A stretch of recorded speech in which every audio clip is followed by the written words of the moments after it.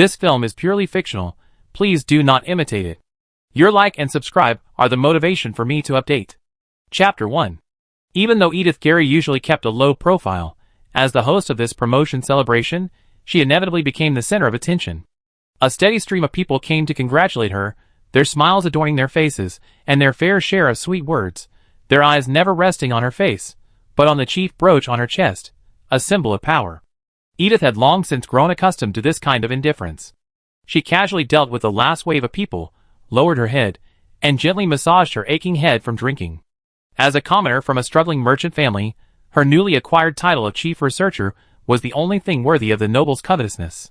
Compared to this kind of interruption, which she could barely handle, another kind of harassment was even more troubling.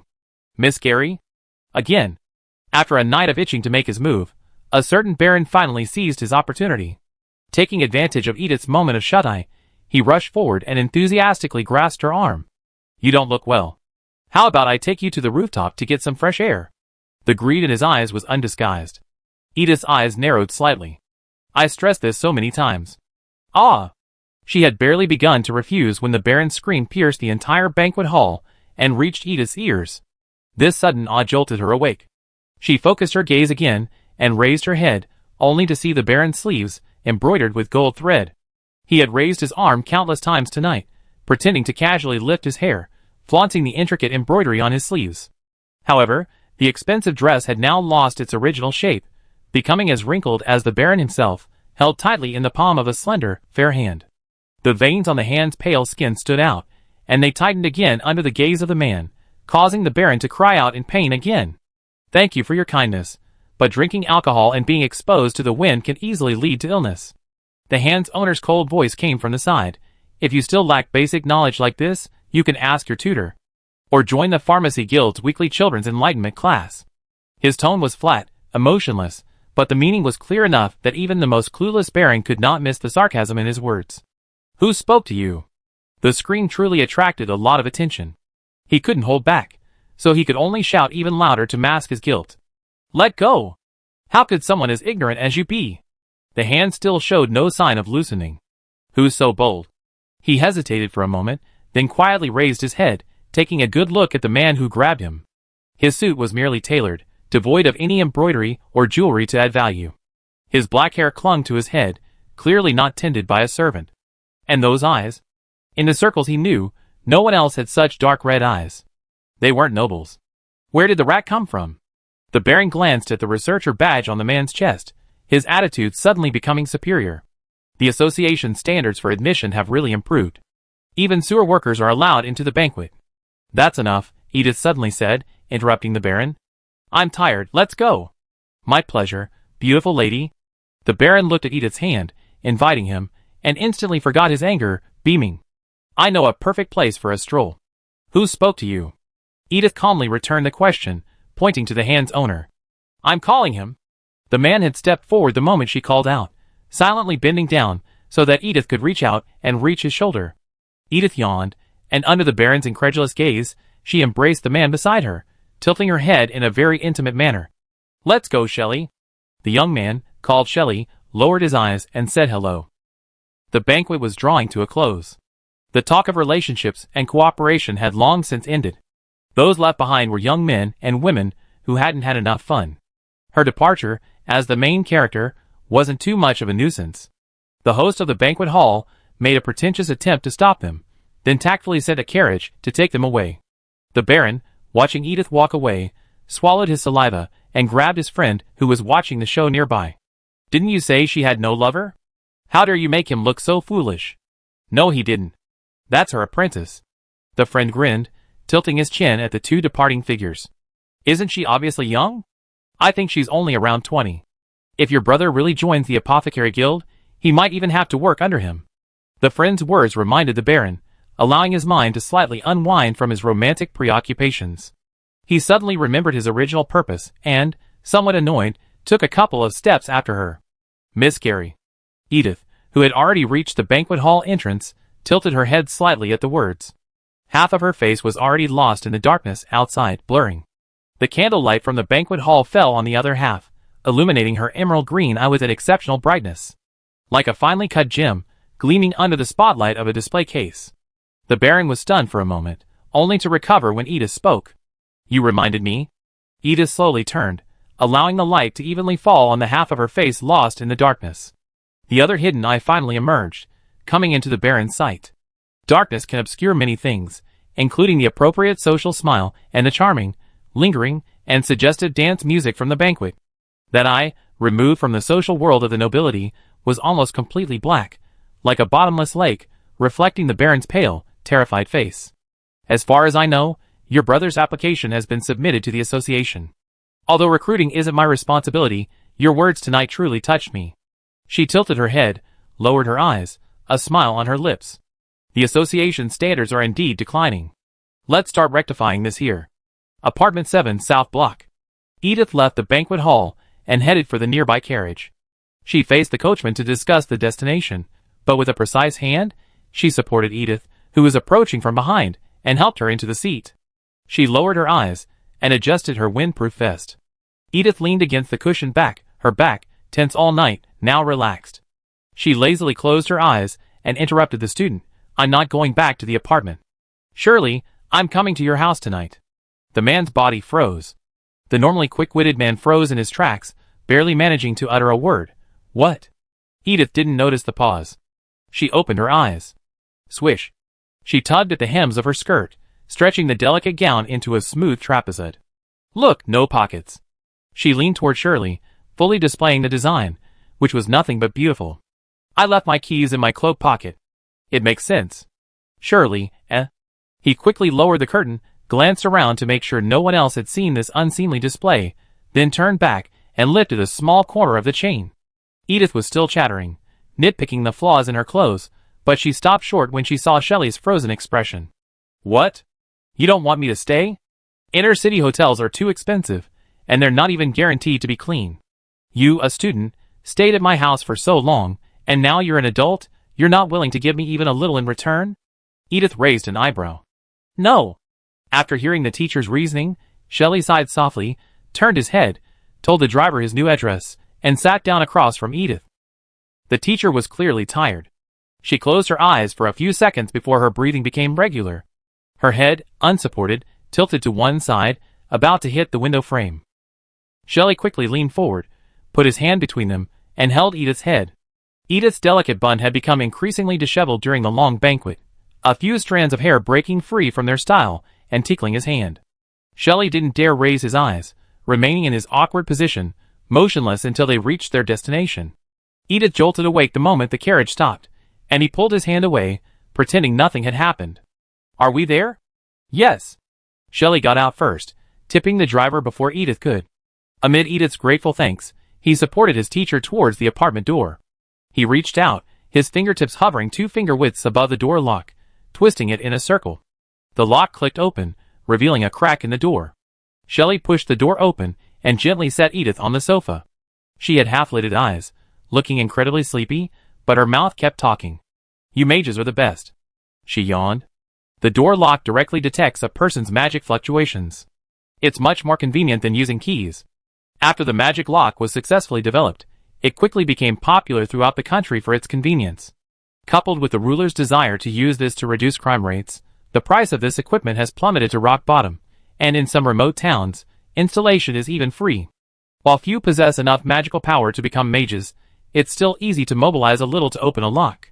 Those like her, who possess no magical power at all, are a rare breed. With keys becoming increasingly obsolete, finding a locksmith is difficult, and her door lock is a high-end, fortified one. Spells might not be enough to open it. She doesn't know how she'll get home tomorrow. Edith's headache began to ache again. "Teacher?" Shelley's voice rang out from the front. Edith blinked, realizing that he had already brewed tea and brought it to her.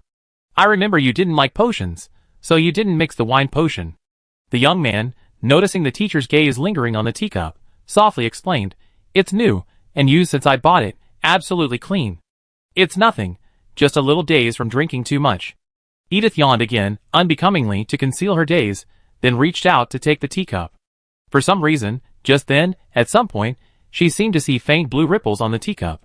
The shape and color looked a bit like the magical fluctuations described in books, but she was an ordinary person with no magical powers, so she shouldn't have seen such things. Is this teacup a magical artifact? She looked up, wanting to confirm one last time. No. Shelley was confused, but shook her head. It was originally handmade, but I added a heat-insulating charm myself, so it's at most a magical artifact. The presence of magical fluctuations was probably normal. Edith felt relieved.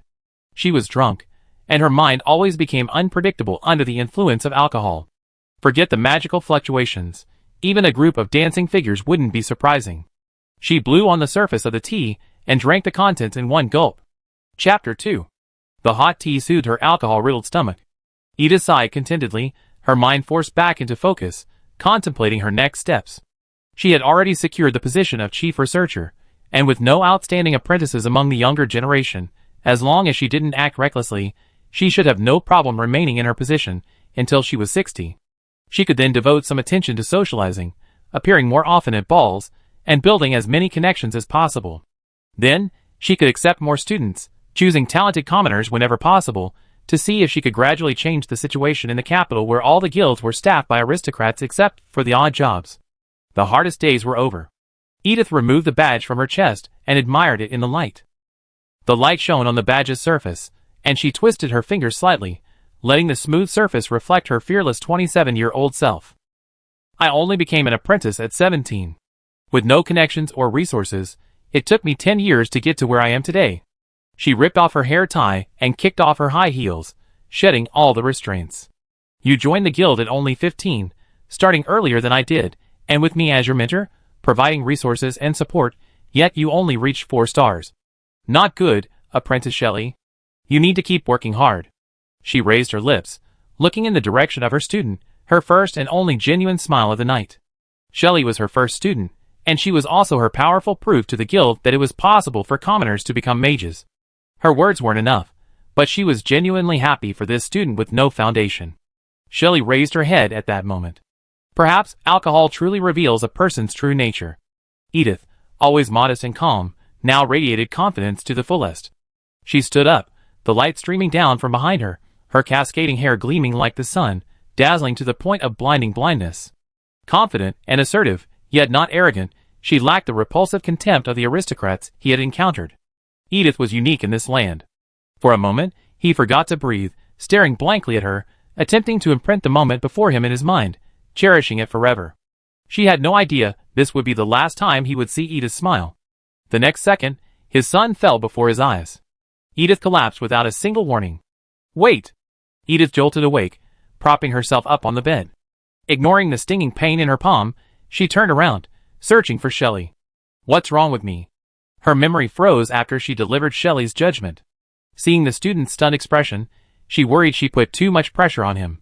Just as she was about to say something to make amends, a piercing pain gripped her body, a pain so intense it felt like its soul was being torn out. Then came the tinnitus, a mosquito-like buzzing magnified hundreds of times, piercing her brain and making her feel drowsy. The pain stunted her limbs, and she fell uncontrollably. The last thing she saw was Shelley rushing towards her and hugging her. The usually aloof man rarely showed any signs of panic, trembling as he unleashed high-level healing spells upon the person in his arms. But her body refused all treatment. Generally speaking, only the dead show intolerance to spells. It seemed she was dying. Edith concluded this calmly. Her mind had never been clearer than it was then, and she tried to point at the fallen teacup. The teacup where she had seen the magical energy pulsing.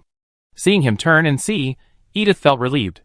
With her last remaining strength, she reached for Shelley's cheek and wiped away a tear that had fallen without her knowing when.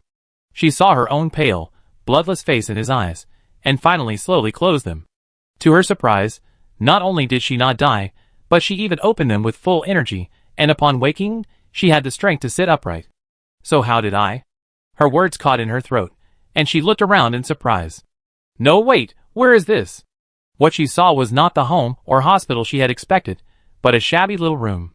She finally realized what was happening and looked at her palm. The pain wasn't from something else, but from the prickly straw in the bed beneath her. Straw? With cheap magic cotton now so readily available, how could anyone still use something so hard and unwarming? Even the poorest families in the capital wouldn't. The rest of her sentence faltered after she took in the room's furnishings. The walls were made of dirty, patchwork boards, the joints uncaulked and drafty. The house, without any supporting pillars, looked shaky. The roof wasn't even made of wood, thin straw tied together like a straw hat, barely covering the sky. The room was windowless and bare of furniture. There was only the burlap sack beneath her, a few broken pots and bowls piled in the corner, and a clay pot not far from the bed, its bottom covered in ashes and black debris. Wait, is that a brazier? Edith shifted her gaze toward the pot, then lowered her head to look at her rough, red, swollen hands. Damn, is it already winter here? My brain belatedly activated its other senses. A biting cold instantly crept over her body, and the whistling sound in her ears gradually became clearer. Then came the piercing hunger. Edith gasped. It seemed she had to put her search for where she was, and why she was there on the cusp.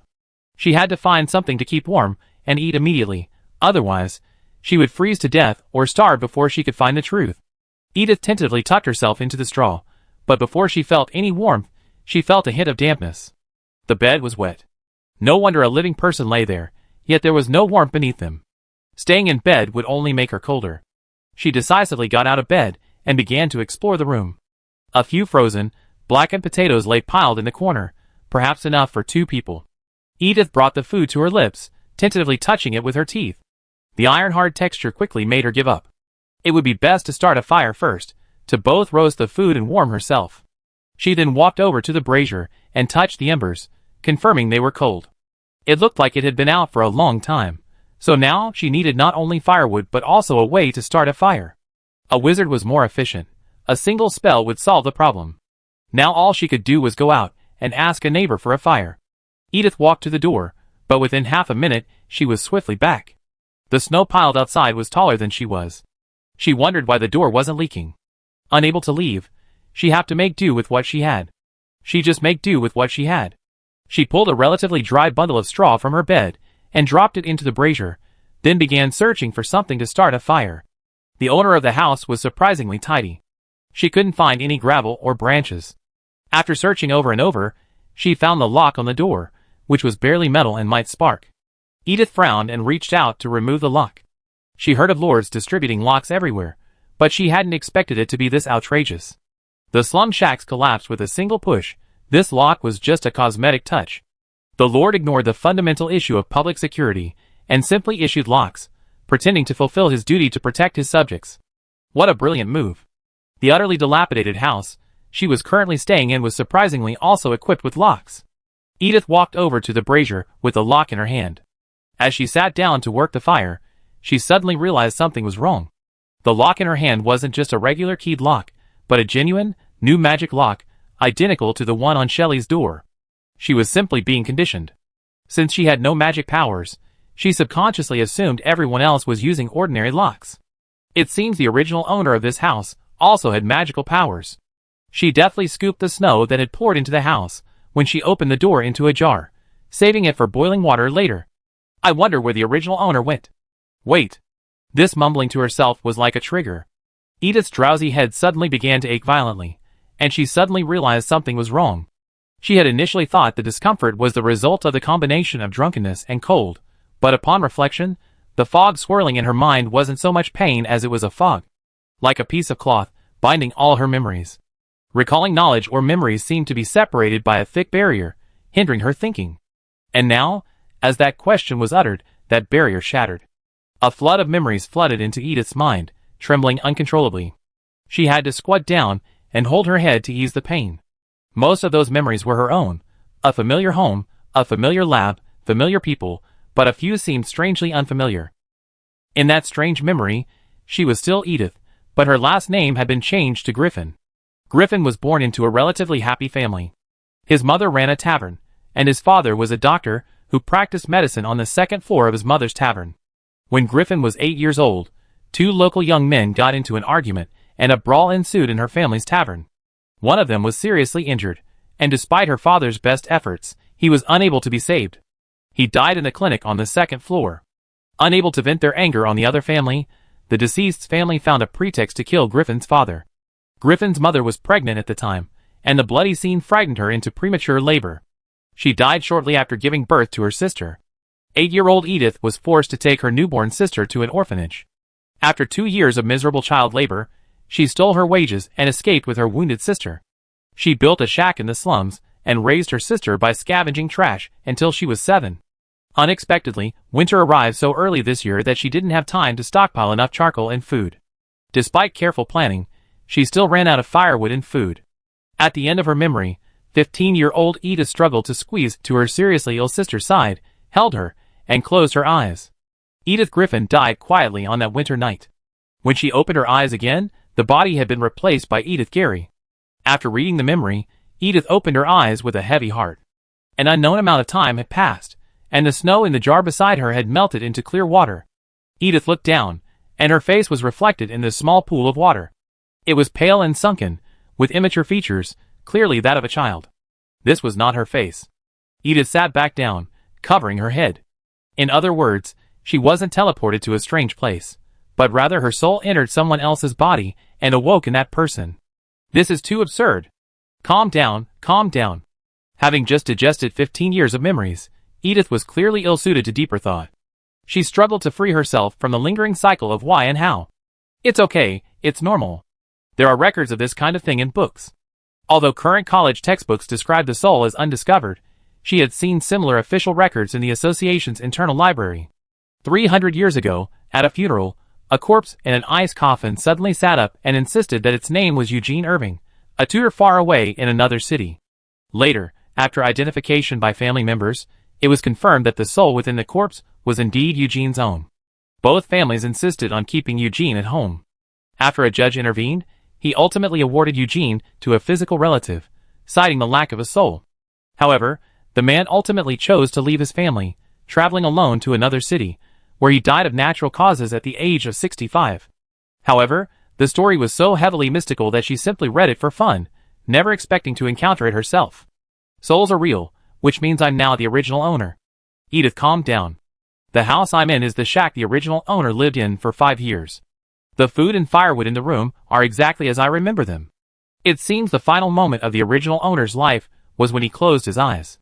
Wait, so where's the original owner's sister? Chapter 3. Edith stood up quickly and rushed to the bed by the wall. Pulling aside the thick pile of straw, a small figure emerged, tucked in the middle. Long-term malnutrition had made the 7-year-old look no more than 4. Her thin, short body was tucked into the straw, invisible without a closer look. How could she have forgotten such a living being? Edith had never handled such a young child before, and her hands, which had always been steady even during the most delicate experiments, were shaking uncontrollably. She hesitated for 2 seconds, then awkwardly called out the name she remembered. Doreen? There was no response. Edith reached out and touched her sister's face. The scorching temperature gave her a fleeting illusion of burns. The little girl was clearly not sleeping soundly. Her lips moved unconsciously, and her entire body was an abnormally red color. Her breathing was rapid, with more air coming out than coming in. She was clearly dying. Edith lowered her head. As a pharmacist, examining someone was easy for her, but the more she examined, the more her brow furrowed. Doreen's health was truly poor. She couldn't compare to her older sisters, who had experienced 8 years of normal life. Born prematurely, she endured daily beatings in the orphanage. After the age of 2, she was constantly underfed and underclothed. Without a solid foundation, the house built atop it was shaky and crumbling. Doreen was now like a small bucket riddled with holes, constantly leaking water. The source of her life was about to run dry. Without patching the holes, simply feeding her and keeping her warm would only prolong her life for a few more days, not until she reached adulthood. Treating her physical problems was simple. If Shelley were here, a single high-level healing spell from him would have completely cured her. Low-level healing techniques and potions could be used to slowly heal Doreen, but it would take longer. But neither was cheap, especially for a pair of sisters from the slums. Edith couldn't bear to watch Doreen die. She already felt sorry for poor children, not to mention that she had inherited every detail of the original owner's 7 years with her sister. Since her mother's death, she had no blood relatives in the world, and now a sister had appeared from nowhere. She had to save her at all costs. Buying medicine or seeing a doctor was obviously unrealistic. She had trouble even leaving the house. It was easier to do it herself than to ask for help. Since the original owner can use a magic lock, it means she has some magic within her. She considered the item she had. Without a wand, gathering magic power would be a little more difficult, but it's not impossible. The upper-class aristocracy monopolized education.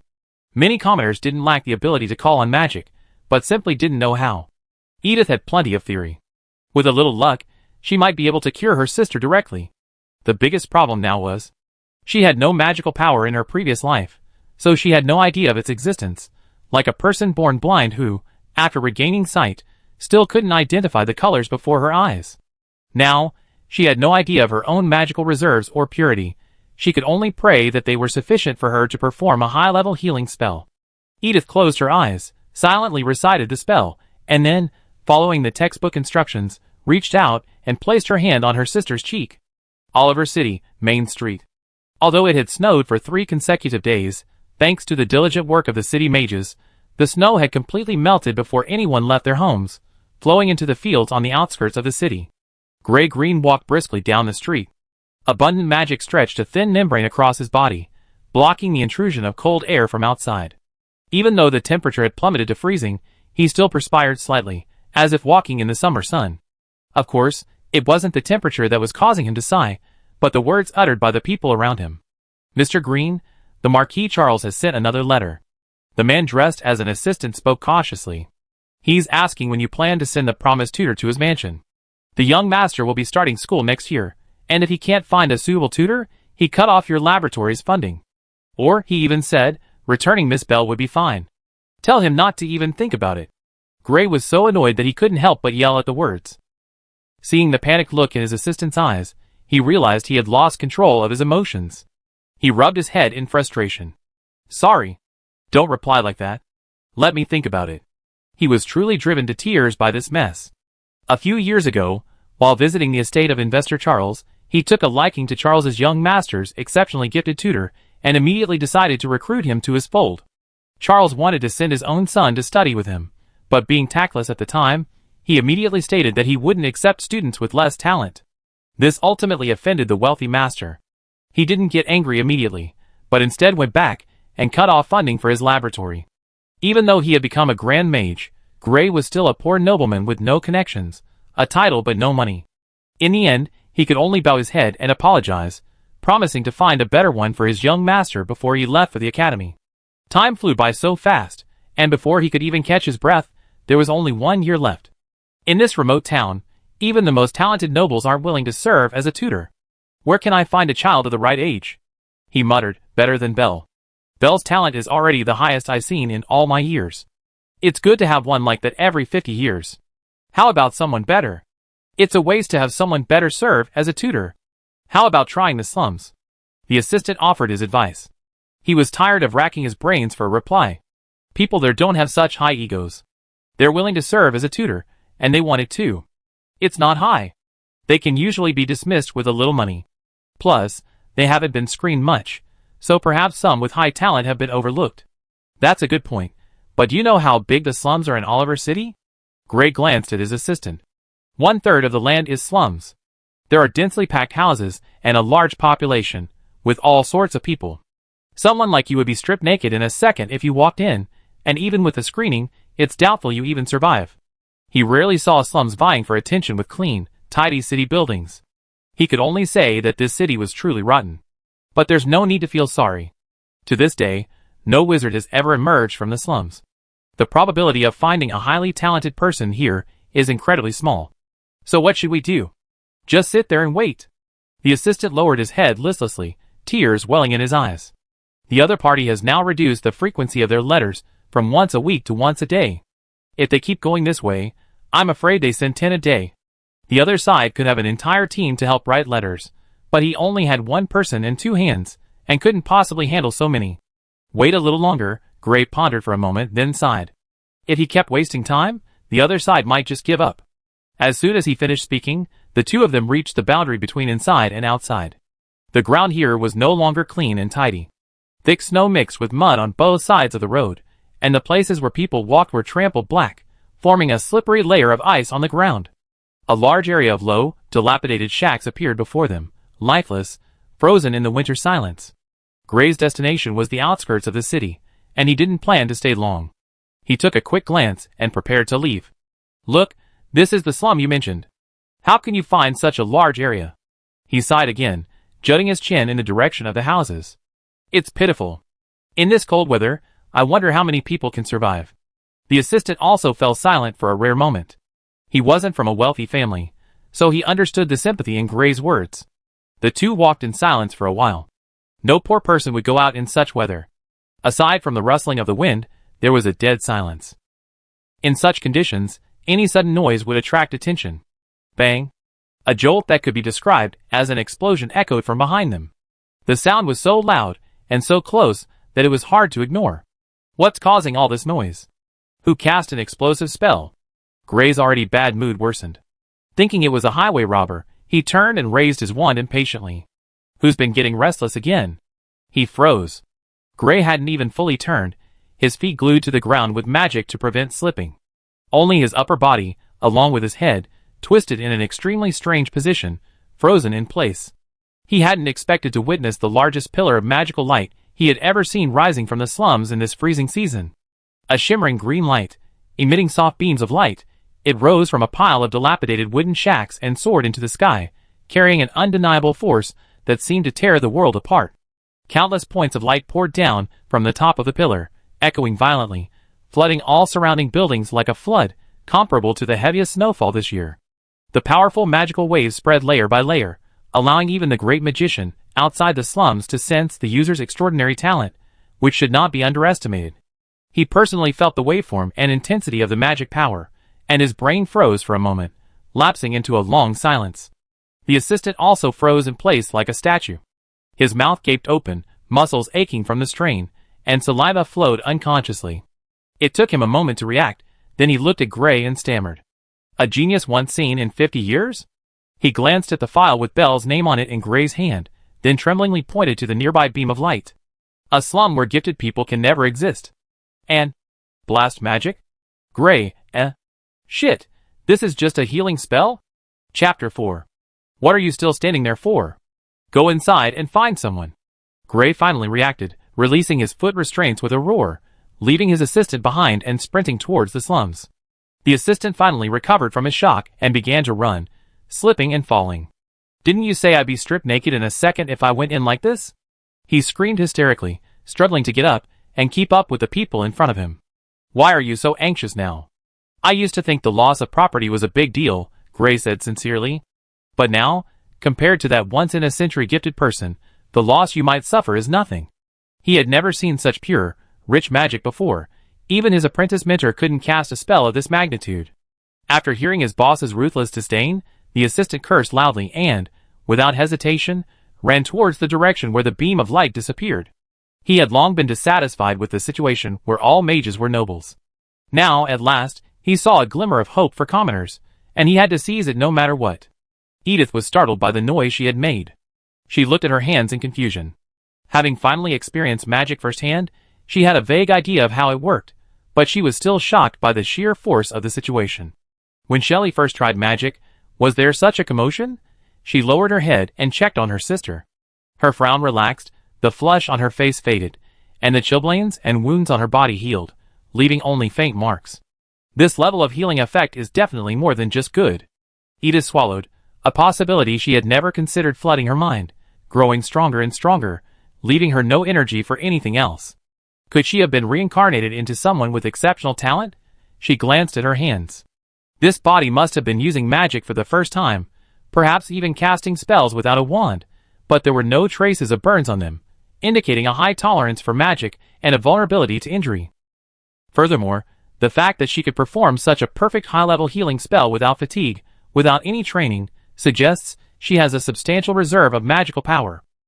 These two factors essentially determine a mage's upper limit, and she possesses both qualities with impeccable skill. So, I now possess an exceptionally high magical talent, and a wealth of theoretical knowledge far greater than most mages. Edith muttered to herself. It seemed only a matter of time before she returned to the capital. She was only 15, and the last thing she had was time. She lowered her head again, gazed at her reflection in the jar, and cast a healing spell on herself. The scars and chilblains vanished, and her features finally regained the vitality of a 15-year-old girl. She touched the face that was not her own, the heaviness in her heart undimmed by the discovery of her gift. One girl, destined for a bright future, slept forever on a winter's night, while another girl had never known a single good day since her birth. And all this stemmed from a noble senseless rage. I take care of everything. She lowered her eyes, speaking to herself in the water. I take care of my sister, and I also take care of that noble family that murdered so recklessly. But that was for the future. Right now, her most important thing was to ensure her sister and her own survival. Doreen felt a long-lost warmth. Not just warmth, but also a sense of ease and comfort, as if all the pain had vanished, her entire being immersed in the summer river water. She drowsily opened her eyes, the dazzling firelight stinging them. She let out a soft cry, and a hand suddenly appeared before her, covering her face. Awake? A familiar voice came from above. Doreen belatedly realized she was in Edith's arms. She quickly pressed her face against the warm side of her neck, nuzzling it, and sweetly called her sister. For this girl, who had never known a good life since birth, being with her sister was the happiest thing in the world. Edith waited for Doreen to adjust before releasing her hand. She picked up the broken bowl from the ground and scooped something into the clay pot in the center of the brazier. She didn't dare feed Doreen while she slept, fearing she might choke, so she only gave her water until she finally woke naturally. While Doreen slept, Edith, having confirmed her ability to cast spells, made extensive changes to her home, lighting a fire to boil water, mending her and her sister's torn cotton coats, and even creating a small tree on the spot to try to make firewood. Alas, the tree only reached knee-high before her magic was exhausted, and the potatoes were frozen and unable to be used as seeds. Her hope of staying indoors through the winter was dashed, and she had to find another way. The potatoes, simmered soft by the magic and hot water, were then mashed with the branches she had created, and mixed with plenty of water to create a barely filling porridge. She had never tasted such simple porridge before. It was so thin, you could see your reflection in it. It lacked salt, cream, or pepper, and it carried a lingering earthy flavor. But Doreen's eyes lit up at the sight of the food. The aroma of the porridge permeated her nose, instantly awakening her, her mouth watering with cravings. Porridge! Warm, tooth-friendly porridge that flowed down her throat and into her stomach. Cooking it took too much firewood, and she hadn't had hot food in ages. Seeing the sparkling eyes of the woman in her arms, and her clearly starving yet obedient demeanor, waiting for her meal, Edith sighed and rubbed Doreen's head. Well, porridge today, and every day from now on. The conditions were simple, and there was no spoon. Edith could only tilt the edge of the bowl so Doreen could drink from the side without a crack. Even after a while, the contents of the bowl were still scalding hot. Doreen couldn't stop inhaling as she drank, but she couldn't bear to move her mouth from it. Okay, that's enough. Someone recovering from a serious illness wasn't suited to eating freely, so Edith figured it was time, and put the bowl back on the floor. Doreen looked at the removed bowl with reluctance, but sensibly remained silent, nestling in Edith's arms, motionless. Did you drink, sister? She suddenly remembered and turned to look at Edith. I already eaten. Edith's health still wasn't suited to eating too much at once. She gently stirred the contents of the jar, and glanced at the remaining food in the corner. And the amount for 2 meals for the two of them. This meant that by this time tomorrow, she would have to find a new source of food. It's okay. Now that I can use magic, getting through this winter won't be a problem. Edith was looking up, thinking, when she suddenly felt a vibration at the hem of her clothes. She looked down at her sister. The little girl tugged at the edge of her clothes, looking at her with eager eyes, her tone hesitant. Sister, why are you eating so well today? Is it because Doreen is sick? After a full meal, and sufficient nutrition reaching her brain, Doreen finally realized something was amiss. Her usually frugal sister had actually burned the bed, cooked a meal, and devoured 2 days' worth of their rations in one sitting. This kind of life, something she had never dared to imagine, now brought her immense pressure. She hesitantly said, I feel much better. There's no need to waste food because of me. Winter still has another month left. Edith observed her sister's tense face, and gently stroked her head.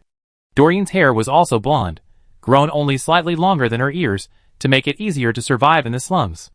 Unlike her own straight hair, Doreen's hair was naturally curly. The fluffy curls paired with her emerald green eyes made her look like a child raised with care and a radiant smile, making anyone who saw her unable to resist pinching her cheeks. But now, Doreen's cheeks were sunken, and while her skin had a bit of color, it was still frighteningly pale compared to a normal person. Far from smiling, she became apprehensive about eating even a little more food. It's okay, I found a way to get food, she consoled her, lifting the corner of her sister's mouth with her finger. Don't overthink things, 7-year-old. Your most important priority right now is to recover. But the little girl's frown showed no sign of easing after hearing what she had said. Oh, not a fool. Edith's plan to fool people was ruined.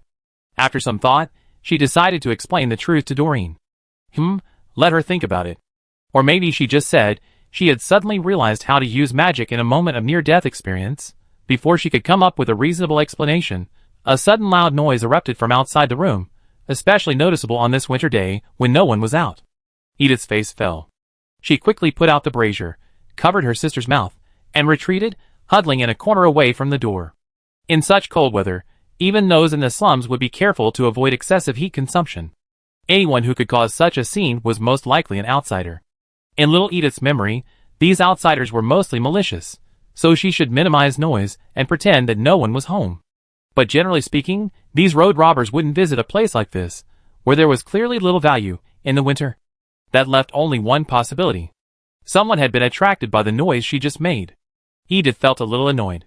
She hadn't expected a simple healing like hers would cause such a commotion. But considering the densely packed houses in this area and the windowless neighbors, she likely wouldn't reveal her exact address.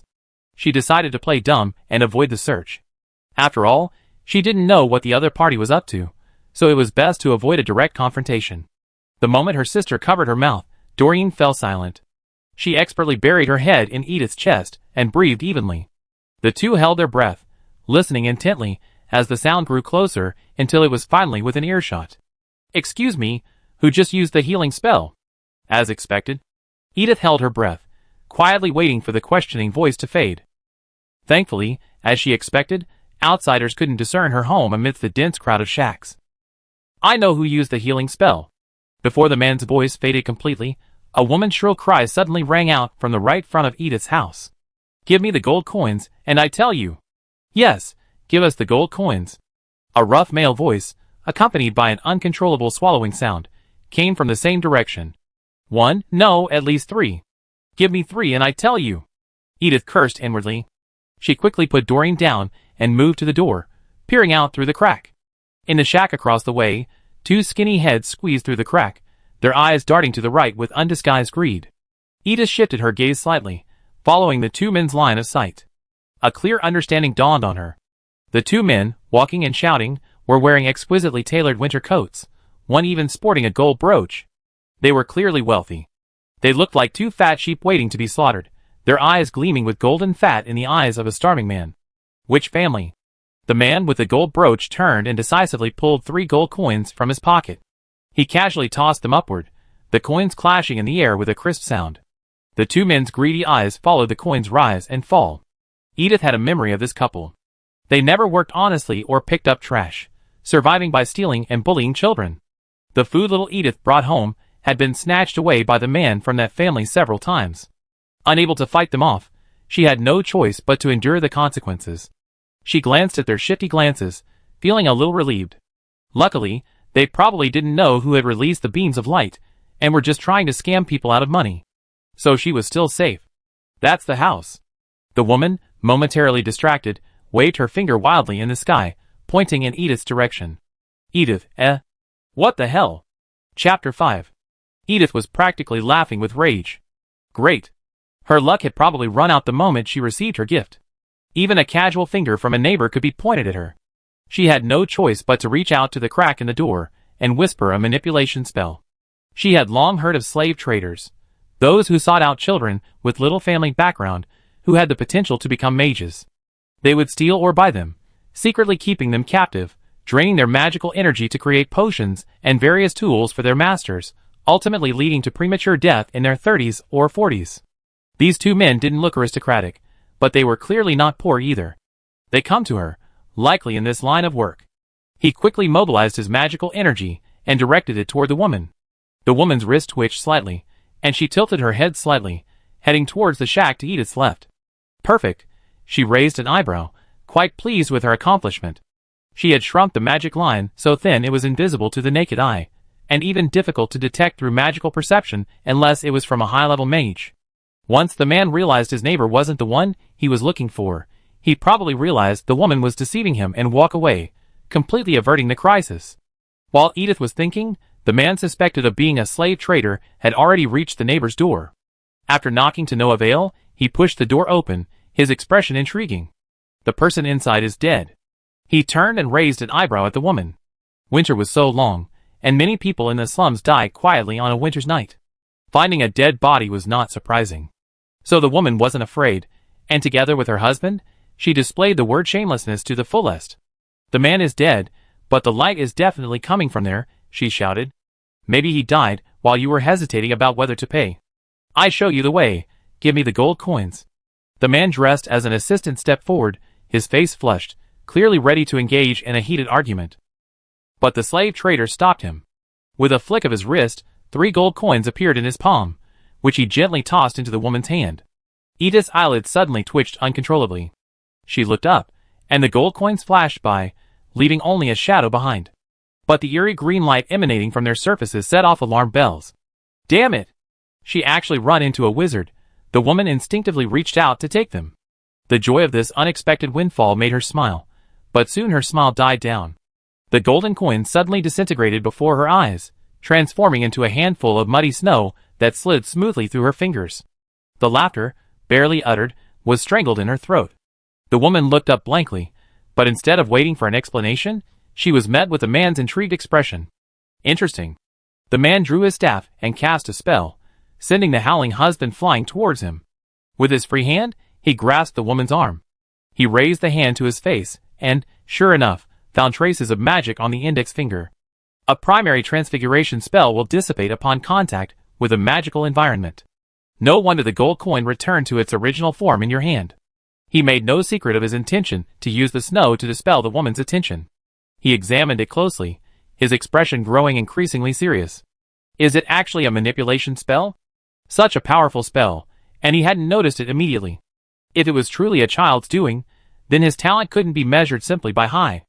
Although Edith had immediately severed his connection to the thread, Gray still made his way to Edith's house, following the remaining traces in the air. He pursed his lips, signaling his assistant to stay away, and pulled a small pendant from his pocket. He couldn't sense the presence of a staff, but judging by the magical fluctuations, the person should be here. How strange. He knocked tentatively on the door, but there was no sound from inside. The door was unlocked, so he apologized and opened it, attempting to speak face to face with the owner. The door opened. Gray quickly straightened his clothes and smiled. Hello, let me introduce myself. My name is Gray. Boom! A loud explosion interrupted the man's words. Before Gray could react, a fireball struck his head. It was swift and direct, without any magical delay, and he didn't sense the presence of any other ones nearby. The fiery ball of light rushed straight towards his face, scorching his front hair. How could it be so fast? Gray's hair stood on end, and cold sweat broke out at the back of his neck, soaking his collar. After spending so long in this peaceful town, he had almost forgotten the sense of danger that his life was being violated. Disengage. He feared that casting an offensive spell would irritate the opponent, so he only dared to wait for the right moment to cast a disarming spell. However, the opponent's movements remained unwavering, and a dazzling barrage of spells pelted him one after another. Finally, one broke through his defenses, and a bony hand pierced through the mist created by the spell, and drove into Gray's throat like a nail. My disarming spell, unexpectedly, didn't work. Gray's mind raced with his trachea held down. This shouldn't be possible. Could the other party be higher level than me? I don't mean to disturb you, I just wanted to visit. He shouted with his last breath, extending his hand to create a protective shield around himself. The suffocating feeling gradually dissipated, and the surrounding smoke gradually dissipated, revealing the owner of the hand. His gaze froze in place. How could it be a child? Shock sent a wave of magic through his body, and the girl instantly seized the opportunity. A pink halo emanated from her palm, piercing the shield around Gray's neck. And a wandless spell, Gray's mind froze completely at that moment. But now was clearly not the time to be dazed. The girl before him had murderous intent, and this move was clearly aimed at his life. I'm not a slaver. A sudden flash of inspiration struck him, and he understood the reason for their hostility. He revealed his entire background. I'm a certified Grand Mage from the Guild. The badge is in my left pocket. The title of Grand Mage had some effect. The girl paused for a moment, then raised her eyes, and glanced at Gray's face without emotion. Then, with her free hand, she pulled the golden badge from his pocket, and held it up to the light. It was real. Edith breathed a sigh of relief. Regardless of their personal character, the Grand Mage's passion for magic was commendable. They were most opposed to the mass production of mages, and naturally, they wouldn't collude with the nobles to engage in human trafficking. But if he wasn't a slave trader, what was his purpose? She let go of his hand, offered a half-hearted apology amidst the other person's coughs, and stepped aside to let the other person in. Doran didn't understand what was going on, but she obediently brought a bundle of straw for her sister to sit on, then leaned over to warm Edith's hands. Gray, sitting motionless before the brazier, glanced at the terrified assistant, then at Doreen, who remained remarkably calm, feeling a sense of disappointment. She's not even as good as the other child. Name? Edith asked casually, stroking her sister's head with her free hand. She held her face in a tight line. Although it felt a little strange to be wearing this young face, she tried to act like she was in her previous life. To her surprise, this truly stunned Gray. He was dazed, momentarily unsure whether he was facing a child from the slums or a powerful aristocrat at a desk. Gray grinned. He didn't dare to hide anything, telling the truth. After introducing themselves, both of them fell silent. Finally, Gray, unable to sit still, spoke hesitantly. "Excuse me, was that the healing spell you cast just now?" Edith didn't answer directly, but instead asked, "What are you doing here? In a slum, you actually have something a great mage needs?" The Marquis Charles's eldest son will be attending Beaujolais College next year, and he needs a talented study partner. I'm looking for one for him. Gray, aware of his concern, simply stated his purpose in full. Edith raised an eyebrow. The answer was unexpected, but on reflection, not so abrupt. She was familiar with the custom of study partners among the nobility. These were mostly children of minor nobles or merchants. They had considerable talent, but either couldn't afford the high tuition or didn't qualify for college. Therefore, they were sent to the homes of the greater nobles as companions, to prevent the young men and women who had been studying under tutors since childhood from adapting to group life. In other words, helping with academic guidance while simultaneously taking the blame. Some families would choose to place unpresentable illegitimate children in this position, so that their bloodline could receive a proper education. But no matter how undignified this position was, it was beyond the reach of a child from the slums. Why would this person want her as a study partner? Gray explained his reasoning with a gloomy face, trying his best to allay Edith's concerns. Anyway, I owe Charles a study partner, and there aren't many talented children of nobles or merchants in this remote town, so I thought I'd try my luck here. So, are you interested? Edith fell silent again. A study partner? She had never been a noble in either life, so attending a college had never crossed her mind. Now it seemed this was indeed the fastest way for her to reach the capital. After all, Beau Eunice College was in the capital. If she could return to the capital, she could find the people she knew in her past life, the treasures and precious potions hidden in her private vault, and perhaps even discover the reason for her soul's transfer, and find a way back to her original body. I just hope Shelley hasn't buried her by then. She pondered aimlessly, while Gray beside her became restless again. He sensed remnants of high-level healing from the girl, who looked about 3 or 4 years old. She must have received treatment within half a day. So that beam of light. He glanced furtively at the furnishings in the room again, seeing no trace of wands or other magical instruments. This meant that the girl before him had indeed cast the spell with her bare hands. Add to that the incredibly delicate magical thread I just saw. Is this girl really just an orphan from the slums? I know, he suddenly said, his expression tinged with seriousness. Don't worry, I won't tell anyone. It's normal for a commoner to have talent, but it's impossible for her to cast such a wide variety of spells without training. This child has a younger sister, but no parents at home. It seems she's been through a lot. Edith looked at the man's all-seeing eyes and slowly tilted her head. ? What did he know? Gray, observing Edith's extraordinary demeanor, became more certain of his suspicions. He took a deep breath, shook Edith's hand, and said sincerely, I know this may be difficult for you, but this is your best chance to return to the upper class. Would aristocrats choose a commoner as their study partner? Edith still didn't answer directly. They will definitely accept the person I recommend, Gray continued. He looked at Edith seriously. You have great talent. I don't want you to be buried here. Being a tutor is only temporary. Once you get to the academy, I find a way for you to break away from the Charles family and become a truly independent person. Such a talent shouldn't be lost here. Gray now completely treated Edith and Doreen as his own equals, his heart overflowing with love. Or if you're not in a hurry, you could apprentice with me for 2 years. After that, I see if I can get you in. Wait 2 years. Then her body would have rotted away in her coffin. Edith shook her head decisively. Gray took this as a refusal and sighed. It's okay. You don't have to return to high society. I be a tutor. They both spoke at the same time, and Gray didn't register Edith's meaning until she closed her mouth. Huh? Chapter 6. Even after settling into the warm and comfortable house, Doreen still hadn't realized what had happened. Anyone who was struggling on the brink of death the day before, and the next day was living in a beautiful house only seen in picture books, would feel a sense of euphoria. She turned her head and looked at her sister, who was packing her luggage. Everything that had happened today was beyond her comprehension. First, she had suddenly recovered from her illness. Then, her sister, uncharacteristically frugal, even resorted to using legendary magic. Then, a well-dressed aristocrat entered their previously unvisited shack. Finally, her sister accepted the uncle's invitation and brought her along to this magnificently decorated manor. She quietly grasped the edge of the windowsill and peered out through the gleaming glass. The uncle who had brought them here was conversing with a mustachioed man known as Butler, and it didn't look like things were going well. Doreen pressed her ear to the crack in the window, and only then did the scattered voices from outside filter in. Her talent is greater than Belle's, and your eldest young master isn't even worthy of her. Her sister lives with her, so she doesn't take up any space.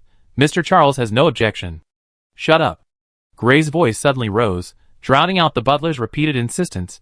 How could you bring such a filthy, low-class person into your house? His patience had reached its limit, and he finally lost his patience. The Marquis Charles hasn't said anything. As a servant, it's best not to worry too much about your master. The master is trying to save your face, but as his loyal third hand, I have to consider the reputation of the Charles family. In contrast to Gray's anger, the butler remained calm. Master Lynch doesn't need a companion who comes from the slums. If you want him to become a useless spellcaster, please do so, Gray said coldly. If I remember correctly, Master Lynch just drove away his 7th tutor? He's a very good educator. The butler's expression suddenly changed. Before Doreen could hear more, her sister, who had packed her things, carried her back. Be careful not to fall, Edith said calmly. Don't worry about them. Sit tight. The Grand Mage's words still carried weight. Although Gray depended on the Charles family for survival, the Marquis Charles also used his fame for socializing. It was all an exchange of interests. She didn't care what others thought. All she cared about was achieving her goal of going to the capital. Sure enough, within 10 minutes, Gray walked into the house, beaming with joy. The butler will deliver the clothes and food shortly. He patted Doreen's head. I pay for your portion myself. It might take a while. Doreen thanked him crisply. Don't worry, everything's arranged. He looked up at Edith. Starting tomorrow, you be tutored by a tutor alongside Lynch. By the way, haven't I introduced Lynch Charles yet? Edith nodded silently. My head. He tapped his head. Well, Lynch is a bit arrogant, so you should be careful. However, although his father isn't a good man, he's not inherently bad. He's simply been well protected since childhood, and his tutors are primarily encouraging, so he's more. Gray struggled with his words, while Edith beside him nodded in understanding. She understood. She's seen plenty of arrogant young masters who never experience setbacks. So, please be more. Gray watched the girl nod, silently swallowing the words be more accommodating. As long as you know. Edith, yes, I understand. Give him a few setbacks, and any bad habit of arrogance will be cured. She's the best at that. The two exchanged glances and nodded slightly, saying everything. It's unknown what Gray threatened the servants specifically, but after he left, Edith and her sister were undisturbed. Two groups arrived midway, one with a seamstress to alter clothes, the other bringing dinner. After so long, Edith finally had a proper meal. Sister Lisa was already sitting at the table, her eyes sparkling. Edith closed the door and raised an eyebrow at the dinner on the table. Broad bean porridge with olive oil and honey, served with bread, bacon, and cheese. A common tenant farmer's fare. The broad beans hadn't been cleaned very thoroughly, and some crumbs could be found in the bowl. Although the staple food was freshly baked white bread, the crust was dry and hard, probably a defective product from the batch that was left untouched. The cheese was shredded, barely able to fit neatly between the bread. The honey, bacon, and other foods, which looked decent, were clearly produced on the estate itself. These two items were truly precious to the slum dwellers, but for a family like Charles, who owned a vast estate, these unprocessed agricultural products were considered bargains. But in Edith's memory, as a sign of the host's kindness, the companion's diet was supposed to be of the same standard as the host's. But she didn't believe that the arrogant Master Lynch would eat such food. Gray's threats gave her a sense of peace, but she still felt a deep sense of disrespect. She shrugged, sat down, and instructed her sister to bury the shredded cheese in the bottom of the porridge bowl and then stir in the fat. Although letting them eat this was out of contempt, it unexpectedly met Edith's expectations. The aristocracy pursued the original flavor of food, craving freshness and disdaining processed products. But she preferred the cheap dishes on hand to the expensive dishes that appeared refined but lacked meat and seasoning. She and her sister needed nutrition and needed to stay strong, and a lack of oil and salt was not good for them. The next week passed uneventfully. The housekeeper said they wanted Edith to get used to life at the manor first, but he didn't send anyone to show her around. This was clearly an excuse. Edith suspected that the Charles family hadn't yet agreed on how to accommodate her, and were simply delaying the matter. She was enjoying her free time, wandering around with her sister, completely oblivious to the opinions of those around them, enjoying a life free from work and with someone to take care of her daily needs. Using this opportunity, she also carefully recalled the scene before her death in her previous life. Using her vague memories, she roughly sketched the magic circle on the cup, revising it repeatedly, saving it for discussion with Shelley when they returned to the capital. She didn't know if there were any similar objects in her own house, and couldn't tell whether the mastermind was targeting Shelley alone or intending to kill both of them. But she was certain that anyone who could infiltrate such a secure apartment must be a mage. That meant she was a noble. With her current status, if she wanted to interact with the nobility, she would have to attend the academy. Time passed quickly, and a week later, Edith finally met her end of the placement. Sword sparring. Upon receiving the news from the servant, she couldn't help but laugh. The nobles truly had the same old style. They were so wary of the commoners learning anything magical, so afraid their monopoly on education would be undermined, that they refused to let her attend a single class. It's okay, it's just a sword, she's just as good at it. The next morning, at the sword practice grounds at Charles Manor, Edith looked down at her thin arms. Even though she'd been eating well for a week, she couldn't grow fat that fast. In her previous life, she had no magical powers, but she cultivated her swordsmanship to a high level for self-defense, but skill also requires strength. She was so weak now that she couldn't even lift a metal sword, let alone strike. Edith glanced at the fencing instructor nearby. Thankfully, the instructor had brought a wooden sword, presumably only intending to teach them techniques. With it, she felt confident she could fight. Now we just have to wait for the young master to arrive. And then she and her swordsmanship instructor waited in the freezing wind for a full hour. The winter morning wind is too cold. We can't let the young master get sick from it. The servant who came to inform them said, with a hint of impatience at their urging, young Master Lin Chi just woke up. Please wait a little longer. He said troublesome, but his tone and actions were full of arrogance. The swordsmanship instructor was clearly angry, but he managed to hold it in, blushing and saying okay. This also formed Edith's first impression of this young master. He was truly free-spirited. The two could only continue to wait. While waiting, the whispers of the servants around them reached Edith's ears. That's her. They say she's from the slums. Goddess, how filthy is that? The surroundings were so quiet that it was hard to ignore the sole voice. Not only is she filthy, but she has no manners at all. Look at how she's been wandering around these past few days. She's truly worldly wise. The servants, confined to this small training ground every day, were bored to death.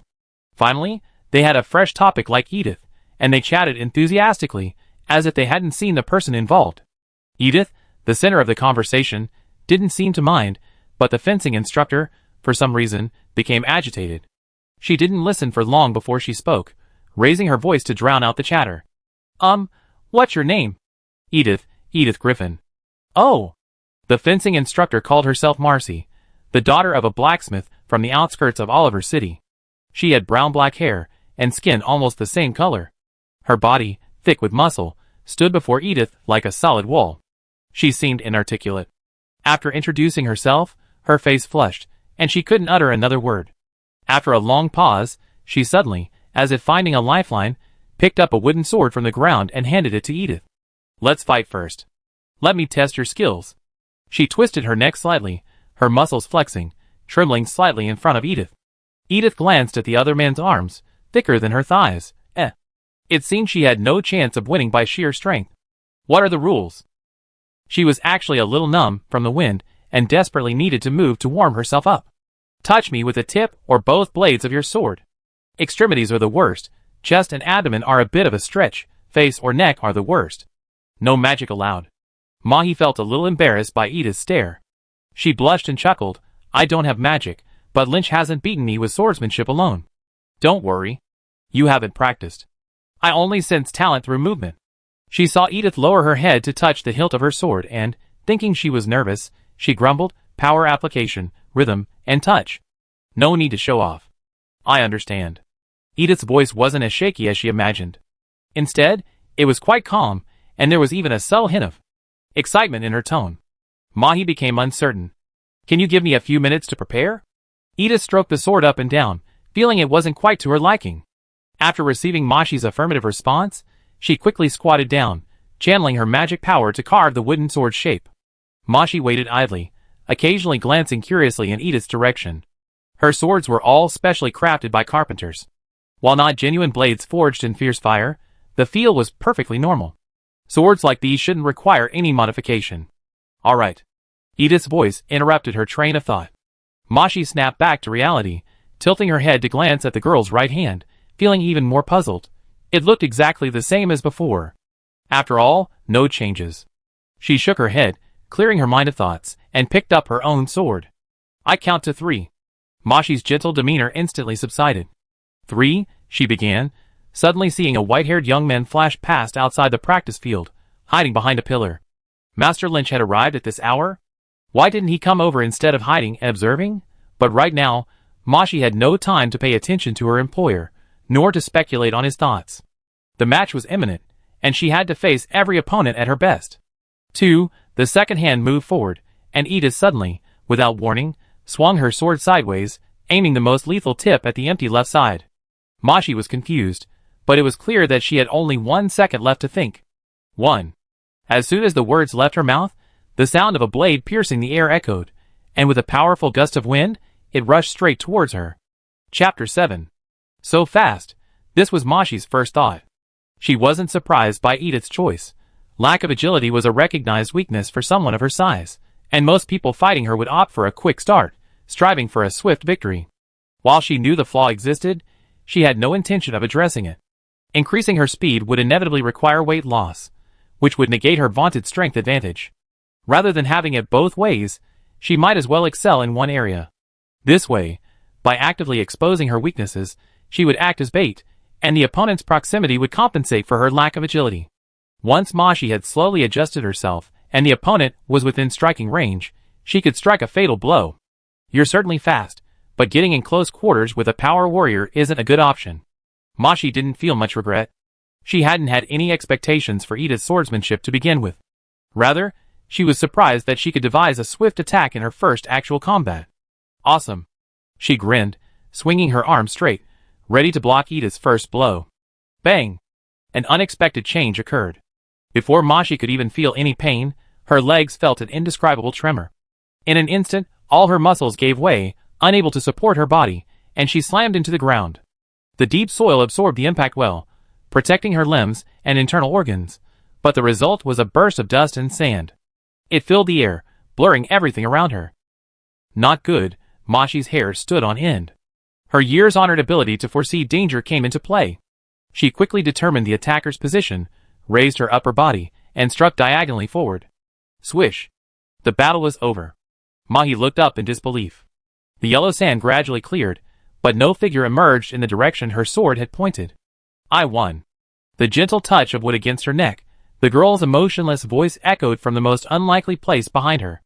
Mahi slowly raised her head, watching as Edith gently slashed her neck with the blade of the wooden sword. I'm dead. Mahi paused for nearly a minute before finally speaking, her expression hazy. If this had been a real battle, if Edith had held a real sword, then the person lying here now wouldn't be Mahi, the swordsmanship instructor, but a still-warm corpse. Edith withdrew her sword, knelt down, and struggled to help Mahi to her feet. Sorry. She smacked her lips. I'm not very good with the strength, so I might have used too much. She recovered from the excitement of the battle, brushed the dust off her partner's knees, and stood up straight. Only then did she realize something was wrong. It was too quiet around her. She glanced around suspiciously. Not only were there no more laughter and chatter, but even the servants' usual chatter as they cleaned was gone, as if they had vanished in an instant. But clearly not. She turned and saw a large number of servants, their heads bowed, their hands on their tools, not daring to utter a single sound. And a white-haired young man, elegantly dressed and frozen in place with a look of disbelief on his face. Edith's brows rose slightly. Oh wow. So this must be the legendary Lynch Charles. The young master certainly looked arrogant. He even wore jewels on his cuffs for sword lessons, and his half-long hair was left untied, hanging loosely at the side of his neck. But this man, who looked like a noble, now had a look of disbelief on his proud face. He stood tall and straight, but Edith could still discern his inner turmoil from his trembling fists. It looked like he had witnessed the entire fight between her and Mashi. Edith tugged at Mashi's clothes, trying to alert her that her true student had arrived, but she didn't understand. Instead, her eyes gleamed, and she clutched her hand, breathing heavily. "How did you do that?" Mashi's muscles trembled with excitement.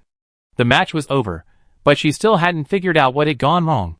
She could only look at her anxiously. It was that sword, wasn't it? Edith was startled by her reaction. After repeatedly confirming that Mashi had no intention of attacking, she handed the wooden sword to her. Mashi quickly reached up to caress it, then hesitated for a moment before speaking. "This is..." How could she not see the difference? "I changed the curvature of the hilt a bit," Edith explained. "The modified sword can be held forward for a while after it leaves the hand. Combined with wrist force, it can bounce back after striking an object." "You dropped the sword?" Mashi exclaimed in shock. No wonder there was no one in the direction she pointed the sword. Edith stood far away, only the sword itself had reached this point. But letting a weapon leave the hand is a cardinal sin in combat. Edith shrugged, seeing Mashi's confusion. "Just make sure it returns." In her previous life, she could have thrown any sword and made it bounce back, but now she lacked the strength, so she had to modify the sword itself to suit her tactics. "But how did you touch my neck?" Being hit on the body was understandable, but being hit on the side of the neck was truly terrifying.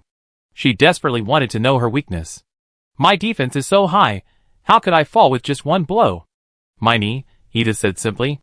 "Indeed, your fall was due to your high defense.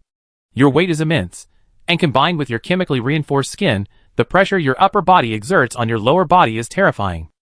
Although you are muscular, your knees are unencumbered by extra muscle, bearing the greatest pressure of your entire body." As she spoke, she squatted down and gently stroked the bone. At this moment, simply apply concentrated force to this area. She suddenly stood up, raised her right leg, and swept it across the side of Mashi's leg with incredible speed. The familiar aching sensation spread, and before Mashi could react, she fell hard to the ground again. "And that will completely knock you out." Edith retracted her leg. "Just now, I used my flying sword to achieve this attack. The moment the sword dropped from my hand was enough for me to run behind you, catch it, and then bring it to bear against your neck." Edith lowered her head. Sunlight streamed down from above, falling on her head, and casting her face into shadow. Mahi couldn't see her true expression. The chill grew deeper, and the fear of death returned. So her swordsmanship, so proud of her, had so many flaws. "No, I have to practice." This feeling of enlightenment wasn't something she often experienced. Mahi desperately wanted to pick up her real sword and find a place to practice privately on the flaws. I can still become stronger." Then, she looked up and saw Lynch. Mahi froze. She had been so engrossed in her sparring session with Edith that she almost forgotten she was here to teach Master Charles. Oh damn it, they let the master alone for so long. Watching him stride towards her, she frantically tried to think of an explanation, trying to get a lighter sentence. Master Lynch." Unexpectedly, he simply bypassed her. "Fight me." He walked straight towards Edith, extending his hand, his eyes blazing with enthusiasm. "Fight me, with a real sword. And with all your might." Mahi paced anxiously around the practice field, dazzled by the sight of the maids nearby. "Don't go," she snarled, her voice low. "I just cleaned it, and you made it dirty again." Sorry." Mahi paused for 2 seconds, suddenly realizing her impoliteness. She apologized profusely. "I was just a little anxious." She felt like crying. Why is there so much going on today? When Edith heard Lynch's challenge, she showed none of the nervousness of a commoner meeting a noble for the first time. On the contrary, she was even more calm than Marhi, who had been a tutor to aristocrats for 3 years. "No," Edith said indifferently. "Rest for a while, we go later." "Huh?" Lynch hadn't expected Edith to refuse. He had already arranged the next steps in his mind, just waiting for her to go through the motions, gratefully agree, and then have a good fight. Why not? He had never been rejected by anyone other than his parents since childhood, and his temper flared up. "You're my study partner, you have no right to refuse." The valet beside him paled. How could Master Lynch so easily accept a commoner as his study partner? Sir Charles had just given him orders, absolutely not to let him accept this Edith. It would be best if he made a scene, so the person could be replaced. He'd been whispering in her ear for a whole week, finally cultivating a certain dislike for Edith, and now, after just one duel, she changed her tune. Damn it! This Edith had better keep being so ungrateful, so Lynch would completely despise her. Edith didn't disappoint him. She continued indifferently, "If I duel you, you definitely lose. Using a real sword is easy to get hurt. As your study partner, I must ensure your safety." She was genuinely afraid of injuring her, and being sued by the Marquis. While her words seemed reasonable, they actually showed Lynch's complete disregard. But the arrogant Master Charles, far from being angry, was actually aroused to a more frenzied fight. Seeing Mashi's bewilderment, Edith knew she wasn't used to such situations, so she persuaded them to wait aside. Mashi was completely oblivious to the rest of their conversation. "Hey, did you let me win just now?" The maid, who had been eavesdropping, sidled up. "I never seen you struggle so much against the master." "I didn't." Mashi frowned. To accuse a warrior of letting up is a grave insult. She retorted gruffly, "Edith really has the ability to defeat me." TSK. The maid, clearly unconvinced, rolled her eyes and muttered, walking aside, "They're both commoners. It's so obvious they're helping each other." Mahi heard the implication. "Do you think I deliberately lost to her to secure a position for a commoner?" "Really?" The maid puffed out her chest. Why else would Edith not dare to challenge Master Lynch? Mahi was furious and opened her mouth to retort. But Lynch, who was in the middle of the training ground, spoke faster than she could. "Then use wooden swords. It's okay if you lose, but if you win, go pick out a sword from my father's private vault, and I give it to you," he shouted, raising the stakes. Edith, already lip-syncing in a refusal, paused. Her brows twitched slightly. "Pick any?" Lynch, seeing a good opportunity, raised his chin and put on an air of grandeur. "Pick any." "Okay." Edith raised her head and smiled what could be described as a brilliant smile. Lynch was stunned for a moment. "Then let's have a competition." She smiled and flexed her wrists. Chapter 8. The best thing about communicating with such a proud person is that you don't have to worry about them going back on their word after making a promise. Edith, having received the promise of pick any, happily picked up her wooden sword. "Wait." Lynch's expression changed. "You're not allowed to use that." He had never seen such a flicking sword technique before. If he used it, he would definitely lose. "Okay." Edith was extremely tolerant of those who paid. She put down her modified sword, waved to Mashi, and took it from her. "You're not allowed to use this one either." Lynch snorted and whispered, "Who knows if you were sent by my father to smite me? Anyway, you're not allowed to use it." Edith understood. So, he also suspected Mashi of collusion, deliberately putting on a show of prodigy-inspired beauty for him, fearing she'd cheat elsewhere. After all, anyone would feel unconvinced if they couldn't withstand 2 moves from an opponent they hadn't faced in 3 years. "Here you go." Edith tossed her sword to Lynch, watching him fumble to take it. Then she continued, "You get the teacher's, and I get yours. Is that fair?" Lynch realized his behavior was a bit rude and muttered, "Fair." He quickly began his pre-match preparations, turning his head. Without a word, his valet expertly pulled out a hair tie and tied his hair back in 3 quick strokes. While tying his hair, Lynch raised his hands, and someone quickly came up to his left and right, pinning his sleeves with cufflinks and hanging them down mid-arm, revealing his smooth wrists. Edith couldn't help but frown. Practicing swordplay in a non-stretching shirt. She glanced at Mashi beside her. She was confused, and only understood what she was asking when she spoke clearly. Master Lynch has a good talent for magic and plans to become a mage. He's only practicing swordplay as a minor exercise in aristocratic etiquette, not something he delved into in depth. She lowered her voice and explained, "Because he's personally interested in it, Lord Charles has kept the course open until now." Edith nodded. She understood. Swordplay was originally a refined sport reserved for the nobility. However, compared to magic, which required a lot of talent, the barrier to entry was much lower. In recent years, more and more families have been gritting their teeth and sending their children to fencing schools, hoping they earn the title of knight. Amid this wave of learning, nobles, to maintain their own perceived prestige, have voluntarily given up on swordplay. The subject has gradually become a hobby for young ladies, no longer a primary occupation. Hobbies for the purpose of viewing naturally prioritize appropriate attire over comfort and convenience. Edith narrowed her eyes, sizing him up and down. Perhaps because no one around him learned swordsmanship, this young man, driven by his passion, was naturally a bit stronger than others. He probably never lost to a peer, except for his teacher. Unstoppable? Edith's fingers rubbed the sword a few times, understanding the situation. Do you need me to stop Lynch? Mahi hesitated. She wasn't sure if it was a good idea to have Edith clash with the host family on her first day as a tutor. Well, I hope you can promise to stay out of this. Edith pondered for a moment, then decided that this statement was unnecessary. The battle would most likely be over soon. I'm ready. Finally finishing himself, Lynch approached with his chin held high. He shook the wooden sword in his hand, adjusting to the feel, and quickly assumed a fighting stance. Edith stepped forward, her eyes lowered as she briefly reviewed his movements. Two-handed, the tip of the sword pressed down. A clear upward thrust. It's been a while since I've seen someone so revealing their tactics right from the start. Mahi stepped back. For some reason, even as a bystander, she also tensed up for a moment, the countdown sounding even shorter than usual. Begin. Lynch darted forward and thrust his sword upward, aiming it hard at Edith's chin. But the moment he moved upward, the figure vanished. The low wooden house behind the practice field was exposed before his eyes. Lynch froze for a moment, darting his head left and right in search of Edith, only to feel a sharp pain at his collar. The moment he thrust upward, Edith stepped back, then crouched, using the jewel on the young man's collar as a bullseye and thrusting straight at it. Ouch! Lynch couldn't help but groan in pain. He instinctively stepped back, but lost his balance and fell to the ground. Edith kept her hind leg still, skidding her front leg lightly across the ground, and in a circular step, she reached Lynch's side, where he held the sword. The man instinctively turned his wrist to strike, but the tight cuffs of his sleeve stopped him mid-strike. He tried to withdraw his hand, but the sharp edge of the cufflink dug into his skin as he bent back, preventing him from moving any further. Edith's expression was impassive.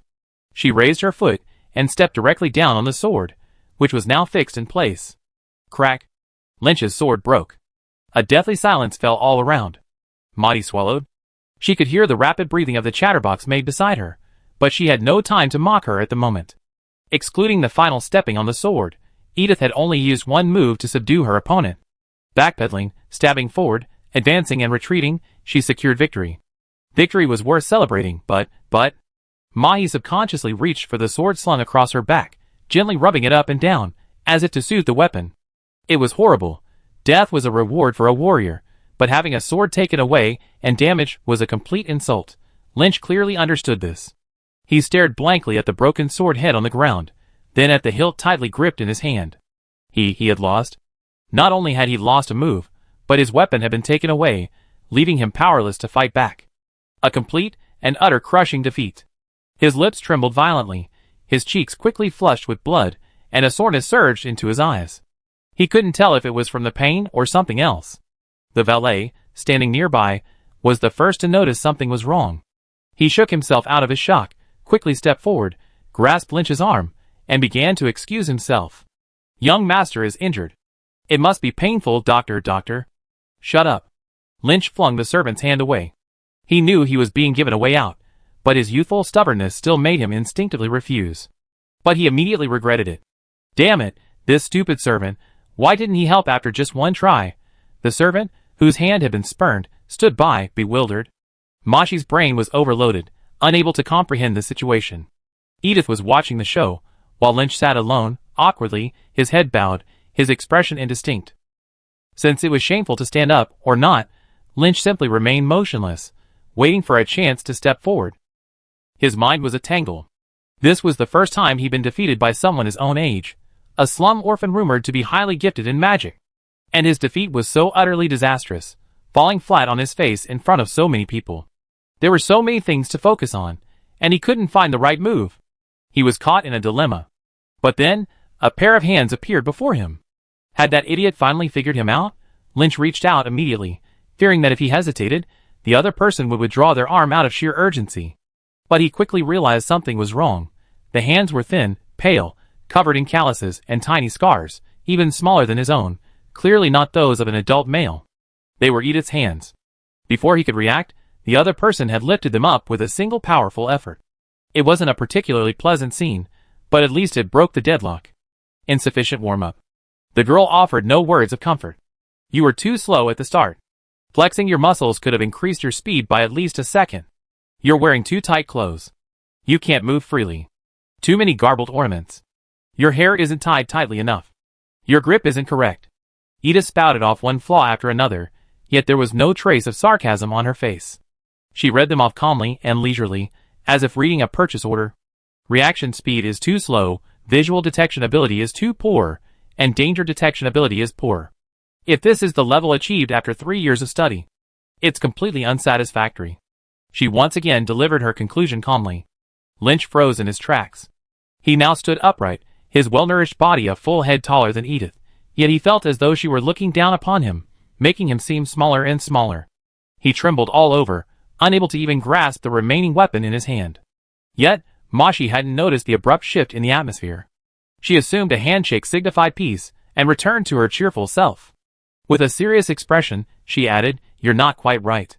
Master Lynch has only studied with me for 3 years. Before that, he had already been studying with his initiator for 6 years. Edith, It was the first time she had heard such inappropriate words. As expected, Lynch, already holding on, completely collapsed at this revelation. He flung Edith's hand away in a panic, and staggered out of the practice field. Several personal servants hurried forward, but didn't dare get too close, anxiously following him a few meters behind. Edith suddenly remembered something and shouted, "Don't forget the sword you promised me." She had almost forgotten the prize. The man stumbled again. His pace quickened, and in a few seconds, he disappeared from her sight. Never mind, let him slow down. Edith regretfully withdrew her waving hand. Silence returned to the training ground. Mahi didn't understand what was happening. She turned to look at the maid who had just expressed her doubt, baring her white teeth. "See, I told you, Edith really beat me on her own." The maid faltered, unable to speak, and Edith turned her gaze. She quickly lowered her head, blushing, and pretended to be busy, sweeping the floor as she walked further away.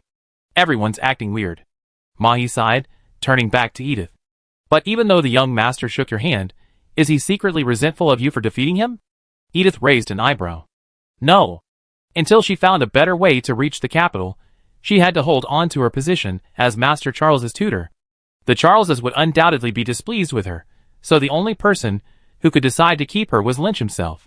Such a person has been flattered countless times since childhood, and offering her unwarranted attention would only annoy them. Why not find a different approach? Give him an unbeatable enemy. Until he achieves his goal of defeating her, her position as tutor should remain secure. "So, sister, does he really not hate you?"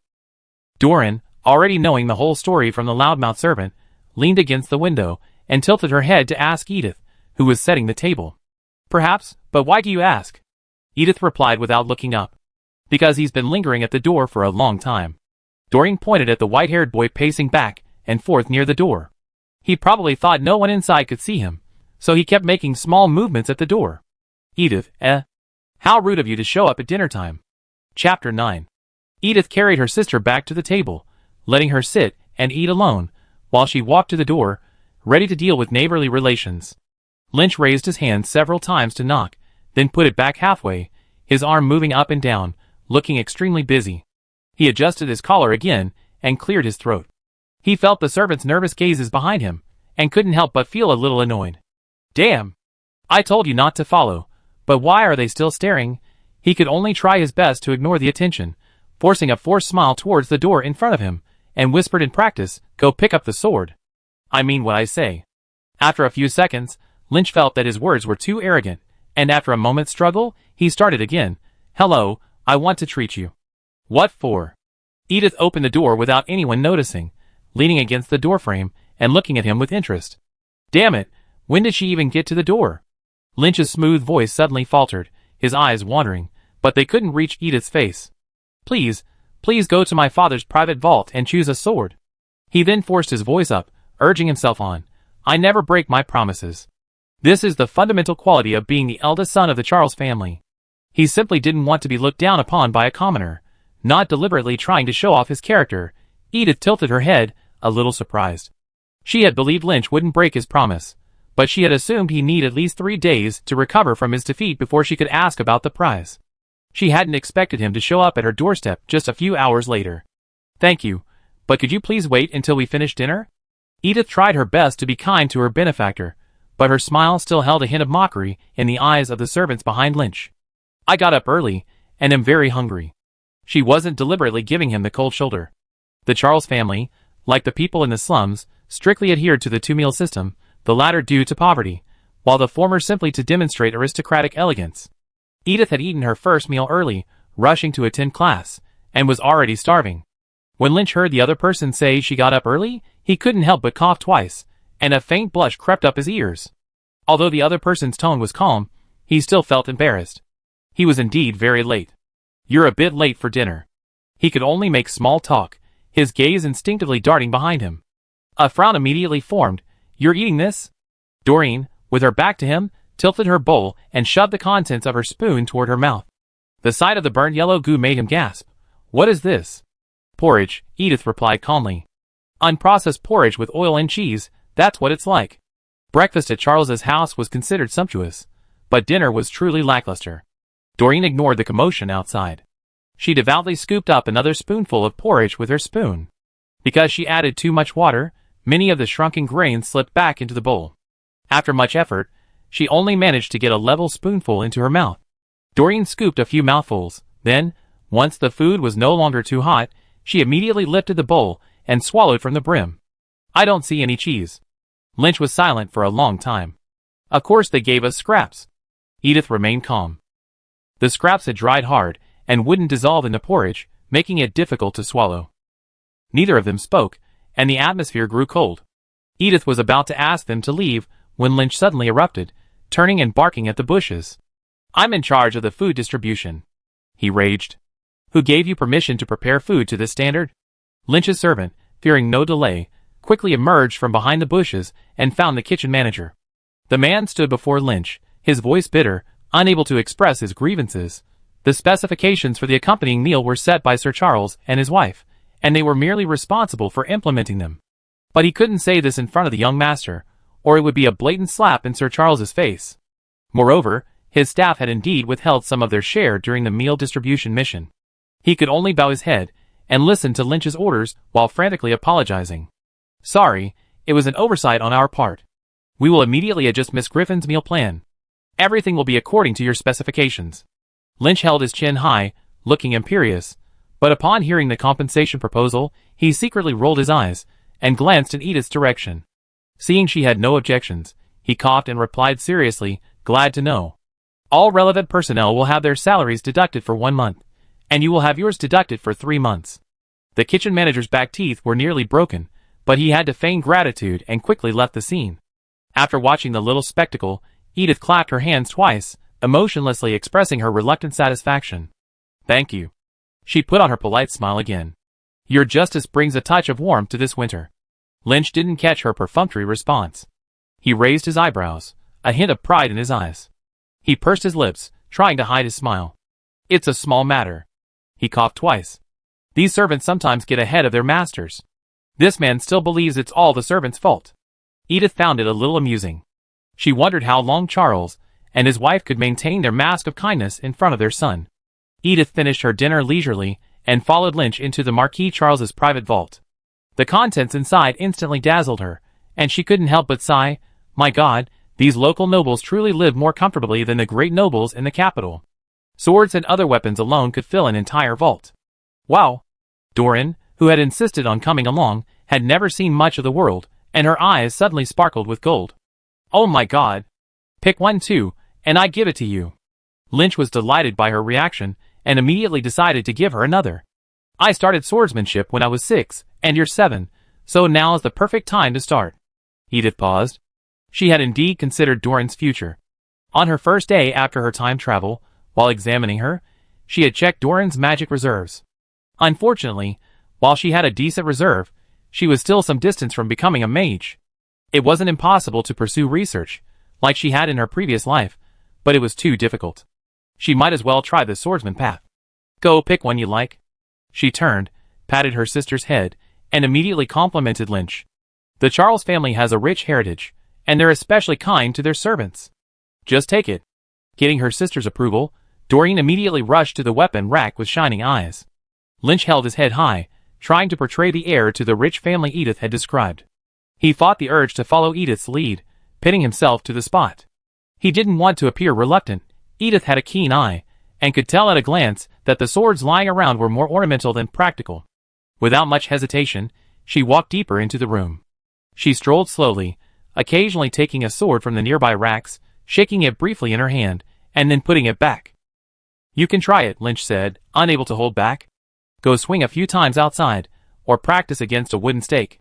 "That's fine. Thank you, but no need," Edith said without turning back. "The good stuff should be inside, right?" The servant at the door muttered, "Those things outside are just ordinary stuff. Are the ones inside higher quality? Who gave you permission to discuss the master's things?" The warehouse manager slapped the man. "Shut up." What if Edith heard him? Lynchy also heard their discussion, but he didn't take it seriously. He even hoped Edith would go further inside. Only if the other party had the best sword could he defeat them fairly. But Edith stopped midway. She bent down and slowly and carefully pulled out a dusty sword from the bottom shelf. "Why aren't you going in?" Lynchy couldn't control his mouth. The moment his words of concern left his mouth, he quickly tried to make amends. "I'm not trying to give you the best. I just can't give you something of lower quality. I want this one." They both spoke almost simultaneously. Lynchy froze in place, staring in disbelief at Edith's final choice. Edith breathed softly, wiping away the dust from the guard before unsheathing the sword. There was no flash of cold light, no sharp whistling sound of wind piercing the air. The sword simply hummed heavily before remaining dull in Edith's palm. After the blade emerged, Lynchy was even more horrified. How could such a thing appear in his warehouse? "It's all rusted." He ducked his head to hide his embarrassment, ignoring the flash of astonishment in Edith's eyes. Edith lowered her eyes, gently rubbing the crimson rust with her fingertips, trying not to show any more emotion. "I guess one of the servants made a mistake and put their own things in here." Seeing Edith still looking, Lynch, his ears red, tried to explain, "Put it down and choose another one.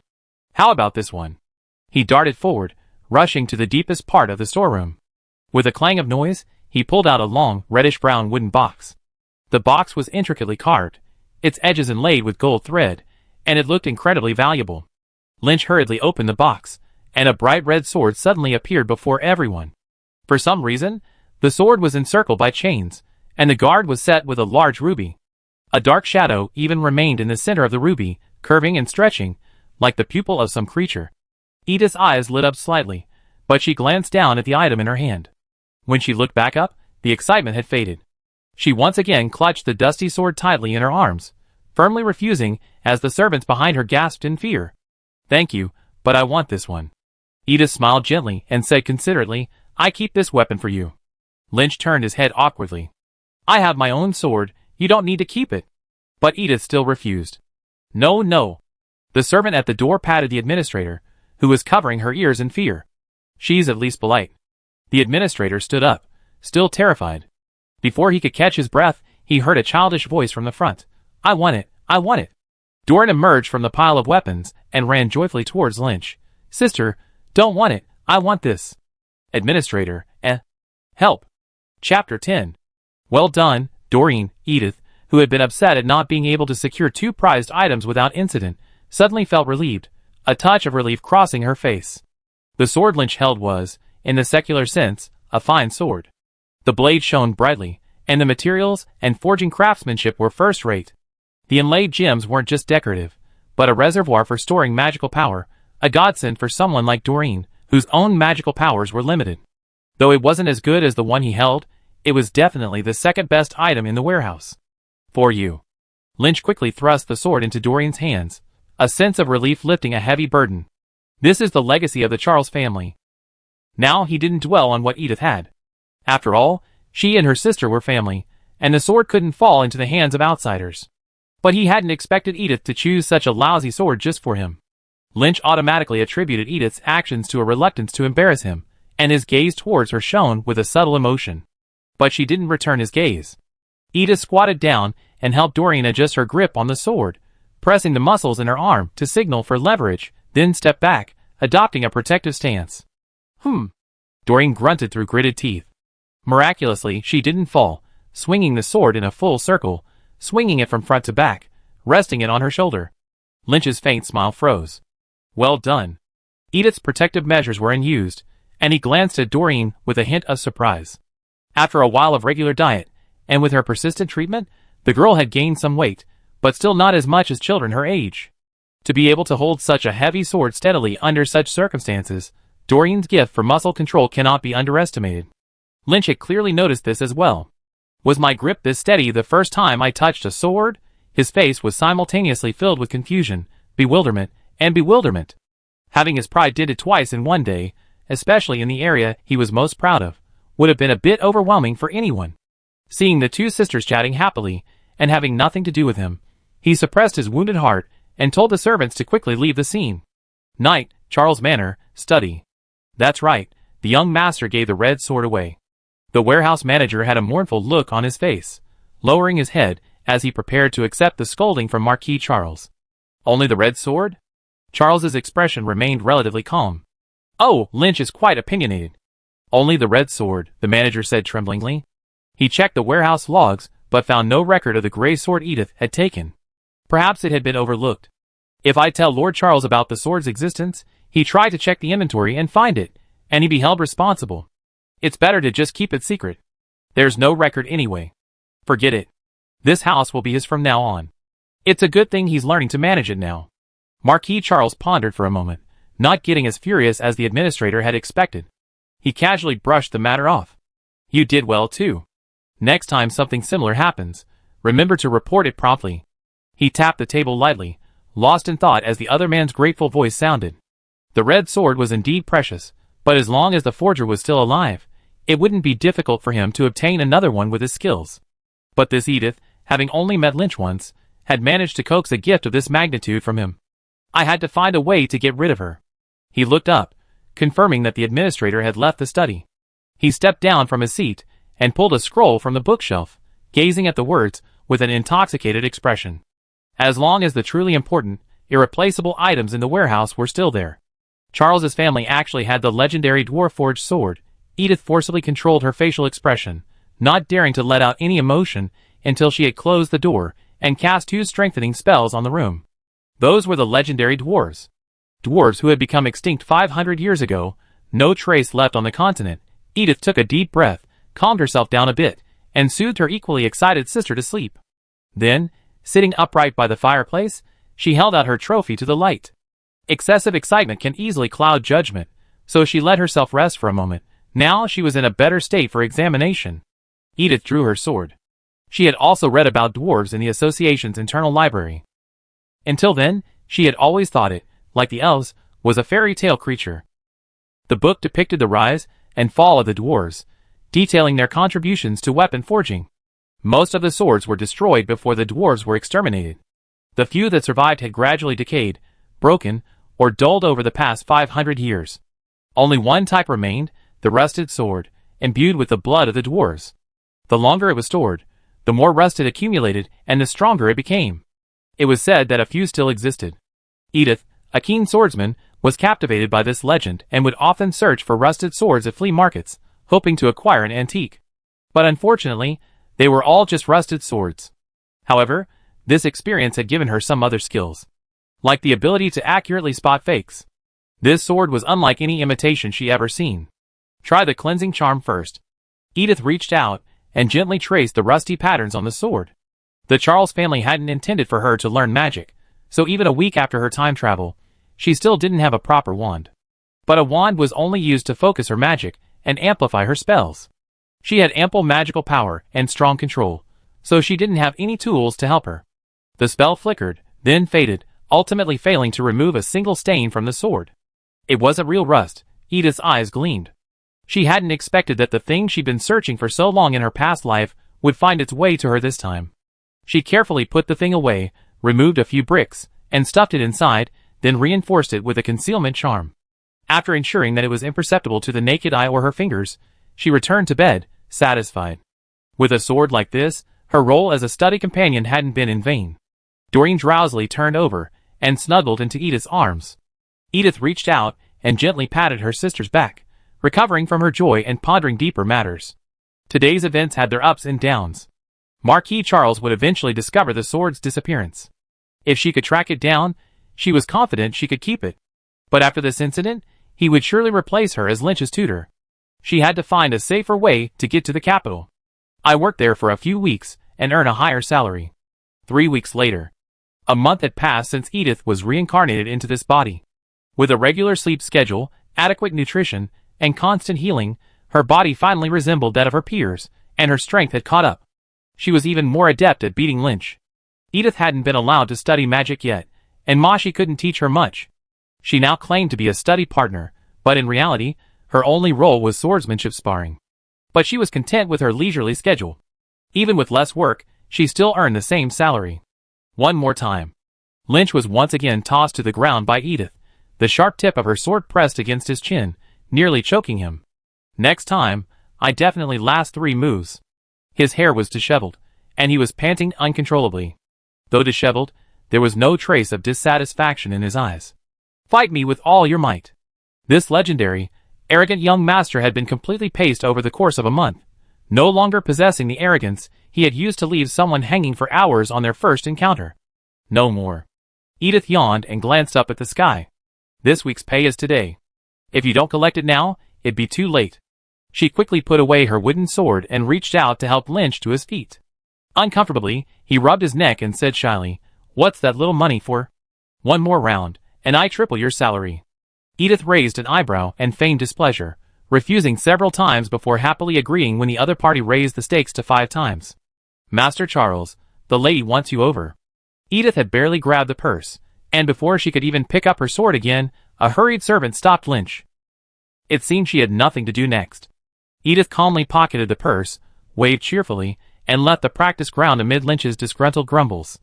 She went back inside and stuffed the money back into the wall. She glanced out the window, feeling she still had time to collect her salary, and finally jogged to catch up. "With this money, I'm almost halfway to the capital," she pondered as she walked back. Add to that the cost of board and lodging. TSK, I hope I can save enough before Lynch goes to school. She stuffed the money back into her pocket, asked a passing servant where her sister was, and headed for the garden. To her surprise, Doreen didn't find her, but instead ran into a noisy group of people. "You come here." The woman, dressed like a noblewoman, pointed anxiously at Edith, her chin raised high. "Come here, pull out your skirt, and make sure it's clean." Edith, bewildered, slowly pointed her finger at her. The other person nodded impatiently. "I'm talking about you." She could only slowly walk towards the other person, calmly scanning the crowd. Aside from the noblewoman in the absolute center, there was a young noblewoman standing to her right, and the rest looked like servants. Edith also spotted a familiar figure in the crowd. Lynch's personal servant, Carmen. As she approached the group, the noblewoman turned and berated Carmen. "What did you say to Lynch? You couldn't even get anyone to come when I told you to. You're useless." She then turned to the girl beside her, her expression softened by the rage. "I'm sorry, Hedda. Lynch still has a childish mentality. He doesn't want to leave after class. Let's not wait for him. Let's go to the fountain and see your favorite swans first."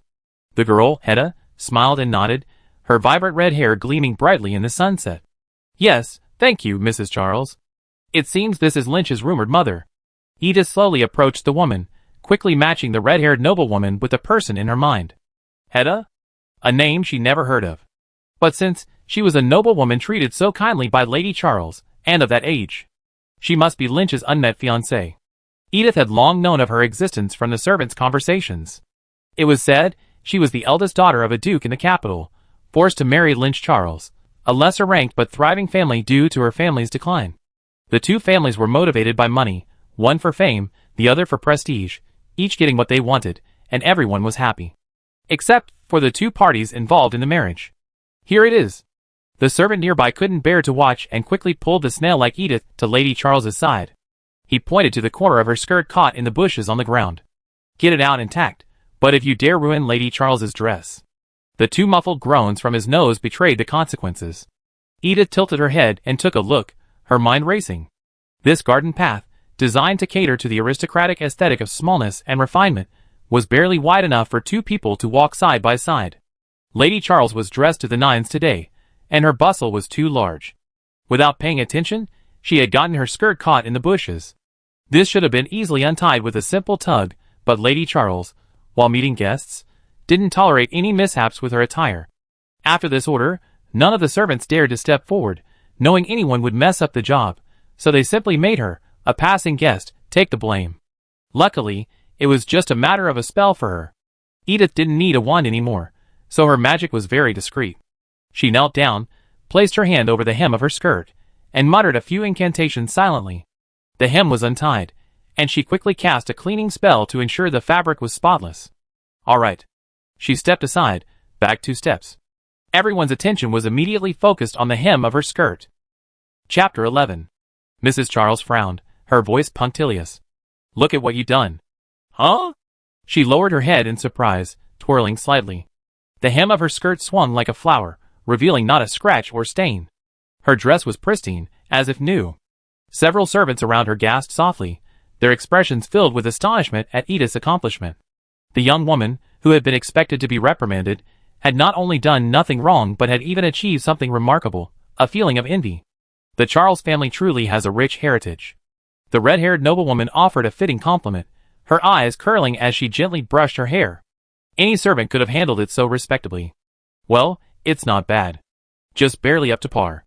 Mrs. Charles, clearly pleased by Hedda's words, flicked her fan aside, hiding her smile behind the paper. She raised her head and condescended to ask Edith's name. What's your name? Which housekeeper do you work for? Pretty good. Edith Griffin. Edith also put on a social smile. I'm Master Charles's study partner, not a housekeeper.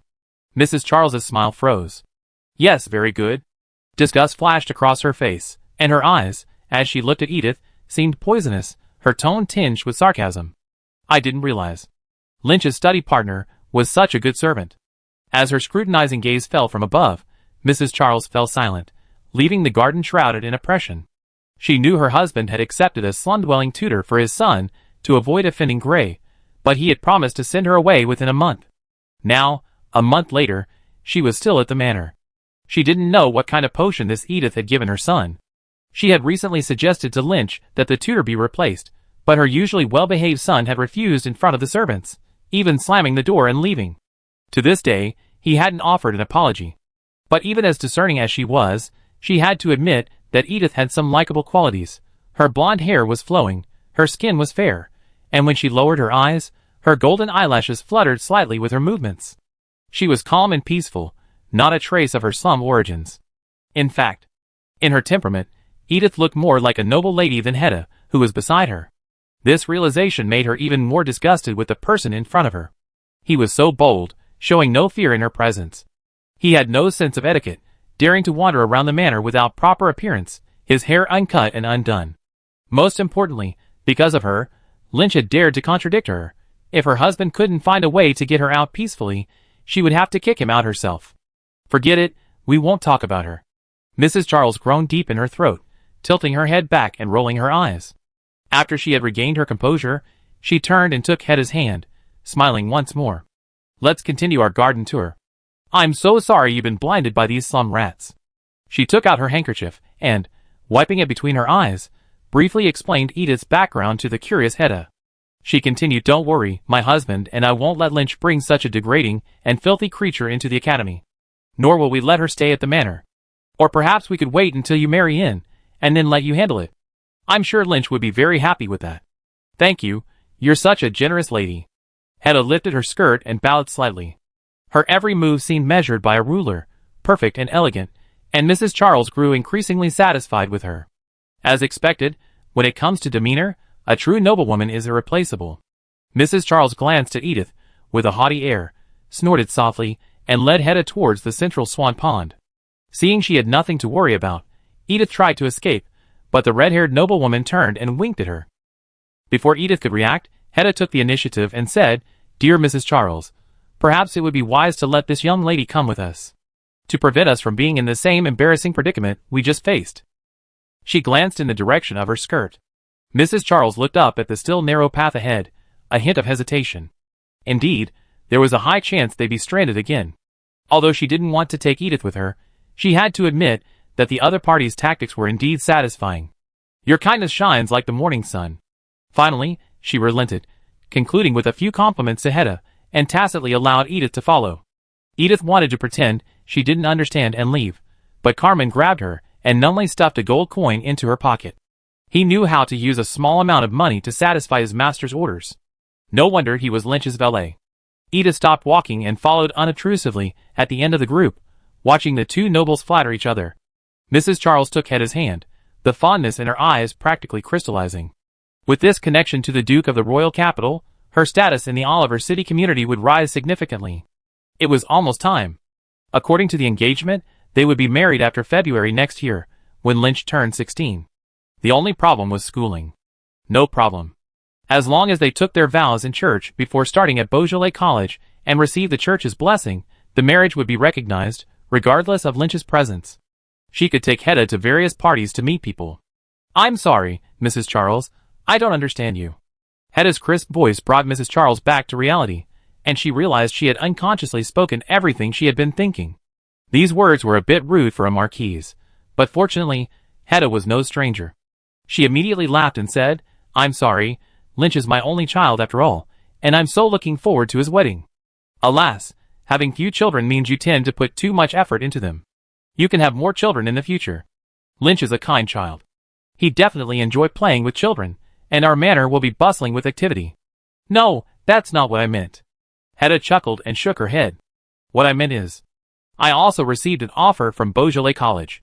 Preparing for the entrance exams means I'm afraid we won't be able to get married before September." Mrs. Charles's smile gradually faded. When Duke Turner came to discuss the engagement, he made it clear that his daughters would only be educated by governesses. Her voice suddenly grew cold. "Are you breaking the contract?" She had always been a conservative against girls going to school, and one of the main reasons she liked Hedda was because she was well behaved. If she really intended to go out like a man and learn dangerous magic and swordsmanship at the academy, Hedda would no longer be a qualified hostess for the sake of the family's reputation. "I'm not against girls going to school. If you and Lynch have a daughter, I also fully support sending her out to see the world." Mrs. Charles's face was expressionless. "However, with the 5-year curriculum at Beaujolais Academy, you both be 21 upon graduation. The Charles family can't wait 5 years. What a joke. They're so eager to marry into the Duke of Turner, just to take advantage of the recent turmoil in the capital and elevate their family to a higher position. 5 years. Who knows what the political landscape will be like in 5 years, if they really have to wait 5 years. The only ones who will suffer are the upwardly mobile Charles family. Then let's keep the wedding simple. You can go to church and take your vows first, then go to college together." Mrs. Charles ultimately couldn't let go of Hedda's current optimal solution. After a long thought, and seeing she had no desire to explain, she offered her own solution. "Spend Christmas and the summer holidays at Charles Manor, and we have a wedding after you graduate." The smile on her face no longer had the sincerity it had just had, it seemed forced. In stark contrast to her mournful expression was Hedda's unwavering smile. The red-haired lady spoke calmly, clearly fully prepared. "I'm sorry, Mrs. Charles, you still don't understand. What makes you think I'm hoping Lynch will wait 5 years for me?" She raised her hand, her white lace glove covering her mouth, looking utterly surprised. "This is rude. I wouldn't make such a choice." Mrs. Charles breathed a sigh of relief, her tense shoulders slumping. Thankfully, Hedda was as understanding as she remembered. "I want to cancel the engagement right away," Hedda said calmly. This was the strange scene Marquis Charles encountered when he arrived. His wife sat at the table, silently sipping tea from her cup, the water level remaining unchanged. Lynch's fiancée sat opposite, sitting upright, her hands folded between her knees, a smile on her lips, admiring the view from the window. A group of servants huddled in a corner 3 meters away, trembling and daring not to utter a single breath. A meter away from the group of servants stood a lone girl, her eyes blank, seemingly the only person in the entire living room who seemed out of sorts. He frowned. He knew her, the commoner companion Gray had sent. "I thought he was an honest man, but I never imagined he even managed to sneak into such a private reception room." Commoners are commoners, never knowing the meaning of etiquette. But right now, he didn't have time to dwell on Edith's problem. He quickly walked to the table and sat down across from Hedda, to his wife's right. "I'm sorry, I was so busy with correspondence that I didn't see the Duke of Turner's letter." He raised his hand to apologize, breaking the eerie atmosphere. "I didn't immediately realize Miss Turner's intentions, and was negligent." "It's all right." Hedda smiled, lowering her head, and tucking her hair behind her ear. "Since Lady Charles didn't seem to be blaming me, I guess there was a problem with the communication between my father and you. Now that the whole story is clear, I leave." "Wait." Mrs. Charles spoke at this moment, her hand still gripping the cup as she slowly raised her head. "What exactly is your purpose? The Marquis of Turner's eldest son just celebrated his 6th birthday, and it's been found that he doesn't have enough magical reserves to become a mage." Marquis Charles said calmly, "I'm sorry." Hedda shook her head. "This has nothing to do with you.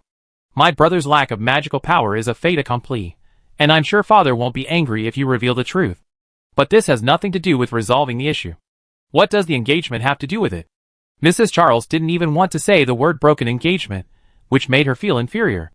The Charles family is willing to support the Turner family, and won't look down on their heir just because they're not a mage. You still don't understand what I mean? Hedda's smile didn't waver. The Turner family won't be inherited by non-mage descendants. I have the talent to become a mage, so now I'm the heir. She raised her head, her lips curling slightly wider than before, clearly exceeding the bounds of aristocratic etiquette. I will remain in the Turner family, as Hedda Turner, not Hedda Charles.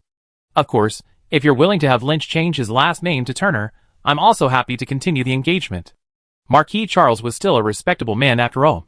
With him in control, half an hour later, Mrs. Charles finally accepted her family's broken engagement. She was so angry she turned pale, sitting in a corner, silent and unwilling to even glance at Hedda, who had been holding hands and kissing so affectionately not long ago. Marquis Charles was also unhappy, but the Turners were ultimately of higher status than they were. Given sufficient grounds, a peaceful breakup was preferable to a bitter quarrel. May the friendship between our two families endure. He politely ordered her to leave, adding a few polite words. I'm sorry this engagement has given you a bad experience. I hope the Charles family will have a chance to compensate you and the Turners in the future. No need for a future, let's compensate now. Marquis Charles even doubted his hearing for a moment. He turned his head, somewhat bewildered, to look at Hedda, who wore a calm expression, completely unfazed by the presence of a marquis. The red-haired lady raised her eyelids slightly, revealing her vibrant, blood-red eyes. I made a last-minute decision to go to school, and I just need a study partner. She tilted her head, extended her hand, and pointed without hesitation at the out-of-touch Edith. Give her to me. Chapter 12. Edith was looking down at the ground when she suddenly felt all eyes fixed on her. She barely managed to break free from her daze, and look straight ahead.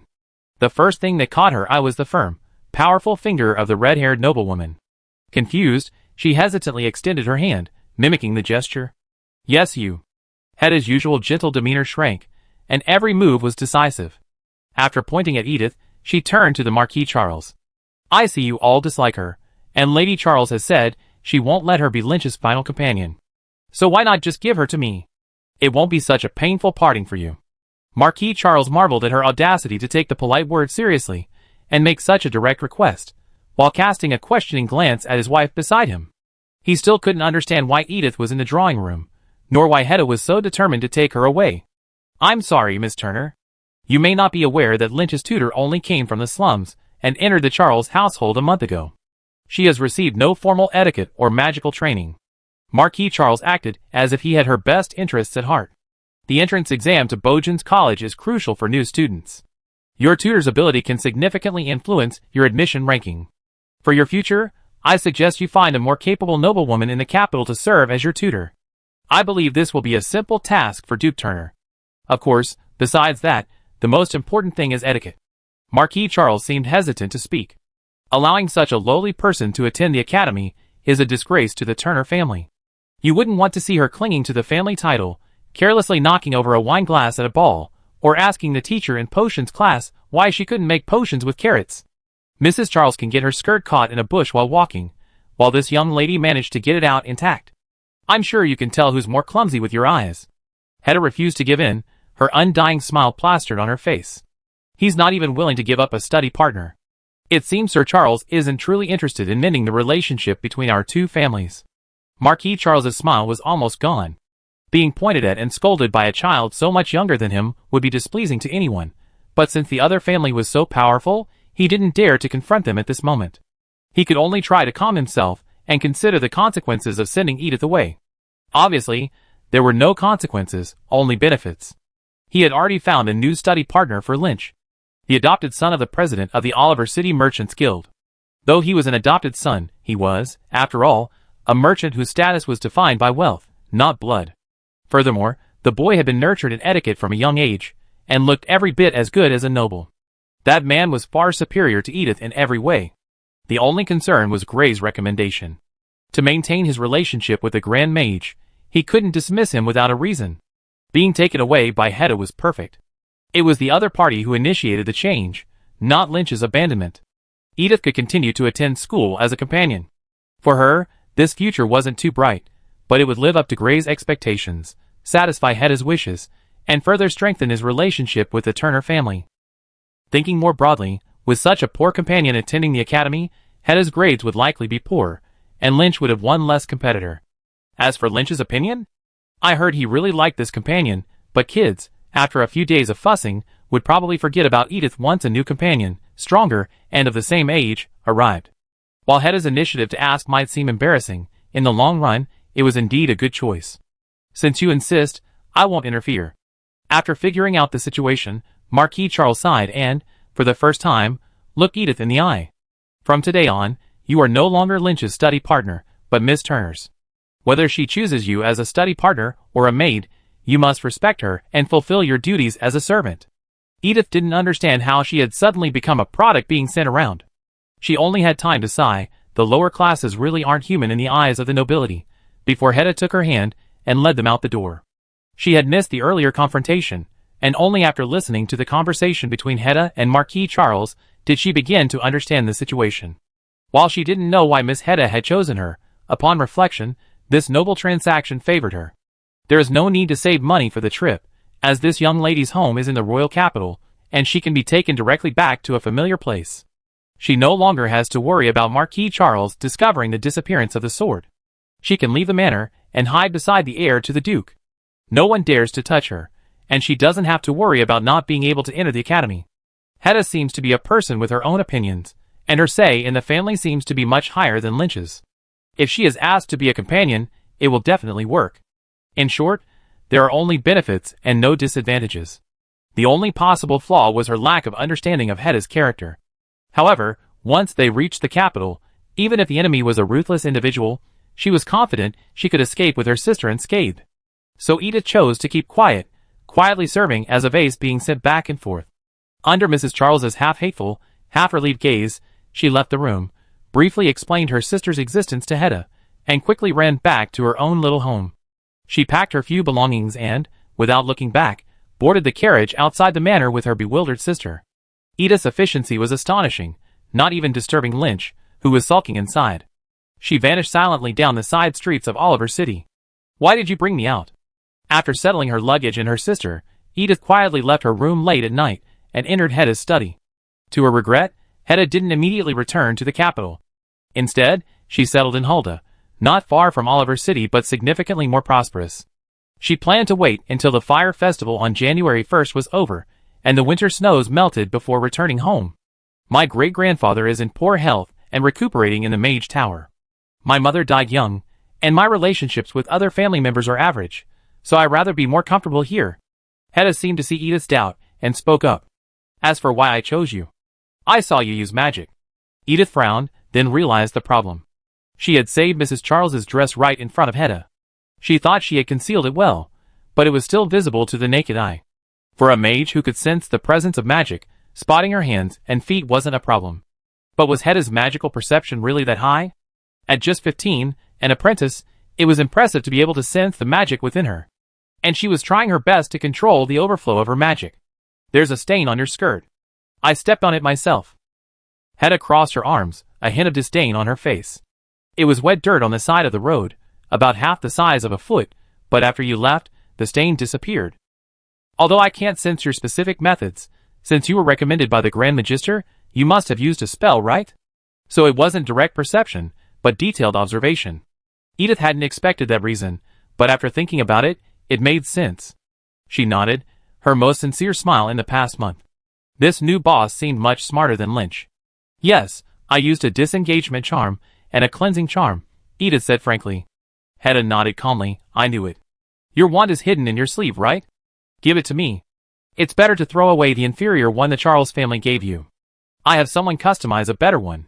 She held out her hand to Edith. "To prevent you from getting used to it, I need your original wand data." "Ahem."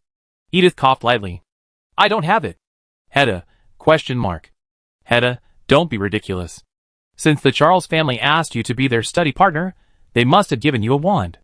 How else would you practice with Lynch? As a target? Actually, I wasn't allowed to take charms classes with Lynch." Edith shrugged.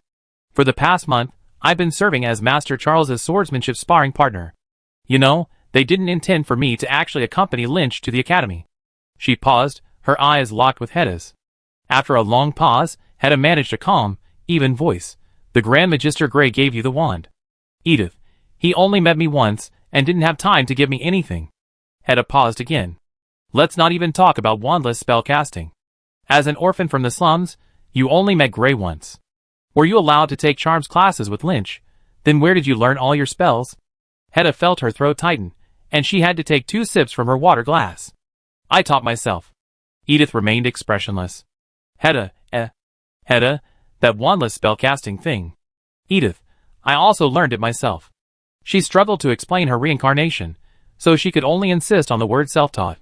To enhance her credibility, she embellished her original life story, creating a tragic image of someone who had read spells since childhood, but was forced to live in the slums due to family misfortunes.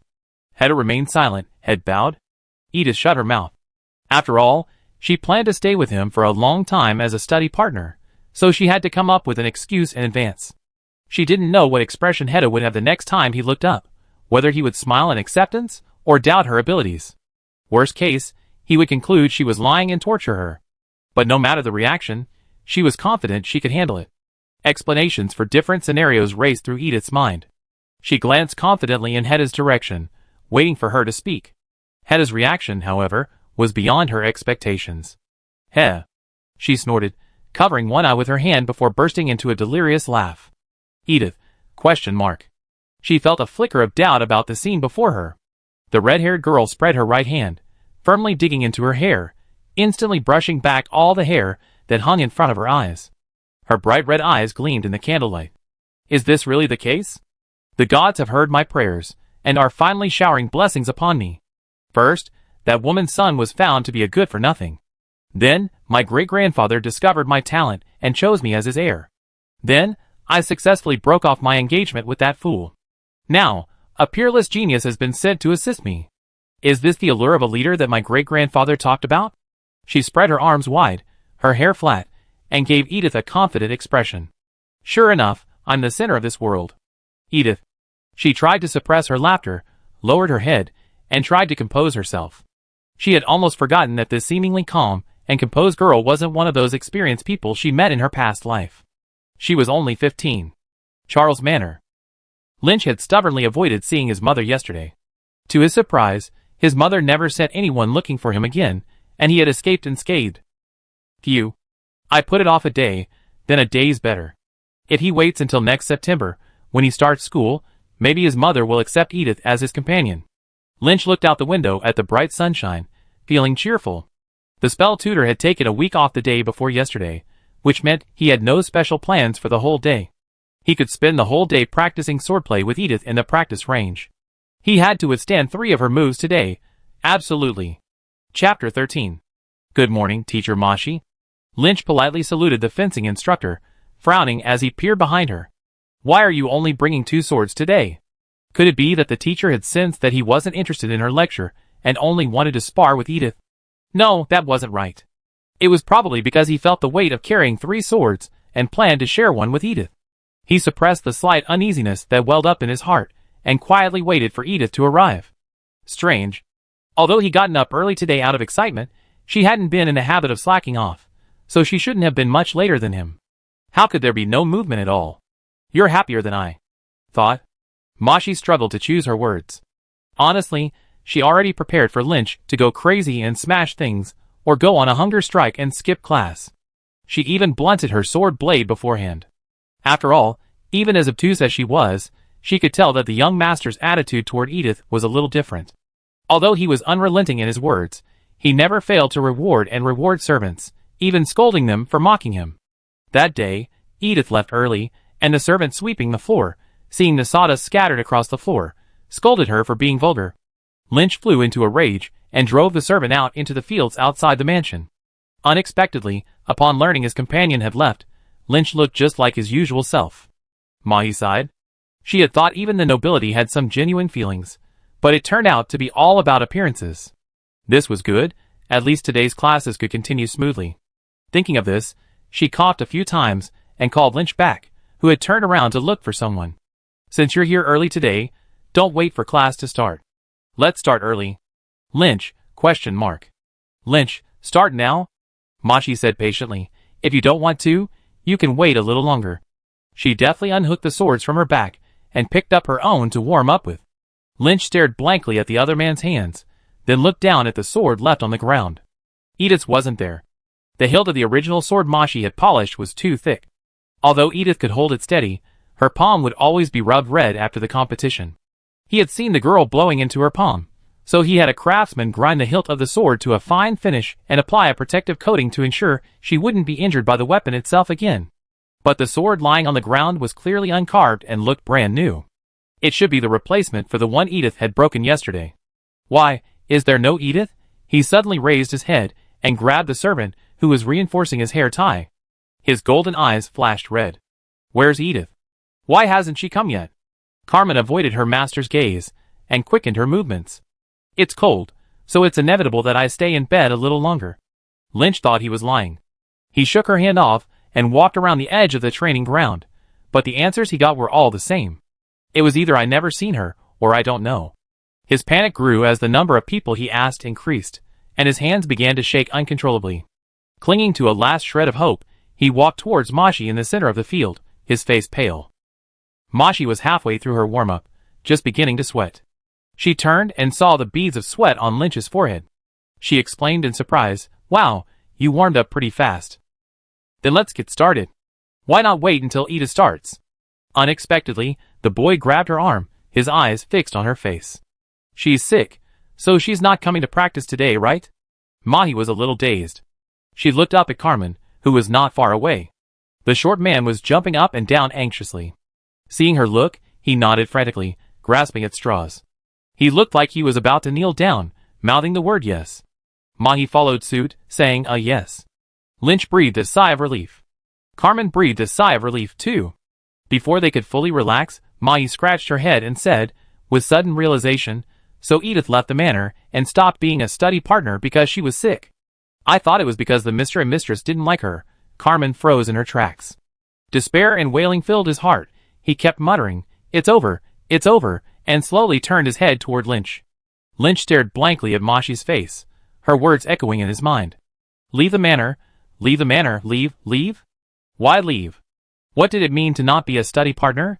His hand drooped from Mashi's arm, and his body collapsed, falling limply backward. Carmen screamed, leaping forward to catch her. Lynch pushed her away. Through this movement, he seemed to regain some strength, turned, and stumbled towards Edith's residence.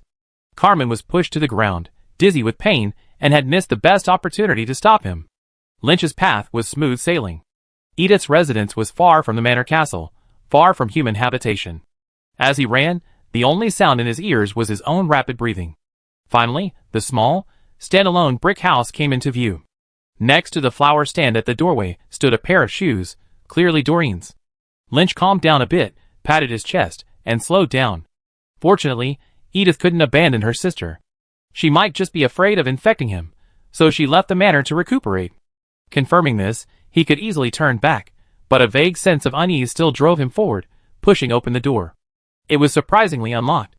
The rustling sound of the door scraping against the ground was faint, but it was particularly jarring against the quiet edge of the manor. Lynch frowned subconsciously, pausing for a second before looking into the room, though he couldn't tell whether the pause was due to the sound or fear. The room was empty. Even the sound of breathing faded from Lynch's ears. All the personal belongings in the house had vanished, leaving only the somewhat untidy table and chairs, a clear sign of the owner's hasty departure. Lynch stood there blankly for a moment, then stepped forward and buried his hand in the ashes in the fireplace. It was cold. In this cold weather, a night without a fire would surely freeze to death. In other words, no one had lived here since last night. "Sister, I'm missing a pair of shoes." Doreen, waking up, checked her luggage and discovered that the pair of leather shoes Lynch had given her were missing. She only had 2 pairs of shoes. Edith slapped her head and sighed, "Sorry, sister, I forgot." She remembered that the shoes had been left outside because they were dirty. She left in a hurry yesterday and only packed up the house, so she'd forgotten about them. But compared to the loss of the red sword being discovered by Marquis Charles, the loss of a pair of shoes was still manageable. A gift from Lynch? No need to accept it. Hedda hadn't noticed when she arrived at the bedroom door.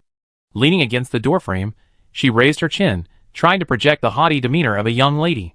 Since you left the manor, let's make a clean break with the past and throw away everything you brought from there. I take you to make 2 new sets of clothes. Edith finally left the house, wearing the Charles family servant's uniform. There was no particular reason, it was simply the only outfit she had left. Hedda tried to put her own clothes on her, but Edith wasn't fully recovered, and the clothes hung empty and ill-fitting. It's okay, I just cover myself with something. She quickly refused Hedda's offer to have her dress altered on the spot, and borrowed a black cloak from her. The fabric draped across her chest, obscuring the Charles family crest. Back in the capital, her wardrobe had always been filled with the black robes issued by the association. Whenever she went out, she had a cloak to conceal the association's insignia. Therefore, she always tucked things like keys into the lining of her cloak to avoid forgetting them. She actually forgotten her keys on one of her rare occasions, and even encountered a fatal incident while staying at Shelley's. Edith shook her head. Only a month had passed since she left her researcher life, and she already felt like she was in a different world. Hulda City, worthy of its position as the hub connecting the 3 major regions, remained bustling even during the coldest hours before Fire Festival. Besides the taverns and inns that remained open, the streets were bustling with small vendors selling unique delicacies and novelty items. There were even bookstores and bards, a sight unseen in Oliver City. Hedda pulled Edith to a stop to listen to a story. After the bard finished reciting the heroic epics that passers-by had grown tired of, he finally began to slowly recount recent news. A new manager of the Royal Capital Pharmacy Guild has died of alcohol poisoning, and the wine merchant who supplied the banquet has been heavily fined. He shook his head, glaring with ill intent at the red-faced drunks pouring out of the tavern before him, and said, "Drunken rats, beware. Don't poison yourself before you freeze to death. Don't worry about us, you guys who can't even afford the alcohol." Someone spoke up, throwing a copper coin from the crowd. The bard rushed to pick it up, but the dusty coin rolled around under the crowd's feet and was kicked into the sewer by a passerby. The crowd erupted in laughter. No one paid any attention to the deceased new manager, except Edith, who showed a subtle expression. This description seemed to be about her, so her death was ultimately attributed to alcohol poisoning. Before she could fully reflect, the bard, covered in dust, had already tried to pick up the coin but failed. He could only return to his accordion in frustration. "Why aren't you talking anymore?" The portly man watched the man packing up his things to leave, feeling bored. He raised his purse and waved it in front of the bard like a dog. "Didn't you earn enough for food today? Tell me 2 more stories." The bard heard the jingling sound of the purse and swallowed hard. "Then let me tell you 2 more stories." He tried to ignore the laughter that erupted again at his shamelessness, and continued with his previous topic. The Pharmacy Guild intended to bury the administrator with the highest honors, but the deceased's students refused. I heard a fierce argument broke out during this process. Anyway, before I left the capital, the Pharmacy Guild's 3 towers and most of its laboratories were destroyed, and the administrator has yet to be buried. Edith, ? Who? What was blown up? Chapter 14. Edith was momentarily stunned. She had only ever had 1 student, and considering the bard's description, the man who refused to bury her, and even blew up the Pharmacy Guild over it was undoubtedly Shelley. But she briefly recalled the details of their interactions, but all that came to mind was the boy's lowered head and eyes. While his peers were busy and boisterous, he had already learned to sit in the lab all day, completely docile. His emotions were like a straight line, with no ups and downs. Could someone like him really cause such a major conflict? Edith couldn't help but frown. The onlookers were also clearly shocked by the content of this statement. It took a long time before someone asked, "He dares to offend the Pharmacy Guild. Where does this man put his family?" The bard grabbed a bottle of wine nearby and took a few sips, waving his hand mysteriously. "That's what I'm going to say next." The researcher who blew up the Pharmacy Guild was a commoner. A commoner with no family, not even parents. A dead silence suddenly fell. After a long moment, a few gasps of disbelief were heard from the crowd, interspersed with hushed discussions. How is it possible? A commoner? Since when did commoners become able to work in the guild? He's not even from a merchant family. He can only be a bastard. In this era of aristocratic monopoly on education, no one believed a commoner without a powerful background could reach this point. Bastard was the mildest guess. But Edith's hand still twitched slightly. Shirley's background. Apart from the higher-ups, the only people in the association who knew about it were the group of apprentices he had joined with 6 years ago. After so many years of personnel transfers, layoffs, and her deliberate attempts to conceal her true identity. No one had bothered to confront Shelley in recent years. As long as Shelley listened to her, continued quietly conducting experiments, and stayed out of the association's internal struggles, she was confident she could help him reach the rank of 5-star researcher within 5 years, and then obtain management status. But he was now rebelling so blatantly, completely abandoning his principle of keeping a low profile. Not only was his path to advancement blocked, but he would also live under the scrutiny of outsiders for the rest of his life. Why would he go to such lengths? Edith lowered her eyes. To be honest, she felt a sense of relief the moment she heard Shelley had preserved her body. As long as her body remained, her soul intact, she had the confidence to uncover the truth and return to the right path. But Shelley didn't know her soul was still alive, and he couldn't have kept her alive for the purpose of resurrection. That left only one reason for him to preserve her body. There was definitely something fishy about her own death. He had discovered it, but he hadn't fully understood it yet. And what role did the Pharmacy Association play in it? Edith frowned. She had little connection with those so-called high-ranking officials, so she didn't believe they would bother overseeing a funeral for someone without a family background. The only possibility was that they were anxious to dispose of the body. A commoner who offended the Pharmacy Guild still has a future? Someone among the noisy passers-by raised their voices, drowning out the discussion and interrupting Edith's train of thought. What's next? Execution or exile? Everyone fell silent. Listening to a high-ranking individual undergoing capital punishment was excellent entertainment, but when the subject was a commoner, it suddenly felt off. But curiosity kept them there. The bard savored the feeling of being the center of attention. He took a slow sip of his wine, finally speaking before everyone's patience ran out. He's not guilty. I happened to hear about the incident with that fellow named Shelley while I was staying in a city near the capital. For some reason, the Pharmacy Guild ultimately only issued a notice banning him from re-entry, without any other punitive measures. But without a position in the Pharmacy Guild, no one outside would dare hire him, right? Add to that the revenge from his enemies, and it's only a matter of time before he starves to death, a passerby interjected. There's no punishment, but leaving him with nowhere to go is just another form of exile, isn't it? That's the problem. The bard lowered his voice, hands pressed down. The day after the Alchemy Guild issued its statement, Bo Eunice College in the capital also issued an announcement. We welcome Shelley Scott as the Academy's new potions master. He will be allowed to use on-campus equipment to continue his studies. We hope to further promote the Academy's development by relaxing restrictions on commoners.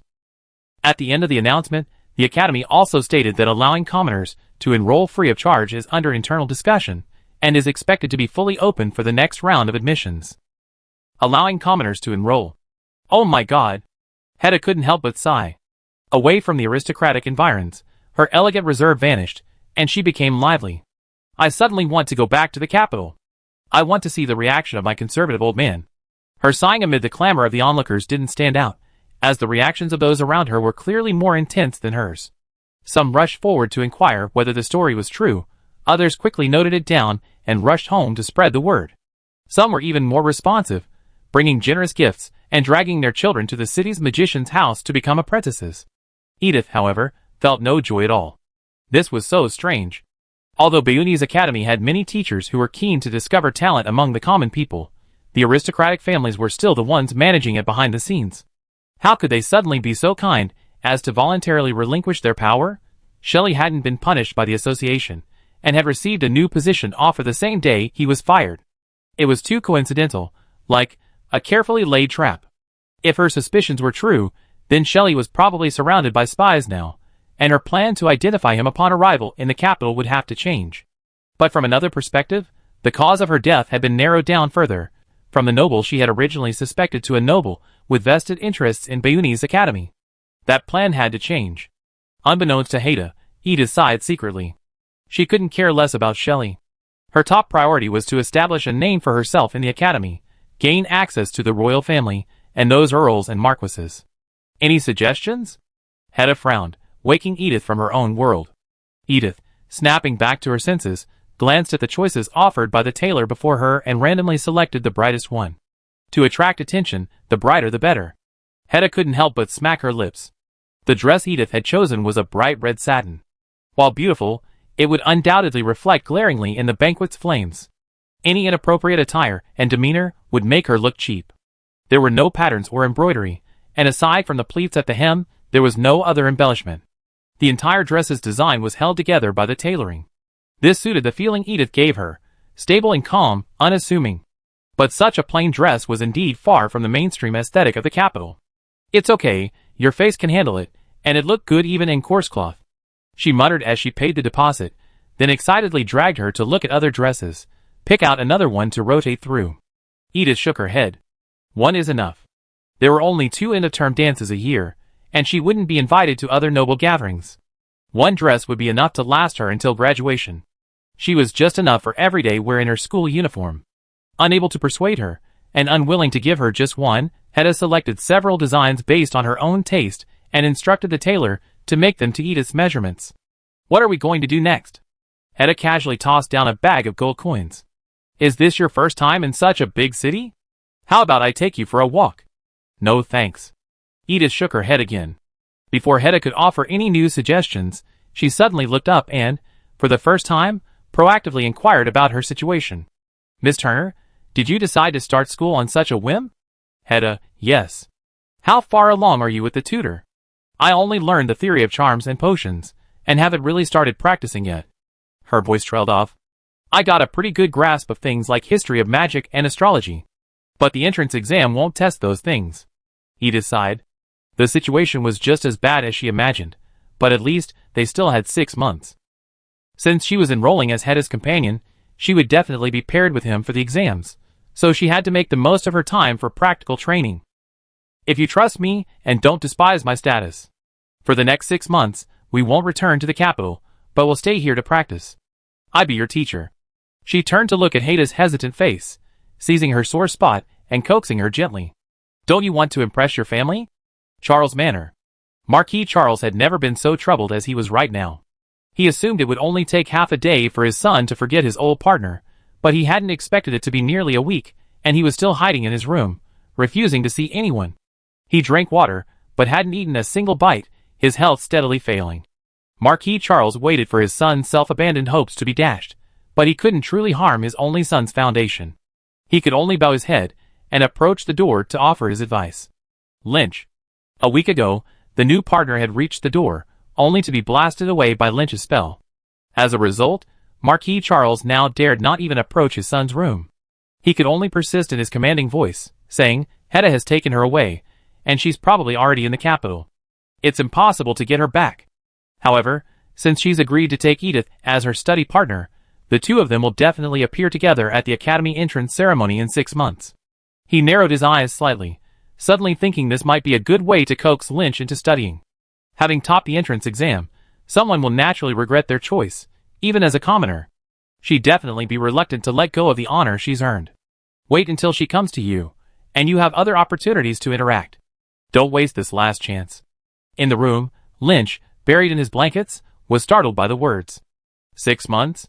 He lowered his eyes, and pulled his wand from his pocket. Chapter 15. 7 months later. Edith sat upright in the Turner family carriage, her left hand supporting her sister's nodding head, ensuring she didn't fall to the ground from sleepiness. The winter semester at Beau Eunice College begins on July 15th. The entrance exams before then can only be scheduled before July 7th to avoid the summer carnival.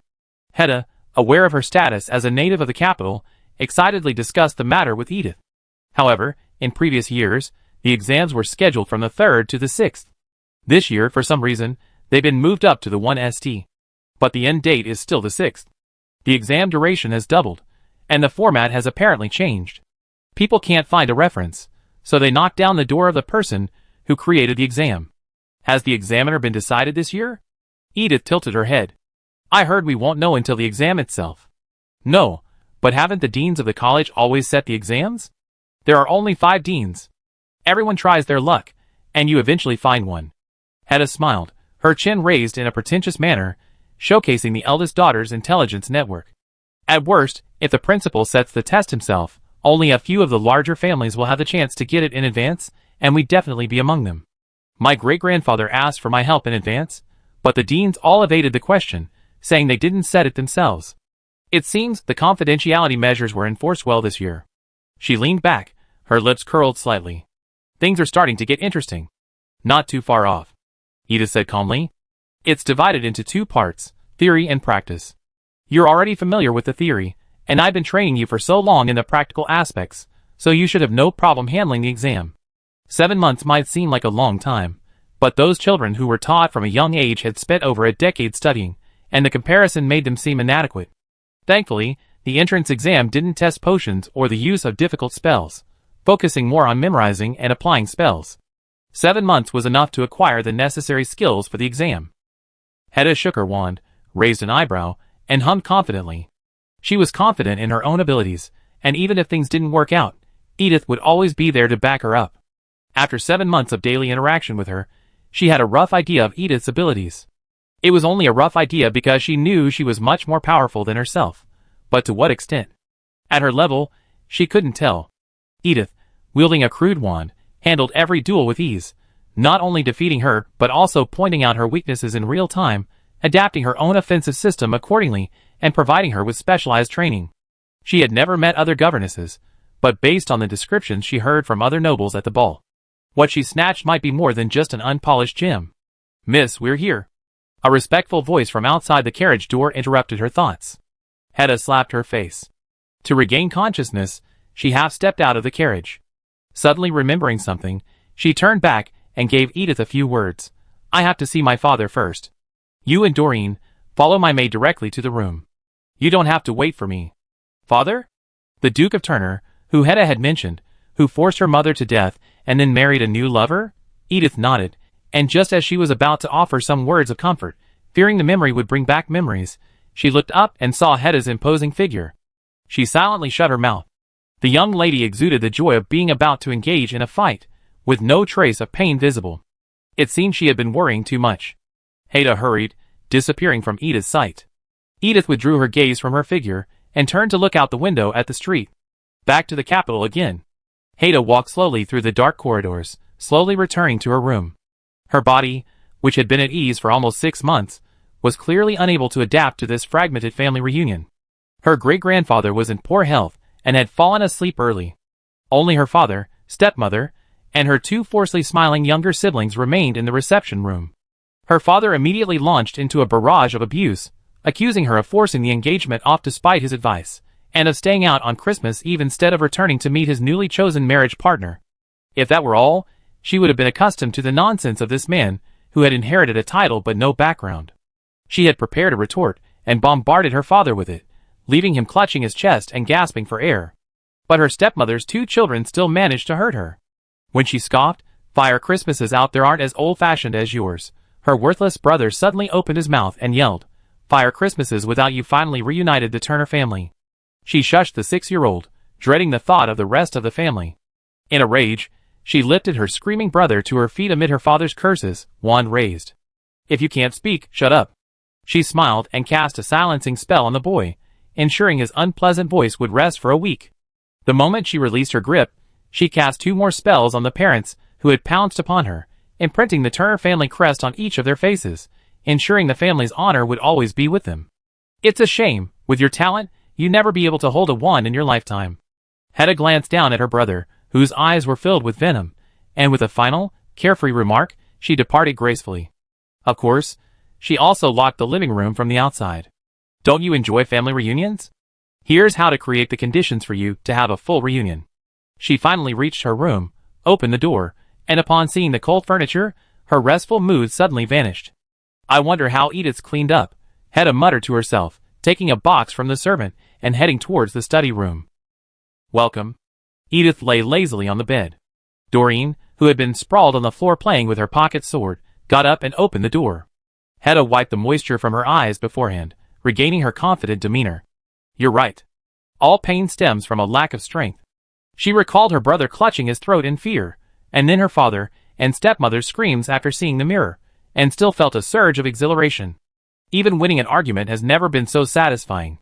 "I will continue to work hard until I become the strongest in the world."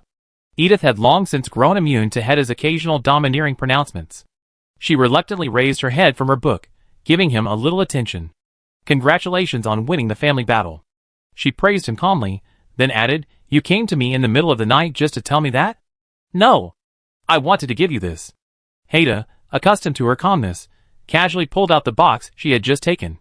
"I couldn't find a good craftsman in Hulda City, so I wrote to my great-grandfather to have one custom made in the capital, and I just received it." Edith took it, puzzled, opened the lid, and raised an eyebrow at the contents. A wand. It was jet black, of a moderate length, and sleekly rounded. The grip was wrapped in mithril, which not only reduced magical backlash, but also greatly enhanced its aesthetics. The tip of the wand was inlaid with a small sapphire. Edith recognized the material immediately, and raised her eyelids in surprise. Beside her, Haida raised her chin and proudly introduced it. Millennial ebony, refined mithril, and a core made of dragon hide, making it incredibly tough and indestructible. The tip of the wand is made of magic-gathering stone. Despite its small size, it's incredibly pure, capable of maximizing the concentration of magic power, enhancing its power, and reducing its own magic consumption. There are still 3 days until the exam. You can practice with it, and get used to the feel. I'm really not used to carrying that old, broken wand again. Hedda, observing Edith's gentle caress and the obvious fondness on her face, patted her shoulder with satisfaction. If you want to modify anything else, just tell me. My friend, you won't be allowed to be inferior to anyone else. Edith, thank you. Although she was used to it, she wasn't completely immune to his domineering behavior. She put her things away, and Hedda said goodnight in just a few seconds, preparing to go back to her room. Edith sighed, turned, and grabbed him. Don't go. Hedda, ? She paused, a little puzzled. Is there something wrong with the wand? That's not it. Edith sighed and glanced at her watch. It's 12 o'clock. Hedda, so? Happy birthday. Edith pulled a package from her luggage. You don't need anything, and I don't have much money, so I made a small handmade gift. She held the package in front of the stunned Hedda. I asked your maid, and she tells you that to avoid the exams at Beaujolais College, your birthday party has been postponed to the carnival holiday in previous years, but your actual birthday is June 28th. Edith shrugged. I heard that changing the date of a party to avoid a special occasion is quite common in the capital. Over time, even the person themselves will recognize the party date as their birthday. But I think the actual birth date is more memorable. So, happy birthday, Hedda. Hedda's eyes trembled slightly. Since her mother's death, few besides herself remembered that the eldest Turner daughter's birthday wasn't on carnival. After all, for those people, her birthday wasn't a cause for celebration, but a birthday party was a great opportunity to network, something she couldn't miss. She breathed a sigh of relief. She opened the graffiti-covered letter. A pair of earrings lay quietly inside the package. They're made of a metal native to hold a city. Under a light, you can see tiny gold specks. Not expensive, but quite interesting. Edith snapped her fingers. I'm not familiar with jewelry, so I didn't know what pattern would be suitable, so I carved a magic circle as decoration. What a gift only a stodgy person could design. Hedda grumbled, but honestly removed the jewelry from her ears and put on the gift, quickly wiping away a tear. The tears she hadn't shed just now, soaking her sleeves, were now uncontrollable. She sniffed unladylike, stepped forward, and hugged Edith. But I love them. Thank you. Edith chuckled. As long as you like it. She patted him gently on the back. Memorize the magic circle on the earrings tonight. I'll be checking it tomorrow. Hedda, Thank you. I'm grateful for even a second. 3 days passed in a flash. Edith and Hedda crammed for a few final days, doing their best, and finally, the exam day arrived. Chapter 16. The first exam was a purely written one. The exam was divided into 3 parts: dictation, application, and supplementary questions. Edith wrote quickly. Having self-studied her way into the Alchemy Guild in a previous life, she was adept at practical application, but not so adept at the academically honed terminology. She relied heavily on experience to formulate her own responses, so she felt free to write freely without worrying about her identity being suspected. The first supplementary question was a spell interpretation. Edith quickly glanced at it, figuring that at least a third of the examinees could answer it, and so she wrote confidently. The second question was a bit more difficult. Edith racked her brain, confirming she had no similar spells memorized before. She then reasoned on the spot, and submitted a few low-level spells. This was normal. Her research focused on potions, so her spell vocabulary was naturally limited.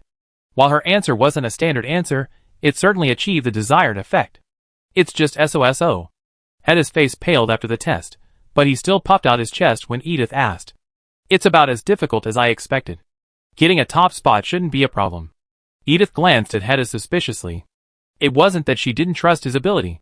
Although Hedda's practical skills were lacking, his knowledge of written material was reassuring. She was simply puzzled why such a test would bring such a ferocious expression to the knowledgeable Hedda's face. It's okay. I just forget about it after the test. She glanced at the other test takers around her, who were calm and unfazed. She concluded that Hedda's nervousness was causing the problem, so she patted him on the shoulder and consoled him. Do your best on tomorrow's practical test, it counts for a lot of points. Outwardly calm, she harbored a subtle unease. Since the written exam only took up 1 day, just like previous years, didn't that mean the remaining 5 days would be devoted entirely to practical exams? Was it double the 2 days from previous years? At the school gate, leaving the exam room behind Hedda, Barney tossed his books to the servant and turned to meet his mother's concerned gaze. How did you do? She babbled. You did well in the practical application. As long as you can maintain a mid-range ranking on the written exam, admission to the academy is a foregone conclusion. Don't stress too much. Was the exam difficult? Was it as difficult as the summary exam your tutor gave you a while ago? Barney's expression was calm, his gaze steady, as he looked at his mother. His mother understood. You did well, Barney said calmly. I couldn't even understand the questions. The next day, at the practice grounds of Bo Eunice Academy. This was Edith's first official visit to the academy. Although she had interacted with the academy's instructors in her previous life, it was only at association meetings or banquets, and she had never seen the academy in its entirety. It was truly enormous. That was her first impression. The Turner family's carriage was considered fast, but it still took them nearly an hour to walk from the entrance to the practice field. Edith gazed at the buildings outside the window and deliberately asked, How long does it take to get to class? Once you officially become a student, we will input your magic information into the various teleportation points within the academy. Then, you'll be able to teleport between them. The accompanying teacher smiled and explained briefly. Hedda nodded gracefully, then, avoiding the teacher's gaze, cast a grateful look at Edith. She represented the Turner family outside, so she couldn't ask too many questions, as that would easily make her appear ignorant. Having a study partner who could ask questions on her behalf was crucial at this time. Don't be too curious. You'll soon be able to experience the teleportation point in action. The accompanying teacher's words were ambiguous, and Edith frowned slightly. Only when they arrived did she understand what she meant. In the center of the practice field, a teleportation array, large enough to accommodate thousands of people, lay flat on the ground, shimmering with a lavender light. It was obvious that it consumed a great deal of mana. The preparatory students who had arrived with their families stood quietly around the array, looking up at the sky directly in front of the center. The principal of Beauty's Academy was floating there. It seems the principal is the one setting the questions this year. No wonder my great-grandfather couldn't get any information. Hedda opened her fan, shielding her mouth with it, and whispered to Edith. Edith's sense of unease grew. But the headmaster looks terrified. Edith narrowed her eyes. He's trembling, as if this situation has completely exceeded his expectations. Hedda didn't understand Edith's words. She looked up at the headmaster's face, suspended in midair. It's a pleasure to be here with all of you future wizards. When silence fell, the headmaster spoke, his voice spreading with magic. Today is the annual entrance examination for Bo Eunice College. Only 1/3 of you will remain. Those who remain will be assigned a grade based on the entrance exam, which will be useful in all aspects of your college life. Yesterday, we had our written exam. From today until the 6th, we have our practical exams. He looked down at the stunned expressions of the crowd and, with a chuckle, continued, This year, we're honored to have a brand new examiner. He took 2 steps back, and a shadowy figure materialized in front of him.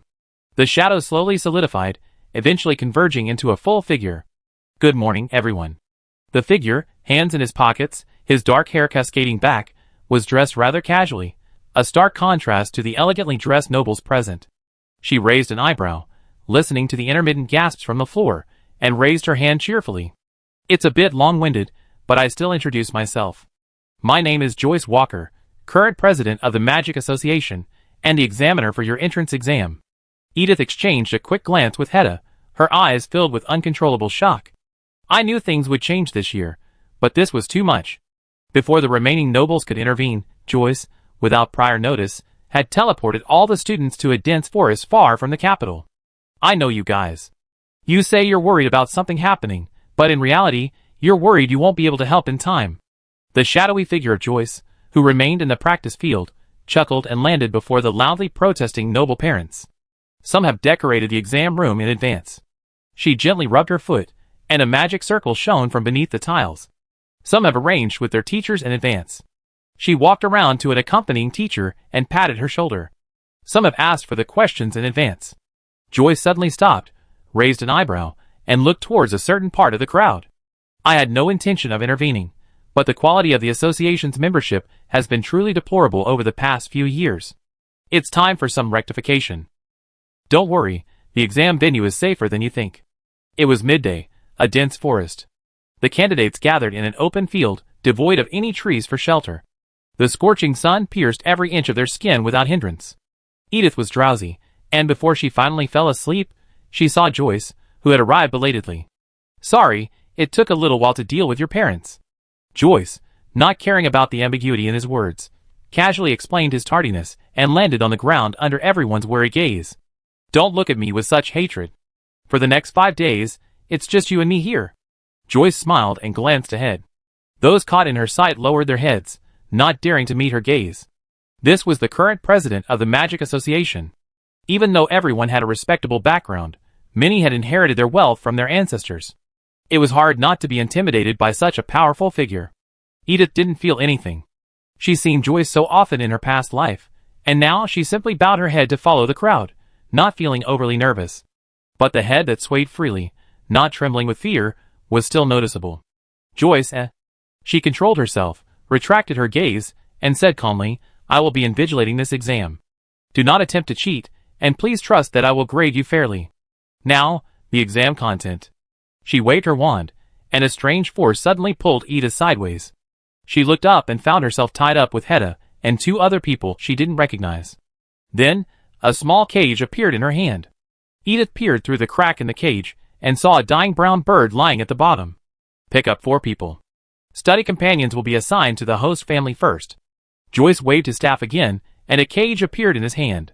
Each group will receive a sick demon-eating bird. Before sunset on the 5th day, at least 2 people in the group must bring a healthy demon-eating bird to the waterfall in the center of the jungle to complete the mission. During this period, no external props other than wands are allowed. This includes drawn magic circles, scrolls inscribed with spells, and all items used must be made by the group members themselves. Some props that may help you complete the mission are scattered throughout the examination room on a first-come, first-served basis. Intergroup transfers are permitted. A conflict may occur, but the use of intermediate-level or higher attack spells is prohibited to prevent serious casualties. Joyce finished speaking, glanced at the restless crowd, and added, I will grade your overall performance in the exam. Once the exam officially begins, the teleportation array will transport you to a random location in the dense forest. You may encounter danger head-on, so take care to hide. Now, the exam begins. Joyce was as efficient as ever. Before Edith could complain, let alone get acquainted with her new teammates, she was sucked away by a powerful suction force. Deep in the dense forest. My name is Nina, Nina Green. The girl with glasses was a little reserved. Beside her, the boy, who had clearly lived a life of luxury, waved enthusiastically, I'm Barney, Barney Keith. I'm good at fighting. If you encounter any ferocious monsters, let me take over. The second son of Viscount Keith, Hedda whispered to Edith. The one next to him is her study partner. His father is a landed knight, barely a noble. Edith nodded in understanding. The 4 forced together had a good start. They were transported to a stream deep in the forest, with clean water and no formidable beasts. Not far away, there was even a package with the emblem of Beaujolais College on it, perhaps the legendary first-come, first-served item. Barney ran over to pick it up, and when they opened it, they discovered it was a simple alchemy set. Does this mean we should heal it with a potion? Barney poked the cauldron excitedly. Oh my goodness, starting with herbs? Well, I'm good at healing. We can try to heal it with magic first, and if that doesn't work, we can switch to potions. Nina weakly raised her hand, and at Barney's nod of approval, she pointed her wand toward the cage. A blinding green light flashed, and the bird lay still, dying, at the bottom of the cage, showing no sign of improvement. It's no use. Edith sighed. It's a man-eating bird. It feeds on magic, and aside from spells like water, fire, and ice that deal true damage, it won't react to spells directed at it. Giving it a healing spell is like smearing a cake on you. It won't have any effect. What should I do? I'm not going to have to make a potion. Barney screamed.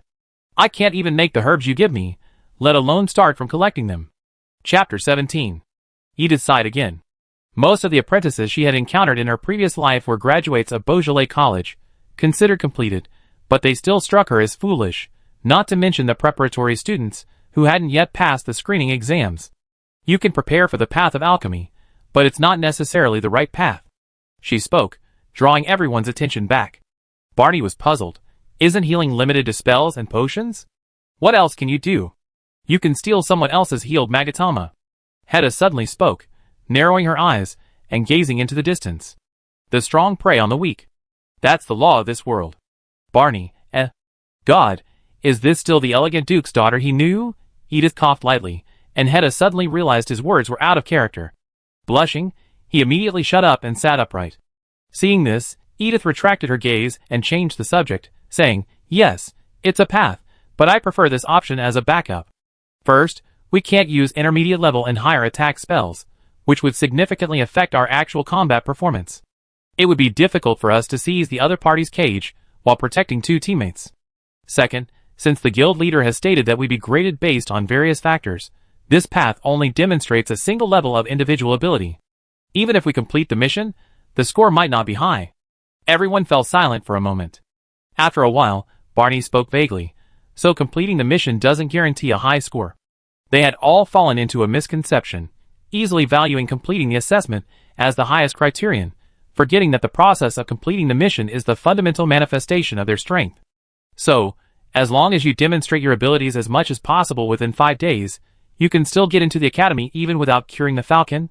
Nina asked weakly, but healing only tests spells, potions only test potion preparation, and snatch only tests offensive ability. It seems like none of these skills fully demonstrate your abilities.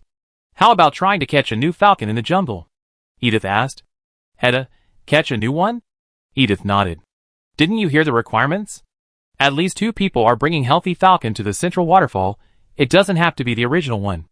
As long as the bird in the cage is healthy by the time you reach the destination, it's fine.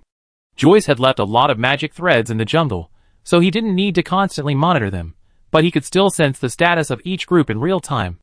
It was just as she imagined, a complete mess.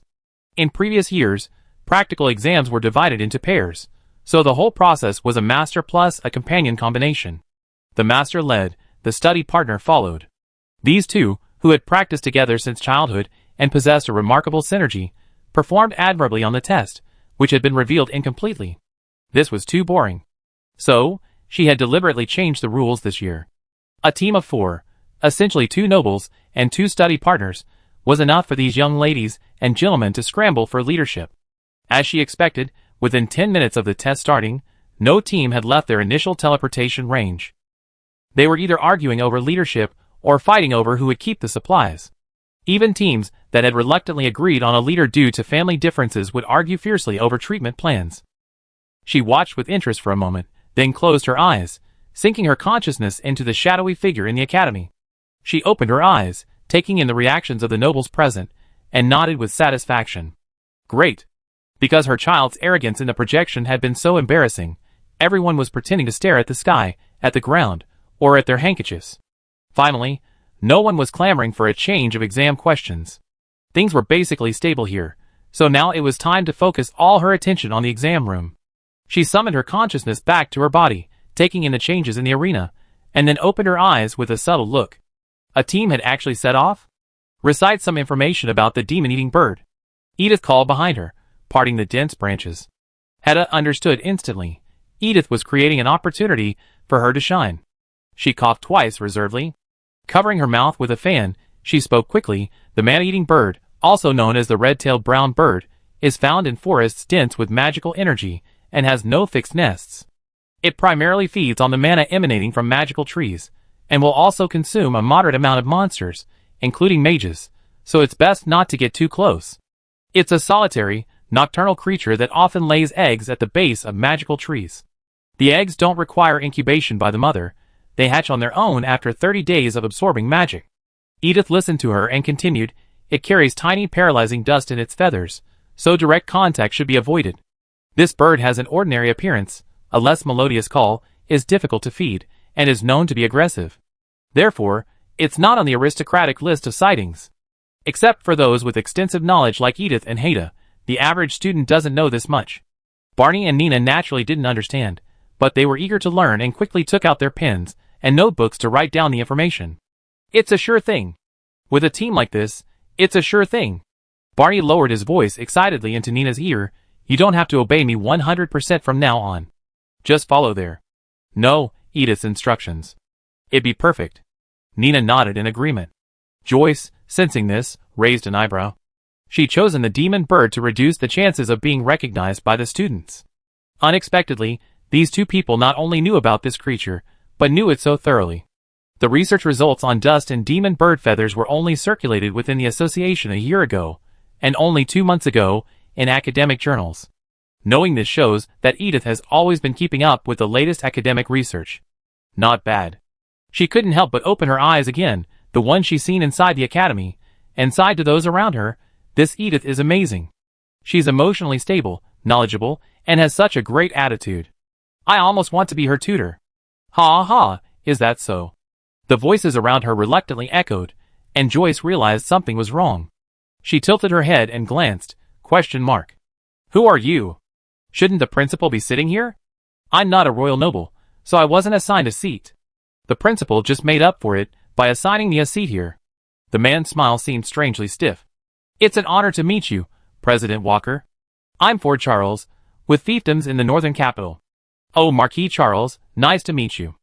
Joyce searched her mind and finally realized the man's identity. She gave him a perfunctory handshake, then returned her gaze to the projection, sighing again. Is this Edith just a study partner? The host family is truly blessed by the gods. Marquis Charles's laughter was completely gone. Wait. Edith stopped everyone, squatted down, and plucked an ordinary blade of grass from the roadside bushes. Gather some medicinal herbs too. Even if you can't make a healing potion, it'd be helpful to add a few points. But this grass doesn't have any magical energy. Barney also squatted down, his hands itching to grab some. Hedda's pupils suddenly constricted, and she raised her foot and kicked him hard in the butt. Edith's grass was finally saved. Caught off guard, Barney rolled over twice with a howl. When he got up, he saw Hedda's right foot slightly withdrawn, toes pointed outward about 30 degrees, standing in a standard praying position, a display of aristocratic grace. It was as if she had never kicked before. He cast a resentful look at Nina again, but the companion silently turned away, pretending not to notice. Damn it, I've been ganged up on. Barney's attempt at playing the victim failed, and he scrambled to his feet, sullenly overhearing Edith's final words. Therefore, potions aren't very effective against the smuff. To cure it, it's best to mix it with herbs commonly consumed by ordinary people. Potions, like spells, rely on magical power and are digested directly by the smuff. Potions made with ordinary herbs, on the other hand, fight the disease on their own. While the effect is slow, at least they show visible results. Our smuff has no obvious injuries. The exam room needs to batch out exam questions in a short period of time, so it's unrealistic to let the bird naturally contract a cold. It's likely it was fed a poisonous fruit. Edith calmly analyzed. It's too slow to identify the specific poison. It's better to just mix a universal antidote. At most, it'd take 2 days longer than treating the specific remedy. You even know how to mix common potions? Barney exclaimed in surprise. Medicines brewed from non-magical plants are slow and ineffective. Who would specialize in such things except commoners, who couldn't afford potions? My father is a doctor who studies common medicinal herbs, Edith said without blinking. She wasn't lying. The original owner's father was indeed a doctor. To save money, he gathered herbs from the wild and mixed his own potions, leaving no room for error. As a commoner, revealing her potion knowledge too early would likely arouse suspicion. But demonstrating her ability to mix common potions was perfectly acceptable. It was both discreet and a plus, killing 2 birds with 1 stone. Barney and Nina nodded in understanding. Hedda, knowing Edith's background, patted her on the back, fearing it would bring back the grief of her father's death. It's all right. Edith smiled at her, raised the grass in her hand, and brushed away the mud at the bottom, revealing its white roots. This is one of the ingredients for the antidote. Let's keep it for future use. Everyone nodded, and after Edith finished collecting, they headed deeper into the dense forest. There, the leaves blocked out the sun, making it feel more like night, and there would be more demon-eating beasts. Deep in the dense forest, Lynch was locked in a stalemate with another noble. The man's name was Thompson, also the son of the Marquis. Their families were similar, and they couldn't tell who was superior. Both of them wanted command, leading to a heated argument. The outcome was initially uncertain, but Marquis Charles's carefully selected companion suddenly switched sides and urged Lynch to follow his lead. Lynch would rather die than obey. The 2 men argued for a while, when they suddenly heard the crunching of dead leaves not far from them. Listening closely, they could almost hear the cacophony of several people discussing. The two men stopped arguing unconsciously. The sounds grew closer and clearer, clearly belonging to a four-man team. Thompson's excitement suddenly grew. He gestured to Lynch for a truce and whispered, "Stop for now. Let's take out this team first." Lynch frowned. "What do you mean by take out?" Thompson said matter-of-factly, "Kill their bird, of course. Once the bird is dead, there's no way it can be revived. They're out, and we have one less opponent." He looked at his teammate expectantly, but Lynch didn't respond. Lynch fell silent. He seemed to recognize a familiar timbre among the voices. Chapter 18. Don't rush to cast a spell to capture it after you find it, as it might scare off the other birds. Edith lowered her voice. Observe first, and find a more open area before you act. Several people nodded, forming a line vertically, one by one slipping through the gaps in the bushes. Edith was the first to stand up straight. Before she could even take in her surroundings, she suddenly sensed something was amiss. Is the concentration of magic power in this area a little too high? She had been an ordinary person in her previous life, possessing magic for less than a year, and hadn't yet developed a reflexive sense. The difference she could detect was probably due to contrast. There was only a bush between them. There was no reason for a noticeable difference. Is it a magical beast, magical fodder, or a human? Don't move. Edith frowned and held Hada's head down. She raised her voice slightly. We got lost and ended up here. No offense, but are you students taking the entrance exam? No one responded. Edith sighed softly. She heard breathing. Someone must be waiting. The other person deliberately lowered his voice and didn't respond to her friendly greetings. He must be harboring evil intentions. It was only the beginning of the game, and no one would assume that someone who had healed a bird was either trying to steal it or to kick them out. They were harming others and not benefiting themselves, yet they still thought they were hiding well. How childish. Edith sighed, raised her hand, and cast a blink spell. A neat row of human-shaped lights suddenly lit up in the nearby bushes. No more, no less, exactly 4. Edith, The 4 people, hiding in the bushes, thinking they were well hidden, Joyce, outside the arena, puff. This imperfect start doomed both sides to acrimonious rapprochement. At Thompson's command, his companion darted out of the brush and unleashed a fireball at Edith. Edith didn't even move. She lazily raised her eyes, her one hand trembling slightly, and a complete shield instantly formed between her and the flames. We have no intention of arguing with you. Stop attacking, and we leave immediately. Edith looked up at the sky. The commotion had startled many birds perched in the tree, and dark shadows flapped and fled, leaving the entire tree empty. No further conflict could ensue. Edith withdrew her gaze, looking at the ball of fire that still stubbornly advanced before her. She waved her wand, dispersing it completely. I said, stop attacking. Hedda finally emerged from the bushes and stood beside Edith, whispering in her ear, I saw there weren't any demon-eating birds that just flew away. Their habitat should be further inland. Edith nodded, continuing to confront the person opposite her. I'm saying this one last time. Get out of the way. Stop attacking. The companion withdrew his wand and glanced at Edith's hand with fear. He had already used all his strength in that attack, but he hadn't expected the girl across from him to block it so easily. Blocking it would have been fine. Defense wasn't too difficult to learn, but she had actually managed to counteract it, using her own magic power fluctuations to launch a completely opposite attack. To be able to do this, her strength was definitely superior to his. The companion stepped back and whispered to Thompson, brother, forget it. Let's go. Why are you leaving? Thompson slapped his companion's hand away. It was his idea to intercept Edith. If he backed down, wouldn't that mean his previous command was wrong? Lynch would surely use this experience to refute him. How could he still hold the leadership position? He had to bite the bullet and go for it. Edith frowned. Although the demon-eating birds hadn't appeared yet, they were definitely not far away. If a fight broke out, even if she didn't lose, she wouldn't stand a chance of losing. Does anyone know how to cast a soundproofing charm? Edith asked without turning back. My hands are tied up, so it's inconvenient. Barney and Nina exchanged glances and shook their heads. A soundproofing charm. This kind of technical spell should be a third-grade course. Plus, it has no practical value. Unless it's required in the textbook, most people wouldn't learn it. I take over your defense while you cast the soundproofing charm. Hedda stepped forward and drew her wand. Be careful. Edith nodded, a sudden thought coming to her. Looking up at Hedda, hesitant to speak, your earrings. Stay out of the way. Thinking Edith was worried she damaged the gift, Hedda quickly assured her, "Don't worry, even the spells they cast can't damage this kind of metal." "That's not what I'm worried about." Edith knew her every move was being monitored by the examiner, so she didn't dare to speak too explicitly. The other party had already begun to gather power, so she quickly reclaimed the magic power she had lost to the shield. "Go!" Thompson gritted his teeth, and his two companions raised their wands almost simultaneously. Two beams of light, one blue and one red, shot directly at Edith's team. Hedda groaned, her face pale, but her movements were unwavering, effectively blocking the attack. Barney and Nina quickly joined in. Their strength wasn't great, but they could still add power to the already formed spell. With their help, Hedda and Edith felt a sense of relief. With her worries resolved, Edith finally breathed a sigh of relief and focused her attention on setting up the soundproofing spell. Outside the dense forest, Joyce nodded approvingly. Such a level of coordination was truly remarkable for a newly formed team, especially when compared to Thompson, who ignored the team's opinions and was obsessed with dictatorship. This unity was even more precious.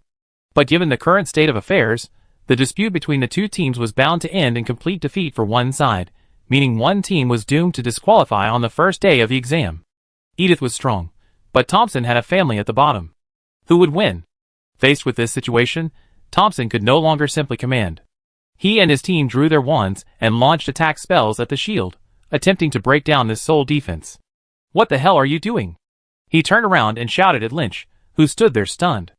"There are 3 of them, and we have 3 of us too. We only need you to succeed. You're not still thinking of resisting me at this moment." Lynch ignored him. His mind was blank. The only information he could process was Edith's face. She looked different. Her thin body had clearly been well nourished.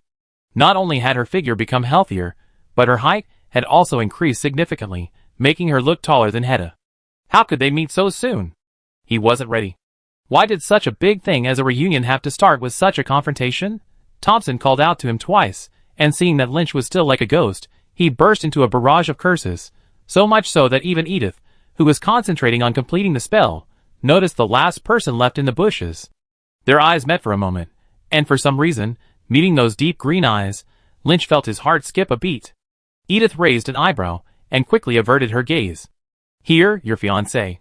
She poked Hedda's waist, causing her teeth to chatter. She even managed to glance in Edith's direction, only to see the man coming and curse under his breath, "Get lost. It's just a failed family marriage. Say that again and I fire you." "I'm so scared." Edith echoed emotionlessly, finally completing the soundproofing spell, blocking out the sounds of the argument. "Wait, there's a vacant person on the other side." Thompson's tutor was the first to notice Edith's pause. "We have to keep one person on the defensive." Whoosh. Before the tutor could finish his sentence, a gentle breeze blew from the front. The wind was neutral, as if it were a natural part of the forest, failing to provoke any reflexive resistance. Because he spoke with his mouth open, the air flowed smoothly into his throat. By the time he realized something was amiss, it was too late. The air, imbued with magical threads, pierced his trachea from the inside, extending outward, tightly binding his neck. Ouch! The two companions groaned simultaneously, and fell headfirst to the ground. "Wait, what?" Thompson barely registered the loss of contact with his teammates before the shield's suddenly increased mana drained him dry. He wasn't particularly gifted to begin with, and this fall left him with no time to even catch his breath, collapsing limply to the ground. "Isn't there just one person?" He struggled to raise his head.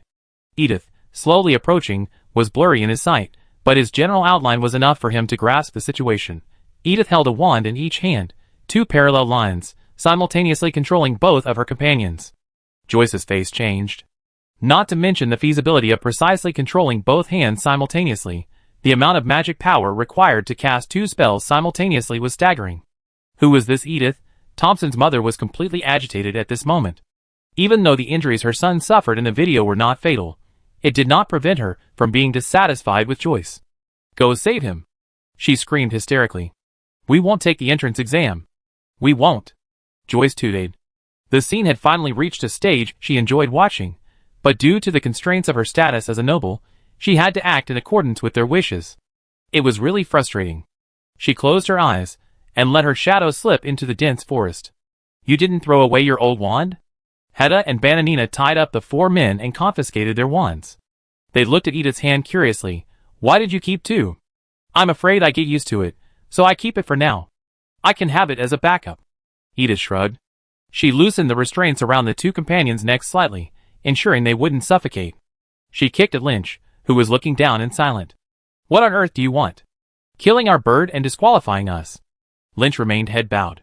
After a long moment, his face flushed, he said, "I'm sorry. To harm others and not benefit yourself. How foolish." Hedda had no good impression of Lynch, so she didn't even bother to put on an act, and simply began to mock him. She hadn't expected him, who she always remembered as having a bad temper, to be so uncharacteristically well-behaved. Aside from the times he'd steal a glance up at Edith. Sigh, come to think of it, hadn't she been the one to forcefully abduct Edith from Charles's manor? Hedda slapped her head in a daze. Really, she'd been so preoccupied with world domination that she almost forgotten Edith's origins. So, it seemed like she'd taken Edith away without Lynch's consent back then. Oh, that was a bit amusing. Edith, the center of their attention, was completely oblivious to the fact that she was being watched. Seeing her two study companions were getting really upset, she bound their hands and feet with a spell, and focused on unraveling the magical thread around her neck. There was no need to kill them, a lesson would be enough. In this scene where Edith was paying attention to her companions, and everyone else was paying attention to Edith, Thompson slowly lifted himself up from an unnoticed corner. He struggled, bit by bit, using his elbows to push himself forward. Finding he couldn't reach his wand, he used his tongue to pick a small, glittering, gem-like fragment from behind his teeth. This was a magical artifact left to him by his brother, said to be inscribed with a spell capable of generating immense impact. Since his hopes of achieving a high score were already slim, he might as well find someone else to take the blame. Bang! He forcefully spat the object out of his mouth, and the bright red fragment instantly ripped through the air, piercing the almost completely dissipated protective shield and hurtling straight towards Hedda. Not good. Joyce, watching from behind a tree, face paled. He pushed himself forward, but still couldn't match the fragment's speed. Hedda was completely unaware of the approaching danger. She instinctively tilted her head, unintentionally aiming her earrings in the direction of the incoming attack. Chapter 19. By the time Edith noticed what was happening behind her, it was too late. Hedda had clearly not noticed the sudden danger. The incident happened so suddenly that the glittering fragments rushed unimpeded into a 10-centimeter radius around her, flashing a dazzling red light. It's over. The backup plan had already been used on the first day. Edith glanced around, weighing the benefits of rushing forward to block the attack, and sighed helplessly. It wasn't that she was panicking, but she assessed the power of the red fragments, stepped back, unable to bear the sight, and covered her eyes. Bang! The airflow carrying the fragments abruptly stopped a finger's width from Hedda's skin, as if blocked by an invisible barrier, and then lost its force, and dispersed in all directions. But the fragments didn't stop. They hit the ground and exploded rapidly, spraying bright red sparks. Fortunately, Joyce arrived in time to hold them down, preventing further damage. However, while Joyce had controlled the explosion, he naturally couldn't control the other incident that occurred simultaneously. The moment the explosion occurred, the magic circle on Hedda's ear instantly floated into the air, swaying and swirling, painted anew as if by a golden pen. A gust of wind, no less powerful than the previous one, swept from within, carrying the fragments that had bounced off the ground, still radiating magical energy. Before everyone's eyes, it pierced through the ashes and struck Thompson's left shoulder. In an instant, flesh and blood were splattered. The pampered young master hadn't yet realized what had happened. Everything happened so quickly that it didn't cause any pain, simply sending him back 2 steps. He stared down, glancing at his arm, its edges charred, its interior bright red, its bones exposed in the center. Belatedly, he realized it was his own hand. How could it have happened? How could it have exploded on him? Ah! The moment he realized the injury, the pain returned. The scorched skin on the outside felt like being pricked by needles, and a constant burning sensation surged to the blood vessels in the center. He screamed, instinctively covering the wound to staunch the bleeding, but it wiped away the crisp outer layer. The thin, brittle piece clung to Thompson's palm. He glanced at it, his scream shrilling, and sat down on the ground, his eyes rolled back, as if he were about to pass out. Don't move. Joyce frowned. The injury was clearly serious, and her remaining consciousness was still wandering through the dense forest, unable to fully utilize its full capabilities. She could only cast 2 simple healing spells. It's no use. What kind of magic circle is this? These old-fashioned families, each one secretly hoarding ancient magic circles, carried inherently difficult-to-break restrictions.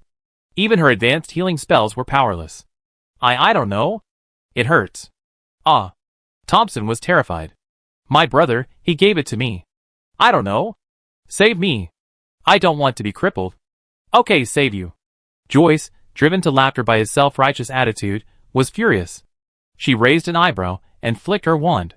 A neat gash immediately severed Thompson's shoulder, and his entire arm, still attached to the wound, fell to the ground.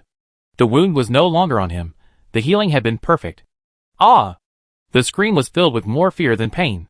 Thompson looked down at his hand and howled like a slaughtered pig, drawing frowns from the nobles present and those outside. Despite the current circumstances, despite the boy's severe injuries, they still had a single thought: how ungraceful. Shut up.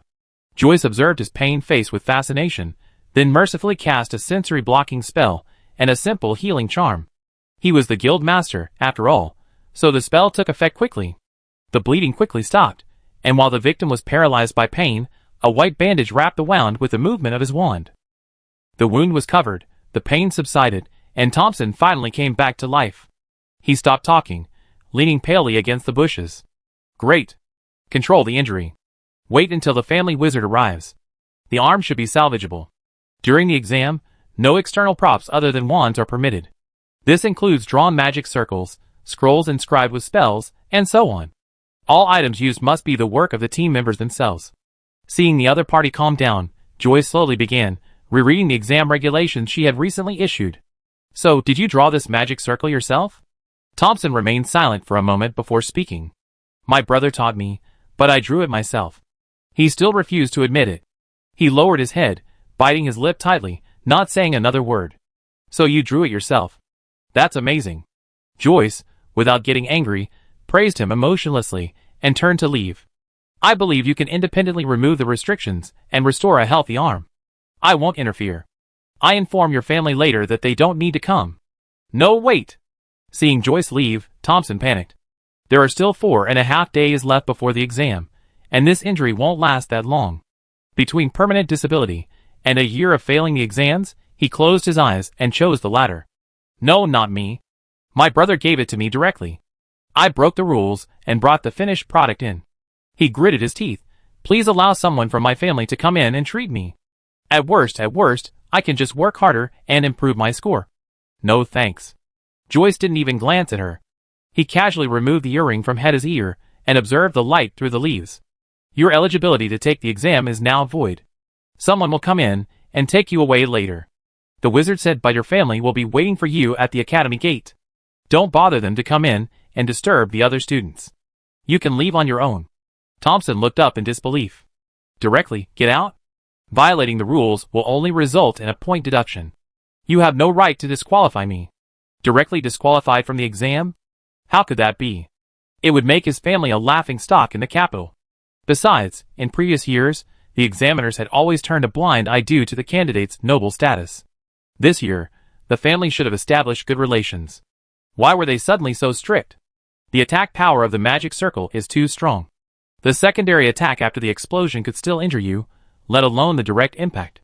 Joyce lowered his gaze from the earrings and said calmly, I am the chief examiner. I am concerned that you may have other items that could endanger the safety of the other candidates. Therefore, I am exercising my privilege to expel you. I have to protect the interests of the majority. Edith raised an eyebrow. Joyce's words were clever, directly shifting the blame onto the other nobles. This would prevent Thompson's family from making a move in the future. Anyone who holds this position must be incredibly socially adept. I'm the future Marquis. You have no right. Thompson, enraged, blurted out his thoughts, forgetting his surviving father and his elder brother, who was first in line to the throne. His folly made everyone present blink. Unable to argue, he resorted to using his power to coerce others? That's terrifying. Hedda didn't bother to argue, simply clutching her chest and falling delicately into Edith's arms. I nearly got hurt. Oh, my father, the Duke, would be heartbroken if he knew. She emphasized the word Duke, elongating the final syllable, silencing Thompson's words. Damn it! He almost hurt the only person present whose family status was higher than his. What about her? She broke the rules, too. Thompson's chest tightened with anger. Suddenly, a thought struck him, and he turned to Hedda, his eyes twinkling. She also brought a finished product, and she used it to block the attack. She should be disqualified, too. Let's go together. Joyce couldn't treat everyone equally. Joyce frowned. She didn't like people who would compare other people's minor mistakes to their own major ones. But she had no choice but to tilt her head slightly and ask, as a matter of routine, Hedda, did you design this magic circle yourself? Edith's brow twitched. Joyce had used the word designed, not drawn, as she had just asked Thompson. I drew it. Hedda glanced at Edith, unsure whether she had brought the finished product, and prepared to bite the bullet and agree. She could take the exam again next year, but Edith would lose her status as her study partner after leaving, so she couldn't come in alone next year. Joyce lowered her head, staring into Hedda's pupils with emotionless eyes. Though Hedda's face remained stoic, her body trembled uncontrollably, and a sense of guilt inevitably surfaced. The other person finally averted her gaze. It wasn't you, she declared coldly. Thompson's face lit up with ecstasy. He staggered to his feet and lunged forward. I was saying, I planned it. Edith took a step forward, raised her eyes, and met Joyce's. Thompson froze in his tracks. Edith ignored the person whose worldview was shattered behind her, and neither was she nervous. She stood casually, returning Joyce's scrutinizing gaze. The woman's expression was impassive, but a flicker of hidden interest flashed across her face. But to outsiders, Joyce remained businesslike and unsmiling. Explain the principle, prove it to me. Absorb the magic, compress it, and then use a wind spell to deflect it. That's it. Edith explained the formation's construction in the simplest terms. This creates a rebound effect. In other words, it was Thompson's own power that injured him. It had nothing to do with me. I was just protecting myself. She then disavowed responsibility, blaming the other man for his own fault. Joyce raised her chin. That's right. She was somewhat surprised. Modern spell systems don't have a rebound function. After all, magic from one's own body cannot attack the original owner unless the caster wishes it. The protective shields people usually use only absorb magic and don't have a deflection function. But this magic circle is quite interesting. The steps may seem limited to the ones Edith just described, but actually executing it is even more difficult. How much magic power to absorb, to what degree to compress it, how to dissolve the connection between the magic power and its original owner, and finally how to direct the wind, all require extremely meticulous adjustments. However, even while most students are learning how to apply it, there are those who advance into the creative realm. Although Edith's magic circle is brilliant, the principles behind it are very basic and not too extraordinary. But is this really the only type of magic circle that someone capable of such precise manipulation of magic power can design? Joyce suppressed a gloom in his eyes, pondered for a moment, and finally spoke in front of everyone. Yes, I believe you drew it. Your eligibility for the exam remains unchanged. You do not need to leave the examination room. In principle, pre-drawn items don't meet the requirements, but talented people deserve some preferential treatment. You're biased, disgusting. Thompson's mother, worried about her son, saw Joyce's discriminatory treatment and stood up in anger. She trembled as she pointed her fan at Joyce's body, which remained at the academy. You're biased against the Earl's daughter, yet you don't believe what my son says. The entrance exam is truly unfair. But Joyce suddenly changed her tune. She glanced off to the side, where no one was, and happened to see the Marchioness outside the projection, causing her to shudder. But some people don't believe it. I can unilaterally declare you innocent, but for the sake of your reputation, you can also choose to create a similar magic circle on the spot to prove your innocence. What's your choice? Even a fool would know not to prove it, Hedda answered instantly. Behind every successful magic circle are countless failures, and it takes a long time. If Edith really wanted to create one by hand, she wouldn't have enough time for the 5-day exam. Joyce's influence remained. When she spoke, Edith was right, and outsiders didn't dare say anything, except whisper a few words in private. It was safer not to prove it. I will prove it. Edith answered almost instantly. Hedda turned dully in the direction of the voice. Huh? Joyce was clearly surprised by this answer. She raised her eyebrows slightly and asked again, Are you sure? She asked simply to avoid giving the nobles outside a chance to use her. She hadn't expected Edith to actually make another one. Insist on fairness and justice. Edith said seriously, Let me prove myself. After all, it's you who made the request. Shouldn't the materials be provided by the Academy?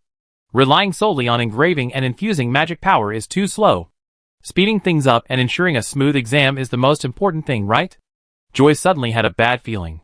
The tone of voice reminded her of those sharp-tongued people in the association, who were always trying to get a budget.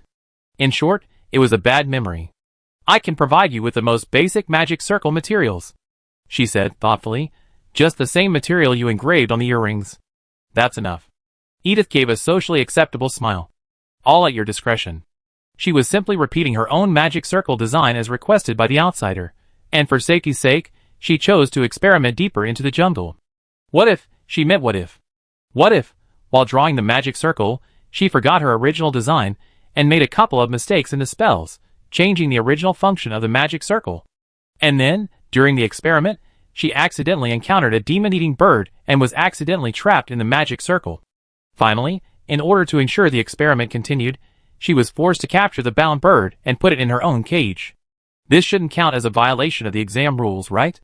Chapter 20. Under this extremely demanding self-proof requirement, Thompson's mother finally sat down, covering her face. She was surrounded by a crowd of onlookers. Though they didn't turn their heads openly, the deliberate gesture of covering their mouths with fans betrayed their excitement. For at least the next month, they would have no shortage of after-dinner gossip.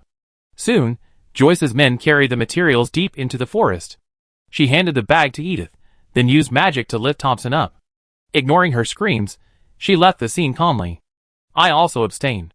Thompson's companion struggled to his feet, gave Edith a deep look, and followed in their footsteps. The master had been disqualified from the exam. Even if he gritted his teeth and completed the task, the Marquis family would undoubtedly bear him grudge. It was better to retreat. With the two loudest voices gone, the clearing suddenly fell silent. Barney rubbed his ears uncomfortably, occasionally glancing away. Oh my God, when had he ever been this close to the president of the Magic Association? Edith and Hedda actually had the nerve to speak to her. Oh my. Everything that had just happened was so fast, beyond his capacity to process. He simply shut up and let himself drift like a weed. To prevent you from cheating, I prepared the ingredients for you. I won't give you anything if you're short on ingredients. Joyce tossed the package to Edith and raised his chin. I prepared it according to your circle. There's nothing wrong with it. That's enough.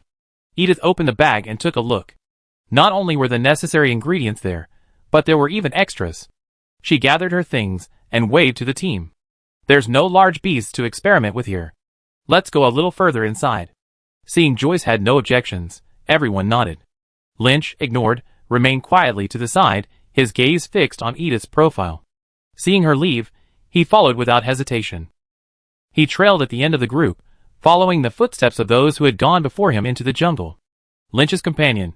The exam required at least 2 people to turn in the cage together. 2 of their team had left, leaving only him and Lynch.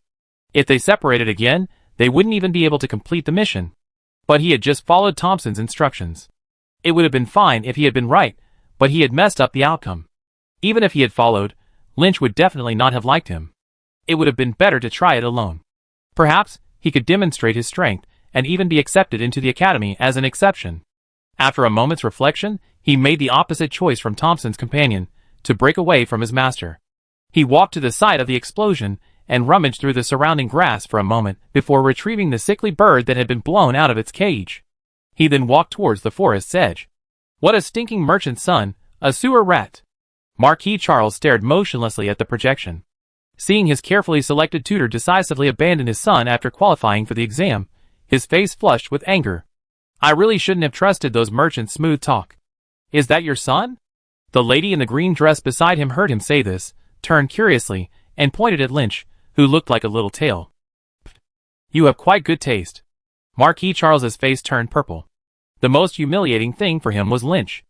After more than half a year, seeing him train so hard every day, he thought he'd forgotten Edith long ago. But who could have imagined that upon their encounter, he immediately rushed over to her. What a loser! The most abominable thing was that the commoner had the audacity to show no gratitude and even ignore Charles's son, but no matter how furious he was outside, Lynch inside continued to pursue Edith like a wandering spirit. He didn't even realize how strange his actions were. He walked last, following the others instinctively, until they reached a flat, clearing deep in the forest. Edith stopped. She sensed something strange in the magical fluctuations around her. It was the demon-eating bird. She exchanged a glance with Hedda, who immediately shouted, I'm tired. Since there's space here, why not experiment here? Joyce, distracted by other students' concerns, paused without a second thought. Here then. She found a tree stump to sit on, watching Edith pull items from her bag one by one, her brow furrowed. Why did Edith's movements feel so strange yet familiar? She observed intently. She arranged the materials from left to right, sorting them by their properties. She tore off the leaves of the herbs in a few seconds, then carved the infusion into the metalwork. Only after completing all of this did she begin carving the pattern on the ground. Her movements flowed smoothly, leaving a soothing impression. Joyce finally realized where the strange familiarity came from. Edith's movements didn't conform to the usual mage's style. A typical mage would arrange the materials according to their function and prepare them before drawing the relevant functional areas. But she chose to arrange the materials according to their properties, treating them uniformly, and only began drawing in one go after completing all the preparations. This process was so similar to something a group of pharmacists could create. The herbs were arranged according to their properties, and because the refinement process was time-sensitive, they had to prepare everything from the beginning. That's why she felt familiar with it, but because they applied this process to the magic circle, she was momentarily lost. Joyce looked at Edith with a deeper look, but when she remembered her father was a doctor, she suppressed her doubts. Edith was completely oblivious to what was happening here. She was nervously adjusting the spells in the magic circle, finding the right moment to insert the ingredients into the right place. The magic circle on Hada's earrings had the function of rebounding, and the steps to create it were absorb magic power, compress it, and cast a directional wind spell to eject it. Now she wanted to transform it into a bird-catching net, which required appropriate additions and deletions. Add a water elemental spell to wet the bird's feathers, preventing the paralysis powder from escaping and absorbing and preserving magic. Add a compression spell to create a high-concentration magic environment at the center of the circle, attracting the bird. Finally, add an absorption spell to restrict the bird's movement. The directional wind spell is retained, and combined with the compression magic's extremely high ejection speed, the immobilized bird is propelled directly toward the cage. Wait, a cage? She turned to glance at the cage in Hada's hand. It was tiny, barely enough for one bird, not a second. So, was she going to throw this sick bird away? Edith glanced at the cage inside, still hesitant to do it. Come here. She beckoned to Nina, who claimed to be skilled in healing. Healing and wood magic are similar, so she must also have a talent for carpentry. I'm worried it'd make too much noise later. Can you make a spare? She didn't dare to be too specific, but thankfully, the other party understood and gave her a look that said no problem. Relieved, Edith quickly finished the finishing touches on the circle. She looked up at Joyce and said, "No problem, we can test it." Joyce raised an eyebrow and glanced down at the clock. 13 minutes. Subtracting the time she spent mumbling with her teammates, it had only taken about 12 minutes. Twice as fast as the average mage could draw a circle of similar level. Truly, an astonishing talent. Show me. She shifted her sitting position, but didn't move from the tree stump. She nodded slightly. President Walker, please cast your own attack spell to activate the circle. Edith gestured in invitation. The stronger the attack, the better. Joyce yawned and casually cast a high-level fire spell. A flash of bright red light vanished, sinking into the center of the circle without a single spark. Joyce's words were stuck in mid-hitch, her mouth half open as she stared at the scene in astonishment. How could her spell not work?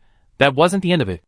Immediately, she felt a powerful suction force flowing into her body along the magic thread she had just extended, continuously drawing magic power out of her body. Joyce urgently interrupted the flow of magic power, but still lost most of it. Joyce, She looked at the magic ball gradually forming in the center of the magic circle, feeling both angry and amused. I asked you to replicate the original magic circle, not to surpass it. Flutter. A slightly muffled flapping sound of wings echoed. Joyce subconsciously lowered her voice. A few seconds later, a brown-red feathered tail appeared before everyone's eyes. It was a demon-eating bird. The little creature, no bigger than half a human palm, was completely captivated by the abundant magic. It hopped around the circle and tentatively extended its foot. No response. Instantly relieved, it flew into the center of the circle, heading straight for the magic. Open the cage! Edith shouted, and Nina promptly opened the door of the newly woven cage. The next second, accompanied by a low whine, a straight figure, wrapped in dense magic, shot through the door. Nina stumbled twice, and Barney, beside her, quickly closed the cage. Immediately, the three onlookers took turns, casting spells to completely reinforce the container. The healthy demon-eating bird was completely trapped. Done! They clapped their hands gleefully, while Joyce, behind them, frowned and sat back in his seat with a hint of amusement. This is truly bizarre. She shook her head. To think I was being used and tricked. Not only were the materials plundered from her, but even the bait that attracted the demon-eating bird was her own magic. Absorption, compression, directional wind, every step is included. Edith shrugged. A bird accidentally flew into the test site, but luckily nothing serious happened. The remaining 3 nodded hurriedly, trying to appear surprised by the unexpected. Joyce, I know your self-certification was successful. On behalf of Beaujolais College, I hereby declare that your eligibility is retained. Good will triumph over evil. Hedda cheered softly. Afraid of stifling her laughter if she stayed any longer, Joyce waved her hand hastily, and quickly disappeared into the dense forest. After confirming the other party had left, Edith dropped her relaxed expression and gazed thoughtfully at the nearby tree. What's wrong? Hedda noticed she wasn't looking at the bird, and tilted her head. It's a bit strange, Edith said. Magic birds are quite wary, and generally don't want to come into contact with magic from unknown sources. I was just trying my luck, seeing if I could attract them with high concentrations of magic. But that's too easy. She glanced at Hedda's confused eyes, and pulled him to the left. That tree should be a fruit tree rich in magical materials, and its magic concentration is also very high. There's no reason for a magical bird to leave such a high concentration of familiar food and fall into our trap. So, I suspect it's deliberately leaving the tree alone. Edith walked slowly over, squatted, and used her hands to spread the thin layer of soil at the base of the tree. As expected, she sighed, and made room for everyone to see what was happening in the pit below. Hedda, Barney, and Nina simultaneously gasped. 1, 2, 3. 12, 13, 14. There lay 14 demon-eating bird eggs, peacefully nestling there. It looked like they would hatch in another day. 14 healthy eggs. Barney's eyes were blank. That would allow 56 people to complete the mission painlessly. Oh my god. From this moment on, I'm the only 4 people in this land who can walk sideways. Chapter 21.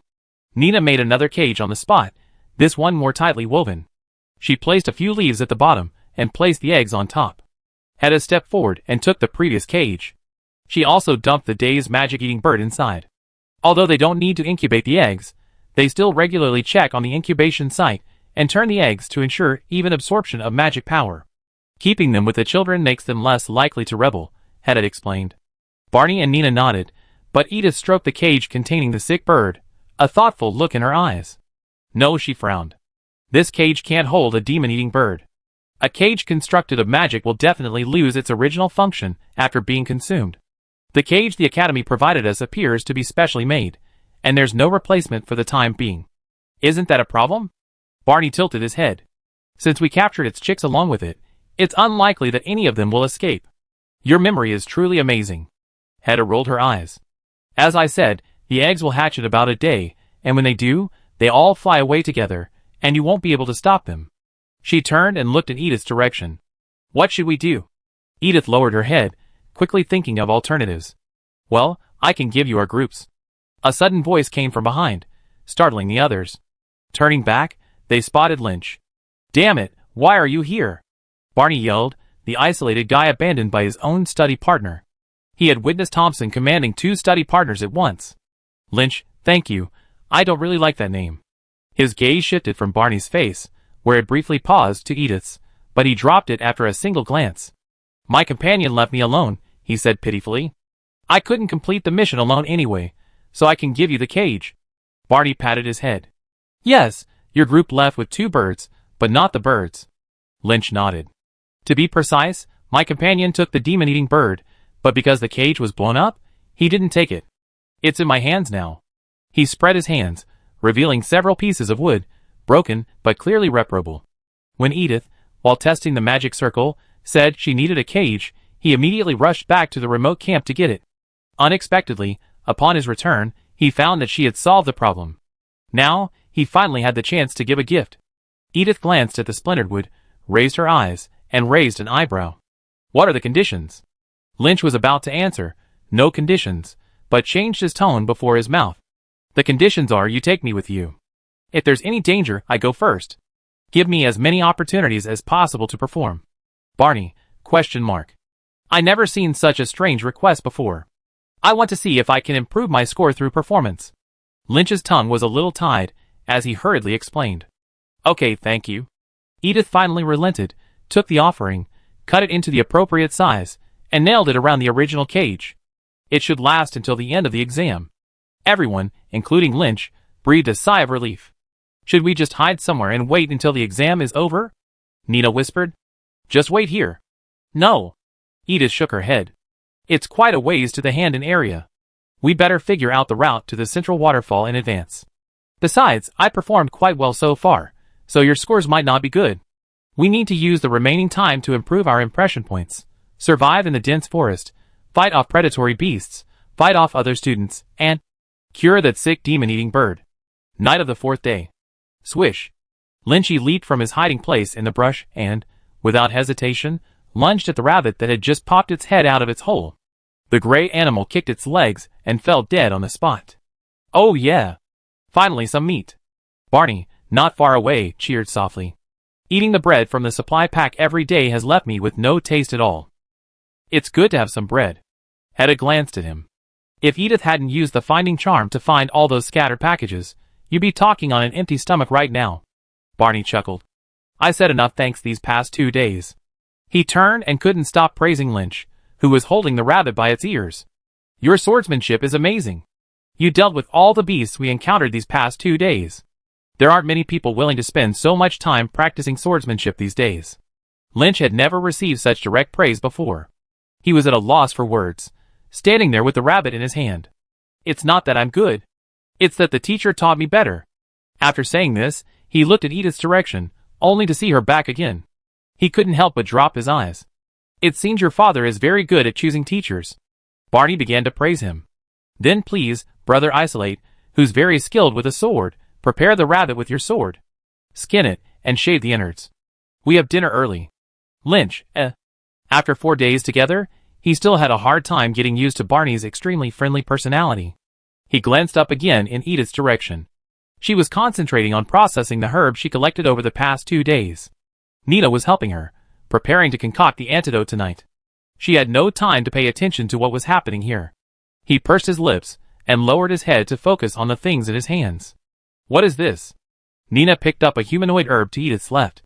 It had a humanoid face, round eyes, a mouth that opened and closed, and a slightly heaving belly. It didn't look like an ordinary herb. So cute. I want to pinch its little face. Clark grass, the only magical herb here. Edith glanced at it, then lowered her head. I suggest you don't hold it in your hand for more than 30 seconds. Nina's hand trembled, and she quickly dropped the object to the ground. I don't think I've seen anything like this in common herb collections. That's normal. For one thing, it's uncommon. For another, its practical value isn't high. Apart from students specializing in herbal medicine, no one would specifically recognize it. Edith subconsciously imagined herself in the apothecary guild. For a moment, she seemed to see Shelley beside her, watching him carefully record her every word in a notebook. She was stunned for a moment, then shook her head with a hint of amusement. This reassuring student hadn't spent much time reading through the library's herbal medicine books. She hadn't taught him much theoretically. That regret could be remedied now. Clarkweed itself is toxic, but the extracted poison concentration is too low, and the odor and taste are strong, making it inconvenient for use in all fields. Edith lifted the herb by the roots. The Clarkweed grumbled twice, then quieted down. Clarkweed has no sight, and relies on scent to avoid danger. What looks like eyes is actually its olfactory organ. When lifted upside down, the internal channels of its olfactory organ automatically close, creating a state of suspended animation. Nina's expression suddenly grew subtle. So these 2 black balls can be considered nostrils? Edith shrugged. You can understand it that way. Nina repented for having just found him endearing. Edith continued, its medicinal value is quite low. While it can alleviate food poisoning, it's inherently toxic. Curing the original symptoms can trigger new ones. Removing the toxicity is too laborious. Comparatively, a healing spell is more cost-effective. An antidote for a poisonous substance. Nina was shocked, but her long-standing cautious nature made her ask as gently as possible. So, does it have any special effects? Why is it added to our potion? Edith shook her finger. It's incredibly gluttonous. Nina, ? Edith, the way to detoxify food poisoning with Clark's weed is to swallow it whole. It then consumes the toxic food residues within the body, using its powerful digestive abilities to digest and excrete them, relieving the pain. She paused subtly for a second. Of course, the suffering before and after is also a necessary part of the process. Edith, observing Nina's refreshed expression, coughed and quickly continued. So, poisonous herbs can be detoxified by feeding them to the Clark grass. The magical properties of the grass allow the demon-eating bird to directly decompose its toxins, leaving no problems. Its powerful digestive system can also filter out many of the useless ingredients in the herbs, speeding up our potion-making process. Otherwise, this potion would normally take at least 3 days to brew. But now, we stuff all the herbs into its stomach, wait half an hour, and then toss the whole Clark grass into the pot to brew. It will be ready overnight. Nina marveled again at the wonders of creation. She imitated Edith's example, lovingly feeding the prepared herbs one by one into the Clark grass's mouth. The moment it touched the food, it immediately began to swallow it with gulps, gurgling non-stop. So, this stuff isn't completely useless. Why isn't it used often? Edith said gravely. I find it strange, too. Isn't the medicine digested by this herb just excrement? Everyone's seen that. Why don't those nobles drink it? Nina, So, it makes sense that it's not used often. After the two of them finished filling the herbs, the Clark grass, bulging like a roasted chicken at Christmas, lay comfortably on the ground. Edith calculated the time, cleaning the crucible during this time, and took the opportunity to preach to Nina. Since you're good at healing, you probably have a talent for potions, too. Why don't you try to develop that skill after entering the academy? Developing pharmacy and recruiting talent for it is the chief researcher's essential responsibility. Nina was stunned for a moment, seemingly unprepared for the question. Pharmacy, me? Although I have a knight father, the taxes from his small fiefdom are completely insufficient to cover the cost of medicinal herbs. My family couldn't possibly support me studying pharmacy. Edith was also stunned. Doesn't Buny's college provide the herbs needed for classes? Yes, but only 2, a token amount. Nina sighed, burying her face in her hands. They say 1 trial and error, 1 finished product, but who can successfully refine a medicinal herb after just 1 failure? You have to buy the extra experimental materials yourself. The tulip market next to the college sells all kinds of ingredients and finished products, primarily catering to students. She shook her head. Being Barney's tutor will save me a lot of tuition. There's no reason to ask my host to pay for such exorbitant materials. Edith fell silent for a moment. Although her family in her previous life was impoverished, they were merchants in the capital, so they still had some money. Plus, she was highly talented, mastering basic medicinal herbs on her first try, and never had to endure much hardship buying ingredients. Later, her status gradually rose, and she even took in an apprentice with exceptional magical talent. When they encountered expensive herbs, they simply opted to dive into the forest and dig them themselves, never spending a single gold coin. But considering the difficulty she faced digging for herbs, those ingredients simply weren't worth a high price. It was only because the forests producing them were controlled by the nobles, who controlled production, that the market price was so high. It wasn't just the monopoly of knowledge that prevented common students from advancing, but also the monopoly of materials. Edith narrowed her eyes. It seemed she needed to set up a stall at the tulip market after enrolling. Well, I sell ingredients stolen from the aristocratic forests, as well as finished potions and magic arrays I concocted. I sell the former to poor students with proof at 1/10 the market price, and the latter to wealthy nobles desperate for medicine, at 10 times the price. Chapter 22. Edith casually tossed the bulging kraut grass into the boiling cauldron.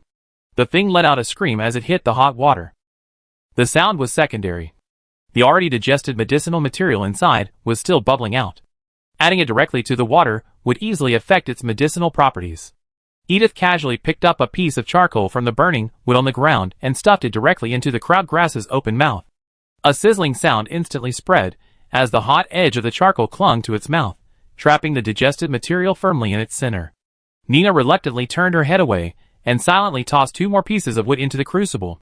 The flame suddenly rose, and the kraut grass was completely silent. Edith raised an eyebrow and tilted her head. Nina, caught in her gaze, jumped up as if she had done something wrong. Blushing, she hesitantly said, "I'm sorry. I wanted the fire to burn brighter, so it would die faster and suffer less." Edith silently gave a thumbs up. Excellent. The most frightening thing about being a pharmacist is being soft-hearted.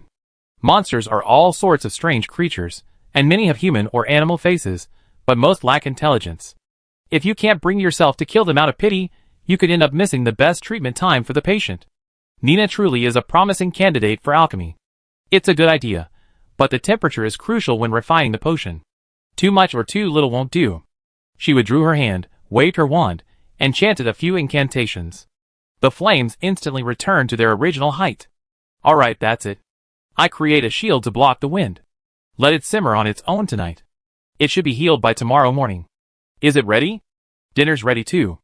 Hedda spoke at the perfect moment, calling their attention back to the campfire. Lynch split the whole, plump hair in half, skewered it on a spell-enchanted branch, and rolled it up and down in the bonfire. The flames flickered, and a crackling sound, unlike that of a potion, reached their ears. Edith belatedly realized she was hungry. She hurried over and sat down. Lynch, holding the knife like a sword, unpracticedly sliced through the rabbit's skin. The crisp snap, combined with the amber-colored fat oozing from the cracks in the skin, indicated that it was at its peak state. The crude roasting technique Edith had taught them was a novelty to these young ladies and gentlemen, accustomed to fine dining. And to the nobles outside the projection as well. The viewing platform of Buny's College. 5 days was too long. Most of the nobles didn't have the patience to watch the entire exam, leaving only a few servants behind to prevent any emergencies. But Marquis Charles was a surprise. Lynch was his only child, and he was terrified of any mishap. Unless his son, as depicted, fell asleep or rested, he wouldn't leave the stands. Over the course of 4 days, Lynch's performance had been relatively good, somewhat easing the pain of his companion's betrayal. But the biggest change in his outlook was Edith. Even though he harbored numerous complaints about her, he had to admit that her strength was truly astonishing. Is this the discernment of a great mage? If only he had kept Edith with him. Especially after the departure of the merchant's son, whom he had chosen, Marquis Charles couldn't help but feel a bit jealous compared to Edith's meticulous care for Hedda. Regret was inevitable, so he could only find fault elsewhere, trying to make himself feel better. How could you eat such a thing? He muttered weakly, no noble manners at all, truly. He glanced at other corners of the dense forest reflected in the projection, seeing countless people forced to sleep, hungry due to lack of sufficient supplies, and helpless against the wild animals. He paused, as if something had been strangled. After a long pause, he said bitterly, Eat. All you know is eating. Why don't you get some rest early, and get to Central Falls early tomorrow? The night was silent. Edith slept lightly. She wasn't used to sleeping soundly in unfamiliar places. The faint aroma of the brewed potion woke her. Yawning, she climbed to her feet, walked over to the crucible, stirred it a few times, took a sip, and said with great satisfaction, perfect. This one sip would surely cure the demon-eating bird. Without disturbing the others, she quietly scooped out enough for a bird with a wooden spoon and walked over to the cage protector from last night, intending to feed it the potion quietly. Unexpectedly, as she approached, she heard a soft chirping sound. Edith's expression suddenly changed. Barney! The birds are already hatched, and you didn't feel anything at all. I was wondering why I slept so restlessly last night. Barney's eyes were glassy, his face was blue, and his body was swollen. He sat sluggishly on the ground. These eggs actually hatched on the last day. Although everyone had initially estimated they would hatch in a day, the rush of travel didn't provide enough magical energy for the cages, so the birds only slowly emerged today. Thanks for your hard work. Hedda took a step back silently, observing Barney's miserable state. 14 chicks, plus the mother bird, that's like you nursing 15 children in one night. And your magic power hasn't been drained yet. Great. She suddenly looked serious, her hands spread wide, her head raised, and squinted at the sunlight streaming down her head. 14 innocent creatures were born into this world, and we are witnesses to all this. There must be destiny guiding us. Edith remained silent, simply stuffing medicine into each bird's mouth. Thankfully, she was used to being extravagant, and the medicine she brewed was enough to feed 50 demon-eating birds. While the young birds weren't sick, they were weak and needed more medicine to be healthy. Not bad, it seems to be working well. Each bird was given a spoonful of medicine, and Edith observed them for an hour without stopping. Aside from the sick bird Joyce had given them at the beginning, which remained listless, the other young birds had become very lively. A quick check revealed that the primitive bird's illness had healed, though it was still a little unresponsive. Reassured, she happily told everyone to pack up. She poured the excess medicine into bottles, strung them together, and tied them around her waist, concealing them with her clothing. The nest of demon-eating birds, mother and her cubs, was silencingly enchanted and placed in a covered cauldron, hidden within a large bag of luggage, making it inconspicuous. After completing everything, they marched majestically toward Central Falls. From the morning of the second day of the exam to the evening of the third day, they searched for herbs and supplied bags while figuring out the route from the gradually thinning edge of the dense forest to Central Falls. Barney, with his strong sense of direction, drew a map, helping them complete their mission smoothly today. According to Joyce's additional instructions, she would begin accepting demon-eating birds from noon until sunset. Edith looked down at her watch. After a morning delay, it was now 10 o'clock. The walk to Central Falls would take about 2 hours, which should be just in time for the first group to complete their mission. If all goes well, she'd be out of here in 2 hours, enjoying a nice hot bath and a comfortable sleep in bed. Why did it only take an hour and a half? Edith looked at the map, a trace of confusion forming in her mind. I don't know. Did we just walk too fast today? Hedda was optimistic. It's okay. Let's find a place to wait. It's late now. Everyone's focused on completing the mission, and I guess no one's going to get in the way. Unless they haven't healed their own birds yet, and plan to steal ours to get through. But the 5 of us are definitely better than them. Even if they get stolen, we still have 15 backups. We can't fail. Edith's expression remained grim. I still don't think it's right. According to their last measurement, the reasonable walking time for this distance should be 2 hours and 15 minutes, but that was without luggage. Furthermore, they were stopping frequently to check on the health of their demon-eating birds, so the pace would definitely take longer. There was no reason to complete the route 45 minutes early under these circumstances. But we've been following the map, so we should be right. After hearing Edith's concerns, Nina whispered comfortingly, the central waterfall is right before our eyes, and the magic fluctuations are the same as last time. Besides, look, all those candidates are hiding here. Edith raised her eyelids.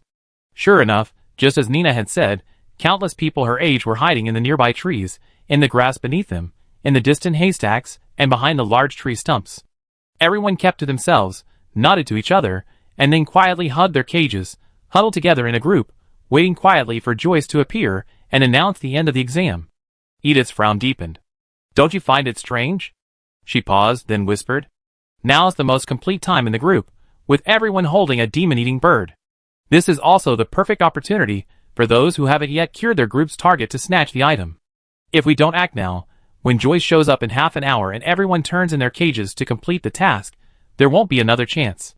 Perhaps everyone has completed it. No one needs to snatch it, Barney said uncertainly. Edith glanced at him sideways. Do you really think this test is so easy that everyone can complete it? Barney shut up.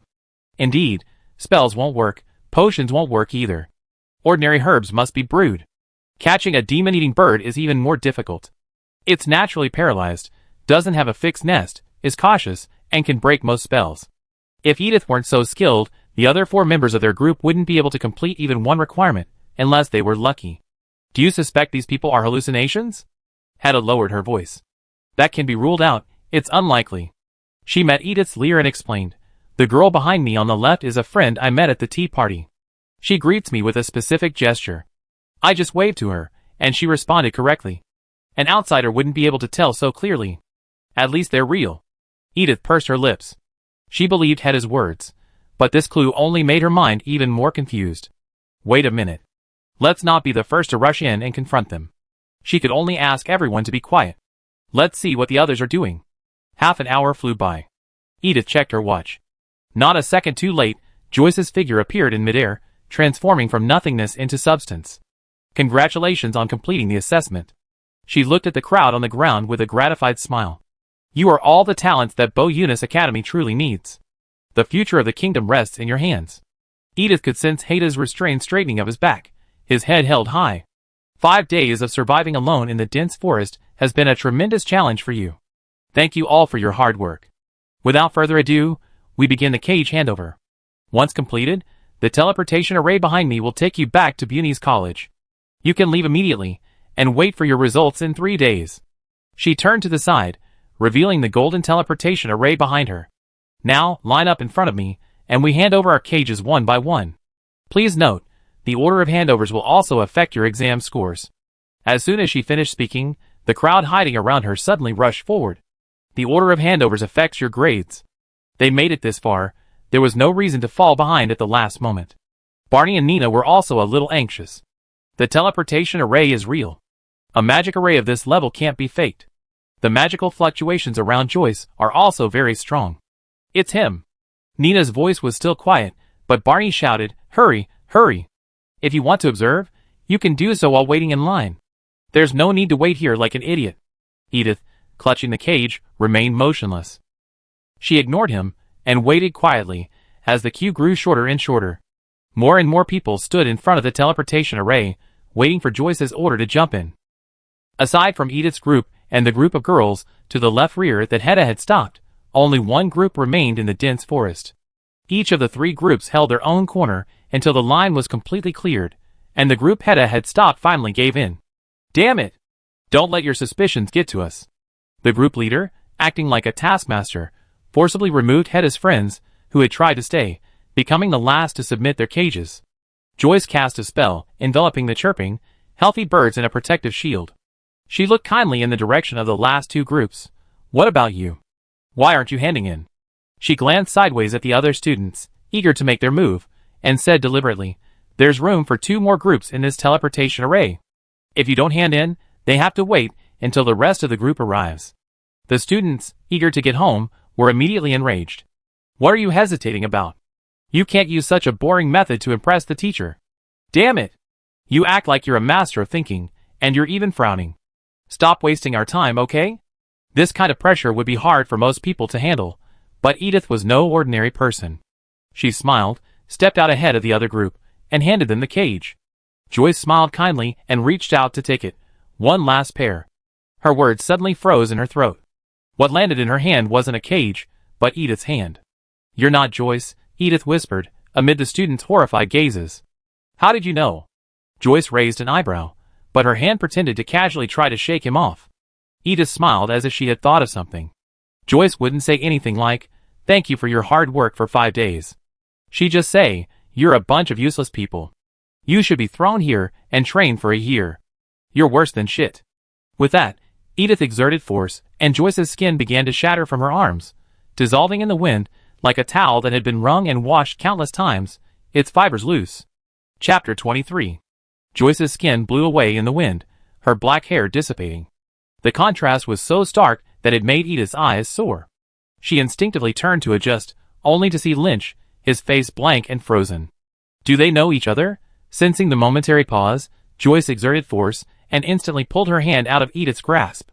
Hedda, watching below, immediately raised her wand and cast an attacking spell, blocking the white-haired girl's path. Be careful.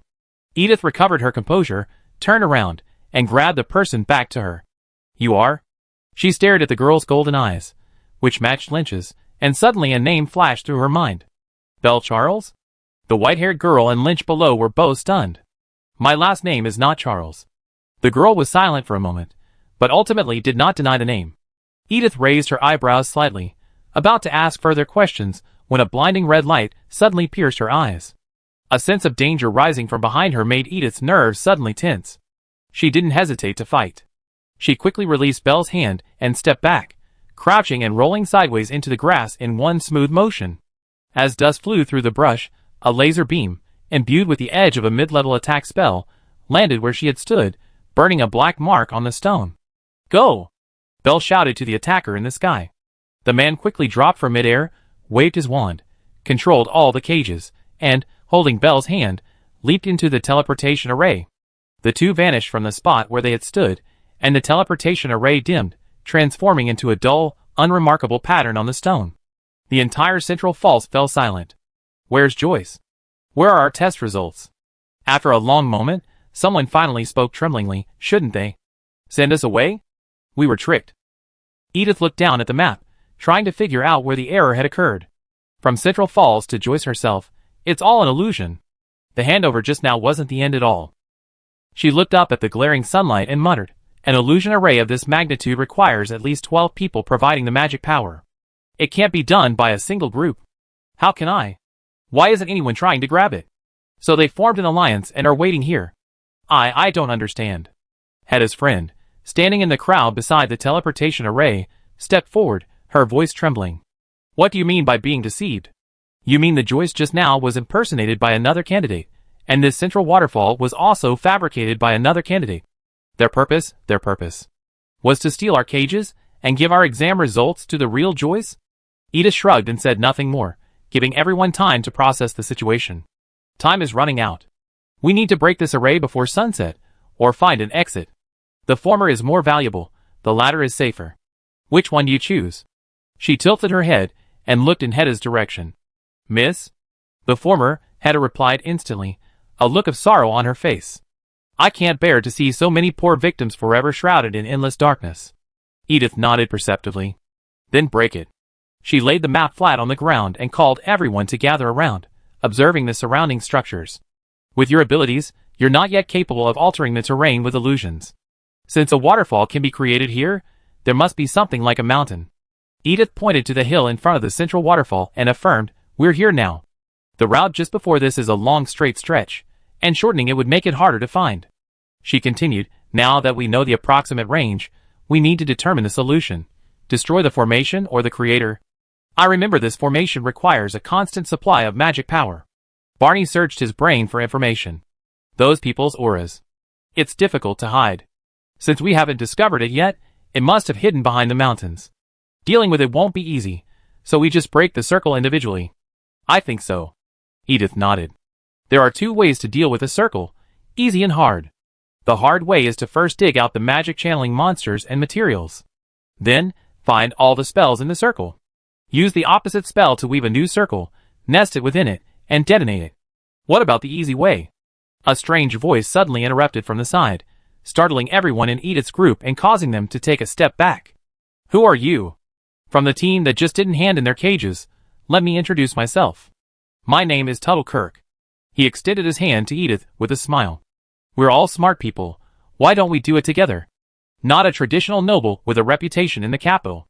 Hedda, confirming with a glance that he didn't recognize the other person, whispered quietly in Edith's ear. Edith nodded silently. She knew him. She knew him. Tuttle. His parents were both from impoverished noble families. They had long since fallen on hard times, but they had relied on their reputations to enter the Magic Association. After years of hard work, they both now held high positions, considered the new generation of academic aristocrats. It was normal that Hedda didn't know him. Children raised in such a family would surely be capable. It's no wonder they noticed something was wrong with Joyce just now. But on the other hand, they hadn't received the etiquette of the nobility, nor had they experienced the hardships of climbing the social ladder like commoners. They were generally more unruly, or even more self-centered. She didn't like working with people like him. Why should we cooperate with you? Edith casually lifted her eyelids and glanced at him. We can do it on our own and get higher scores. There's not enough time. You won't make it. Tuttle said calmly, I heard you can create magic circles. Perfect. Our team will handle the materials, and you construct a counter-magic circle and detonate it in the center. If you act quickly, we can solve this problem in 3 hours. No one knows if you can find all the materials. Edith said calmly, if we don't dig it out completely, and once we embedded the counter-magic circle underground, you sneak out through the exit. The devastation you cause will be enough to seriously injure everyone present. Please go back. We have no reason to trust you with our lives. If this method doesn't work, there's another one. Tuttle's smile widened after hearing this, and he practically wrote the word stupid human on his forehead. That other simple solution you just mentioned is to have everyone cast a combined attack spell and force it through, right? He said frivolously, this method is indeed simple and mindless, but how do you plan to gather them? With a confident tone that promised you no rejection, he slowly spoke around Edith. These rats, unable to observe the situation properly, have completely lost their ability to complete the exam. Do you think they help you break the illusion and allow you to successfully complete the exam? Or will they sit there and wait you out until the end? The cries and shouts of the students behind him, accompanied by Tuttle's coaxing, bolstered his argument, unless you could offer them a lucrative benefit. Do you have one? Edith raised an eyebrow slightly. How do you know I don't? Tuttle's hand, brushing through her hair, paused. To break the circle, the power required is beyond the capability of just a few teams. His arrogant voice finally softened a bit. Besides, even if you offer them sufficient benefits, they might not even work hard. You think I regret it, but why don't you believe they betray us once they get what they need? Create a competitive environment, and make leaving here a shared goal. Seeing Tuttle's prolonged smile, Edith, out of politeness, put on a socially appropriate smile, but it gave Tuttle a shudder of fear. She stepped back and, in front of him, rejected the partnership, which he knew was impossible not to be tempted. Tuttle's smile was almost unsustainable. Edith actually planned to join forces with that group of students? How could she? She was just a study partner. Where was the allure of benefits? The Turner family had been declining, and Hedda couldn't possibly fulfill this promise on their behalf. So what was going on? Everyone calmed down. Edith walked back to where Joyce had stood, her hands pressed down, calming the flustered crowd. No one was quiet. Everyone was still mired in self-doubt, wondering, how could this all be fake? No one wanted to listen to her, a victor, speak. Edith had anticipated this scene. She remained calm and spoke again. I still have 15 healthy demon-eating birds. In an instant, silence fell. Everyone who was weeping and sighing stopped at once, their heads turning stiffly in all directions, like trees fell to the bark, collapsing forward on their stump-like necks. Edith whistled and clapped her hands, summoning Lynch to pull the cage from her sword case. The newborn birds were already noisy, and suddenly, from darkness to sunlight, their cries were frantic, irritating everyone. But to the already despairing crowd, their cries sounded like heavenly music. I have some potions that can cure the original demon-eating bird's illness. Edith unhooked a bottle of medicine from her waist and shook it in the air. The liquid swirled in a transparent tube, pure and unadulterated, a testament to the refiner's exceptional skill. For those teams that surrender their captured demon-eating birds and leave their own diseased birds untreated, we can provide sufficient potions to ensure you complete your mission. So, approximately 25 teams will pass the exam, but we seem to have at least 35 teams here. She paused, pacing slowly on the stone, feeling everyone's gazes following her movements intently. Then she continued, that's just right. We're trapped in an illusion now. Even if we get the bird, we can't get out. How about everyone work together and cast attack spells with all your might? While dispelling the illusion, I can also distribute rewards based on your contribution. Edith glanced at Tuttle's dazed expression, then at the others' focused faces. She withdrew her smile and said calmly, don't even think about taking advantage of the chaos to steal the bird. Since no one can get out now, I kill everyone in the cage the moment someone arrives. Then, you be the culprit for everyone present. Chapter 24. Everyone suddenly came to life. Although they weren't sure they'd been assigned to their own group, they at least had a good chance of success. They gathered their friends and formed a circle without anyone's guidance, finally looking eagerly in Edith's direction. Human potential truly is limitless. Edith watched the tearful candidate's eyes suddenly light up, and couldn't help but sigh at the alluring benefits. Ignoring Tuttle, who was still in a trance, she quickly walked to the center. Wait for me to count down to 3. After it's over, everyone, cast attack spells with all your might, but remember to protect yourselves. 3, 2. Tuttle came to his senses at this moment. His good study habits, cultivated since childhood, allowed him to quickly accept the situation. He shrugged helplessly, and quickly joined the group casting spells. The other party had taken all the limelight. No matter how he tried to make amends now, Edith would score higher than him on the entrance exam. It would be better to take advantage of the situation and make friends with this talented person with a relatively young background. It would also benefit his future. 1. Edith commanded, and threads of various colors whizzed off the tips of everyone's wands, rushing towards the invisible illusion barrier. Dense forest, central waterfall, 1 p.m. Looks like we won't be able to wait for the others for a while. The boy who had pulled Belle away leaned against Joyce's seat, yawning boredly. Hey, President, why don't you just force the 100? Set up a teleportation array just for the 50 or so of us, so we could all get back home for carnival. Belle, standing aside politely, listened to his disrespectful remarks, seeming to hesitate. Joyce, however, didn't seem displeased. She lazily leaned back in her chair, barely raising her eyelids and giving the boy a look. Amy Walker, you gone too far this time. She had just finished reprimanding the nobles, telling them not to try to help her child cheat, when her own nephew turned around and used a spell to trick the students, who had honestly completed the exam based on their own abilities. Another public opinion issue to deal with, another hassle. Thankfully, Amy hadn't cheated, and the nobles could only curse her verbally, unable to find any actual fault. It was good for those innocent students to be tricked, so they would be more vigilant in the future. It was just that Amy's expression of having never experienced setbacks was truly annoying. Joyce pondered aimlessly, when the magical thread spreading through every corner of the dense forest suddenly sensed something amiss. Her expression paused for a moment, then a slightly amused smile appeared on her face. Wow, just as he said, he actually met his match. Are you sure they won't come out? She leaned against the backrest of her chair and looked at her nephew with interest. You're very confident in your circle. I can't rely on myself alone. We still have Miss Belle. Amy gave the white-haired girl beside her an exaggerated salute, shocking her and causing her to step back. Miss Belle's control of magic is so superb that I'm as good as her. Of course, I also want to thank the dozen or so students who are still contributing their magic. Belle, thank you, I don't deserve it. Amy was used to Belle's awkwardness. He turned and raised an eyebrow at his aunt. Don't worry about your Walker bloodline. They won't be able to break my circle in 3 days. Joyce didn't respond, silently maneuvering his chair and pulling Belle back 10 meters. Amy, question mark. Before he could ask Joyce what was going on, a powerful, scorching air blast lashed him in the face. The deafening roar was punctuated by the howls of his teammates. Captain, the circle's broken.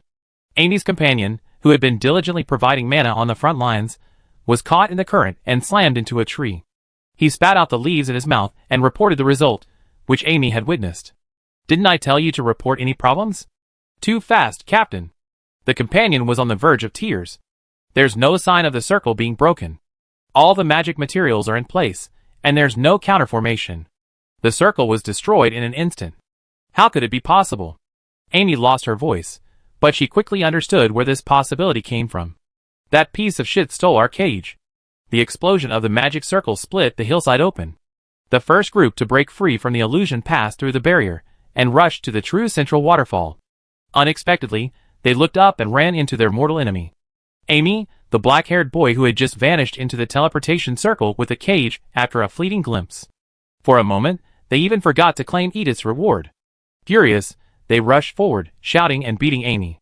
Everyone had basic magical knowledge. Having just destroyed a magic circle, the magic concentration was too high, and casting another spell could easily trigger a secondary explosion. This common sense protected Amy from the spell bombardment, but it also prevented him from using spells to escape. He could only curl up helplessly, trying to shield his face with his arms. Don't hit me in the face! Don't hit me in the face! No one paid any attention to his shouting. For 10 minutes, everyone vented their anger without restraint. During this time, many recognized their accomplices hiding nearby and beat up the group providing the magic power. After 10 minutes, Joyce assessed the extent of the injuries and reluctantly turned her gaze away from the show. A spell brought everyone to silence. That's enough, she said calmly. Now, those who have tasks to hand and may do so. Everyone turned to look eagerly at Edith once again, anxiously anticipating their group's recognition and the reward of a demon-eating bird. Edith, feeling the burning gaze, raised her eyebrows slightly as she took the cage containing 15 birds from Lynch's hand. Sorry, there was an accident with the demon-eating birds. Everyone was stunned for a moment. They were truly allergic to the word accident now, and they didn't dare to think about what Edith would say next. The heaviness of this feeling lingered until Edith, like a magic trick, pulled out a dozen more cages from her back. Joyce, question mark. Amy, surprise. The waiting crowd, surprise. Edith shrugged. No need to choose now. Every group has won. The teens allied with Bell and his team hadn't cured their birds.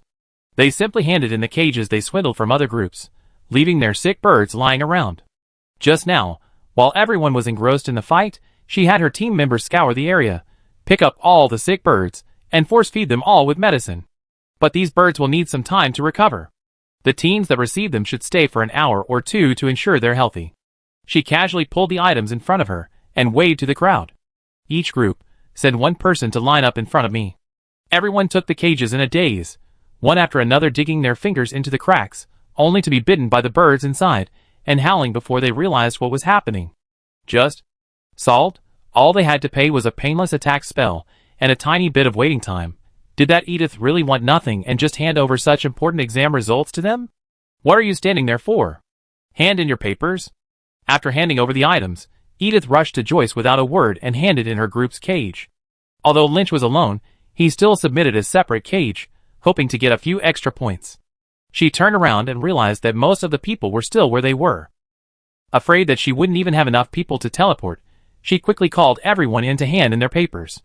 The group, seemingly floating in the clouds, quickly stepped back down to earth, one by one stepping forward to hand in their cages. One girl was so traumatized by the scolding that she held onto her belongings even when Joyce offered them her hand. She nervously asked, "Tell me, we've been stuck in this jungle for so long. Has it been hard?" Joyce, Joyce, it's been incredibly hard. You should all be thrown into the monster river and soaked for a month. She thought her words were incredibly effective, but she didn't expect the group in front of her to burst into tears of joy. Many hugged each other, cheering uncontrollably, "Great. It's the real President Walker. Great.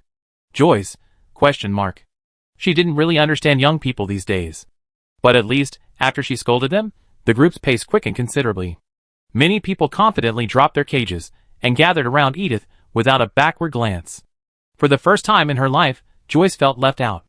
On the other hand, even after a new life, Edith was still unaccustomed to being surrounded, especially since this group included many young men and women who had never expressed gratitude to anyone. The awkwardness she experienced was nothing short of a horror story. Thankfully, this state of mind didn't last long. Edith, feeling hopeless, waited until Joyce activated the teleportation array and returned to Buny's college. The exams are over, and the results will be announced after the semester begins.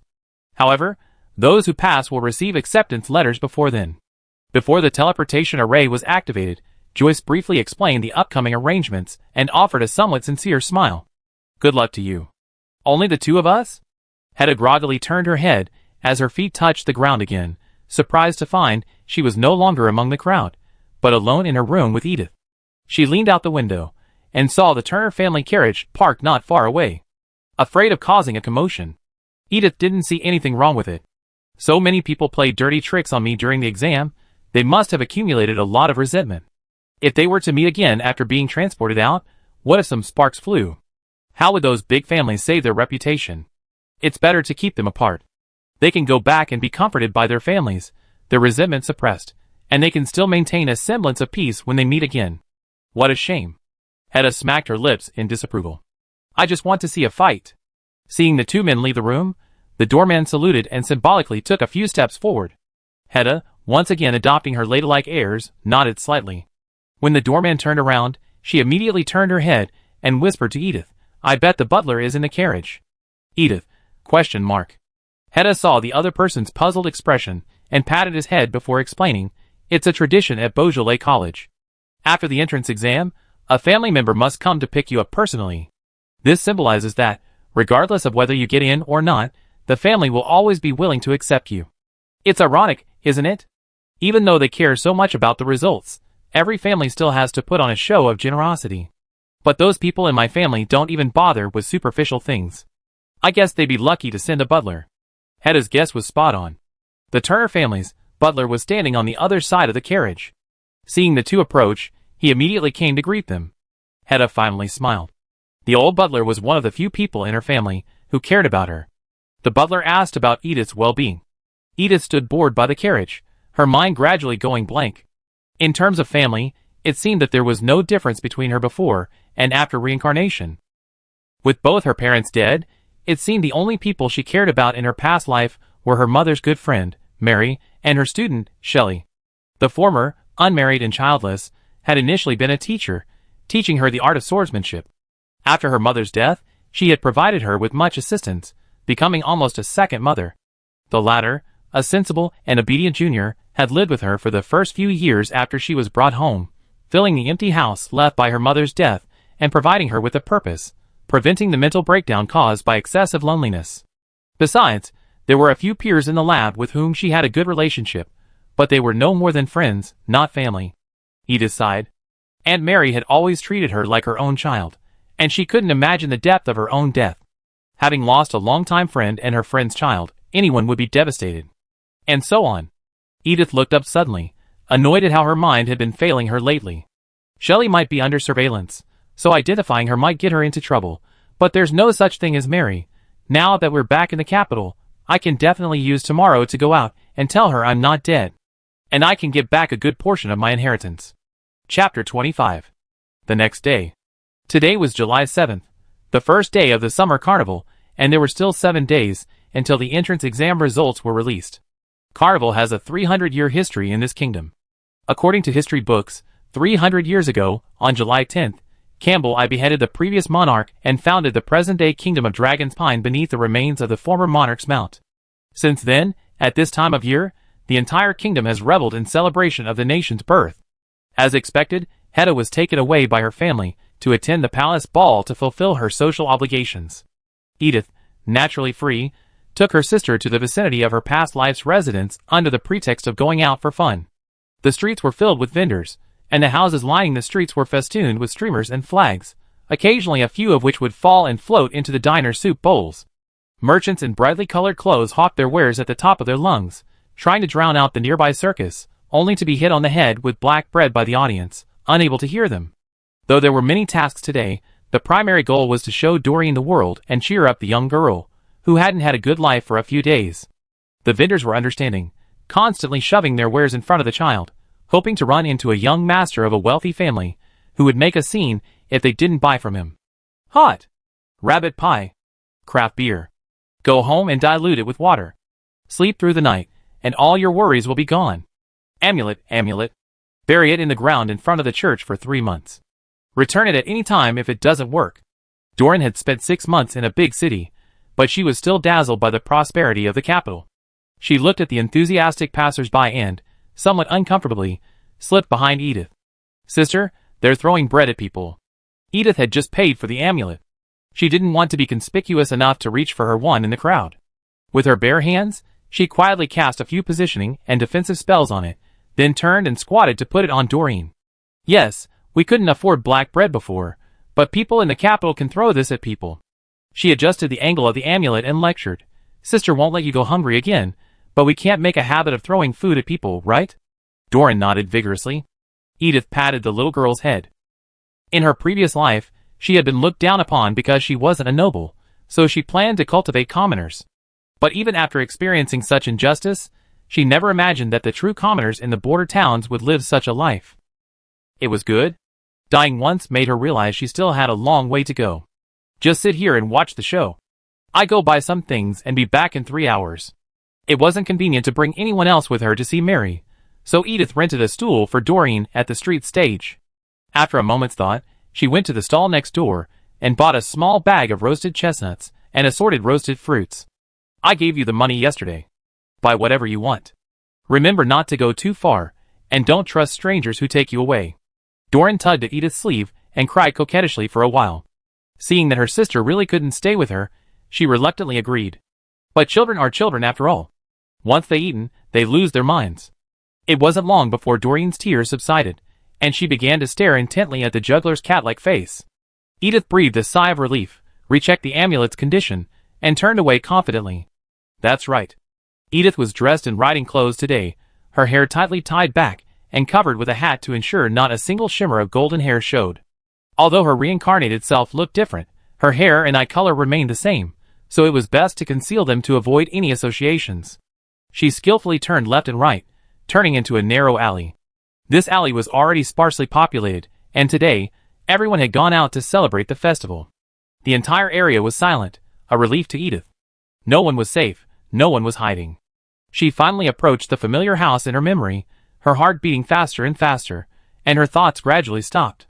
She didn't know how to prove she was Edith Gary, but she believed that if she was willing to talk to her a little more, Mary would recognize her. Yes, it's best not to say it directly, as it might make you think you're a liar. It's better to let them guess first, then explain. It's definitely more effective. Edith walked to the room. The familiar high walls, the familiar door, except for the small white flowers that had been planted beside it at some point, making it look different. She paused, listening carefully, and barely caught a faint muttering from behind the door. It looked like Aunt Mary was home. Edith lowered her eyes, suppressing the bitterness in them. Then she raised her hand, took a deep breath, and knocked on the door. The sound of skin against wood was a dull one, but it stood out against the silent alley. The voice of the person inside the room paused, as if they hadn't expected anyone to arrive. After a while, footsteps sounded outside. Who's outside? The voice came from the crack of the door. Edith lowered her eyes and spoke carefully. The Sword Academy is about to enroll. I heard you're skilled in swordsmanship, and I'd like to become your disciple. The door swung open. Come in. Mary's face was grim, but at least she didn't turn Edith away. I don't know who sent you here, but I haven't accepted students in years. I give you some guidance, but please leave after this. Edith nodded. Mary asked her to sit down in the courtyard and walk back to her room. Edith glanced sideways and saw a portrait of herself and her mother on the table inside the room, with a number of odds and ends in front of them. There was her mother's pocket watch, her earrings, her favorite books, and a few stones from her collection. The king didn't have the custom of commemorating the dead. It was a custom in Mary's hometown. Placing the deceased's belongings together on important days will attract their spirits. After her mother's death, Mary set up a memorial table to comfort her. Even if I'm alone in the real world, I can still be accompanied by the spirits of those who miss me. Back then, Mary could still keep Edith company, but now she could only speak to two portraits. Edith suppressed the urge to rush over and reveal her identity. She quietly watched Mary emerge from the depths of the house and place several plates on the memorial table. The plates were filled with her favorite foods from her past life. Sorry for the wait. After finishing everything, Mary closed the door and approached Edith, sword hilt drawn. Let me see your strength. You don't look very well. Edith frowned slightly, observing Mary's pale face. My business isn't urgent. You should rest first. She wasn't being polite. Mary looked genuinely sleepy. Out of the range of the portrait, she seemed to lose all her energy, even her straight back slumping back against the back of the wicker chair. Don't worry, just practice for me. Mary tugged at her hair in frustration. She couldn't muster the energy to face a stranger, but she knew that if she didn't find something to distract herself, her spirit would surely collapse. The girl before her was the perfect distraction. In her current state of health, if she lost her mental drive, she might not survive this winter.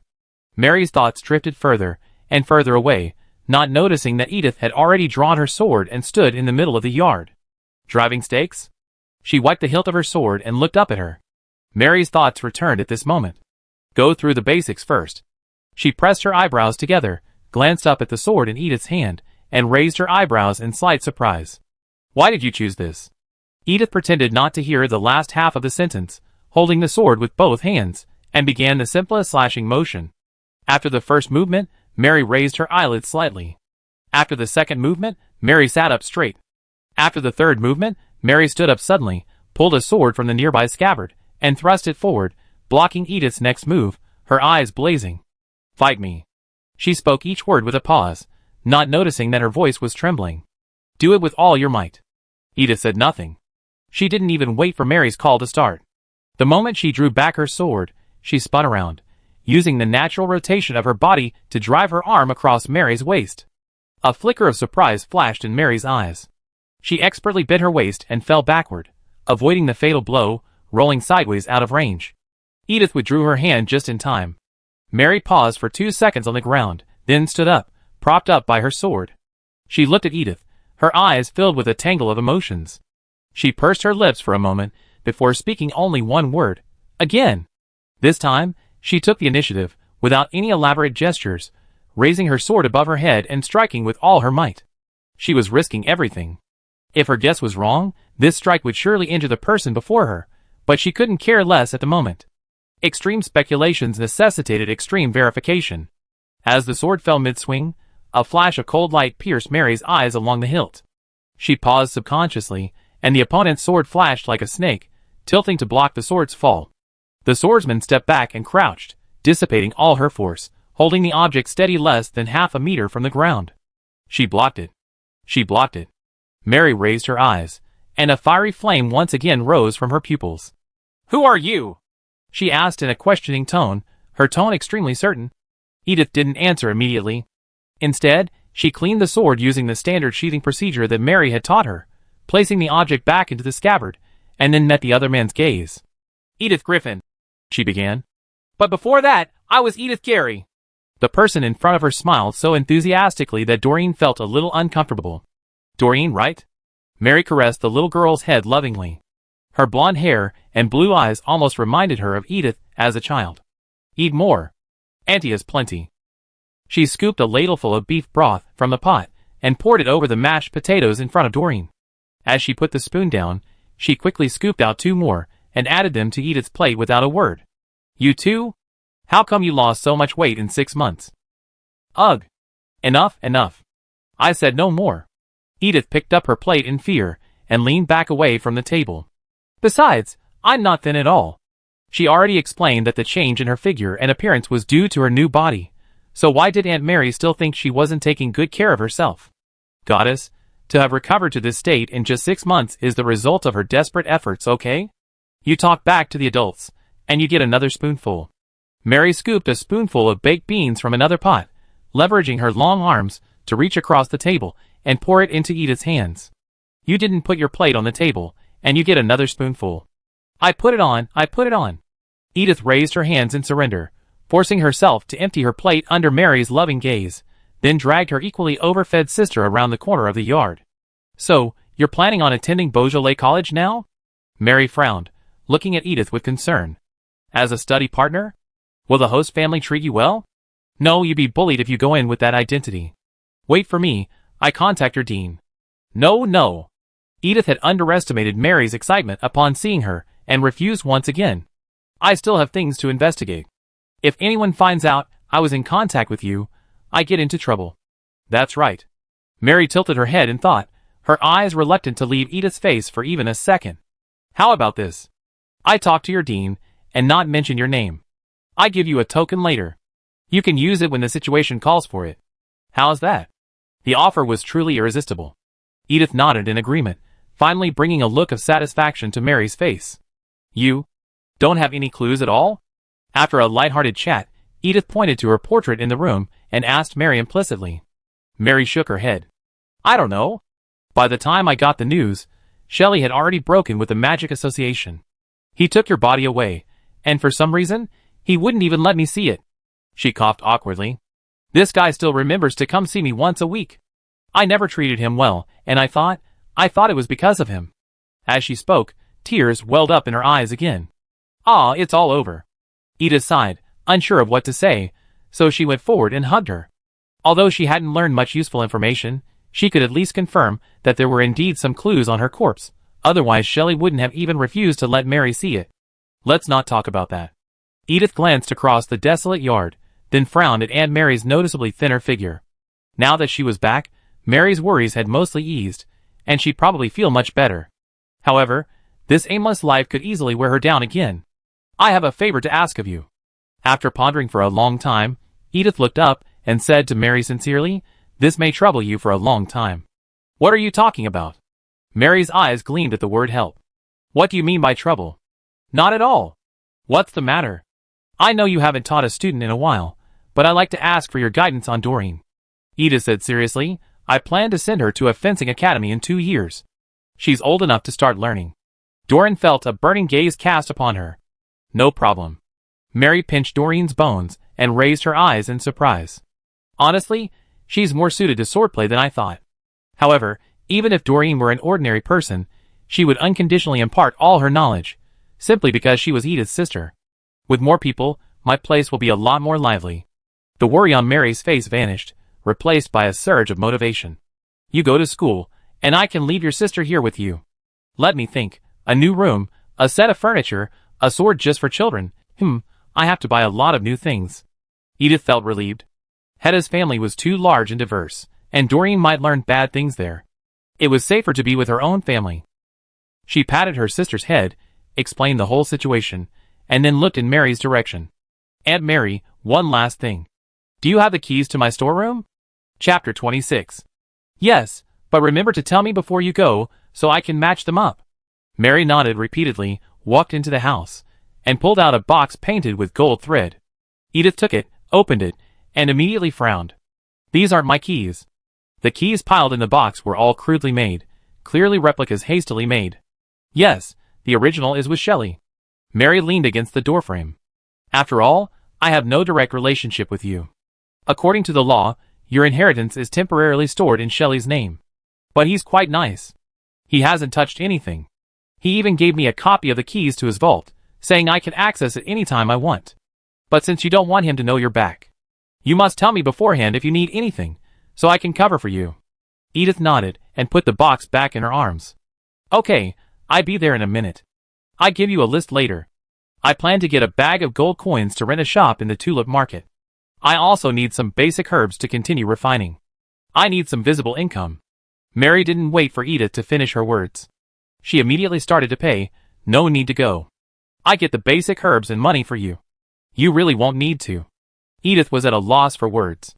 Mary didn't know how to express her joy at seeing her again, so she just kept showering her with gifts.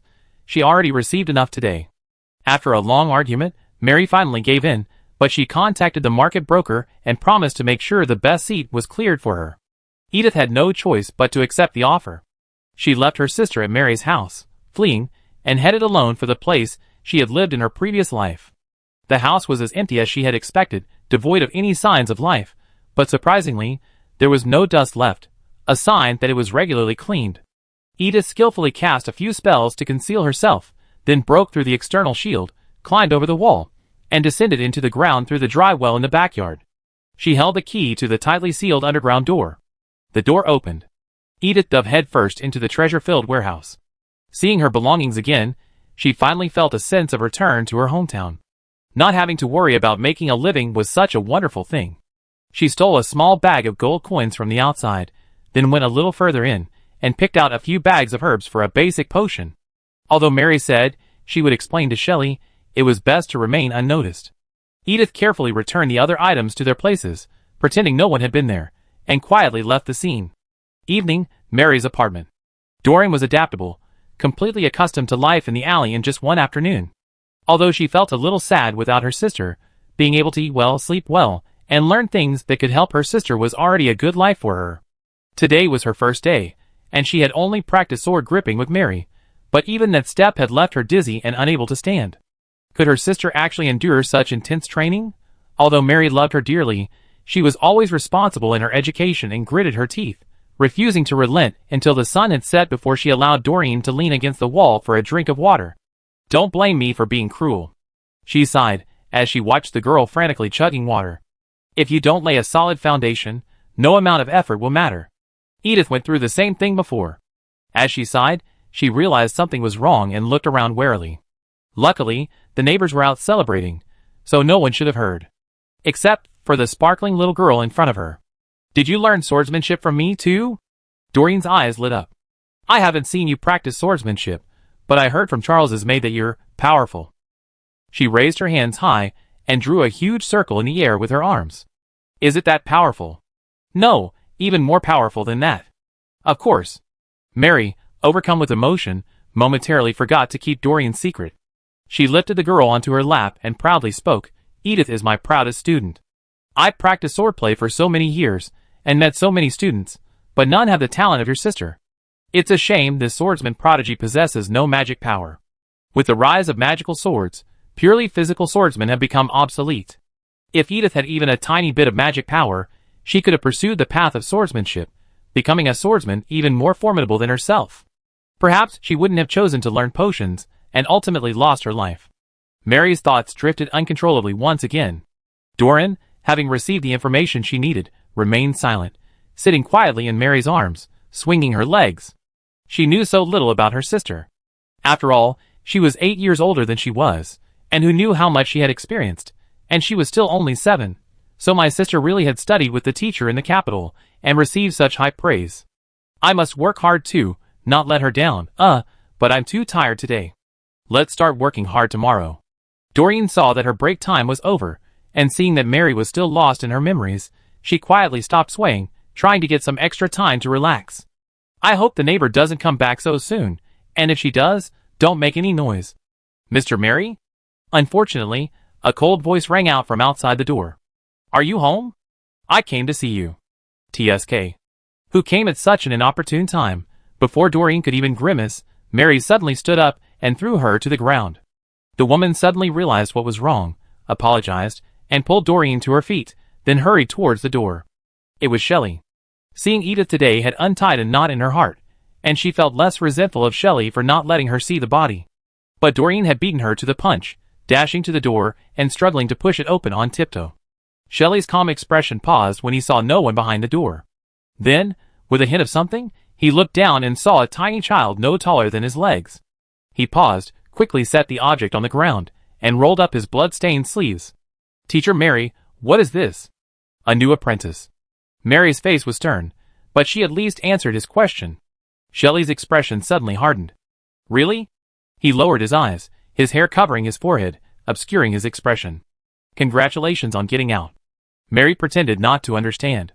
She remained expressionless, gesturing toward the table with her chin. Leave your things there. You can leave. Don't keep them here. It would be terrible if they found out something was wrong. Sorry to bother you. Shelley raised his head and placed the gift he had brought Mary in the designated spot. As he turned to leave, his attention was suddenly drawn to something in the house. Sorry. Please allow me to say hello to Teacher Gary. With that, without waiting for Mary's permission, he walked straight into the house, approaching the memorial stand on the cabinet. Mary hissed and slapped her thigh in frustration. She usually put away her things immediately after the ceremony, but today, so caught up in the unexpected situation, she had forgotten. She could only pray that they hadn't noticed the 3 plates in the sink. Thankfully, after a long silence, the man simply said, sorry, and walked straight out the door. Doreen stood at the doorway, peering curiously. Mary, fearing she might say something wrong, quickly stepped forward and pulled her back. To conceal her actions, she didn't care whether she was asked or not, and immediately unloaded all the words Edith had taught her. I wanted to give the child some nourishment, so I went to Edith's private vault and took some money and herbs. If you find anything missing, it's my fault.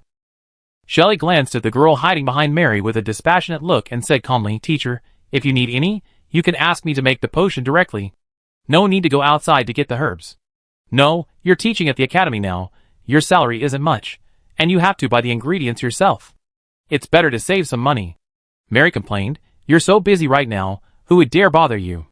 You're Edith's teacher, your problem isn't a problem. Shelley shook her head, but didn't take the blame anymore. She turned and left Mary's house. Mary sighed. She kept it a secret for now. Hopefully, Shelley would come less often, and hopefully, she wouldn't run into Edith.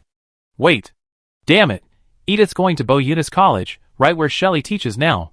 Shelley never considered Edith's legacy his own. Or rather, he didn't consider it a legacy at all. Edith's corpse lay perfectly still in the icy coffin in his laboratory.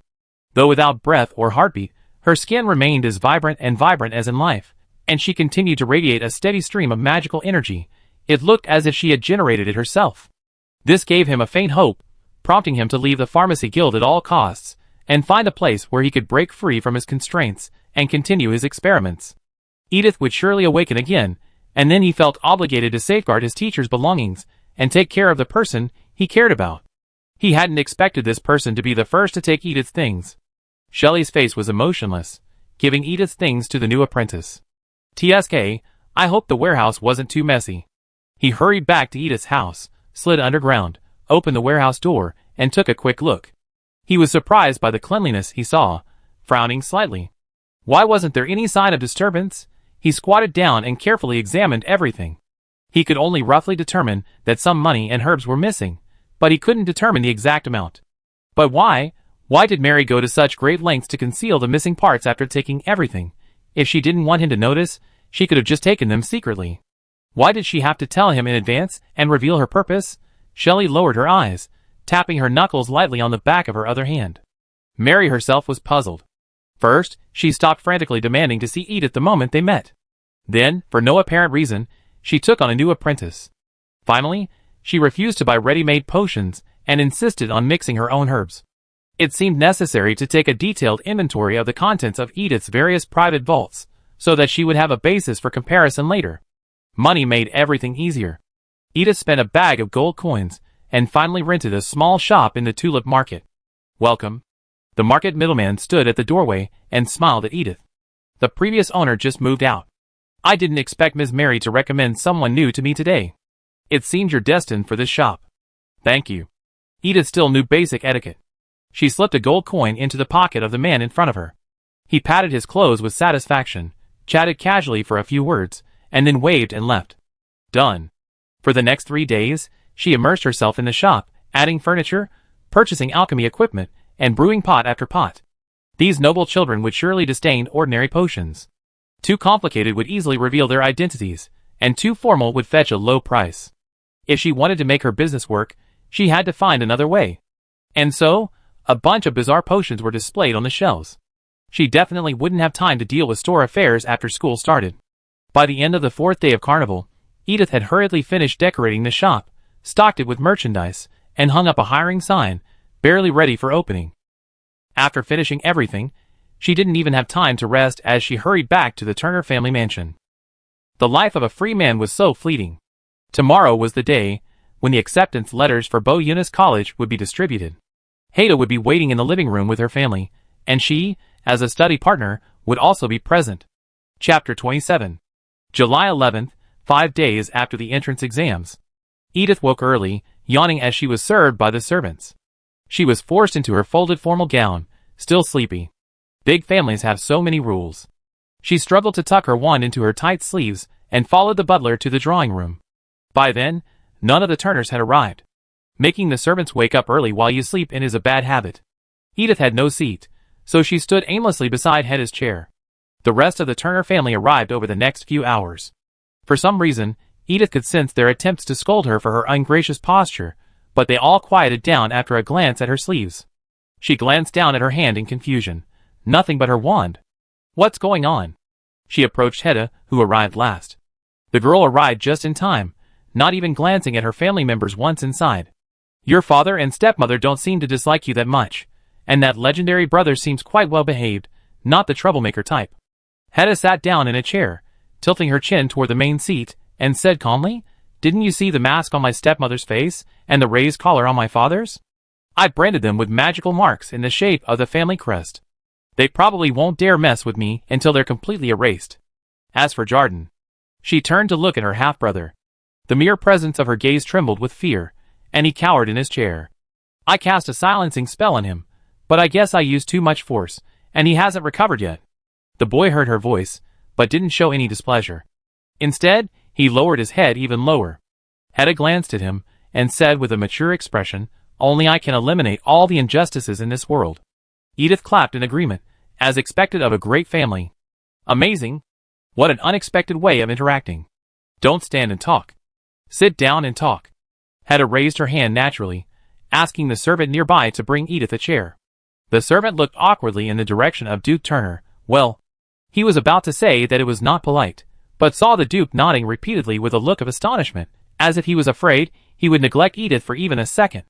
Edith sat down comfortably and continued to applaud. Excellent. The two had only just exchanged a few words when they heard hurried footsteps outside the door. Edith was a bit puzzled. Were the acceptance letters delivered manually? I don't think so. Hedda was also a bit unsure. She turned her head toward the gate. I clearly remember. Great-grandfather.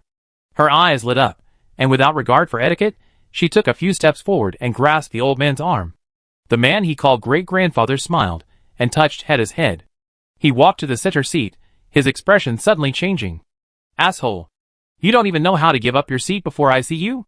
I don't know what your father was thinking, passing it on to you. He raised his cane and slammed it at Duke Turner, who stood there stunned. Why don't you leave? Grandfather. Duke Turner, grimacing from the blow, abruptly stood up and, with a forced smile, let the old man take his seat. The doctor said you're not feeling well, so I thought I'd spare you. You're the reason for my poor health. As the family's only remaining wizard, old Turner's position was unchallengeable. He poked the family crest on his grandson's face with his cane. What a disgrace. Duke Turner dared not utter a word, but could only bitterly apologize, standing sullenly to the side, as the old man inquired about Hedda's well-being. Feeling his presence diminished, he beckoned to the servants for a chair, but they shook their heads awkwardly. The spare is with that young lady.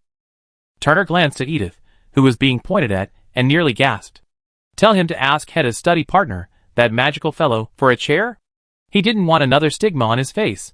It was obviously too late to go to the warehouse to get a new chair, so Duke Turner could only swallow his anger and force his son off his seat, forcing him to squeeze into his own small chair. Gaddon was forced to stand with the servants behind him. His eyes instantly reddened, but he dared not say a word. Finally, he stood behind his mother in resentment. Almost as he paused, a gust of wind blew in from the window, blowing aside the curtains and bringing with it a fleeting whirlwind of translucent birds. The creatures, composed of magical energy, shimmered and circled above the living room, singing the melody of the Bojan's Academy anthem. At the end of the song, they converged and transformed into the figure of the Academy's principal. Hedda Turner, Edith Griffin, passed the entrance exam. The phantom's mouth opened and closed, then, smiling, it extended its hand, gathering all the magical energy that comprised its body into its palm, transforming into 2 paper acceptance letters. Congratulations. The last bit of magic power holding the paper up dissipated completely after these words. The servant who had been waiting nearby hurried forward, caught the drop notice on a red velvet-lined tray, and presented it steadily to Hedda's great-grandfather. The acceptance notice had been delivered, but the actual entrance exam results and rankings would not be announced until the first day of school. Very well prepared. Edith looked at the paper landing steadily on the tray and raised an eyebrow at Hedda. Is this always the same process at Bo Eunice Academy? Such a complex performance would require several nested magic circles to pull off, right? Both those who passed and those who didn't have to send letters. With so many candidates, constructing so many magic circles would cost a lot of gold coins. The Academy sure has money. Rich in what sense? Hedda rolled his eyes. The notice fee? That's covered by our tuition. We all have to pay for all the performances after we enroll. Edith was stunned for a second, her expression a little awkward. What about those who didn't pass? After all, they don't have to pay tuition. Failed the exam? The principal's shadowy figure won't be holding up an acceptance letter, but a bill. Hedda shrugged. Aristocratic ritual. Even the great Hedda has to bow to the evil of money occasionally. Edith, such precious array materials are being wasted on something like this. She briefly imagined the reception for students who didn't pass the exam, birds flying, the school song, children and their families waiting eagerly by the windows. The illusory principal smiled as he announced the students' names. Then, under everyone's expectant gaze, he slowly added, failed the entrance exam. Then a bill slipped from his fingertips. What a despairing scene. As the two men finished their conversation, old Turner finished reading the contents of the acceptance letter and cheered with joy. The Duke and Duchess of Turner, standing nearby, had their expressions changed. They hadn't expected Hedda to actually pass the exam. She hadn't received a formal education, only reading a few theoretical books while her biological mother was still alive. How could she possibly defeat those nobles who had been taught magic from childhood? Hedda had only been formally exposed to magic for 6 months, and during that time, she hadn't even had a tutor. She'd been learning entirely on her own. The Duchess nearly bit her lip. She pressed hard against her branded skin, her eyes filled with humiliation. She would rather see the Turner family decline due to the lack of a mage heir than have that unrelated girl stand above her. Even if old Turner died, marrying Hedda and her daughter to a lower-ranking but rising family would still allow them to maintain a luxurious lifestyle. If Hedda really inherited the title, wouldn't he have to live under her thumb for the rest of his life? Duke Turner's thoughts were no different from his wife's. Although Hedda was his biological daughter, their relationship was like that of enemies. If he passed the title to Hedda, he would definitely be dead the day after losing it. But no matter how angry they were, it had no effect on the joy of those who were immersed in it. Don't disgrace the Turner family's reputation. Old Turner's eyes shone with a few turbid tears. 70 years, and not a single wizard has appeared in our family. He was still young, watching his son and grandson, both clearly talented but lazy enough to fail to even get into the academy, gradually lead the family downhill. As he grew older, he became increasingly powerless, unable to change the situation. Thinking of this, he became furious again and threw his cane at Duke Turner, who had deliberately sat far away. Your father was no good, and I didn't expect you to be the same, ruining the family's reputation. Can you blame me for that? Duke Turner was already upset, and this beating pushed his temper to its limit. If you had helped me with the entrance exam like you did Hedda, and told me the test questions, I wouldn't have been ineligible. His father, old Turner's biological son, had begged him for a year, only to receive a simple let it be. The family's decline is all because of you. Do you think Hedda passed the exam because of me? Old Turner snorted. You're truly out of touch. You didn't even see the content of your daughter's exam. Go watch the projected video. This year's exam was conducted by Joyce herself. No one could get the questions from her in advance. Duke Turner's accumulated emotions suddenly shattered. Huh? Joyce invigilating? The Joyce who's the president of the Magic Association? Hedda actually passed the exam under Joyce's supervision? Duke Turner was lost in the agony of being outmatched by the children. Old Turner finally cleared his voice, stood up, took Edith's hand, and began to babble. Congratulations again, you're both very good and excellent children. Edith skillfully coaxed her out of him, mostly with platitudes, like it's not that great and Hedda's strength is all that matters. The old man, clearly pleased with her politeness, released her hand, turned, and beckoned his personal servant over.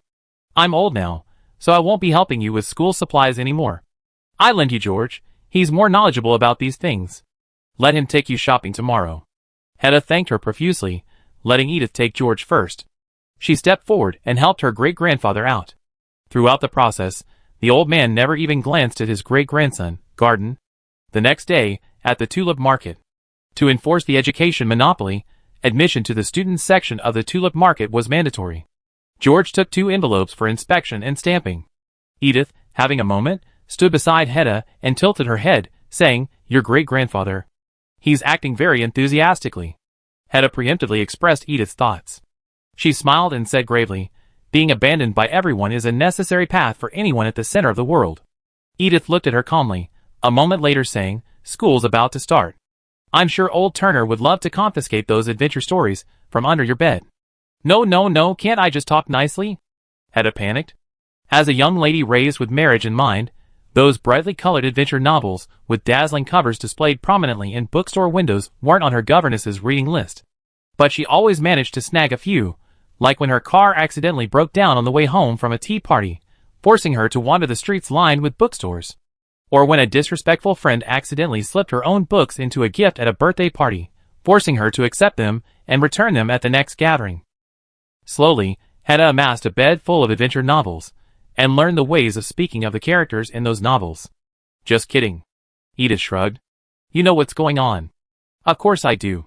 My mother's been dead for so many years. If my great-grandfather really loved me, he would have taken action to heal my father long ago. Hedda sighed. I didn't feel anything at first. At most, I thought he was overacting. But yesterday, he didn't pay any attention to Garden.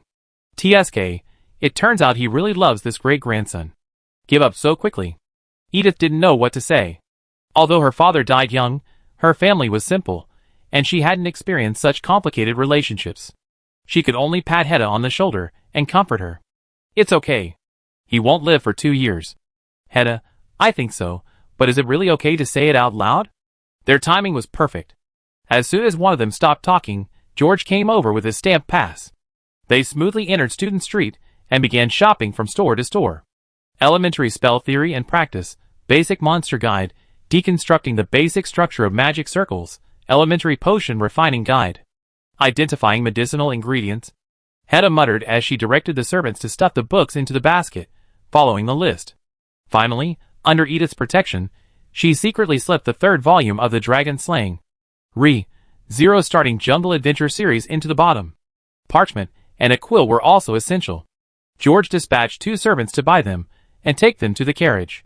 He then took Edith and Hedda, both dressed in relaxed attire, to the tailor shop next door. The shop was deserted, empty except for a few magic circles carved into the ground. Edith stood there, following the instructions.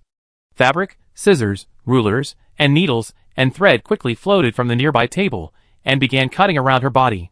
In her past life, she always bought ready-made clothes, so this kind of tailored feeling was rare. At least 5 sets of day robes, 3 sets of winter robes, 2 cloaks, and a hat. The clothes, made on the spot, fell into the hands of the last 2 servants.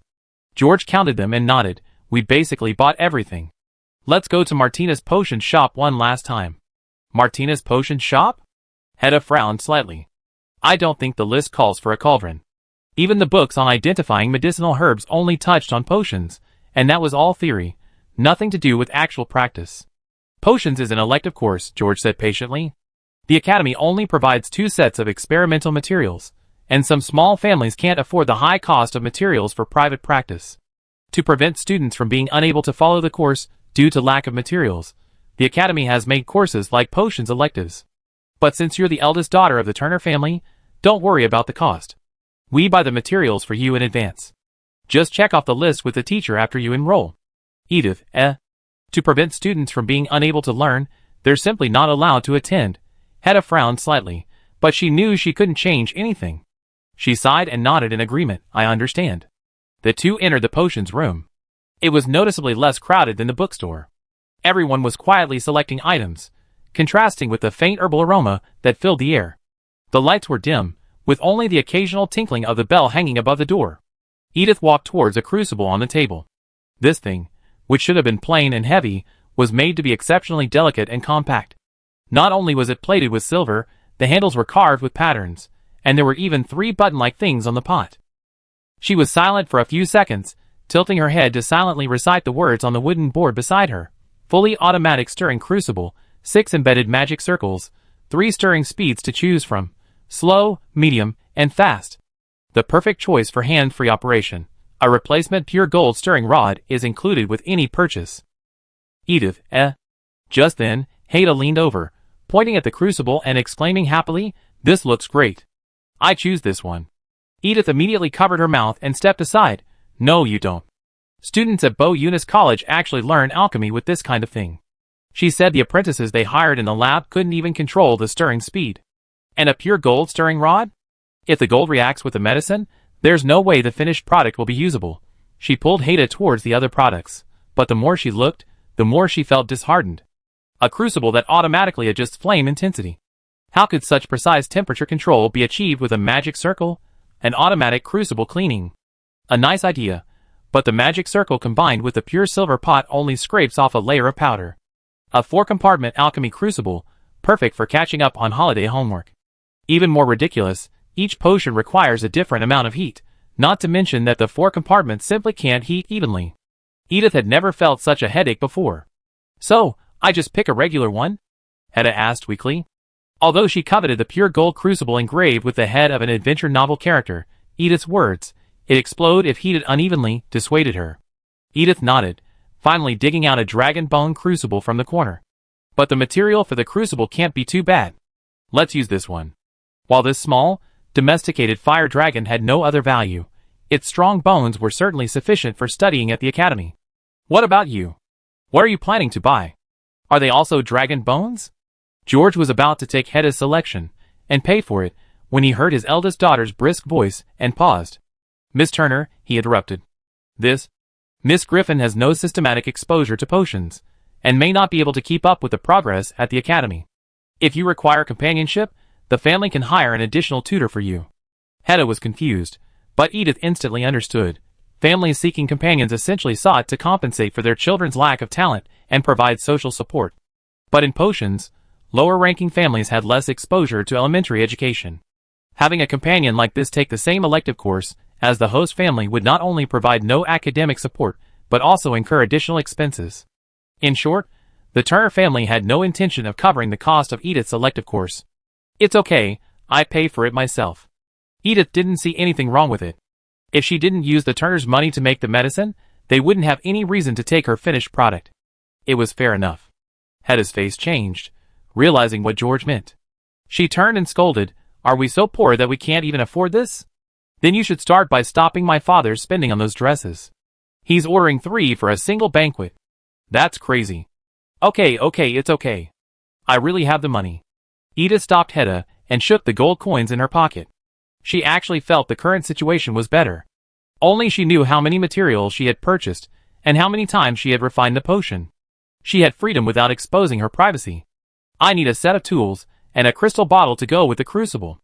Also, haven't you bought the telescope for astrology class yet?" She pushed Hedda out the door. "I do it myself. I do a few more things later. I promise to be back tonight." Hedda was still dissatisfied, but out of trust in Edith, she relented. "Okay. Tomorrow marks the start of freshman orientation. Don't stay too late, or you fall asleep during the ceremony. You have to pick up your transcript yourself." "I can't help you." Edith praised him profusely, finally sending him off. With a sigh of relief, she turned and approached the shop owner. "I want the heaviest, thickest, and least popular basic model in your store. No gold or silver plating, just pure black, thank you." Edith dodged Hedda, who was still shopping, left the student street, and went into her shop. Today was the busiest day of the year, so now was the perfect time to establish her shop's reputation. The sign on the door was a basic magical carving, painted by herself. The discreet words "Potion Shop" shone faintly. It was quite inconspicuous. Edith donned a mask, a simple disguise of her appearance and voice, went out, hung up the business sign, and then returned to her room to continue brewing her potions. She didn't advertise much or go out to attract customers. The shop style needed to be maintained from the beginning. Only if she was mysterious enough could she naturally charge exorbitant prices. She just had to wait for the first customer to come in. This wait lasted from daybreak to dusk. It's over, how could I forget my homework?" Perkin hurriedly jumped off the carriage and rushed into the tulip market, searching shop after shop, but couldn't find a single potion that met his requirements. "Love potion? I can't make it." All the shop managers replied the same way. Some kind-hearted people even warned him, "You won't find anyone who can make it even at the Apothecaries Guild. It doesn't even exist." Perkin was so anxious he was about to burst into tears. "Of course I knew it didn't exist, but this is the assignment." He was a third-year student at Beaujolais College, majoring in potions. The teacher assigned the assignment before the carnival holiday, and he had a blast for 5 days, only remembering to do it with 2 days left. Who knew the assignment would include a heat-stunning potion? It would take at least 5 days to brew, and it was definitely too late to start now. It was also a controlled substance, and he couldn't buy it with his current energy. Not to mention, the ingredients for this potion were school-issued, each one marked with a personal magical signature, making them impossible to forge. His only hope now was to solve the additional assignment the teacher had assigned. Concoct a love potion based on your own understanding. The teacher said that as long as he could solve the additional assignment, He wouldn't have to submit any other homework. Unexpectedly, this additional assignment was even harder. I'm done, and it just happened to be the crucial moment before the 4th grade. Perkins seemed to be in a state of reverie. Love potion, love potion. The potion guild hasn't even developed it yet, so where am I supposed to find it? He couldn't even understand it based on his own understanding. Boss, is there really no such thing? Anything with similar effects that makes people happy would be fine too. He settled for the next best thing, pleading desperately at the last potion shop he could find. Help me, save my life, and I only buy ingredients from you from now on. I really don't have any. Emotional potions are also regulated and can't be sold. The owner stood behind the counter, arms folded, shaking his head. But a new potion shop just opened on that corner today. You could try your luck. Another one? Perkin looked up, tears streaming down his face. Are you crazy? Opening a potion shop on such a competitive potion street? That's why I thought she might have what you need. The owner shrugged. Anyone brave enough to open a shop here must have some unique skills. Perkin, clinging to his last shred of hope, followed the owner's directions and headed for the new shop. He stopped at the curb, looking up dazedly at the shabby, crumbling sign. Potion shop? Why no prefix or suffix? Even the most casual shops on Potion Street would use their surnames to gain recognition. But this shop? I don't know what they're promoting. Perkins' resolute steps suddenly faltered. It wasn't that he was superficial, it was just, this shabby little shop didn't look like the kind of place that would sell rare potions. Never mind, I'm going to die anyway, so I might as well die quickly. Perkin gritted his teeth and pushed open the door. The wind chimes above the door swung, their crisp ringing waking the woman sitting further back. Welcome. The masked figure raised his head and said in a flat voice, What can I do for you? Perkin had been turned down so many times that he felt a little embarrassed. Do you have love potion? Well, I mean, something that makes you happy, like you're in love, is fine or nothing. He saw the woman's hand pause in midair, his confidence growing weaker for some reason, his voice growing weaker. Sorry to bother you. Wait a moment. Okay, I'd be leaving right away. Huh? Perkin looked up in surprise. Did the shop owner just say wait a moment instead of no? Wait, I'm talking about love potion, the kind that makes the drinker fall in love with you. Are you sure you have it? My ears are working fine for now, the masked shop owner said calmly. She pulled out a large bottle from under the counter. Pink liquid bubbled and simmered within, a faint sweetness filling the air and wafting into Perkin's nose. He took 2 deep breaths, his voice stammering. You actually have. Oh my God, goddess. It might not make someone fall in love, but at least it can create the illusion. Since all you need is something resembling love, I think it's enough. The masked shopkeeper's voice was soft and gentle, as if imbued with boundless magic, calming Perkin's restless heart. He inexplicably calmed down, quietly waiting for the shopkeeper to pick up the items, his gaze glancing at the surrounding shelves. That glance completely glued his eyes to the spot. Surprise bottle. After drinking, the news you've been waiting for will appear before you in an absurd form, but be careful to discern. For 1,000 gold coins. Clown potion. After taking it, for 10 minutes, your voice will change every 3 seconds, and you laugh wildly every 10 seconds. 1,000 gold coins. Social master. For half an hour after taking it, your speech will have an elegant tone, and any speech beyond 3 sentences will automatically turn into poetry. 2,000 gold coins. Life handle. Within 10 seconds of taking it, if you don't confess your most recent and most regretful event, you will reveal one shameful memory. 6,000 gold coins. Purchase limit 1 per person. Thinker's aroma. After ignition, everyone within a 10-meter radius will fall into a state of philosophical contemplation. The 2 most obvious enemies will automatically begin discussing life. This lasts for 10 minutes. 5,000 gold coins. Wow. Is this a serious potion? Perkin was stunned. How could there be a store selling such bizarre things? Boss, are your product descriptions true? Hadn't even recovered from the shock of the love potion when he was struck again by the store's offerings. He couldn't help but speak, don't lie to me. I'm a potion student. The essence of potions is the harmony of ingredients. There's no ingredient that can achieve the effects of your potions. Normal stores sell energy potions for clarity, stamina potions, healing potions for various ailments, and at most, luck potions for increased luck. Who would sell a clown potion that changes your voice? Besides, your price is too high. No one will buy it. The masked woman smiled. She paused and handed Perkin a small pink potion from the larger bottle. Love potion, 2,000 gold coins, please. Perkin's breath caught in his chest. Damn it! I just said no one would buy it, and now I'm buying it. 2,000 is too much. He stepped back. A pound of bread is only 7 coppers. And I don't even know if your medicine works. The masked woman shrugged, pulled out a thumb-sized mini cup, poured a little from the large bottle of love potion attached to it, and handed it to Perkin. Free. Perkin drank it hesitantly. The instant it took his first sip, it was sweet, but within a second, it felt like 1,000 roses had exploded in his throat, a strong floral fragrance permeating from his body, making it impossible for him to open his eyes. Perkin was forced to half-close his eyes. The scene before him suddenly became hazy, but the masked woman before him became clear through the fog, as if he could see every detail of her. A speck of light danced on her eyelashes, casting a faint shadow on the white gauze. The skin glimpsed through the crease was pearly white, shadows falling along the side of her face. Her bright red lips were the center of his vision, making it impossible to look away. His heart began to beat uncontrollably, but it paused for a second as he finished tracing the figure of the person before him. The sweet aroma completely overwhelmed his mind, like a honey pot hanging over his head, marinating every inch of his skin. I like you, he confessed uncontrollably, stumbling forward, crouching down, trying to grasp the woman's dangling robe. Aye. Bang. The woman kicked him back to reality. No you don't.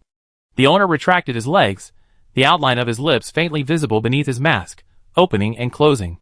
It's just an illusion from the potion. 2,000 gold coins, please. Perkin clutched his pounding chest, half-consciously shuddering at the kick to the head, muttering, okay. Drowsily, he rose and wrote a check for 2,000 gold coins to the owner. The owner seemed a little apologetic, slipping a few small bottles into his pack while packing the potion. These are trial packs for other potions. If you like them, you can buy them back, she said gently, ushering Perkin out the door. Goodbye, and good luck. A chill breeze from outside suddenly sobered Perkin. The sweet aroma and agitation of the potion gradually faded. He knew clearly that everything that had just happened was the effect of the drug, but he couldn't help but reminisce about that brief contact. Will your shop stay open? He suddenly turned around, anxiously blocking the door, and asked the owner inside, I'll be back. I'd definitely buy it again. It depends on your luck. The masked woman chuckled. Good luck.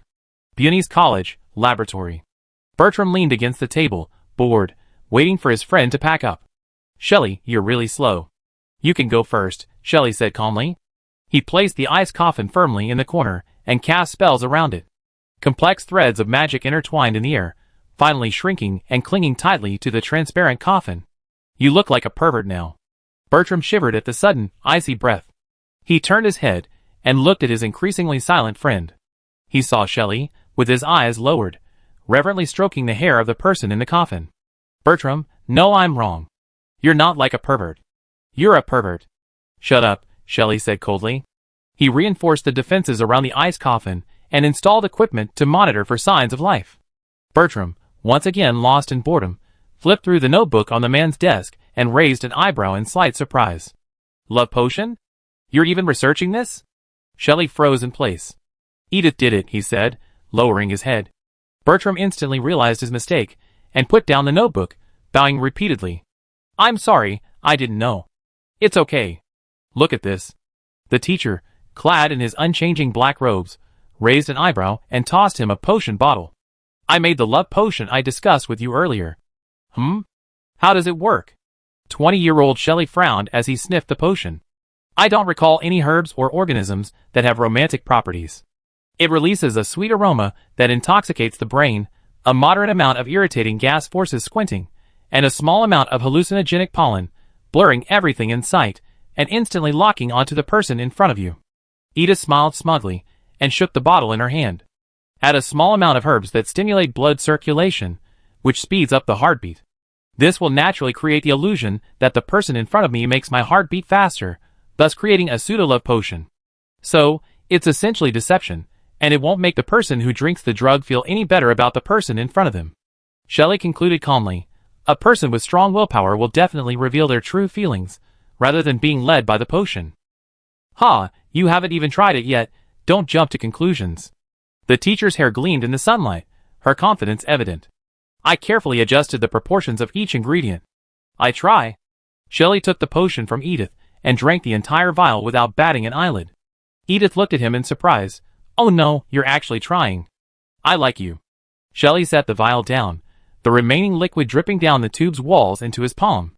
A blush spread from the tip of his ear to his cheek. Shelley's face was expressionless, her lips uncurled, but her eyes fixed on Edith as she repeated, I like you. The teacher before her seemed stunned for a moment, but the pause was brief. So brief that the next second, she clapped her hands and laughed joyfully. I told you this potion would work. You're far behind me in making potions. I win, ha ha ha. Shelley, You're just saying it to a dog. Huh. Shelley, who was guarding the ice coffin, suddenly chuckled twice, his face drooping. Bertram, standing nearby, shuddered. I promise I won't mess with your things again. He screamed, don't be crazy. Shelley, This guy is so annoying. He gathered himself together, stood up, and glanced at the calendar beside him. School starts in 2 days. Yes, to be exact, the new students will start tomorrow. Bertram quickly replied, but tomorrow they just have the freshman ceremony and the announcement of their grades. No classes, so we won't be needed for the time being. He tooted his head, reading out the grades and rankings in front of all the new students, standing up one by one to receive their transcripts and receive the examiner's comments. Wow, just hearing that is exciting. Are you coming? Not interested. Chapter 28. Young Apprentices, welcome to Beauty's Academy. The principal stood at a translucent podium suspended in midair, slowly reading from his speech. His voice cast a hypnotic spell, forcing Edith to secretly lower her head, adjusting her sleeves to conceal the sleepiness on her face. Hedda, vigilantly scanning her surroundings with her peripheral vision, subtly moved on tiptoe, signaling Edith to look up. The teacher nearby was watching every move. Edith nodded imperceptibly, wiped the tears from her eyes, and slowly and gracefully straightened her back, as if every action she had just taken was a momentary oversight by a lady. The teacher then glanced away. True magic never bends to established rules. You entered not just an institution, but a fork in the road of life. May you be guided by the stars, but never lost in the sea of stars. The principal finally concluded his long and rambling speech and descended the steps to even more enthusiastic applause than when he stepped on stage. The scene shifted rapidly.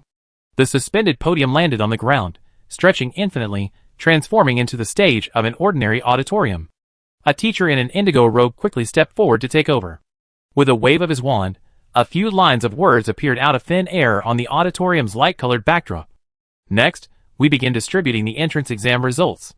The teacher adjusted his glasses, giving the students sitting below no time to react. There are 1,000 students enrolled this time. Excluding the top 50 and bottom 50, the remaining students can pick up their transcripts directly from under their seats. With that, countless fluorescent lights poured down from the ceiling, interweaving so densely that Edith squinted. The speck of light descended in front of the seat, gradually transforming into a piece of paper.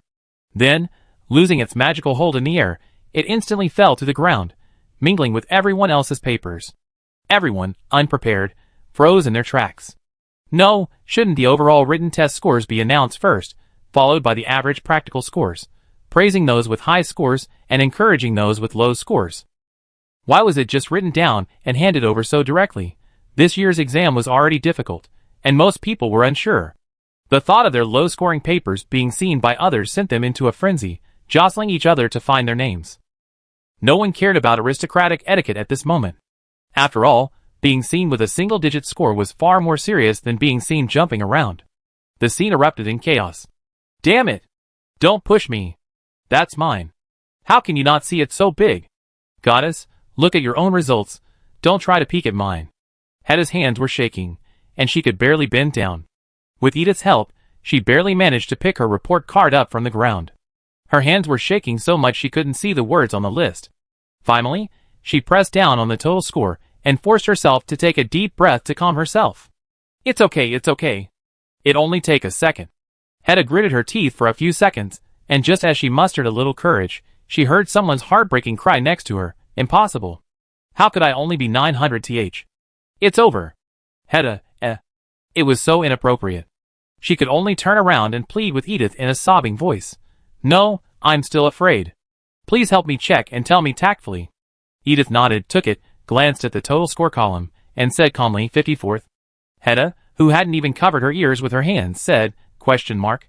She looked bewildered, slowly lowering her arms, feeling light and airy. How much did you say? She must have misheard.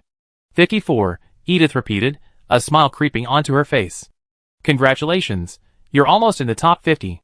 The top 50 students at Buny's College can enter the Magic Association without taking the entrance exam, and their apprenticeship period is shortened to 1 month.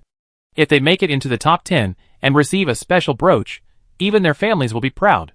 Hedda finally realized Edith wasn't joking. She quickly grabbed the report card, looked it over, clutched her chest with relief, and slumped in her chair. Actually, Wheel of Fortune, you chosen me again. Edith, it wasn't the Wheel of Fortune that chose you, it was me, giving you extra lessons. Hedda chuckled, made 2 inverted triangles on her chest, and thanked Edith like a goddess. May fate favor you. Gradually calming down, she looked down at the report card again. Lucky I didn't make the top 50. Otherwise, if I hadn't received the report card, I would have thought I was in the bottom 50. Her finger paused on the specific score column. Written exam, 151/200. Practical exam, 237/300. That's amazing, she exclaimed. The written exam was so difficult this time, I thought I wouldn't even get 100. The practical exam was even harder. It felt like you were the one directing our group, and yet the teacher was willing to give me almost a perfect score. Edith tilted her head.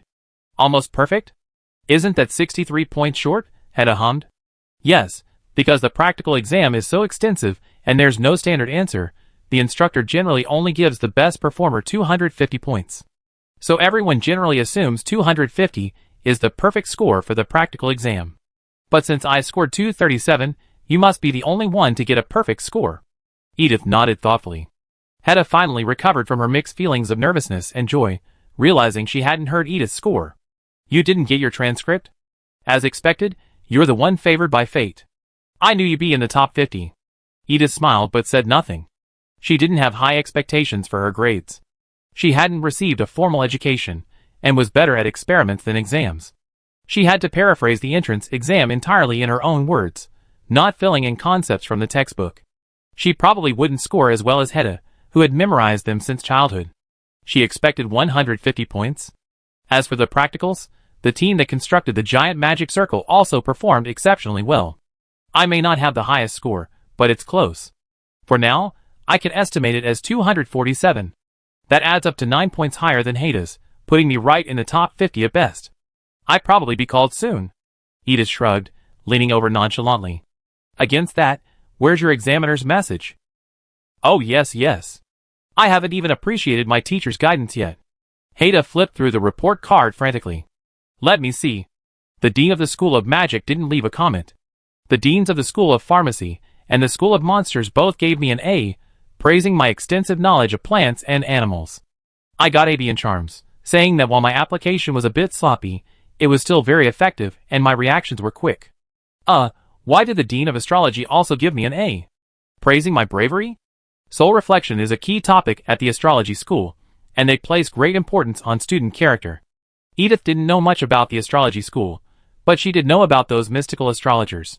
Hedda nodded in understanding. That makes sense. Quiet, everyone. Before the two of them could further consider the meaning of the comments, the teacher in the center of the auditorium spoke to quell the noise. Most people suppressed their emotions, but some chatter still lingered. The teacher, either unable or unwilling to intervene, simply ignored the noise and focused on the next step. Now, the results for the top 50 will be announced. Those whose names are called, please stand at the front of the stage to receive your report card and teacher's comments. Edith adjusted her skirt, spread her legs, and prepared to go up at any moment. 50th place, Lynch Charles. Written exam, 154, practical exam, 241. Lynch's score is so high. Hedda's eyes widened. Isn't he the only one left on his team? He demonstrated his full swordsmanship prowess, and even after knowing he couldn't complete the task, he persevered until the end. I'm sure the Dean of Astrology will give him a very high score. Edith looked at the boy. He seemed unaware of the high score he received. He was pushed several times by those around him before he stood up dazedly.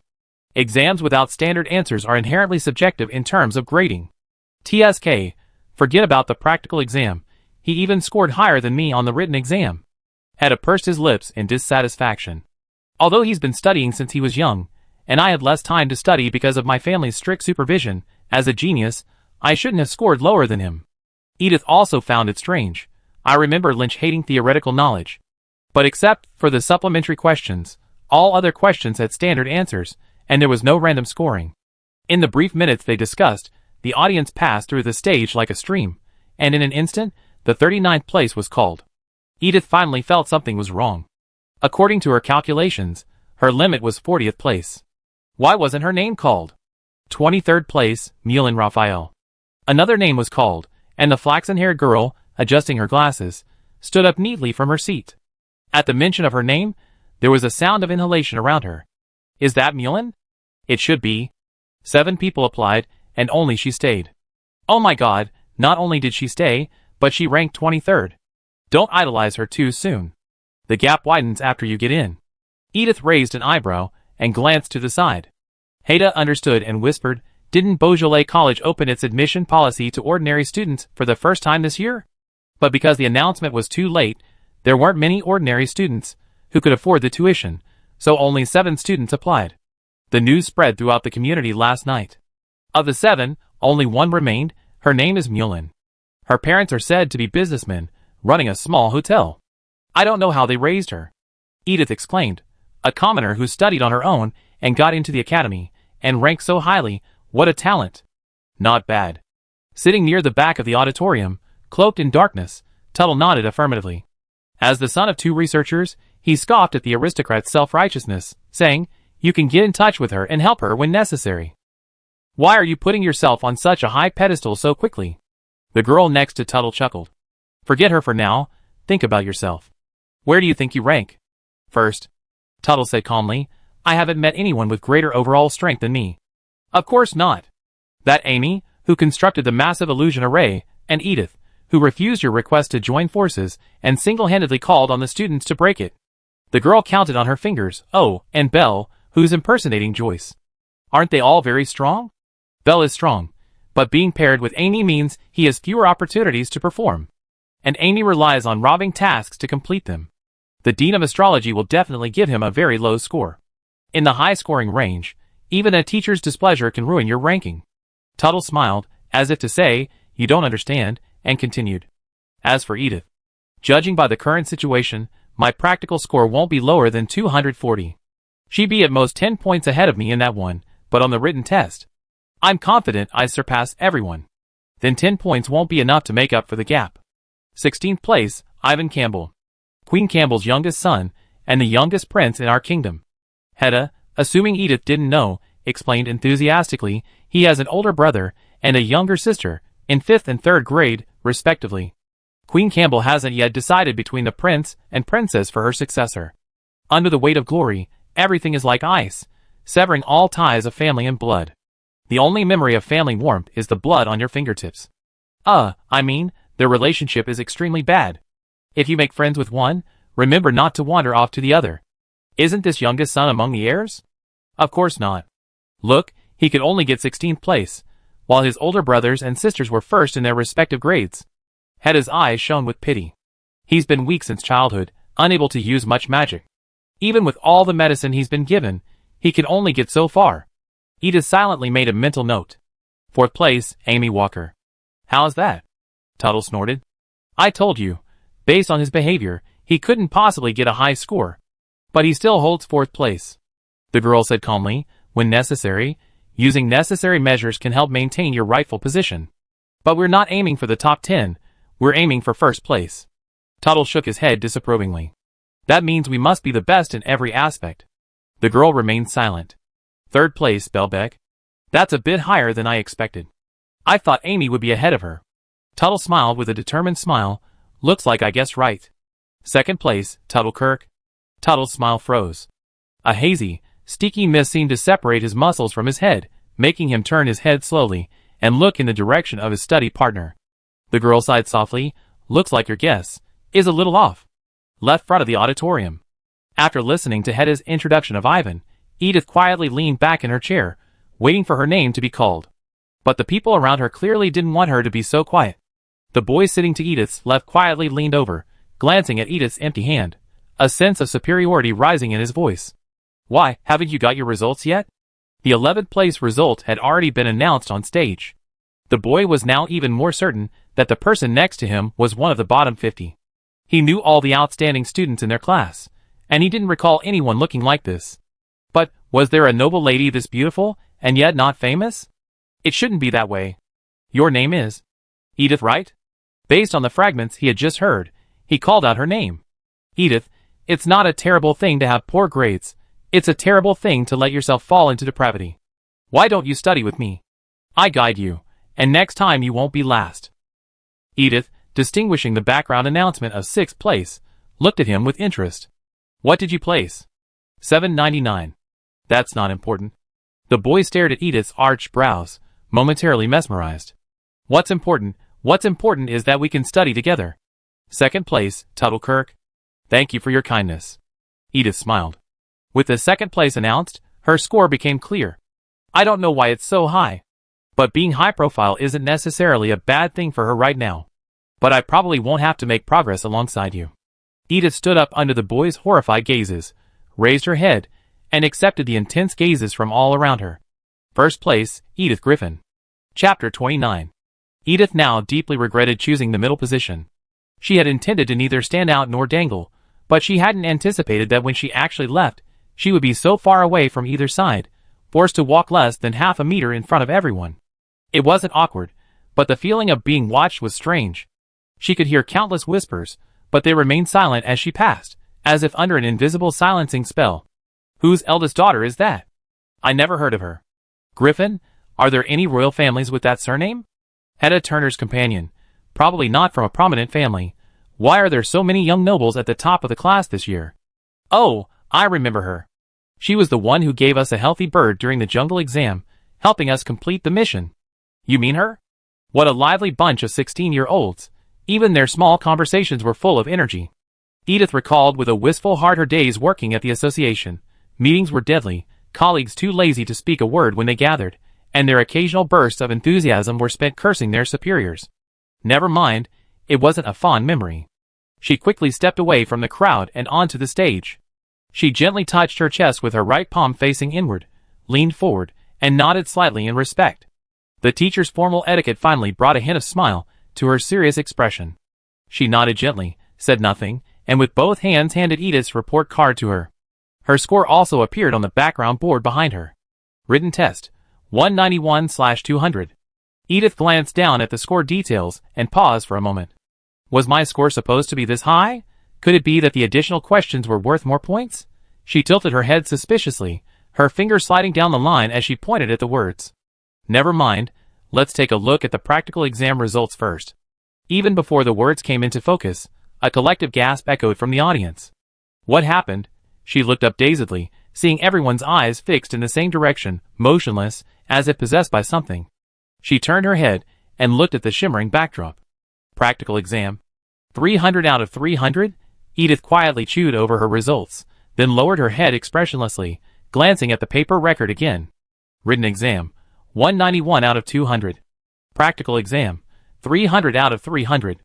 Edith, Edith, question mark. Damn it, she wanted to be high profile, but she didn't intend to be so high profile that it would attract the attention of the capital. She actually got a perfect score. Tattle muttered, looking down at her report card. Written exam, 190/200. Practical exam, 250/300. Excellent results. A perfect practical exam and nearly perfect written exam. Even if she were in the same class as the prince and princess, she'd still be better than them. He'd been puzzled ever since he got his report card.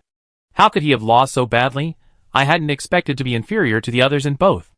No wonder he'd gotten the highest score and nearly perfect scores on the written exam, yet still only finished second.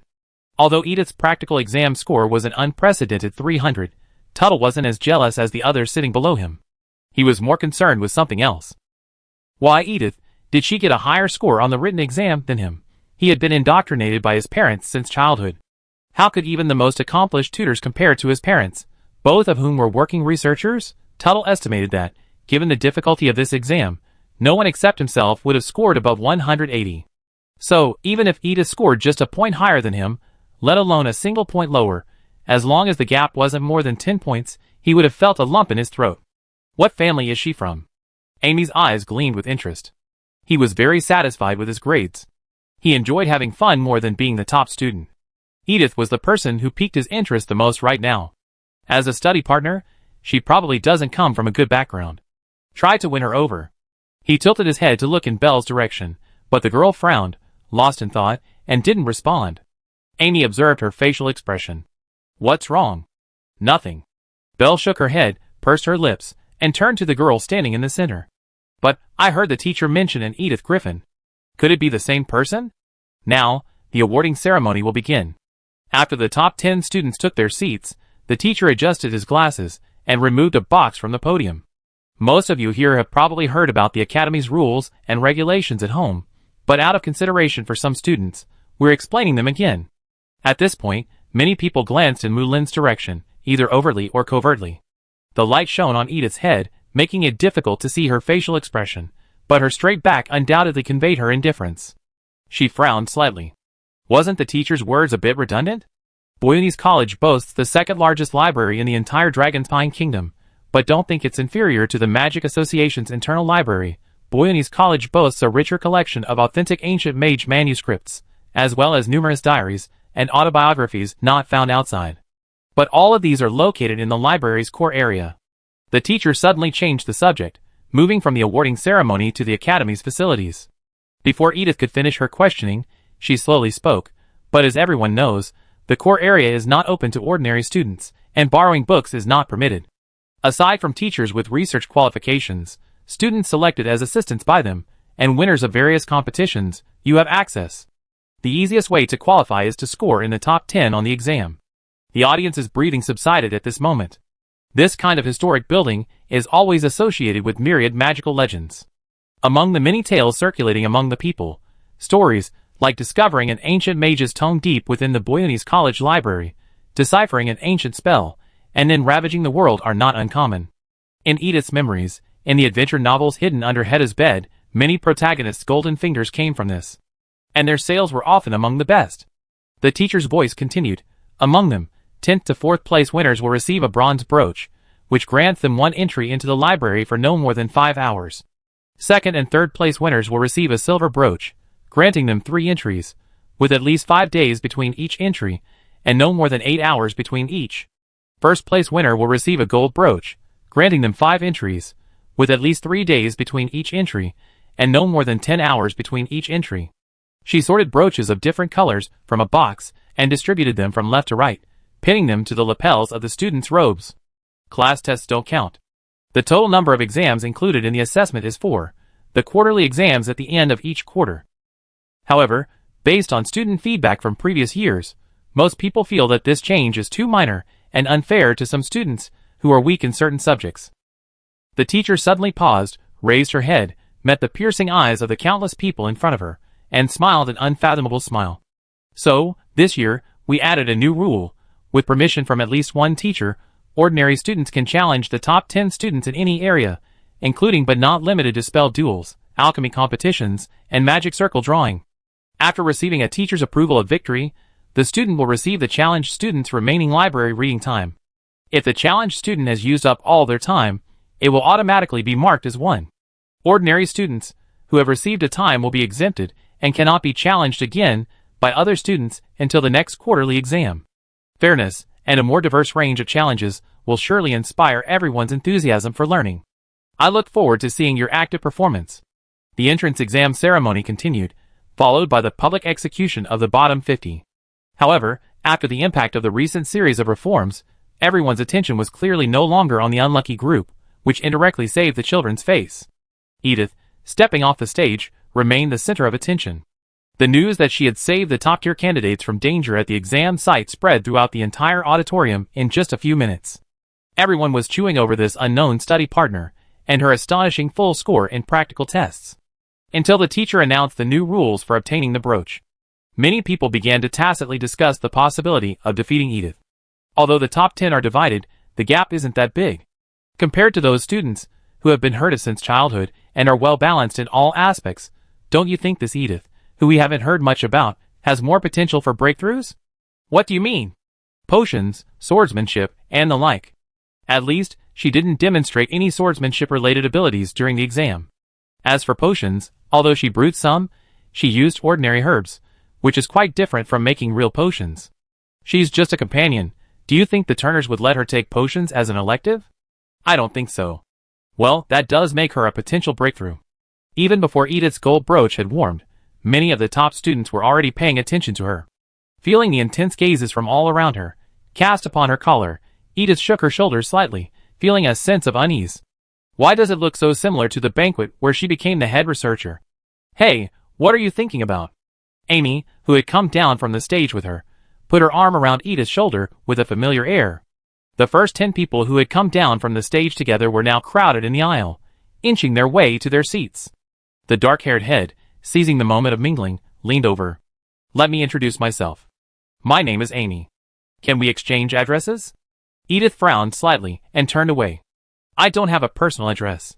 If you really need one, you can send it directly to Turner House. Don't shut me out like that. Amy looked hurt, her head tilted away worriedly. I just want to know what the teacher said about you. The dean of astrology scolded me for 3 pages, and my practical score was so low. I desperately need some honest feedback to calm me down.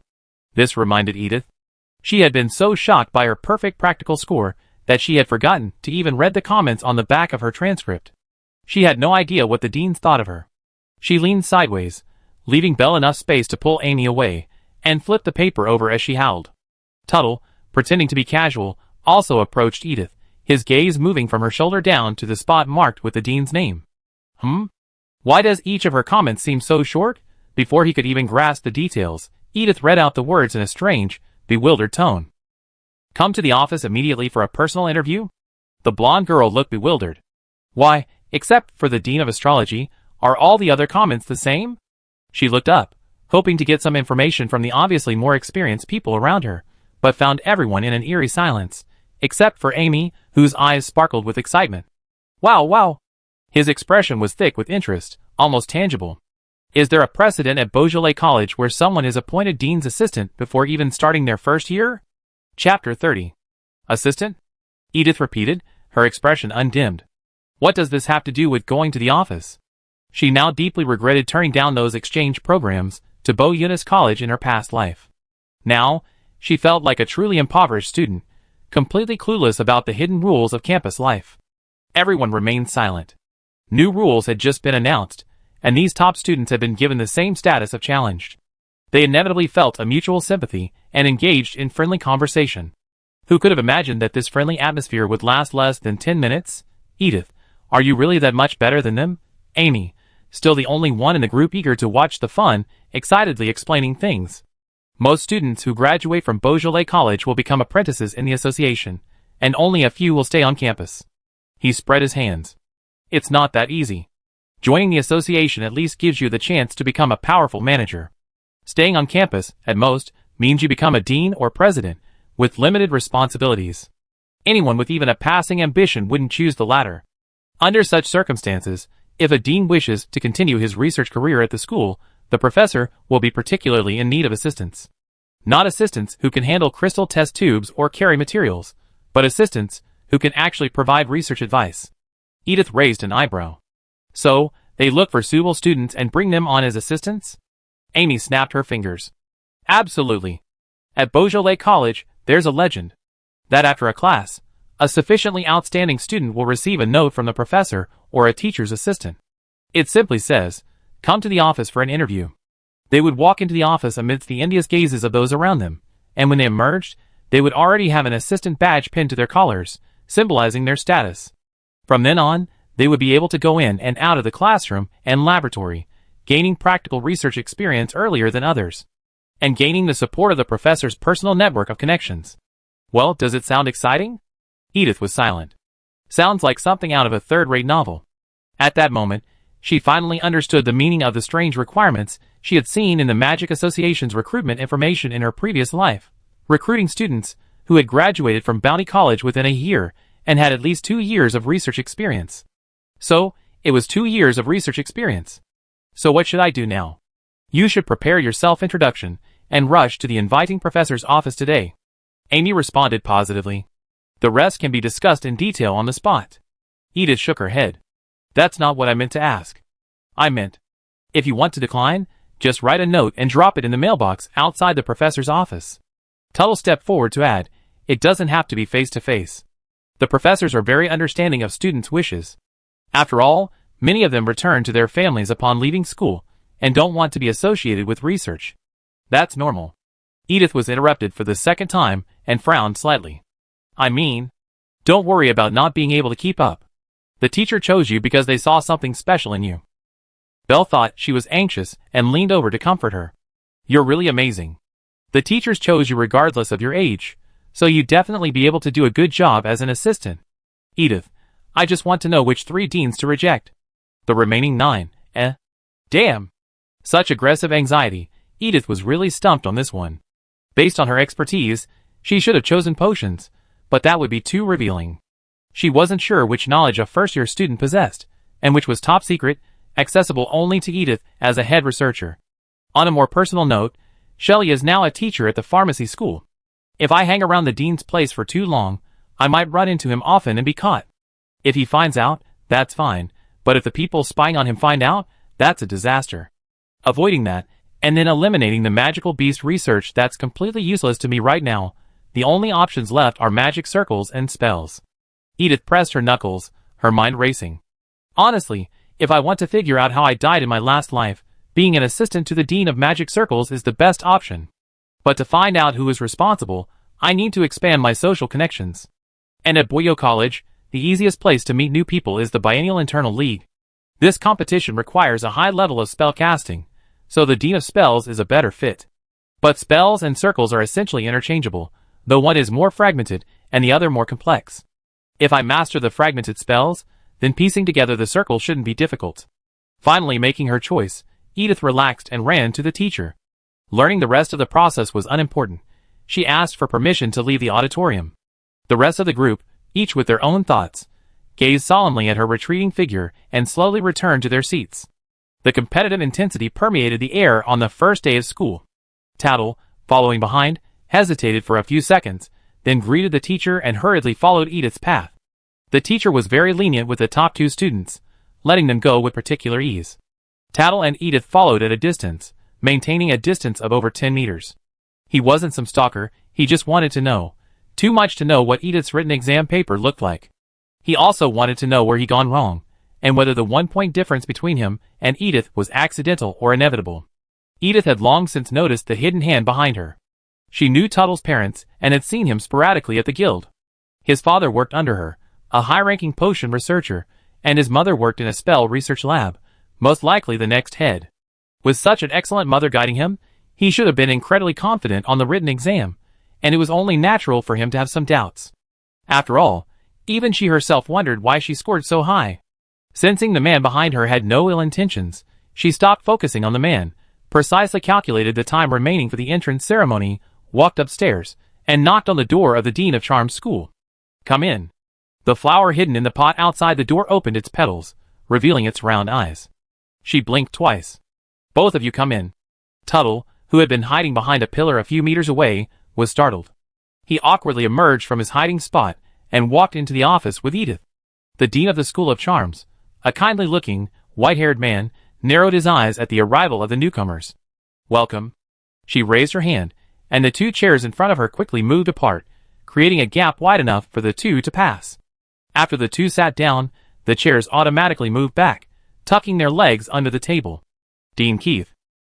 Tuttle skillfully saluted, touching his chest. I often heard my mother mention you. She said you were the only person she ever met who could cast spells without a wand. Your control over spells and magic is unparalleled. Seeing you in person today was truly astonishing. Edith, ? No one taught me to start with a compliment. She mimicked a salute, but the dean quickly stood up and pinned her down. Oh no, you're welcome to chat with an old man like me. No need to be so serious. She briefly replied to Tuttle, then eagerly turned and smiled at Edith, her eyes full of admiration. Ms. Griffin, are you planning to work as my assistant in spell research? Tuttle's breath hitched. Although she had expected this, she couldn't help but feel a wave of surprise to hear her mother's former teacher, whom she so respected, extend an invitation directly to Edith. And resentment and jealousy. Yes, I love spells more than any other subject, and I'm willing to dedicate my life to their research. Edith lied openly. Without hesitation, I turned down other teachers' invitations and came to you first. The dean's smile widened. Those old men and women had already had a fight in the observation room over you. Don't worry, it was just a minor incident. No one was hurt. She said calmly. You asked me? I wasn't involved. After all, choosing the dean is a matter of the student's own will. I can't force anyone. And yet, fate has finally brought you to me, the perfect match. Edith silently glanced at the dean's left hand, which was covered by his sleeve. The faint scent of healing potion seeped through his clothes and filled her nostrils. It's a healing formula specifically formulated for high-strength corrosive potions. Only the dean of the pharmacy school could unleash such an attack. She silently averted her gaze, offering a socially appropriate smile. You are truly a great teacher with a profound understanding. Dean Spells was clearly impressed by this remark. She knocked on the table and had her assistant bring a tray with a contract and a shiny badge on it. I give you one last chance to choose. She spoke with a pleasant expression, trying to appear nonchalant. I provide you with the best resources. Whether you want to join the association or stay on campus, I can always leave you a letter of recommendation. The only investment you have to make is your time. You may not be able to visit the tulip market or see a play as often as others, but I promise you gain far more than you lose. Edith nodded and held out her hand. I sign. She scanned the contract for any potential loopholes, finding none. She only saw sincerity, even offering some financial compensation for her role as a study partner. Without hesitation, she grabbed the pen and signed her name, Edith Griffin. May I ask why you chose me? Edith asked, taking the brooch and pinning it to her collar, the golden chief badge affixed to it. She wondered if she had revealed any flaws in front of the teacher. I watched your match. Your abilities are top-notch, especially when casting spells. The timing, power, and coordination, every single statistic deserves a perfect score. The dean, overjoyed, folded the contract neatly and tucked it into a locked drawer. However, my decision to hire a non-enrolled student as my assistant stemmed from another reason. She pulled a framed sheet of paper from a folder nearby and pushed it in front of the two men. Your written exam paper. Tuttle's breathing suddenly quickened. Chapter 31. Written exam, Edith repeated.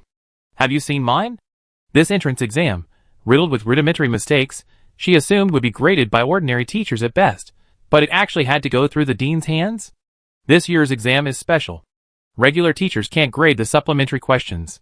All but the blanks will be handed over to us. Dean Keyes said, pulling another exam paper from the side. This one wasn't framed, but it lay perfectly flat, clearly well preserved. This is yours. She pressed her fingertips against the paper and pushed it toward Tuttle, raising her chin. Your mother came to inquire about the results ahead of time. After seeing the ranking, she said you'd be unhappy, so she asked me to prepare. Your mother really understands you. Tuttle pursed his lips and took his paper with both hands. It was a perfect paper. Seeing his handwriting again, Tuttle still believed he'd done his best. In the dictation section, everything was perfectly aligned with the concepts in the textbook. In the practical application section, every question followed the standard structure, divided into 3 parts: problem interpretation, spell selection, and explanation of the principle. This was meticulous work. Even the examiner was amazed by this meticulous approach, leaving numerous small words of praise on the first 2 pages. Excellent attitude, attention to detail, precise choices. Aside from a slight deduction on the last question in the application section, there were no mistakes in the preceding questions. Tuttle flipped to the last page. There were 2 5-point supplementary questions. He scored 4 on the first, about what he expected. And the second. His gaze lingered on the paper, pausing slightly. 0 points? Shouldn't that be the case? Dean this? He looked at Dean Keith in confusion. I don't understand. The second supplementary question was more practical. It presented a scenario where the examinee had to prevent the spread of the plague from a hospital, using no more than 5 standard mana points. He believed he had answered correctly, reinforced the walls, covered them with an automatic repair shield, installed a force-reducing floor, and placed beds to absorb the patient. Beyond that, he had even designed a detailed, self-circulating magic circle that converted the leaked virus into attack magic, converting the virus into its own energy for the shield, making it self-sufficient, saving mana, and eliminating the cost of sending personnel for daily maintenance. He had blocked every conceivable way for the virus to escape the hospital. His thinking was clear, his steps were feasible, and he even demonstrated his creative talent by designing a brand new magic circle. He couldn't give it full marks, but 3 points would be reasonable, or at least 1 point. But why was it 0 points? 0 points, meaning, none of my answers hit the mark. Tuttle looked the dean in the eye. I don't understand. Even if there's a slight flaw in the design of the magic circle later on, the steps above are sufficient to prevent patients from spreading the plague. Do you really think so? Dean Keith gave him a meaningful look. If one of the patients were a mage, they could blast all your defenses apart with a single wave of their wand. Tattle responded without hesitation. There won't be any mages. Magicians are all nobles. Nobles have family doctors, and wouldn't go to hospitals where all sorts of germs are mixed in. Naturally, they wouldn't be isolated in the plague ward. Huh? He paused, stunned. So, as long as the ailing nobles at home run loose, the plague will never be contained? Even if someone were to capture them, and take them to a hospital ward, as mages, they could blow through the building and escape? Dean Keith, exactly. I don't understand. Tattle remained lost in thought. Even so, I shouldn't have gotten a 0. There must have been some steps in the preceding steps that were on point. So I hope, your mother also hopes, that you take a look at this paper. The dean pressed the paper from Edith's hand and moved it toward Tuttle. Take a look. Tattle's gaze was immediately drawn. He stared at Edith's answer, his confusion deepening instead of fading. Why did she get a perfect score? Edith's answer was simple. 1 portion of magic power was used for screening, 1 portion for isolation, 2 portions for constructing the healing circle, and the final portion for a protective shield. If there's any difference, it's just an extra healing process and fewer protective measures. Shouldn't that be even more inconsistent with the requirements? Edith, could you please explain your approach? Keith looked at the person before him kindly. Edith nodded. First, screen all patients, both noble and non-noble, and place them in the hospital. Then isolate them to prevent cross-infection. A protective shield will prevent outsiders from entering, and a healing array will be used for treatment. Tattle countered. 2 problems. First, a simple shield won't protect against mages, just as the dean just pointed out. Second, 2 standard mana points can't construct a healing array sufficient to heal so many people. Your assumption is unreasonable. Edith tilted her head. Why should we guard against the mage? I'm treating him. He can survive if he stays indoors. Why leave the hospital and commit suicide? Tattle felt himself choke. Yes, why had he allowed them to escape? Because you assumed the only way to cure the plague was to round up the patients and execute them, thus interrupting the spread. Dean Keith continued, of course, I'm not saying your thinking is wrong. You simply gave up on the cure because, in your opinion, 5 standard mana points wouldn't be enough. Anything unfeasible must be abandoned. But Edith did it. She flipped the paper over, revealing the magic circle Edith had drawn on the attached page. Although it was a hand-drawn pattern, the layout and structure were as neat as if magically assisted. Tattle frowned, examining it layer by layer, his fingers occasionally scratching on the table. When he finally understood the principles of the magic circle, and recovered from the breathtaking shock, he suddenly realized he was drenched in cold sweat. He understood it. But he couldn't draw it. It was an eerie feeling. Even though he was still a freshman, even though he hadn't systematically studied the Academy's knowledge, he could still sense it. Even after graduating and becoming a true researcher, he might not be able to design such a magic circle. What on earth was this? What on earth was this? Dean Keith sighed. If a magic circle like this were presented to an ordinary student, he would probably scorn it, because he couldn't understand it, but because the image was simple, it was easy to intuitively grasp. If placed before a more advanced student, they would understand the symbols and the principles, feeling admiration without feeling despair. They would simply assume they could reach that level after 2 more years of study. But placed before a student like Tuttle, with a sufficient knowledge base and having already established their own design system, it was a devastating blow. It's not that difficult, it uses spells you already know. She looked at the student before her gently. The boy, who usually held his head high, now lowered his head, his lips trembling uncontrollably. But you just can't think of it, right? It doesn't require those advanced spells you admire, nor those rare materials you can only retrieve by delving into the labyrinth. Just by mastering basic spells and magic power to the extreme, you can construct the most effective array with the least amount of magic. Your mother is right. You're simply relying too much on the advanced magic they taught you, which surpasses your peers. You're not much smarter than them. You learned it much earlier than them. Tuttle froze in his tracks. The headmaster's voice continued. She had been commissioned by Tuttle's mother to take this opportunity to teach this overly conceited child a lesson. You see, a truly intelligent person, even if they come from a poor background and can only attend school as a companion, can still combine the limited knowledge in their heads to create the most perfect answer. Edith belatedly realized the problem. To conceal her identity, and to keep it close to the student's level, she had deliberately, and cleverly combined only basic spells and simplified the implementation steps. However, she had forgotten that normal nobles would receive prior education, and knowing a few advanced spells was actually normal. And just as simpler ingredients highlight a chef's culinary skills, simpler spells also demonstrate her mastery of magic, instantly making her stand out from the crowd. I wasn't careful enough. But fortunately, despite going against her original intentions, it unexpectedly worked its way back on track. Everyone assumed she was forced to use simple spells due to her poor background. Well, that's fine. She immediately calmed down, smiled softly, and acted sweet and sensible, trying to embody the Dean's image of herself. Dean Keith's liking for her grew. He stood up and took Edith's hand. I looked at your previous answers. They're all viable, just a little off. It's okay, just a little off. Tears welled in her eyes, and something clicked in her mind, her fingers tightening. The examiner initially gave you a low score, but I changed it all back. You started from a different point than others. There's no reason to hold you to such a strict standard. Edith glanced at the paper on her desk. She said, how could she get the highest score with an answer that was entirely self-constructed?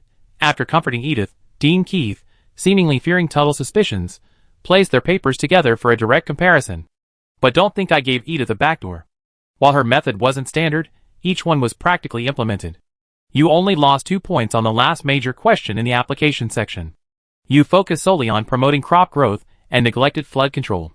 But in reality, those missed points could completely negate a farmer's entire year's hard work. Edith got full marks because the questions were full marks, and you got an 8 because your level is only an 8. It fits your mother's description of you. Abundant knowledge, but too narrow a perspective. Edith hypocritically comforted her. It's okay, an 8 is impressive. Tuttle, enough, enough. No more public executions. After repeatedly emphasizing that she didn't need the dean's help with tuition, Edith finally waved goodbye to Dean Keith and left the office, breathing a sigh of relief. She wasn't ready to give up her role as Hedda's companion just yet. The Turner family was a useful shield. Regardless of Hedda's father's behavior, at least his status as a duke was there, shielding him from a host of unfriendly glances. Also, the hatred she attracted could very well be transferred to Duke Turner, making him a target for others. Both she and Hedda welcomed this. With this matter taken care of, the next step was to go to the other 3 deans' offices and hand in their refusal slips. She was musing aimlessly when someone behind her patted her on the shoulder. What's wrong? She turned and saw that the person who had touched her was Tuttle, who had come out with her. He seemed startled by her own actions, and paused for a few seconds before recovering, looking at the hand resting on her. Tuttle, damn hand, how could you snap so quickly at this moment? Seeing Edith frown slightly, his mind suddenly went blank, and he spoke without thinking.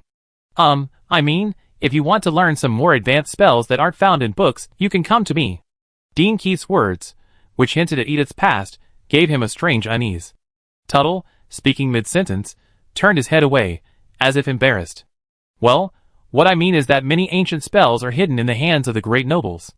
If you want to advance in this field, it's difficult to rely solely on school. My mother studied spells. If you're interested, I can teach you. Don't overthink it. I'm not trying to help you, but I don't want others to think that if I defeat you in the future, I'm just relying on my family's influence. I will definitely defeat you fairly. Edith raised an eyebrow, looking at the person before her with a hint of curiosity. Dean Keith misunderstood her, thinking her family was in dire straits. After all, she had clearly understood the situation when she registered as a commoner. Why did this man suddenly misunderstand her? Those advanced spells you plan to teach me won't be used in the exam. Edith shook her head. Even if they could be used, they shouldn't be used. They're your family's legacy. If you choose to reveal them, you should be the one to do it. But, if you really want to fight me fairly, you're welcome to sign up for this year's all-house tournament, Edith said calmly. The internal tournament at Bo Eunice College was so famous that even she, who had no interest in fighting, was dragged to watch both finals. The finals would be attended by all the nobles, even the queen herself. If she wanted to find a flaw in the nobles, that day would be the perfect time. She would definitely participate this year. You're signing up? Tattle frowned. Of course. It's held every 2 years, once this year and once in 3rd year. She can participate in at least 2. Edith said matter-of-factly, participate twice, and you get 2 awards. Tuttle, but the college league is a free-for-all. You might run into 3rd and 4th year students, or even shameless 5th year students. Then, as if suddenly realizing something, he said with a firm gaze, if you sign up, I sign up too. Edith, Question mark. She couldn't understand why the man in front of her had been arguing in the previous sentence and then made the same choice in the next, but it didn't matter. At Tuttle's current level, he wasn't a threat to her. Edith chuckled. I'm looking forward to it. With that, she ignored the man's attempts to continue the conversation, turned around, yawned, and walked away. You're just in time, Hedda said, standing alone at the edge of the group. Seeing Edith's belated arrival, she curled her lips. I thought you saved the world while you were there. Edith patted her back perfunctorily. Sorry, I buy you some adventure novels from the bookstore next time we have a break. Hedda was instantly appeased. Edith arrived a little late, and the teacher had already shown the freshmen around half the campus, familiarizing them with the locations and arrival points of each teleportation point. Bo Eunice College was too large to tour in one day, and the teacher didn't intend to drag these students, who were saddened by their test scores, any further on. She stopped at the dormitories. That's all for today. I covered the teaching area, library, practice field, and other study-related areas. You can explore the rest of the facilities on your own tomorrow. She adjusted her glasses, instructed another male teacher to lead the boys in their group, and then waved to the remaining girls. Next, we assign dormitories. For to a room, no exceptions. Don't flaunt your parents' titles in front of me, it won't help. You choose first, and I match the rest. As soon as she finished speaking, Edith felt countless scorching gazes coming from all directions. Chapter 32. Edith silently stepped back, letting Hedda stand in front. The crowd's attention was perfectly justified. Edith had just won first place, and after leaving the stage, she mysteriously disappeared for a moment. When she returned, her assistant badge was clearly pinned to her collar. The 8th place finisher on the entrance exam happened to be in this group. Seeing this, he touted Edith's legendary feat of being chosen as an assistant by the dean before even starting school, once again etched Edith's name into the minds of the first-year students. A legendary, talented freshman study partner, paired with the distinguished eldest daughter of the Duke. It was reported that the eldest daughter's entrance exam results were also quite good, just shy of the top 50. A dormitory that met both the requirements of status and strength was the best choice, no matter how you looked at it. And, if he could get closer to Edith, not only could he find a flaw that could defeat her, he could at least get some insider information about the library. Several people tried to move forward, but faltered as they moved forward at the same time as those around them. They exchanged wary glances, finally forming an odd, restraining position and remaining still. Edith kept her mouth shut, her mind racing. She might be constantly on campus, returning to the dorm at irregular times. She needed a roommate who wasn't prone to causing trouble, who wouldn't talk nonsense, and preferably one with no ulterior motives. But she couldn't identify the people before her. She could only analyze their expressions, trying to find someone who looked friendly. Suddenly, a hand tugged at the hem of her shirt. Edith turned and met Belle's bright, golden eyes. Together? She tilted her head expressionlessly, revealing the empty space behind her. Just me. Before Edith could elaborate, she quickly mouthed a name, Gray-Green. Edith no longer hesitated, turned to greet Hedda, and pulled Belle to her side. He seemed a little taken aback, his lips curling up for a moment, but as he stood still, he quickly retreated, returning to a stern expression. The crowd erupted in a commotion. Belle Green. Another new name, barely heard before this year, but he had a good relationship with Amy, and seemed to have close ties to the Magic Association. Although his family background was unknown, his third-place finish on the entrance exam was a solid achievement. The dorm's reputation further increased. But with Belle's arrival, there was only one spot left in Edith's dorm, and many people, after careful consideration, withdrew their plans. Everyone either had a study partner or a close friend, and since school had just started, they were generally grouped together in pairs. Most people couldn't bring themselves to abandon each other and head off to an unfamiliar dormitory alone in this situation. After giving up on this side, the crowd finally began to stir. Everyone started to invite each other to form groups, and within 10 minutes, a rough outline had taken shape. Only a few remained who hadn't found roommates. The teacher frowned and raised her voice. There are 92 girls in our team. For two a dorm should be just right, so there won't be any left alone. I give you 2 minutes. If you haven't formed a group yet, I assign them directly. If there's any conflict later, don't come to me and ask for a change. The remaining people became restless, forming 2 more dorms within the 2-minute limit. The teacher glanced at his watch impatiently. Who's left? Edith, Hedda, and Belle silently raised their hands, along with 5 other people who also raised their hands sparsely. Edith and Belle both said they didn't know anyone in the capital. Hedda did know someone, But they either didn't get into the academy, joined other teams during the tour, or were with their study partners, and didn't want to separate, so the last one wasn't even brought along. 3 of you coming together? Then bring one more, and the remaining 4 will automatically form the final group. Seeing the workload wasn't heavy, the teacher breathed a sigh of relief. Who's coming? A girl stepped forward. Me. Edith frowned slightly. Her makeup was exquisite, her hair was clearly styled, and her school robe was somehow too short, revealing the shiny satin hem beneath. There's nothing wrong with embracing beauty, but even the wand grip is intricately engraved with patterns. It's a bit unacceptable. It would scratch her hand if she exerted even the slightest pressure during the competition. Hedda quietly tugged at Edith's sleeve and crossed her hand. This person won't do. Edith understood immediately, and was about to refuse. Sorry. Are you sure? With your personality, can you survive without a tutor? Another girl emerged from the group, threw her belongings into the tutor's hands, and hurled a barrage of sarcasm at the person before her. The academy clearly states that servants are not allowed, yet you trained a servant and tutor to come along. Lisa, are you really willing to leave alone? Hedda crossed Edith's hand again, her hand moving so fast it practically sparked. Edith imagined she could hear her scream. This one won't do either. Ah. As expected, the last ones left are usually not kind. She silently cast her gaze towards the last, solitary figure. Mulan Raphael. This year's only publicly recognized commoner student, seemingly boasting a high self-esteem, was, as expected, isolated.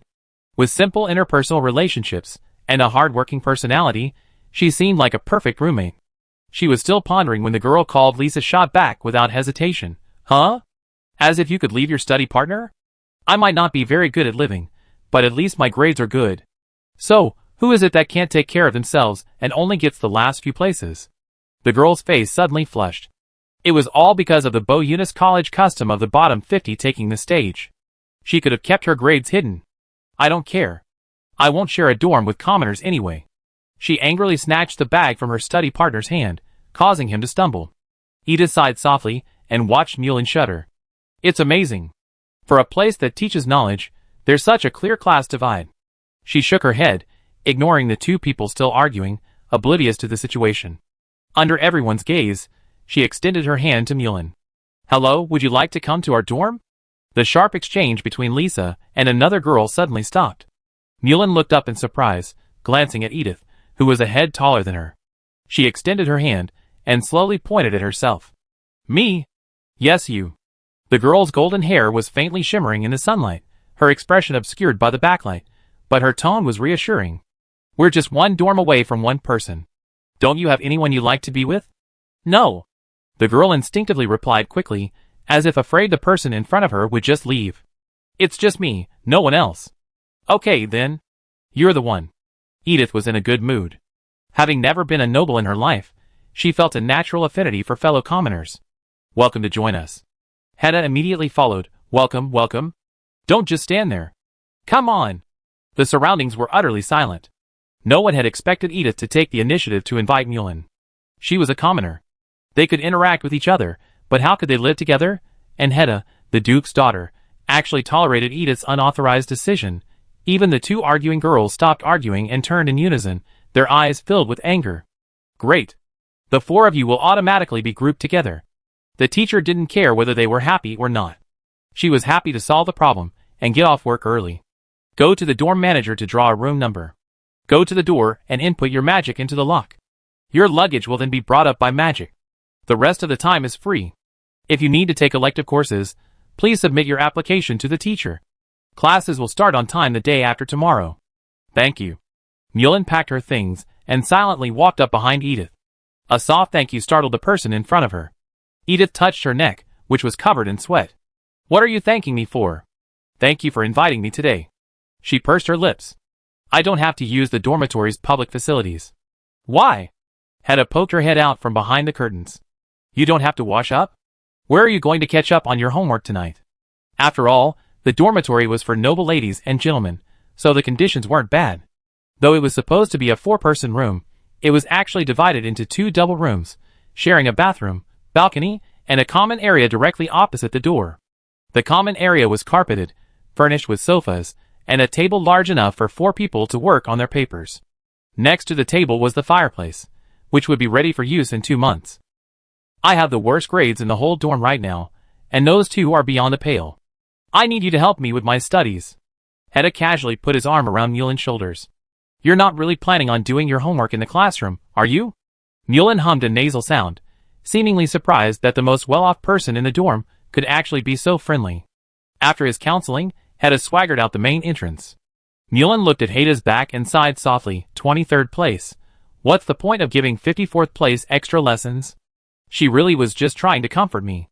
Edith glanced at Heda's back, which revealed a mixture of joy and arrogance, and hesitated to speak. No, she really didn't think that much. She must have simply included Belle and Mulan in a reserve army for world conquest. A day and a half passed in a flash. The night before school officially started, the four of us in the dormitory gathered together, drinking the high-quality tea Heda had brought from home and eating cakes produced by the academy, for a small pajama party. The main purpose of this gathering was to get to know each other. Since we were all teenagers, there was no need for half-spoken, half-hidden details, and family backgrounds were inevitably mentioned. In the middle of the night, agitated Heda turned to Mulan and spoke without thinking. Yesterday I was worried you wouldn't be able to use the latest magic lock, so I wanted to help you. I didn't expect you to be so skilled at it. Edith held her forehead in her hand. Heda truly treated Mulan like one of her own, completely oblivious to the possibility that if she were petty, she might think she was mocking poverty and harbor resentment. Thankfully Mulan didn't care. The girl, who had deliberately straightened her back at the entrance ceremony, finally relaxed after discovering everyone was so friendly. She curled up on the sofa in her pajamas, her dimples slightly visible. Maybe they're worried that the inn might harbor unsafe people who could escape and cause trouble in the capital. As soon as new locks are released, the city hall will send someone to replace the locks on my parents' shop. I always use the latest model, so I'm not uncomfortable with them. Change them every year? Edith's ears twitched slightly. Is the city hall that good? One of the reasons she chose to stay at the Shirleys instead of the inn was because the inn wasn't safe. The 2 or 3 inns around the pharmacy guild had been using basic locks, and they hadn't changed them in years. But she couldn't ask directly. Edith Griffin shouldn't have such a deep understanding of Wangdu. Mulan nodded. I find it strange, too, but according to my parents, the city hall didn't have this practice before I was born. Perhaps it's because the crime rate has increased since then? Heda, who had never stayed in an inn, speculated. Possibly. The conversation then turned to Belle. The girl spoke vaguely, saying only that she was a distant niece of the Grand Mage, Grey-Green. Edith openly revealed her civilian status, and of course, only Mulan was surprised. Oh my god. Her eyes sparkled. You too. She was excited for a second, then suddenly realized it was rude and covered her mouth. Sorry. It's okay. Edith waved her hand nonchalantly. Remember to keep it a secret for now. Being a civilian was a huge disadvantage for gaining early recognition. The conversation lasted late into the night, which indeed fostered a good relationship, but it also significantly reduced sleep time. Sure enough, the next day, the first morning class of potions, the elective course, officially began. But Edith fell into a magnificent sleep. Chapter 33. The first day of school for freshmen was also the first day back for the other grades after their carnival break. The senior class had an opening ceremony that morning, and most of the teachers were expected to be in attendance, leaving the first years with a free morning, except for those who had applied for the potions elective. Belle and Mulan, who hadn't signed up for the elective, were sleeping peacefully in their dormitories.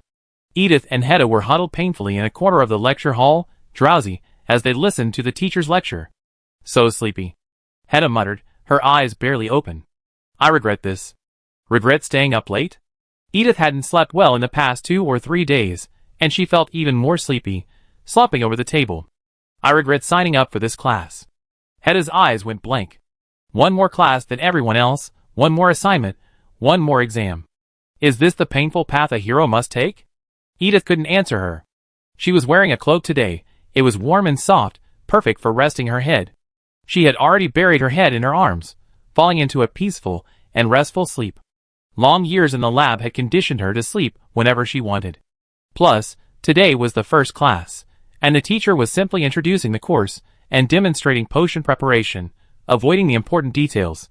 She was in a corner where she wouldn't be seen, so she generally wouldn't be noticed. If the potion the teacher prepared today didn't require light. The potions teacher was unlucky today, having brought 3 herbs for demonstration. What should have been a smooth, refining performance that amazed the students was a complete failure, The bright red ingredients would normally become clearer as the refining process progressed, but perhaps because the firepower wasn't properly controlled, the medicine became increasingly darker and more turbid.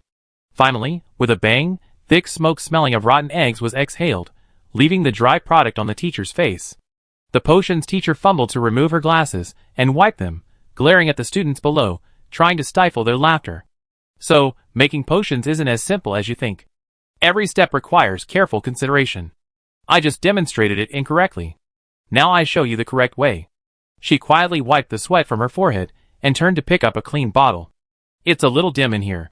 I can barely see the color of the flames. Can the students by the window on the right please sit on the left to let in more light? Huh? She tilted her head, frowning in Edith's direction. Is that person sleeping? Embarrassment turned to anger. She slammed her pointer against the podium and launched into a furious barrage. Sleeping on the first day of school? How can you even be studying? The students around her finally found an excuse to vent their frustrations. Amidst the roar of laughter, Edith remained motionless. Without the pressure of studying, socializing, or finances, and with the familiar chanting of basic knowledge in her ears, everything relaxed her, and she fell into a deep sleep she hadn't experienced in a long time. Although sleepy, the Haida people hadn't fallen asleep yet. They had just subconsciously followed the teacher's instructions and moved to the left. Only then did they turn around and realize Edith hadn't followed. It's over. She was about to yell for Edith to wake up when she heard the teacher's authoritative voice. That red-haired boy. Yes, you. Go wake her up and ask her name. The boy nodded, stifling a laugh as he stepped forward and patted Edith on the back. Hey, wake up. The teacher told you to wake up. Edith jolted awake, her head snapping back up as she dazedly glanced at the people around her. Her mind was still mired in the dream she just had. In it, she'd been back to her days as a researcher at the Alchemy Guild, concocting potions day and night. Stirring, heating, cooling. Even now, awake, the touch of the crystal vial lingered in her hand. What's wrong? Her mind went blank, her hair plastered to her forehead. What happened? Edith's hair was loosely tied up today, her cape still covering the badge on her collar. The red-haired boy didn't recognize her for a moment. Seeing the girl's confused expression, a sinister thought suddenly welled up in his mind. He cleared his throat and said, "The teacher asked you to make one using the same method she just used." The laughter around them suddenly erupted even louder. "Okay, sit down." The teacher didn't like the joke and shouted sharply, "Both of you sit down. Girl, come over to me after class and listen to the lesson." The boy shrugged nonchalantly and returned to his seat. Edith, still groggy, her brain functioning at less than 20%, finally processed the first sentence and slowly stood up. Teacher told you to make potions, told you to make potions, told you to make potions. Her hands still clung to the feeling of making potions in her dreams, her fingers twitching slowly, her eyes empty, as she walked towards the stage amid the horrified gazes of the crowd. The potions teacher was now concentrating intently on the cauldron in her hands. She had only brought 3 ingredients, and if this one didn't work, she only had one chance to try again. That would be too humiliating. No matter what. Her concentration prevented her from noticing Edith ascending, and she missed the perfect opportunity to shoo her away. Edith stepped onto the podium, picking up the spare crucible her teacher had prepared purely by muscle memory. She activated the magic heater and glanced down at the materials on the table. After a moment, she slowly raised her head and glanced at the blackboard behind her. On it was a line of elegant calligraphy, basic demonstration of making an invisibility potion. Invisibility potion? She lowered her head and silently picked out a few inconspicuous strands of grass from the pile of raw materials. Then, she tied her hair high, donned gloves and eye protection, and quietly began to work. The potions teacher next to her finally noticed the person beside her, and her pupils suddenly constricted. How could this person take someone else's joke so seriously? But she didn't dare to act rashly. For one thing, her potion was in the crucial reaction stage, requiring the precise timing of adding each ingredient to the second. For another, the invisibility potion could easily explode if not prepared properly. She was afraid that if she yelled, she would startle the person and cause him to shake his hand, blowing up the podium. I could only hope she'd processed the herbs slowly enough, so she wouldn't make any mistakes before she finished brewing. She turned her attention back to the crucible in front of her and added ingredients twice more, her bright eyes suddenly dimming. Edith had prepared all the ingredients, pulled out a stirring spoon, and prepared to begin brewing. Potions master? ? How could it be so fast? Many of the herbs here require quite complex preparation steps. What on earth is this person trying to do? Is he just doing it haphazardly? Seeing the person next door start adding ingredients to the pot, the potions master grew anxious. Although she had prepared 2 crucibles and 3 sets of ingredients, she had only prepared 1 timer. Not only that, the spare crucible was just a basic model, without a real-time temperature monitoring array. She hadn't brought a thermometer, so how could the student determine the heating temperature? Absolutely ridiculous. But Edith couldn't see her thoughts, or rather, she was still in a state of detachment, unable to pay attention to anything other than what she was holding. The students in the audience had already fallen silent. The blonde girl and the potions master occupied either side of the podium. The girl didn't hesitate, nor did she pull out a textbook or scroll to study the steps. She simply glanced at the handwriting on the blackboard, glanced at the ingredients, and then began to work, processing the herbs with ease. The key point was, her method was quite unconventional. For the same white string bean, the teacher placed it in a fixed slot, used a knife to slowly cut the white string along the side, and then, as soon as the juice spurted out after peeling it, quickly dumped it into a special storage solution to ensure that the active ingredients would not spill. The blonde girl simply grabbed the bean by one end, lifted it upright, pinched a hole with her fingernail, tore and pulled, removed the string, and tossed it aside. The beans were also miraculous. Normally, they would explode at the slightest touch, but they remained perfectly docile in her hands, leaking not a single drop of juice from start to finish. Similarly, the teacher measured and cut with a ruler, while she watched with her hands. The teacher monitored the temperature with a magic circle, while she observed with her naked eye. The teacher used a timer accurate to the second, and she even yawned while throwing the ingredients. The right side looked like she was refining medicine, and the left side looked like she was boiling soup. But even with this casual refining, the crucible surprisingly didn't explode, nor did the usual splashing of liquid or emitting a strange odor. The liquid within the crucible was as calm as well water, with only the occasional bubble. The girl yawned again, her eyes half closed, as if she were asleep. Everyone silently turned their attention to the teacher nearby. This time, the teacher did much better than last time, executing every step perfectly. Aside from a few drops of splattered juice staining her glasses, even her expression seemed calm and composed. But a teacher standing tall, eyes glued to the timer, and a student with eyes closed, only remembering to stir the pot every few minutes. I never seen this before, truly never seen this before.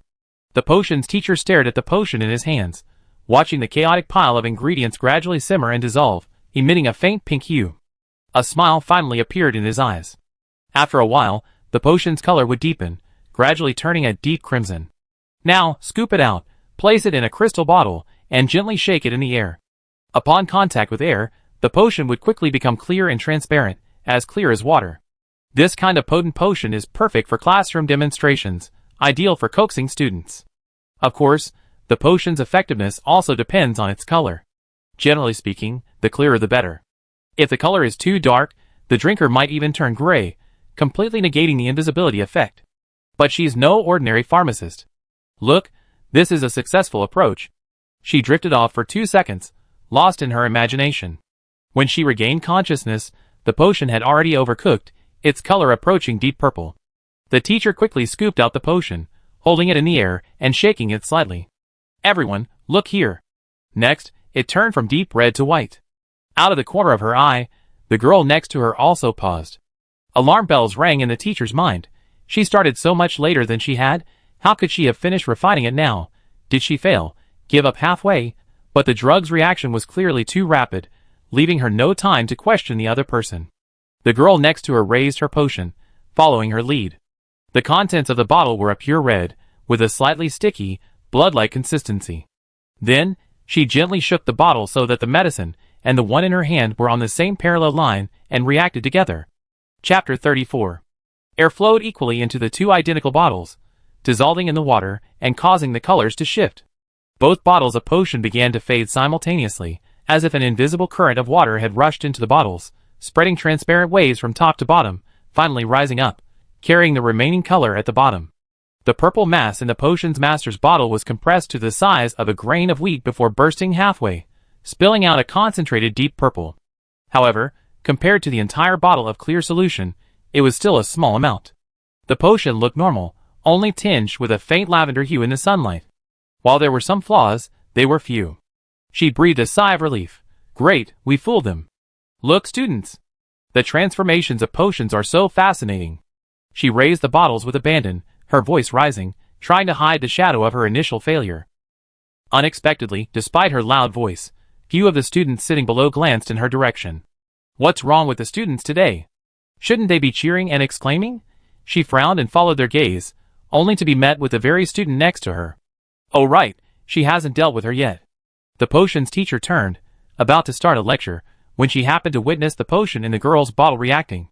It was the same colored solution, but this girl's was purer, exactly like the illustration in the textbook. The same stream of water spreading, a compressed mass of color, but unlike hers, the struggling red disappeared before it even reached the bottle's top. There was no explosion, no scattering. Every drop of the potion fully reacted with the air, revealing the clearest quality. Purer than the potion she'd brewed. Potions master, eh? The girl didn't even shake the bottle evenly, she still looked half asleep. The bottle swayed with her body, but the potion lay quietly inside, like a docile rabbit, not even a splash visible. The teacher touched her glasses, which were covered in potion, and thought back to her private practice, the liquid that had exploded like a mad dog, occasionally carrying shards of the bottle with it. She couldn't help but feel a wave of sadness. Potions master, why do I love you so much, but you always favor others? Although the potion in her bottle had color, it wasn't usually easy to distinguish under transparent light. But there was a perfect example right next to it. I'm not afraid of failing to do it well, I'm afraid of others doing it well. The potions master returned his gaze to his own bottle. The color darkened as he looked at it, and finally, a wave of sadness welled up in his heart. Suddenly, his mind struck him as a good idea to become invisible and escape sight. He downed the potion in one gulp. This time, Edith was truly awake. She watched in horror as the teacher drank the clearly faulty potion. Professional instinct led her to reach out and grab the teacher's neck, trying to force him to spit out the contents. The audience fell into an eerie silence. For a moment, embarrassment, shock, fear, and joy all intertwined. Words cannot describe the distorted expressions on everyone's faces as they stared intently at the scene on stage. In such a short period of time, they had experienced so much information, their emotions swirling wildly, their brains nearly failing. That blonde girl had the audacity to sleep in the first period. Ha, she'd been fooled. She actually believed the teacher would let a freshman make a potion. What a joke. Why does she look quite skilled? No, she really can, huh? The potions teacher failed, and that girl succeeded? She's even better than the teacher. Who is she? Why did the teacher just drink the potion? Damn it, what's wrong with her body? Goddess. I saw a student murdering the teacher. Everyone instinctively assumed that the companion wasn't eligible for the elective and immediately ruled Edith's name out. No one guessed who the girl on the stage, her face obscured by goggles, was. While they were pondering, Edith remembered that she had magical powers in this life and quickly cast a throat-squeezing spell, hoping for a slight effect. But it was too late. The potion reacted too quickly, and those around her quickly absorbed it. Then, with a soft explosion, her skin gradually became transparent, leaving her clothes intact, floating in the air like a ghost. Normally, she would become completely transparent, then recover after half an hour. But what she drank was a failure. The teacher's physical transformation stopped there. The drug failed to react, its transparency ceased, and its body turned purple. The potion's teacher watched in despair, as he gradually transformed into a transparent eggplant. A deformed eggplant with 4 limbs. Realizing that she had been tricked by her classmates, Edith quickly claimed she had a cure, attempting to remedy the situation. The teacher, relieved, hurriedly called the get-out-of-class dismissal, then took her hand and rushed out of the classroom. The first class of the freshmen at Beaujolais Academy concluded in this legendary atmosphere. Edith followed the teacher back to the lab. She retreated into the enclosed space, finally relaxed a bit, slumped in a chair, panting. Weakly, she pointed Edith in the direction of the medicine cabinet, letting her choose the herbs she needed. She closed her eyes, trying not to dwell on the embarrassing moment. The rustling sound of the student rummaging through her belongings reached her ears, somehow bringing a sense of peace. She closed her eyes, her curiosity about the student finally overcoming her embarrassment. She asked, "What's your name?" "Edith," the student replied, "Edith Griffin." "You're Edith?" The teacher abruptly stood up and looked at the girl facing the cabinet, his eyes wide. "The Edith who so ruthlessly rejected our dean?" "Edith, ? That sounded strange. I just have my own considerations." She spoke carefully. "I'm not being disrespectful to the Dean of Potions. It's okay. You can respect me or not." If you want to curse, I can join in. The teacher steadied himself on his stool and looked at Edith with interest. That was a good refusal. Seeing that old man suffer these past few days, I'm so happy. Edith, Why was the topic getting weirder and weirder? My name is Marcia Taylor. The other person acted incredibly familiar, pulling a stool closer. She grabbed Edith's cloak and peered inside. Wow, a gold badge. You really are Edith. She then took a closer look at the assistant badge next to the first place badge and made out the icon, the badge of the School of Charms. Are you an assistant to Fay Keith? What's wrong? Edith heard the drop in her tone and was puzzled. What's wrong with Dean Keith? Nothing. At least for you, Dean Keith is the best choice. She waved her hand, but her expression didn't look like nothing. Dean Keith is the person who cares the least about a student's family background, except for Dean Astrology. But that doesn't mean she treats everyone equally. Faye categorizes people by talent. If you're talented, she overlook all your flaws and treat you as the best. If you're not talented, no matter how well-behaved and sensible you are, she'd still be a worthless piece of shit. Even if you make up for your lack of talent with hard work, she still won't take you seriously. Edith was about to say, I think Dean Keith is a good person, when she remembered what she said to Tuttle. You're not smarter than others, you just learn earlier. So that's what she meant. But she didn't intend to judge someone she didn't know well. Instead, she lowered her head and, while tending to the herbs, casually asked, have you ever been targeted by her? Marcia stopped talking immediately. Edith looked back somewhat surprised, and saw that purple eggplant had reclined back in her chair, a few transparent tears dripping from her translucent face. I'm not naturally gifted in spells. Her eyes were filled with melancholy. Edith suddenly remembered what she had said earlier and quickly consoled her, it's okay. Just try your best. Don't worry too much about what others think. Marcia, oh then I didn't try hard. Edith, ? Marcia, from the first class, when she pointed at me and called me an idiot, I decided to stop giving her a hard time and started skipping classes. I skipped for 5 years, and the rest of the time I spent studying potions. Edith marveled, I didn't expect the teacher was once a rebellious person. She ground the herbs into a juice, mixed them together, and turned to apply it to the teacher. If you hate Dean Keith and the Dean of Potions so much, why don't you become a researcher at the Potions Guild instead of staying at the school as a teacher? The transparent purple eggplant turned over and said quietly, are those commoners out there not applying to Buny's College because they don't want to? 5 years ago, I took the exam right after graduation. With a top 5 score in potions from Buny's College, I felt like I was the future of the capital. I walked into the gates of the Potions Guild with my head held high, and then she was hit by the reality. She suddenly exploded, slamming her chair and sitting upright, cursing, Goddess, are they all human in there? I was 21, and the research team leader I was assigned to was 22, just 1 year older. She wasn't from an academy, but damn, she was better than me in every way. Just like you today. We made the exact same potion, but she was faster and more casual than me, and the finished product was better. Most importantly, she had no pride at all and completely ignored me. That was blatant contempt. I only worked under her for 3 days, but it felt like more than 3. From then on, I became completely honest. Research is truly only for the brightest. Instead of being a stepping stone, I should return to train a few students who can truly reach the top. Marcia shook her head and pointed at Edith. You're more suited to research than I am. Edith had paused at Marcia's reminiscence. 5 years ago, she was 22, a research team leader, and not from an academic background. Damn it, she wasn't talking about her, but she taught quite a few apprentices, and even after pondering for a long time, she could only recall a vague image. Marcia, unaware that the person behind her was lost in memory, continued, but the person my age taught me back then was indeed more suited to research than I am. She eventually rose to a very high position. Well, let's not talk about that. Sighing at this, she lowered her head, pleasantly surprised to find her body gradually returning to normal. Almost there. Apply some to your face and neck. It will absorb itself. Edith handed the bowl of syrup to Marcia and held up her slime-covered hand. I need to use the bathroom to wash up. Go ahead. It's over there. Marcia pointed to the side, and quickly lowered her head, watching excitedly as the purple skin gradually turned pale. Just as Edith entered the bathroom, hands raised, there was a knock on the lab door. Who is it? Marcia was so embarrassed at the moment that she could only manage to grab a lab cloth from the side to cover herself. Wait a moment, I'll be right back. It's me, Shelley.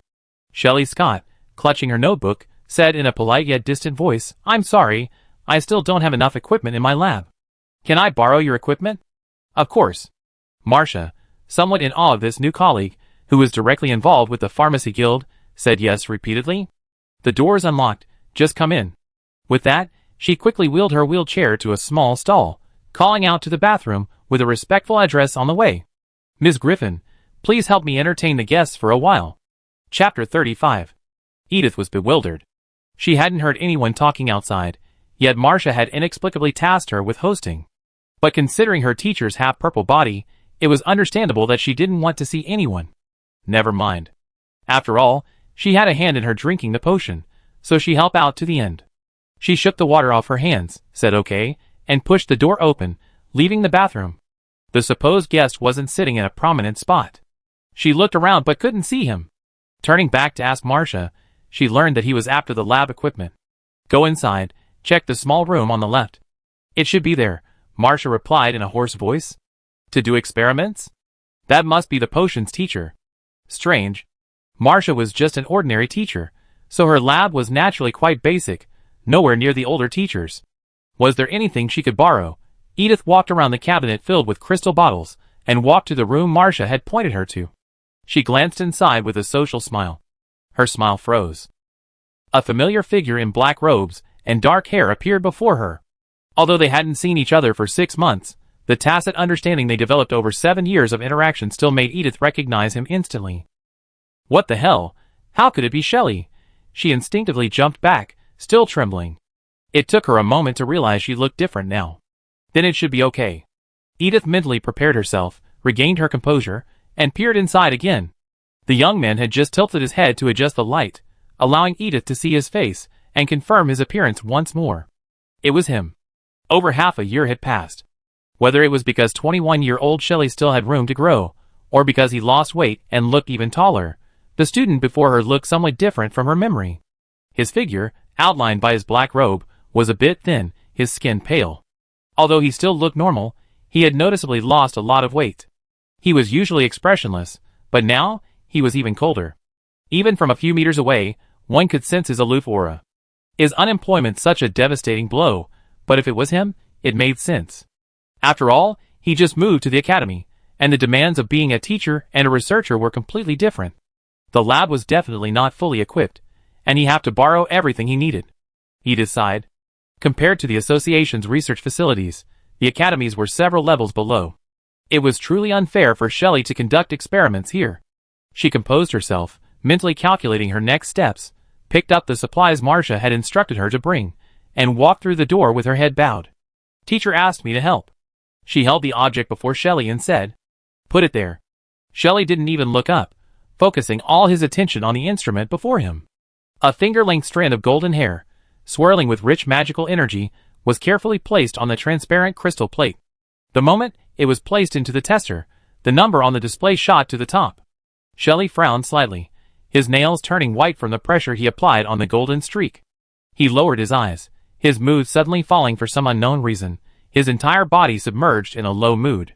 Shelley silently shifted the object in his hand. Squeak! Edith's professional instinct took over, and she subconsciously helped adjust the position of the light. A dazzling white light shone through the glass lampshade, breaking the shadow cast by her body, and shrouding the dark specimen in light again. Shelley looked up in surprise. "Thank you." He had always been the assistant, so he was a little uncomfortable with being helped. Edith finally saw his face clearly, and her heart skipped a beat. Shelley looked normal, but there was a lingering sense of fatigue between his brows. Perhaps that appearance of normality was just a kind of calmness after a broken heart. This state was clearly not right. Shelley lowered his head again, and continued to adjust the instrument values, while politely exchanging a few words with her. "Are you Miss Taylor's assistant?" he asked casually. "What's your name?" "No, I'm just a student who slept in class, and Marcia forced me to do some work to atone for my sin." Edith tried her best to shake off the label of potions expert, addressing the teacher by her name, trying to distance herself from her past life. "She asked me for help last minute, but I have classes. If it's okay, I just leave." It's better not to tell her name. Many things are fine if you don't doubt them. Once you start doubting them, even the most unintentional actions become traceable to others. Shelley didn't really want to get to know her. After completing the social ritual, She stopped talking and nodded in agreement. Edith, having been pardoned, was about to run away when she bumped into a stranger. I was wondering why I couldn't find you. You're here. Bertram opened the door nonchalantly. You didn't attend the freshman orientation ceremony, nor the senior opening ceremony. You're not from a traditional background. If you don't socialize, you'd be ostracized. He turned the corner, only to find a student, not his friend Shirley, before him. Bertram uttered a cry of awe, and quickly apologized. I'm sorry, I didn't know anyone was here. Are you Marcia's assistant? Edith's expression was impassive. No. She tried to move aside, but the man also moved aside, stopping her and examining her closely. I know you. After a moment, Bertram, racking his brains, suddenly exclaimed in surprise, I was at the freshman orientation ceremony, standing by the stage, and saw you go up to get your report card. You're the top student this year, aren't you? Edith Griffin. Edith's body stiffened. The clatter of instruments behind her suddenly ceased, as if all noise had been sucked into a bottomless vortex. She could sense Shirley's figure raise his head, catching sight of the key words, his scrutinizing gaze lingering behind her, from top to bottom, finally resting on her blonde hair, where it lingered for a long moment. Your name is Edith? Bertram covered his mouth, suddenly remembering something. Careless. He'd forgotten that Shelley's deceased teacher had the same name. Wasn't that just irritating him? His friend's mental state was already bad enough. Haha, you Ediths, do you have any magic that's good at potions? He chuckled dryly, trying to liven up the atmosphere, but his voice gradually faded. Well? Edith could hear the scraping of leather shoes on the floor. She lowered her head, watching the shadow behind her gradually encroach on the light beneath her feet. The shadow's head finally landed on the floor in front of her, facing her lowered face. Edith felt herself being scrutinized by both the shadow and the real person behind her. Yes, teacher, my name is Edith, Edith Griffin. Edith, unfazed, introduced herself calmly. Any questions? Nothing. The pale hand didn't dare reach forward again, merely gently ruffling the ends of Edith's hair. The hair there was lighter in color, gleaming white under the light, like morning light reflected on dew. Edith calmly tilted her head, plucked a strand of hair from his fingers, turned around, and exposed her face to Shelley. If there's nothing else, I'd be leaving. She confidently displayed a look completely different from her previous life, and said distantly, I have classes next, so I won't bother you too. The name Edith was quite common, and blonde was a common hair color among the royal nobles, so the combination of the two wasn't uncommon. Haha, it's okay. Go ahead. Bertram finally freed himself from his awkwardness and extended his hand to Edith with a smile. By the way, I haven't introduced myself yet. I'm your history of magic teacher, and I'd be teaching Friday's class. Although history isn't on the entrance exam, I'm sure you'd be good at it, right? I hadn't expected such a trendy-looking teacher to teach such boring history. Yes, I'm good. I look forward to seeing you on Friday. Edith returned the handshake perfunctorily, replied a few words, and tried to squeeze through the gap. I have something else to do. Wow, Marcia is so lively today. Another potions teacher walked in. Edith, Damn, what kind of day is today? She didn't know why, but even though the more people around, the easier it would be for her to take advantage, she still had a bad feeling. Hello, Professor. She gritted her teeth and said hello. Hello, Professor Fergus. Bertram was a sociable man, seeming to be familiar with everyone. He quickly greeted the newcomer. Your lab is second only to the dean's, so why are you here? I just collected the students' holiday assignments and got a rather interesting sample. I'd like to see someone work on it with me. Professor Fergus smiled, his glasses pushed upward by his wrinkled skin, forcing him to reach out and press them. I gave you a supplementary problem, and who knew a student could actually solve it? To be able to solve your supplementary problem, and find it interesting to you, this student is quite capable. Bertram's eyes widened dramatically. What sample? Can I see it? Just try it out, then forget about using it. Professor Fergus tooted his tongue. Your habit of going to dance whenever you have free time. Cough. You'd definitely be interested. The bonus project I assigned is a love potion. Bertram's eyes lit up. Really? Didn't they say such a potion is impossible to create? Yes, that's why we try to get as close to the effect as possible. The main goal is to encourage students to think outside the box and learn how to blend different drugs. Professor Fergus shook his head. When the bonus project was assigned, the class only submitted 5, but most of them were obviously just sloppy work. This one was the most successful. Take a look. Edith, who was about to slip away, slowly retracted her leg. What? She slowly turned her head and watched Professor Fergus pull a well-packaged potion from the package. A mini crystal bottle, a pink potion, and that slightly sweet smell. Did that boy actually buy this thing for homework? Edith's heart pounded with alarm, but she feigned ignorance and walked out slowly. Only when she reached the blind spot behind the door did she breathe a sigh of relief and take off running. As she fled, Shelley took the potion from Fergus and, amid Bertram's incessant chatter of "I remember Shelley has a recipe, too," fanned the bottle and sniffed the vapor. He froze, then slowly raised his head, looking at Fergus with a deep, unreadable gaze. "You just said your student made this?" Chapter 36. Edith walked out of the office and glanced up at the clock tower nearby, realizing the next class was still a long time away. There was nothing she could do. Marcia had finished class early, after all, and since it was the only class on her morning schedule, she had plenty of time left to go back and get some sleep. She walked happily toward the dormitories. Senior classroom. Perkins' face was frozen, accepting the intermittent glances from all around him. If he had known this would happen, he might as well have simply not turned in the assignment. When he arrived at the academy, he tentatively asked his roommates, and they all claimed they hadn't touched a single word of their homework, hadn't brewed a single potion, and had simply scrambled through the supplementary problems. He actually believed them, rubbing his chest in relief. With so many people around, the professor wouldn't have noticed his problem. Who could have known that when the time came to collect homework, each and every one of them would turn in papers thicker than anyone else's, the potions they refined couldn't be held in 2 arms, and the textbooks on the desk looked like they'd been flipped through countless times during the holidays. Shameless. In the end, only 5 people in the class turned in the extra homework. Among them, only the top student had completed all the regular homework and done the extra homework in addition to the regular homework. The remaining 4, including him, had simply sloppily done it to make up the numbers. The teacher publicly called out the names of the 4 people who hadn't turned in their regular homework. Perkin couldn't avoid it, so he had to bite the bullet and walk onto the stage amid the crowd's gloating expressions. The bottle of potion he spent so much money on was clutched tightly in his arms, warming slightly from his body heat. The teacher, with a stern face, first glanced at the top student's extra homework, then sniffed it, savored it briefly, and nodded with approval. A little sword grass, with its hallucinogenic properties, transports you to a spring garden, but without the dizziness of an overdose. He smacked his lips and continued, "It's sweet. Added caged fruit? Not bad. It won't diminish the potency, but it enhanced the flavor. Next up, dragon bone powder? I can feel my skin warming." He made a quick assessment, and the student added a few words, briefly explaining his own approach to refining it. The teacher's smile grew, and he nodded uncontrollably. "Excellent. Your graduation thesis could go in this direction. Reduce the hallucinogenic substances appropriately, and see if other ingredients can replace them. Effective potions shouldn't contain too many harmful ingredients. If nothing goes wrong, you have the highest score today."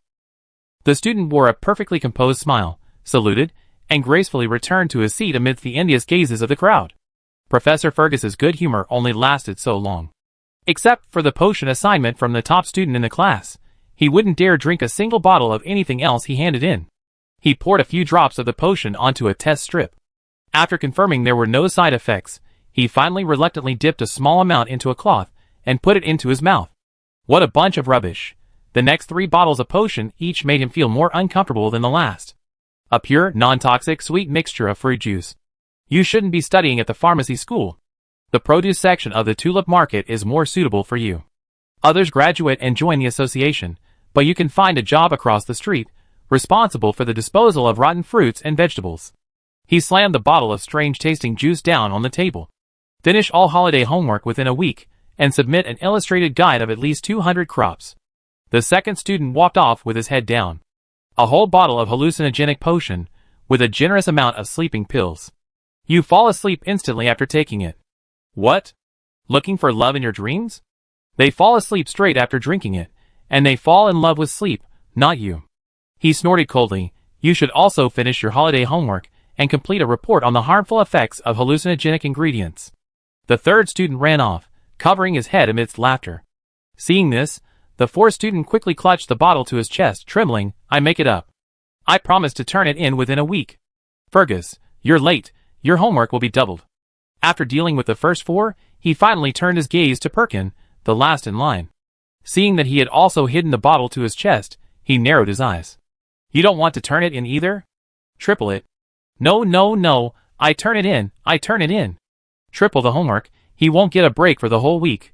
Perkin had no choice but to pull the bottle from his clothes and, with great pain, hand it to Fergus.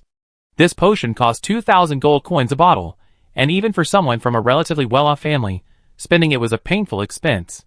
Fergus had no high hopes for this potion. Perkin's grades weren't the worst, but they weren't great either. He always hovered in the middle of the pack. He improved if he chose conservative questions, but regressed if he tried to be more innovative. It's okay for a child like this to just follow a book and make his own medicine, but for him to think outside the box and innovate? Forget it. He performed a routine test on the medicine's toxicity, confirming it was non-toxic before dipping a small amount into his mouth. He was just about to savor it carefully, trying to determine the ingredients, when he heard a sudden buzzing in his head. It was as if something sweet and soft enveloped his skin, covering his mouth. For a moment, he was transported back 10 years. The cloying fragrance of unknown origin suddenly transformed into the specific scent of flowers. In the middle of a garden dance, his young wife, in her gown, turned and smiled brightly at him, who had finally mustered the courage to extend her hand. He could hear his heart beating so vigorously that his voice began to tremble. "I want to ask if you would like to dance with me." Sunlight and falling petals lingered in the girl's hair. She winked playfully and gently opened her mouth. "Teacher, are you okay?" The dream was shattered. The wife before him suddenly spoke a man's voice, and then the surrounding flowers and trees suddenly collapsed.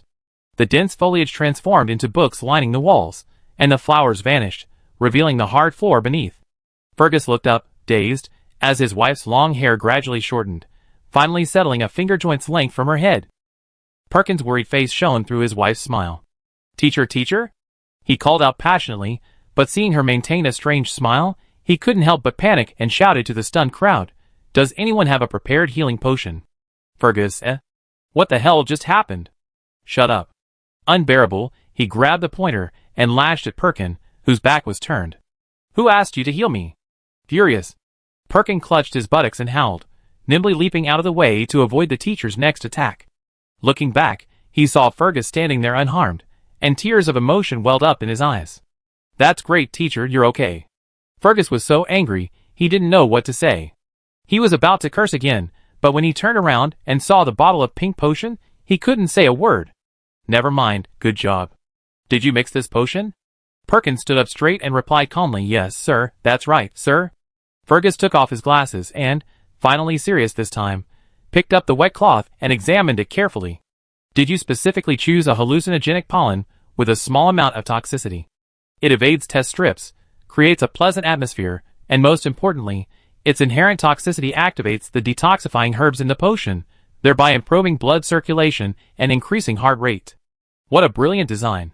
He raised his head, his eyes full of approval. "I'm guessing you didn't do this on your own." Perkin's heart tightened.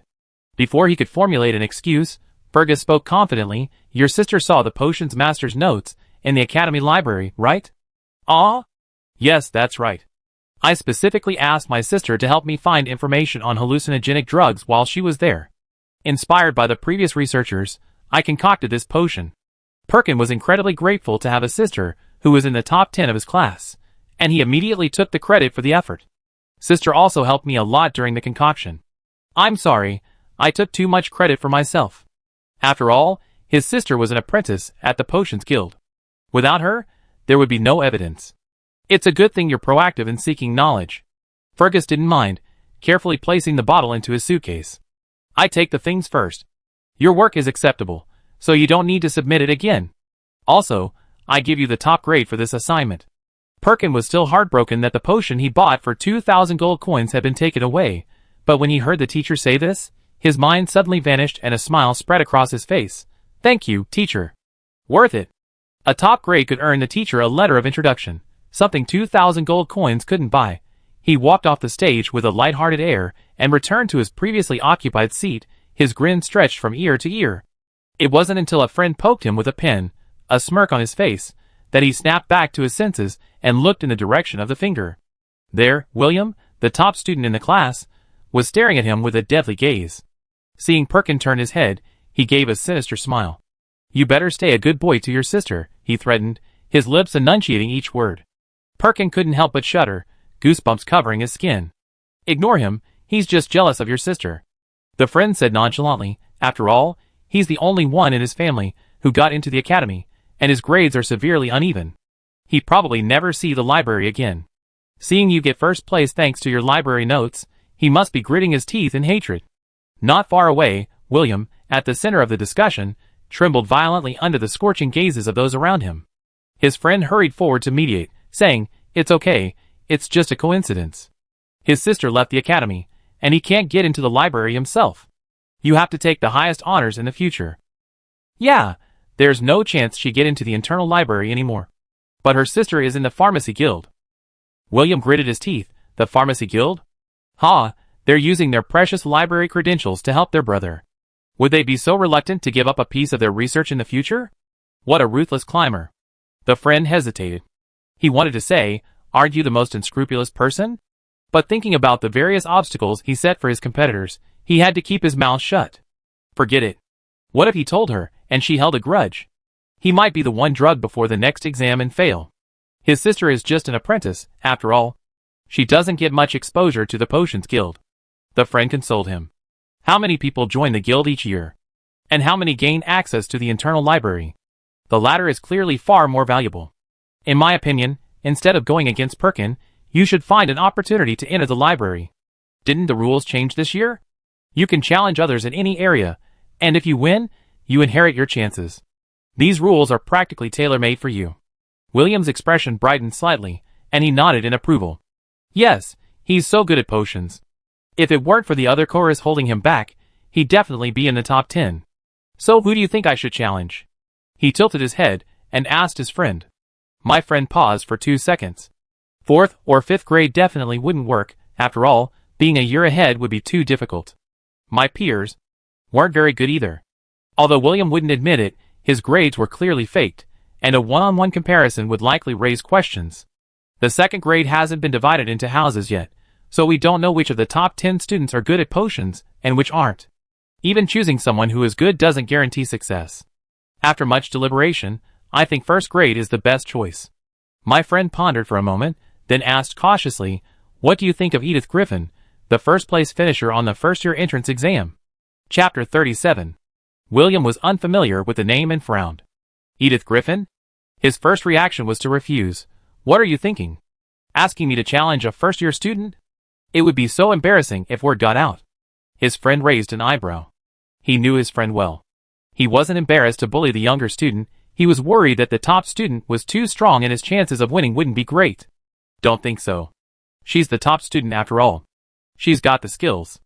Age isn't a reason to underestimate her level. After collecting the homework and explaining the important things to know about school, the teacher hurried out of the classroom, and the students followed suit. Amidst the surging crowd, his friend couldn't help but lower his voice. You're not well informed and don't know much about her, but I do. Let me tell you, this Edith isn't from some noble family. She was Hedda Turner's study partner. Think about it, haven't you ever heard of the Griffin name? She's either a local noble or a merchant. Coming from such a family, it's good enough for her to learn some spells with her master's resources. Why would she learn potions? He grew increasingly excited. Let me tell you this. A top student with the most library visits and a humble family background would be envied by anyone. No one's challenging her yet, simply because school has just started and the news hasn't spread yet. Wait a few days, and Edith's name will gradually spread to everyone, and then there won't be any chance for you to challenge her. William's heart was pounding, but since no one had yet practiced the rules of the challenge, he was somewhat hesitant. Are you sure she doesn't know potions? His mind raced. The Turners are a prominent family, after all. They might actually pay for the companion to take the elective. Don't worry. I passed by the pharmacy office this morning and heard the teachers discussing this. His friend hushed his voice, mimicking the teacher's tone. That commoner who just enrolled. No, she certainly didn't take potions. The tuition is beyond the reach of ordinary families. Even this year, every student taking the elective only paid their share of tuition. They couldn't even afford the companion, let alone the commoner. Everyone only paid their share of tuition. Did you hear that? The Turner family didn't enroll their companion in potions. The friend swore, of course, you might doubt Edith's ability to pay for her own tuition. William scoffed, that's even more impossible. Even his family could barely afford his potion studies, so where would a companion come from? That's true. William's mind suddenly cleared up after his friend's weighing of the pros and cons, and he couldn't help but lick his lips.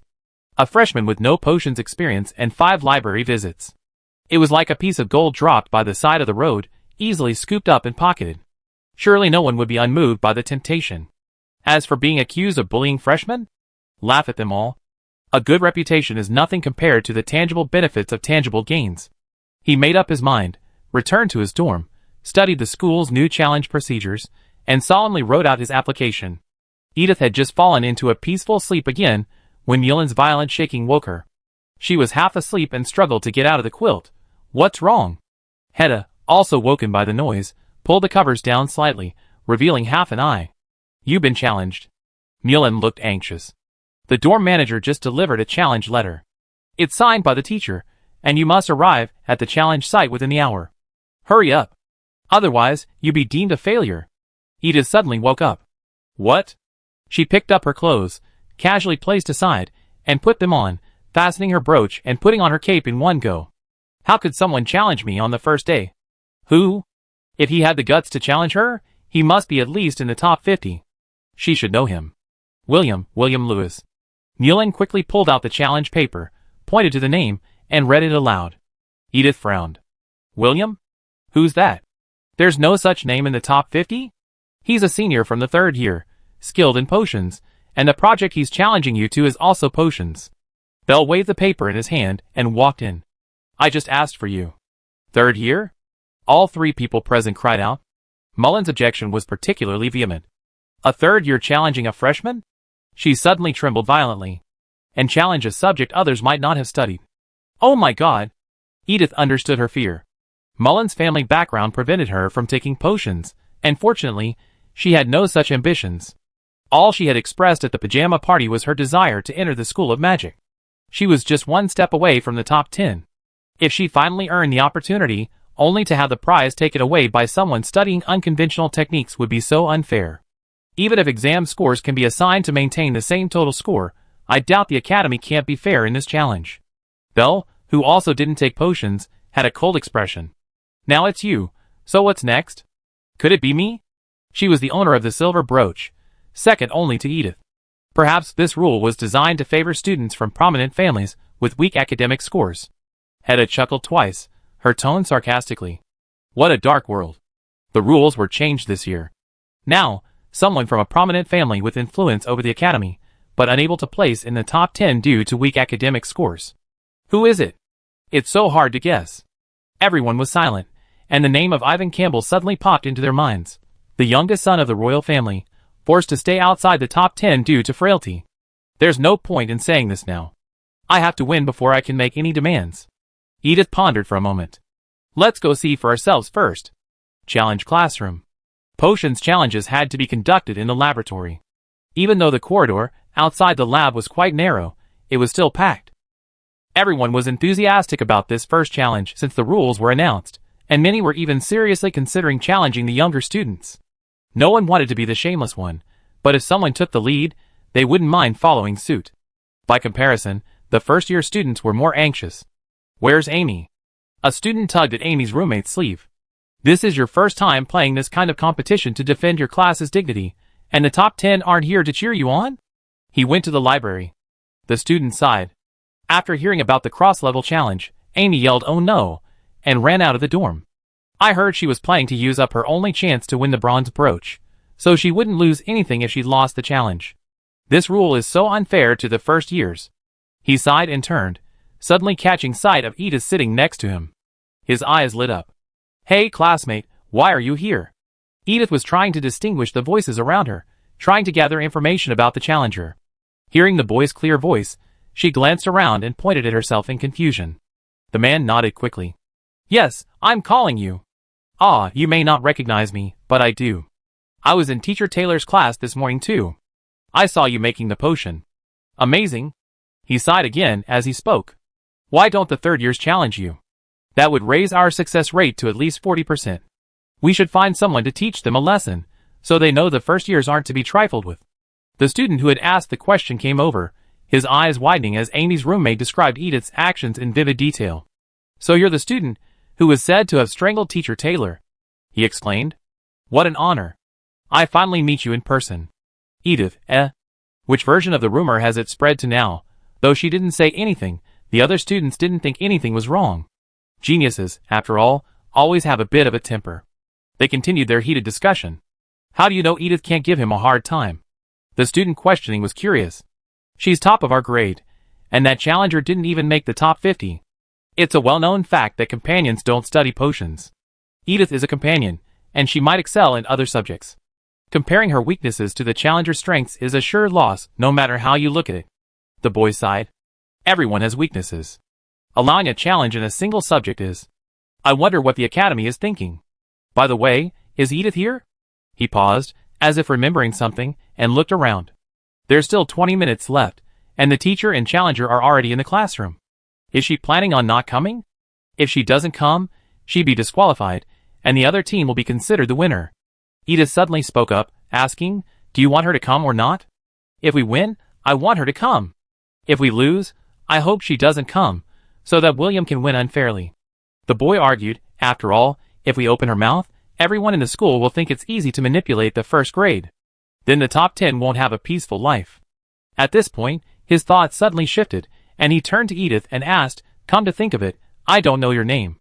Let me introduce myself. My name is Vincent. Edith looked at the clock ticking from 2 to 1, figuring it was almost time. She stretched her muscles, stood up, and began to take off her cloak. It would be too hot to wear the cloak inside.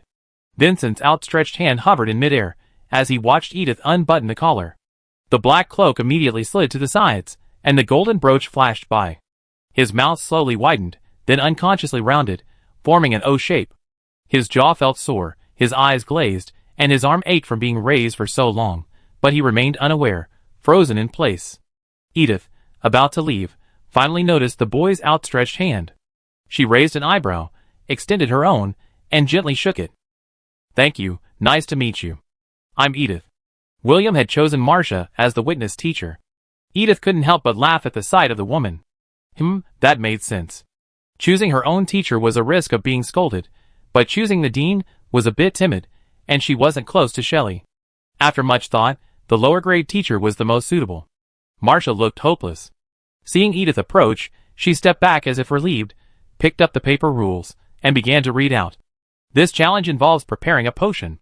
Due to the challenger's grade and time constraints, the chosen potion is a color-changing potion that requires no refining, only mixing. Whoever prepares the best potion within the allotted time wins this challenge. If the quality is the same, the one with the fastest time wins. She took another step back, silently leaving the center of the fight. The potion's quality will be tested using the dark blue flower on the left. The one with the whiter petals wins. The chatter outside the door instantly faded. Everyone held their breath, silently observing the two people before them, especially Edith, who had heard of her countless times in just one morning of school, but had never seen her in person. From her appearance, she didn't look like a study partner at all. But choosing a color-changing potion was a reasonable choice. A skilled potion can be prepared in 3 minutes. It's a fundamental skill every potions apprentice must master. Most people learn how to prepare it under the guidance of a tutor. If Edith hadn't been her study partner, this task would have been at least easy for her. I will win. Before the competition began, William habitually threatened, don't expect me to be soft-hearted. Yeah, Edith said perfunctorily. You challenge a first-year student. Shame on you. The surroundings erupted in laughter, and the first-year students booed them collectively. Many at the end of the crowd shouted shameless. Edith could even hear Hedda's voice among them. William's face paled, but now that things had come to this, the only thing that mattered was getting the reward. He gritted his teeth and continued, a truly strong person should not be afraid of a challenge. You challenge a first-year student. Shame on you. No matter what William said, Edith kept retaliating with the same remark, seemingly unconcerned. William was so exasperated that he nearly flipped the table over and started a fight with Edith, but Marcia intervened. No physical harm is allowed in potions challenges, she said sternly. Now, return to your seats. No talking until the match begins. William, blushing, walked back to his seat. After Marcia finished counting down to 10, he immediately opened his mouth to retort. What else can you say besides that? Bang. He had barely finished his words when he heard Edith slam something down on the table. The force of his shouting had caused blood to rush to his throat, momentarily blinding his eyes and ears. He rubbed his eyes, regaining consciousness, and saw that what Edith had placed before him was a crystal bottle filled with a green solution. Why did that thing look so much like a color-changing potion? Losing to a first year is shameful. Edith changed her words, smiled softly, spread her hands, and stepped back to show she hadn't cheated. You could hear a pin drop. Dazed, Marcia glanced at her watch, which she had subconsciously checked. The bright red 5 seconds still stung her eyes. 5 seconds? She muttered, her voice piercing the now silent room. Mixing the color-changing potion only took 5 seconds? Is that even human speed? Chapter 38. Oh my god, oh my god, oh my god. Although Edith had already shocked her greatly this morning, Marcia couldn't help but whisper in exclamation, this is simply. Being able to brew a complex potion and mastering the recipe of a simple one are two completely different abilities. For example, the senior researchers in the association have all the preparation of herbs done by apprentices. I only need to study the combinations and steps, leaving them to do the basic homework, and I might even be worse than the students. If Edith really could mix a complete medicine by feel alone without weighing it, what level of understanding does she have of herbs? Was I still qualified to teach her?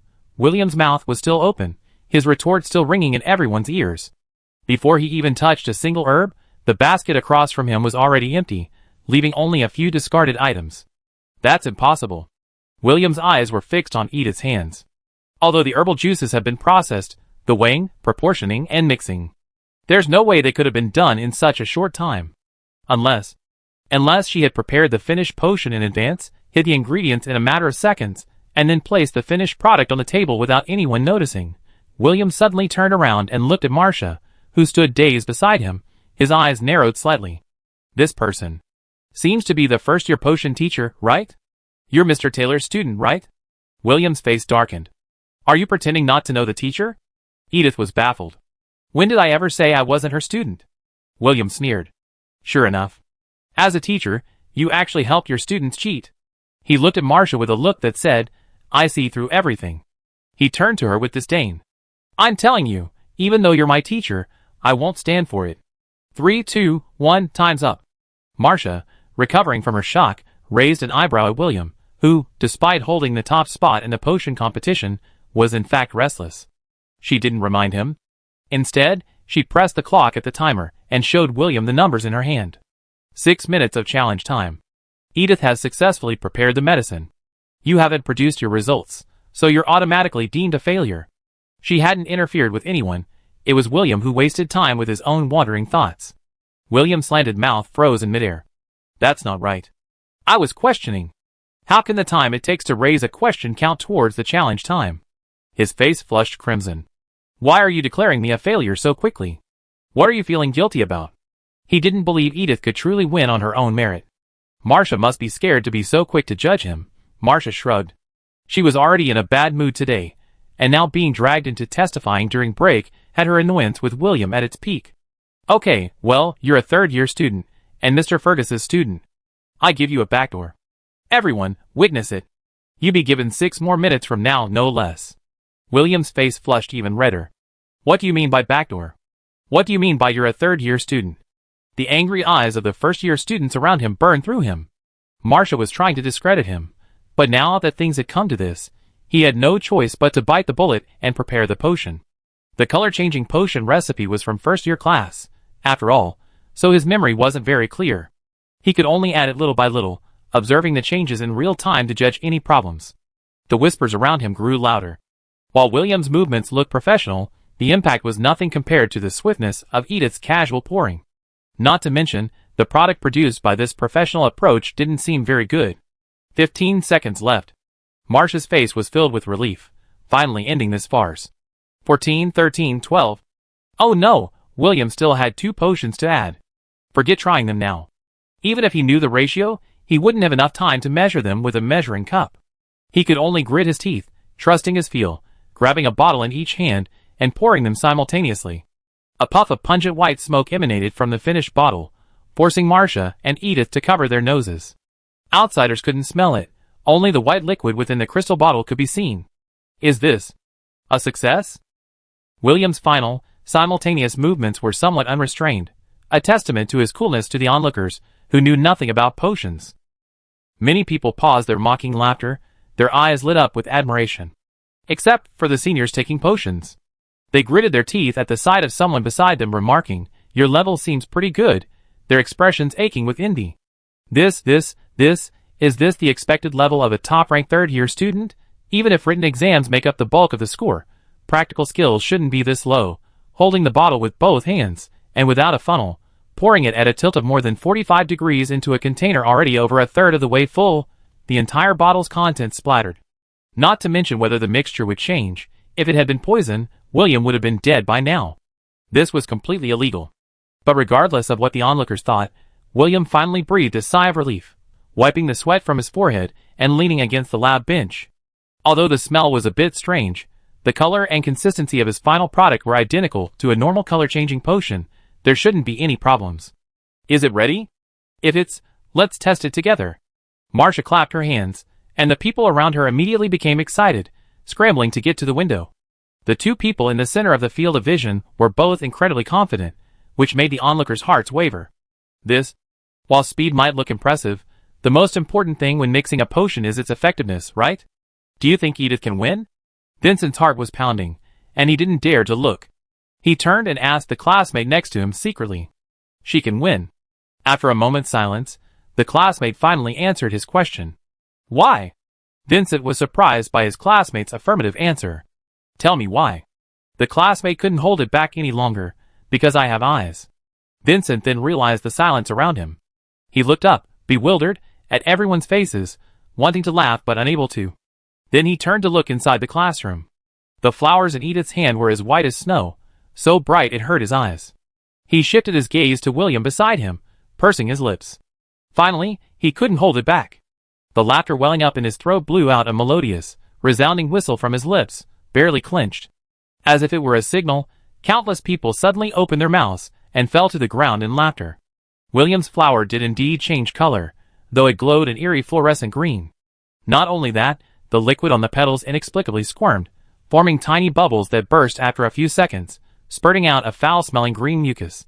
This mass landed on William's unprepared face, hitting him squarely in the middle, flowing down the curve of his nose before settling in the hollow beneath it. In other words, William was now covered in a foul-smelling, fluorescent green snot. He must have mistaken the white-footed insect tail in the third step for a lizard's tail, and added the fluorescent grass in the last step. Marcia stifled a laugh. That's why it turned green, glowed, and smelled. Ah, the liquid splattering was probably because we rushed too quickly at the end and failed to prevent the bubbles from degassing. Edith's solution had been left for long enough, and the air had been completely expelled. William trembled with laughter, wrapping his limp arms around a handkerchief to wring the sticky mass from his nose. He tried to struggle again, but Edith, clearly reading his intention, shrugged and crouched down to reach William's basket. Sorry, borrow it. Afraid William would think she tampered, she simply took his things and demonstrated. William still had quite a few herbs left. She glanced quickly at them, and picked up a clean crystal bottle. I slowed down. She laid out the ingredients she needed to add and poured each one in, one by one, no counting, no weighing, just feeling. The whole process took about 20 seconds. Edith shook the bottle to make sure all the air was out, then poured it all in under William's green petals.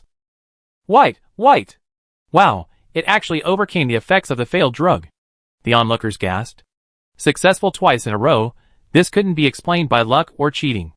Marcia clapped her hands in satisfaction. Congratulations to our Miss Griffin. Even though I shamelessly gave a third-year student a backdoor, you still managed to win this challenge. Congratulations, you kept your honor, and you won't have to worry about being challenged again for the next month. She took Edith's hand, and with the other, she held onto William, who was trying to escape. As usual, she offered encouragement to the loser. Also, congratulations to our William. He's brave enough to challenge, to question, and to innovate. Although it was praise, the crowd around them burst into laughter again. As Maria finished speaking, William, his face as red as a boiled shrimp, hurriedly pushed through the crowd and fled. Edith wanted to leave, but she had to accept the enthusiastic praise from the students around her, especially her fellow first-year students. Thank you. Sorry, I have to go. She hadn't finished her words. Suddenly, several unfamiliar nobles burst out of the crowd, their faces clearly not belonging to students, and grabbed her hand. Before Edith could react, they were shouting "Excuse me" and "Move aside," dragging her outside and onto the open space at the base of the bell tower, where a platform had been erected at some point. With sickened grins plastered on their faces, they shoved Edith onto it. This place was the central intersection of different teaching areas, and many people were passing by. They all stopped and looked in Edith's direction, confused. "No, what's going on?" Edith frowned. Marcia, who had hurried out, also looked surprised. She walked over to Edith, lowered her head, and softly explained the situation. "This is the Academy's decision makers. They've probably noticed you're the first to test out the new rules, and they want you to speak up and confirm it." Edith understood immediately. The introduction of this challenge rule likely affected many people's interests, and there was no doubt constant debate within the Academy. At this point, her junior but strong credentials would undoubtedly provide strong evidence for the Yes camp to continue implementing the rule. Strong enough first years wouldn't be afraid of the third year's challenge. Fearing that the top 10's rights would be harmed is simply alarmist. Therefore, the new rule is fine and can be implemented. As for her thoughts? As a proud freshman who had just won a challenge, she would undoubtedly confidently support the rule out of emotion. "I'm invincible, anyone can challenge me." It just fits the needs of the leadership. How had she inexplicably found herself at the center of this power struggle again? She sighed as the leaders, clearly impulsive, busied themselves on the crude platform, reading out the rules of the challenge once again and brazenly proclaiming it a groundbreaking innovation. Next, let's hear what the first student who won the challenge and kept their prize thinks of the creation of this rule. In front of the students, who had been forced to voluntarily step down, Edith took the microphone from a leader. The leader, beaming, raised a thumbs up from his side and whispered, "Follow your most sincere feelings." Edith nodded, looked at the audience wandering around, and said calmly, "I object." After saying this, she worried that the leader on stage hadn't understood her words, so she carefully explained in standard accent before the stunned nobles, "I object to the implementation of the new rules in their current form." She emphasized the word oppose, which echoed through the magical amplifier at the bottom of the microphone and spread throughout the open space they had carefully chosen. The drowsy students in the audience suddenly perked up. Chapter 39. Edith was invited into the office. Her few words were so powerful they instantly ignited the students' enthusiasm. They didn't care whether the rules benefited them or not. After all, anything the School of Management had come up with on the spur of the moment wasn't a good idea. Of course, many more people rebelled simply because they were following the crowd. Slogans like "Restore the original rules," "Oppose changes without student consent," surfaced like a tide, enveloping the stage. The helpless nobles, stranded on the stage, trembled for a long time before being escorted away by the arriving reinforcements. Of course, Edith, who had sparked the conversation, was also escorted back to the office. "I understand what you mean. So, if you think the cross-grade challenge is unreasonable, we can discuss that. There's no need to embarrass everyone in public." The teacher who was advising her had round eyes and looked sincere. "We can discuss this proposal later." Edith was equally sincere. "I don't just want to stop cross-level challenges." She tried to appear harmless, but in the teacher's eyes, she still looked formidable. "I also hope to assign each student 2 subjects where they're prohibited from challenging others. For example, if I forbid someone from taking potions, they can't challenge me through potions." The round-eyed teacher frowned. "Miss Griffin, you don't understand the Academy's intentions," she frankly said. "You may not know that the number of students from Buny's College joining the Magic Association has been declining in the past 2 years. The general response from the association is that graduates are too mediocre and unsuitable for specialized research. Do you understand? A top-ranked potion student, for example, William, because he's weak in other subjects, can't even make the top 50 and therefore can't get a letter of recommendation from the school. But single-subject geniuses like him are exactly what the association needs most. The association doesn't need someone who averages 80 in every subject. It needs someone who excels in a particular area." Edith's attention was completely distracted. William, a single-subject genius.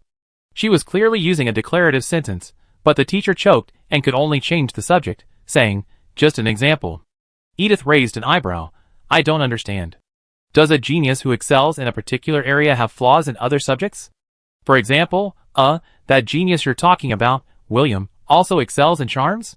The teacher frowned. "How could that be? Everyone has strengths and weaknesses." Edith put her hands on her head and leaned back.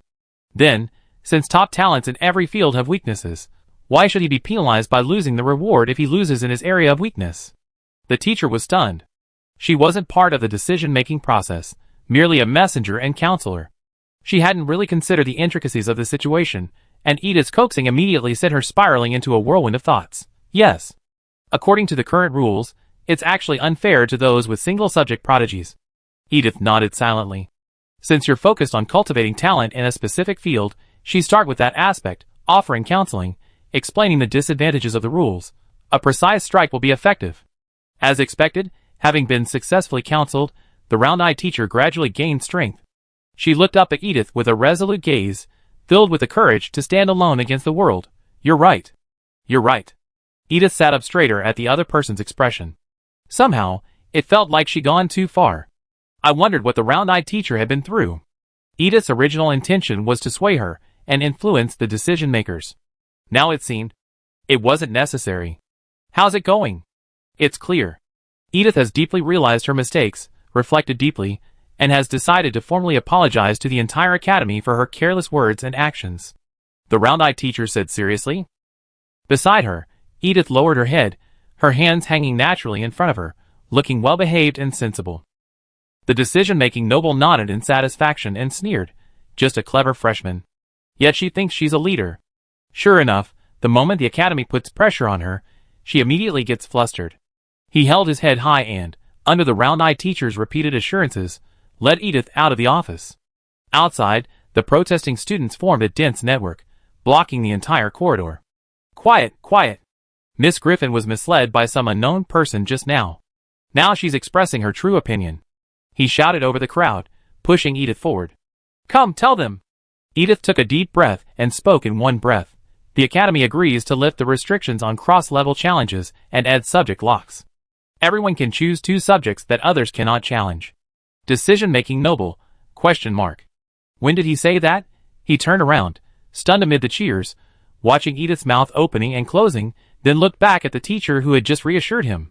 The latter gave a thumbs up and flashed all under control smile. What are you doing? He exclaimed in horror. The students are so happy, doesn't that mean this is a viable path? The round-eyed teacher spoke righteously, his eyes gleaming with justice. The decision-making noble was confused. He wanted to grab Edith and start over, but when he turned back, the culprit had been swept into the crowd by the celebrating students, held in their hands, and not far from him, flashing a socially acceptable smile. Night dormitory. So what's the version being circulated now? Edith, having endured an entire afternoon and evening of scrutiny, sat down on the dormitory sofa with a heavy face. Had described it vividly. The great spiritual leader, Edith, first pretended to sleep in potions class, only to shatter the teacher's myth. Then, to defeat the shameless third-year challenger, she defended the dignity of the first years. Finally, she led a mighty army to the office of the college leadership, forcing the college to change the rules. Mullen pursed her lips and apologized to Edith. The version I heard is that Edith actively helped the defeated teacher demonstrate the correct potion-making techniques in class. Then, she kindly taught the third-year student who came to challenge her. Finally, in a fair negotiation with the college leadership, the school rules were changed and both sides shook hands and made peace. Edith turned her eyes to Belle, the last one, for help. Edith tried to strangle the teacher in class, then tried to kill the challenger after class, and finally attempted to coerce the college leadership, and succeeded. Belle's version was the most concise. Edith, is this the version you heard, or the one you manipulated? The 3 of them stared into the sky in silence. Either way, Edith's first day of school finally came to an end, albeit in a rather pretentious manner. At the same time, in the boys' dormitory. Hello, who is this? Ah! Perkin, dressed in his pajamas, casually opened the dormitory door, only to be met directly by the teacher, Fergus. Teacher? What are you doing here so late? He shuddered subconsciously. Are you asking me to make up my homework? What have you been doing all day? Fergus had been looking for him all day, only to find him when he returned to the dormitory. He was furious. He's not in the classroom, not in the library. Perkin winced. I went to the tulip market to buy some ingredients. In reality, he'd gone to the shop owner at the time to ask for details about the potion, hoping to avoid being caught later. Unexpectedly, the shop was completely closed. But he couldn't tell the teacher. Fergus, fuming with nowhere to vent, could only hold his nose and ignore the question. I just want to ask you one question. Did you really make that love potion yourself? Yes. Perkin stood straight and spoke loudly. I made it with my sister's help. What a joke. It's come to this. Is he going to blow himself up? Fergus lowered his head, a look of anxiety on his face. I ask again, did you make it yourself? Yes. Perkin trailed off, realizing the situation might not be what he imagined. The teacher didn't seem to be blaming him for the homework again. What was it about? I asked her sister, and she said she didn't help you look up any herbal notes in the library. Fergus sighed. Don't lie. I won't give you any extra homework. Please tell me the truth. Did you make it? Perkin realized it belatedly, feeling terrified. He lowered his head, only to find a dark figure, not one of his teachers, approaching, eventually enveloping him. Let me ask this question a different way. Perkin felt as if he were being stared at, a chill that penetrated his very bones. He looked up, trembling, and met a pair of dark crimson eyes. The new potions professor, unfamiliar to him, stared at him silently, his eyes devoid of any emotion, yet more chilling than the teacher's anger. Where on earth did you get that formula? Thankfully, aside from the first day, Edith's school life remained relatively normal. She attended classes regularly, worked as an assistant, studied in the library, and tried to find information about the circle that had killed her in the inner library. Her days were fulfilling yet uneventful. After all, her success in the entrance exam and her successive challenges had lent her a mysterious air, and most people didn't dare challenge her at this point. Not to mention, shortly after the challenge, news of the Academy's change to the rules of the challenge spread, much as Edith had requested. This only heightened her legendary status. To avoid prematurely revealing her skills, she submitted swordplay and magic circles as her restricted challenge subjects. However, until William's name faded from public consciousness, no one would dare challenge her. For this, many of the top students in her grade came to express their gratitude. Some, like Amy, were more direct, running up to her desk before class and bowing profusely. Some, like Tuttle, were more reserved, squatting awkwardly at the base of the dormitory for hours just to personally shove a thank you gift into Edith's hands, uttering a thank you before she could even react, and then hurried off. Edith, bewildered, could only place the gift on top of her pile and struggle back to the dormitory, nearly completely blind. She had originally planned to pile her things in the common area, but the 3 remaining roommates were all crammed onto the sofa, forcing her to carry her things back to the dormitory first. What's going on? Why are so many people here today? At this hour, Mullen should be in the library, Belle should be on the practice field, and Hedda should be working on her paper. The dorm manager just brought up the notice. Hedda waved at Edith. Come and take a look. Registration forms for this year's intramural league are now open. Edith paused slightly. So early? That shouldn't be the case. In previous years, league registration would have been a month later, because the rules have changed again. Belle crossed his legs and shook his head in silence. I don't know what the school was thinking, but this year's preliminary rounds have switched to a random points system. Originally, everyone just played a few matches in their randomly assigned group to select the official participants. While the results depended on the level of the group they were assigned to, it was faster. This year, it's a free-for-all, with participants selected based on their points. It's certainly fairer, but it also takes longer. She flipped through the papers in her hand and slapped her head. Oh, by the way, there's a new rule this year. To increase participation among students in non-combat disciplines, completing commissions given by the college during the preliminary rounds will also earn points. Adding the time it takes to complete the commissions, it's not surprising that registration is a month in advance. So, are you planning to sign up? Chapter 40. Of course I'm signing up. Edith yawned. Hasn't I been planning to participate from the beginning? Lately, with her intense schedule between the classroom and Dean Keith's office, her sleep schedule has been severely squeezed. She hasn't even had time to visit the shops at the Tulip Market, let alone keep up with all the school news. Are you really going to participate? Hedda turned her head in surprise. Aren't first years discouraged from participating? Although there's no age limit on the entry form, there's still a preliminary round of screening, and most first and second year students who join in the fun don't make it past the first round. Being eliminated directly in the first round isn't shameful. The main thing is that those who choose to participate are generally high-achieving students, and wasting preparation time will likely lower your quarterly exam scores, which isn't worth the effort. I'm planning to try to get into the top 50 on the next exam, but I don't think I have the time. She slumped down on the table wearily. Or maybe it would be helpful to go over and learn the rules. Edith didn't comment. She sat down and carefully studied the entry form. But isn't a biennial schedule unfair to us? Mullen's eyes were filled with worry. After all, everyone assumes fifth-year students can't participate. We'd be competing at a third-year level at best. Won't those who started a year earlier have more time to study? For lower and middle-level students, yes. Belle, distracted by studying the rules of previous years, replied, but for the top students, 1 year of study really won't make much of a difference. After all, it takes time for schools to prepare the exams, so it's unlikely they can hold it annually. I participate too. After she finished her last sentence, she suddenly added something out of nowhere, surprising everyone. Bell was even more impulsive. Before anyone could react, he already grabbed the registration form and started filling it out. Edith, seeing this, sat down and filled out the form as well. She wasn't surprised Bell was signing up. He always seemed to be in such a hurry, never putting off until tomorrow what could be finished today. The next day, History of Magic class. Have you submitted your registration form?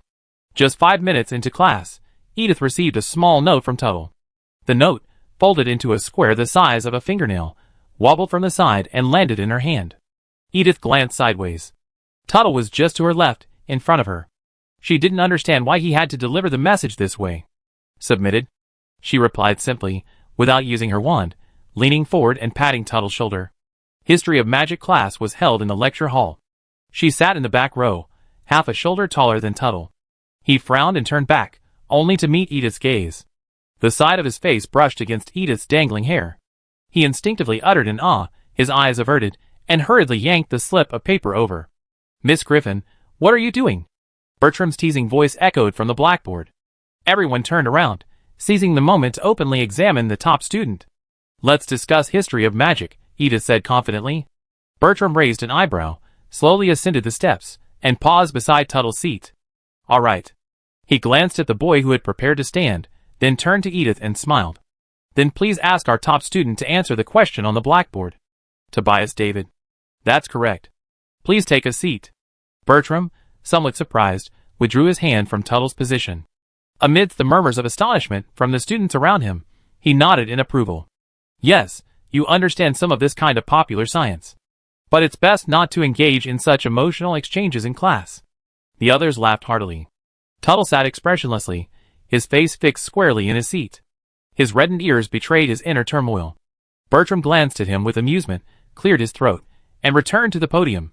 All right, let's continue with Edith's answer and discuss the specific contributions of Knight David. Watching the teacher's retreating figure, Tuttle finally relaxed a little, and had time to reply to Edith's note under the table. I submitted my own too. I heard from the teacher that there are more first-year students signing up this year than in previous years. I'm sorry for just now, but could you be a little more discreet next time you pass a note? If you're worried about the teacher finding out, don't pass notes in class. The two of them kept going back and forth, and naturally, it attracted attention. While most people were curious about the exchange between the top and second best students, come to think of it, they were probably discussing a topic they didn't understand. It's best not to embarrass yourself. Lynch sat a little further in front of Tuttle. His intuition told him that turning around would be too conspicuous, but he couldn't help but glance back. Yes, Edith was indeed passing notes to Tuttle. When did they become so close? Is it just because he's second best? He hesitated for a moment, then decided to stop imagining things. He wrote a note and passed it to Edith. Excuse me, what were you and Tuttle talking about? Edith raised an eyebrow. Registration for the college league. Are you all planning to sign up? Yes. After this brief note was passed, there was no response for a long time. Edith breathed a sigh of relief. She replied to Tuttle's note, which was clearly a conversational question. If you're tired of studying, talk to your study partner, not me. Tuttle, The man finally quieted down for a while, giving Edith some time to secretly read books on magic circles. Unexpectedly, as she turned a page, a note with residual magic appeared between the pages, clearly teleported by a spell. What a lively scene! What are you discussing? Can you take me with you? The note ended with a clumsy smile. Edith looked up and met Amy's bright smile. Edith, As expected, nothing should be set in stone. Finally, get out of class was over, and she breathed a sigh of relief. Grabbing Haida, she tried to run, but Lynch stopped them halfway. I'm planning to sign up. The boy's eyes were filled with determination. I think my abilities are just as good as anyone else's. Edith felt a little baffled. Welcome. It's always good to experience more, but don't give me the registration form. Why did everyone else have to specifically mention this to her? I'm signing up too. Amy, fearing she'd be left behind, rushed over and put her arms around Edith and Lynch's shoulders. Let's go together. The promotion round after the preliminary rounds will be a team competition. I'm sure I'd be bullied if I team up with the seniors. It's pathetic. Can you guys guide me? Lynch, How dare the fourth-place finisher say he'd be bullied in front of him? Edith expressionlessly pulled the boy's hand away, but he persisted, his smile unbearable. The league sounds fun. Pushed aside, Lynch felt for the first time that his 50th place finish was unremarkable. Glancing at Amy shameless begging for a coach, an idea suddenly struck him, his words racing faster than his brain could react. Excuse me, could you give me some more guidance on my swordsmanship? He tried hard to imitate Amy, but his words came out strangely. I'm sorry about what happened, but that wasn't my intention. If you're willing to team up with me, I can use my swordsmanship to protect you in the promotion tournament.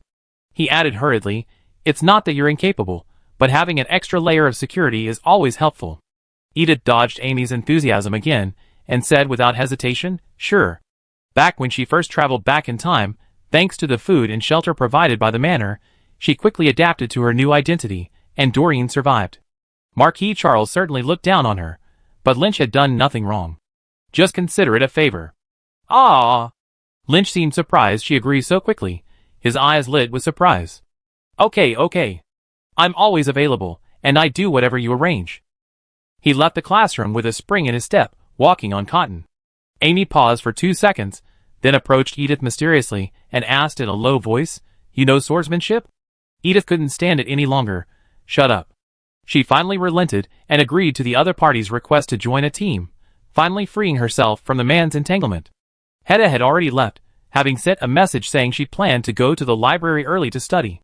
Edith had been studying history of magic all morning, feeling like she wasn't absorbing anything.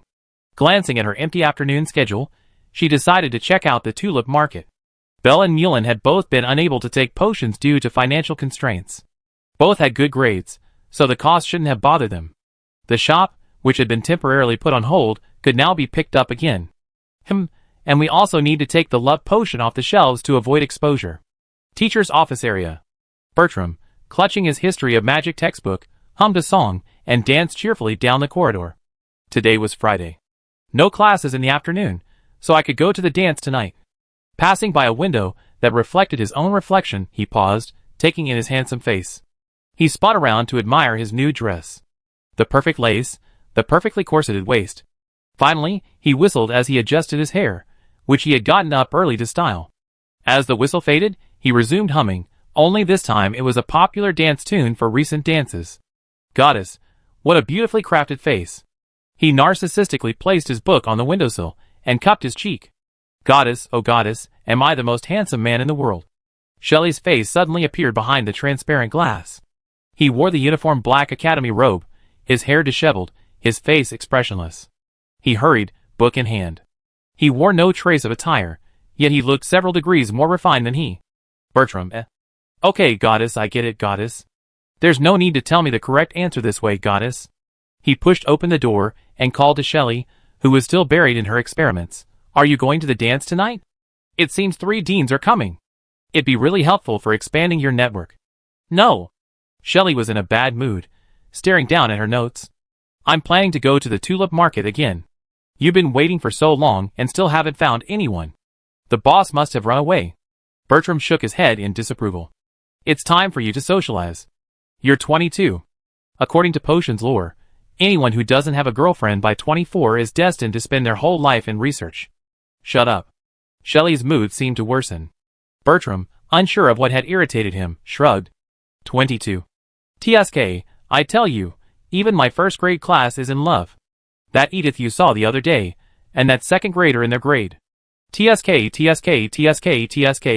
they were flirting and passing notes in class. Bertram smacked his lips, his face full of envy. It's great to be young. Why didn't I think about dating when I was in school? Start going to fewer dances now, dress like a normal person, and maybe you find someone. Shirley frowned, his tone flat, but Bertram could hear a hint of sarcasm in his voice. He packed up his lab equipment, turned off the lights, and walked out the door. I'm leaving now, locking the door. You can stay inside if you want. Hey, how can you be so bad? Shirley finally locked the door. Ignoring the men behind him, he strode out of the school. Chapter 41. Edith pushed open the dusty door, sneezing 3 times at the lingering dust. She hurried to the innermost part, first disguising herself completely, using her veil to partially block the dust, before casting a cleaning spell. After clearing the scattered dust, she picked up a rag and personally wiped the crystal bottles on the shelf. Although spells clean faster and more thoroughly, she still preferred to clean the potion bottles with her hands, feeling the warmth of the potion through the crystal. The wind chime on the door chimed. Closed today. Edith didn't even look up. There's a potion street right next door. If you need anything, go there. The academy wasn't very convenient, so she planned to use the shop's equipment to integrate and research her recent findings and stock up on basic medicinal herbs to prepare for lowering the price of potion learning later. Given her previous record, she didn't want to sell potions to anyone she didn't know until she had a plan. Unexpectedly, the other party didn't leave, and the footsteps only grew closer. Edith frowned. I told you, we're closed today. I pay double the price. A familiar voice echoed in her ears, and Edith looked up in surprise. Shelley's figure shone through the slit in her veil, making her heart skip a beat. How did he get here? No need for an introduction. No need for you to bother entertaining me. The man lowered his head, stroking the lines on the crystal bottle. I just pay and take the item. No time wasted. The shadow cast by his hair obscured his brow, and his tone was so calm and composed that it was impossible to discern his specific emotions. Edith wasn't sure how much the other person knew. Maybe he was just passing through, curious. Whatever you want, I give you 5 minutes to choose. Edith's tone remained flat, and she lowered her head again, continuing her work nonchalantly. The items on your left are generally priced over 1,000 gold coins. Double that.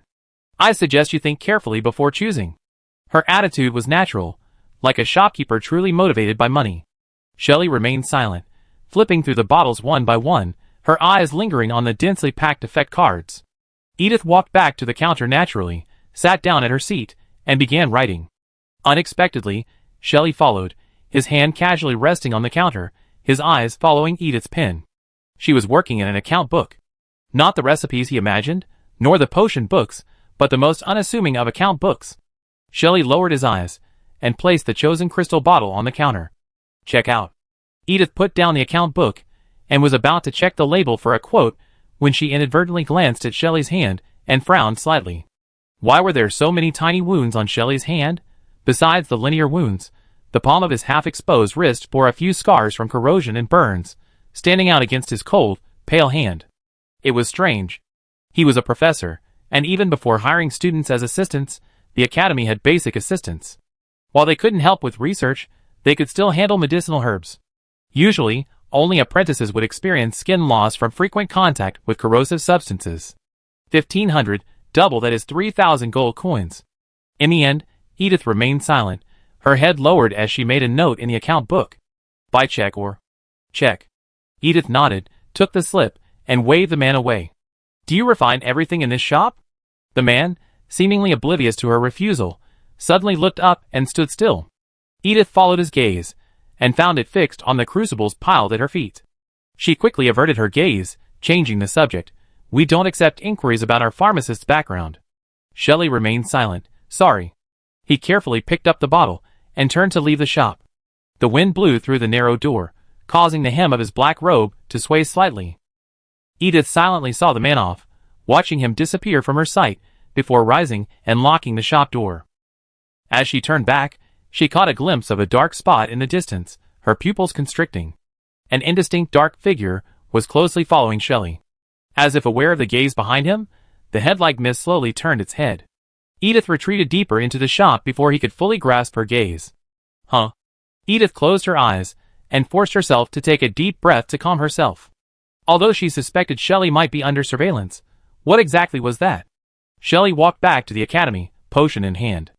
The teachers in the faculty area had mostly left, and he encountered one along the way, heading out to the ball.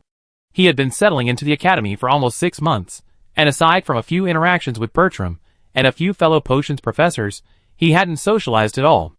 Most of the faculty at the academy graduated from the school itself, and they were somewhat repulsed by someone like him, a commoner with an unconventional education.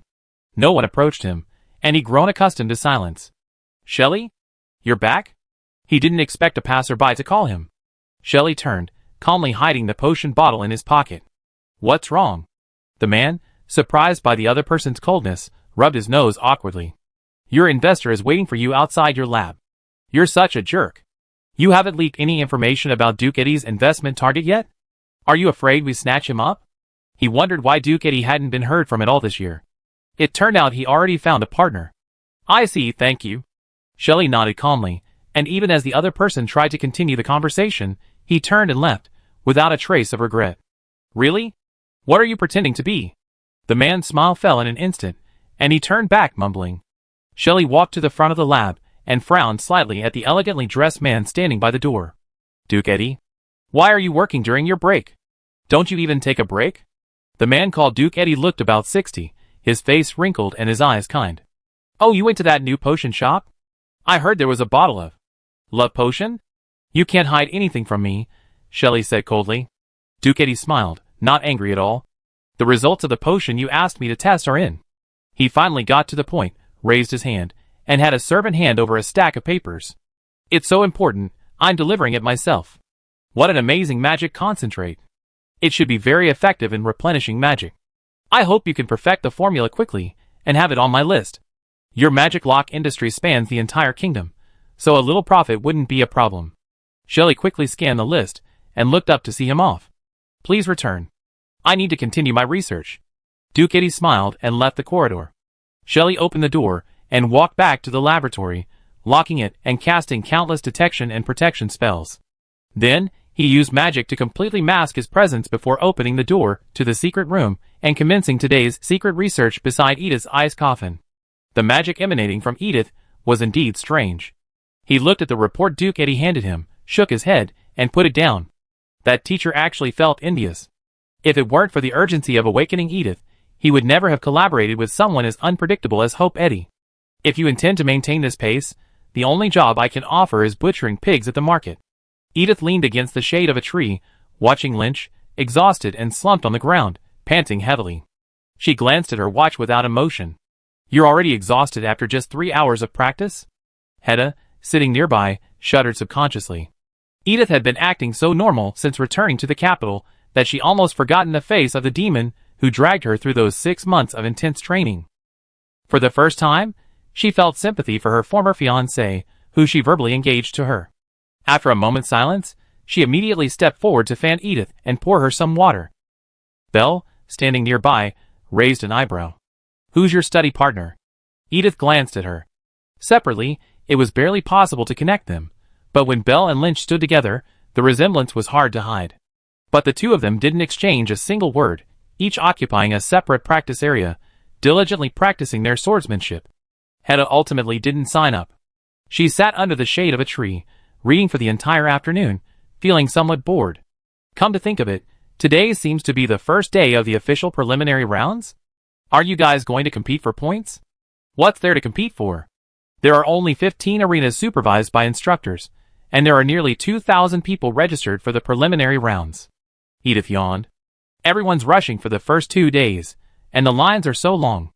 It's better to practice on your own first. Winning streaks earns more points, so why not save a few days to complete them all at once? What about commissions? Commissions take too long, and they're not worth the challenge points, so I'm not considering them for now. Only 300 people will advance to the promotion rounds. Another 200 will be eliminated in the second round, leaving 100 for the finals. This means most people are just joining in the fun. Based on past years' experience, Edith calculated that 100 points would secure her a spot in the top 300. Ideally, winning 10 matches in a row would be enough, a day would be enough. She was proficient in theory, but her one-on-one spellcasting speed often lagged behind her brain, so she needed to practice hand-brain coordination. This training took a full 30 days. It's okay, it's only your first year, there's no rush. After helping out in Dean Keith's lab, Edith was about to pack up and leave when he heard him offer a half-hearted reassurance. It's perfect. Maintaining your quarterly exam scores is most important to you. The quarterly exams are only a fortnight away, so prepare well. Edith paused. Exams in 2 weeks? So, what day is today? Dean Keith, startled by her words, looked at her silently. August 31st. There was only 1 day left until the preliminary rounds on September 1st. Edith cursed inwardly, realizing that the dean's words were probably a reflection of her 0-point score. She quickly thanked him, not even bothering to return her belongings to the dorm. She dumped them in the lab and rushed to the competition venue. Bell, having just finished a match, wiped his sweat as he stepped off the stage. He looked at Edith with some confusion. What's wrong? Edith, I haven't played a single match. She had confused the preliminary rounds with the quarterly exams, thinking there was still 2 weeks left. Belle gasped. You haven't played a single match? Then where do you go when you can't find her during your breaks? She had assumed Edith had accumulated enough points long ago, otherwise why would she be nowhere to be found every day when she returned to the dorm? The inner library, the dean's lab, the tulip market, and occasionally the practice field. Edith calculated and realized how incredibly busy she'd been lately. Damn it! I was wondering why I haven't been thinking straight lately. Belle, I wish you success. Edith said a hasty goodbye and found an empty ring and stepped onto it. Luckily, on the last day, the 300 marginal students would come to try their luck in a few more matches, so she wouldn't be without an opponent. The boy across from her in the ring had just finished his previous match and was utterly exhausted. He silently calculated his points. 98.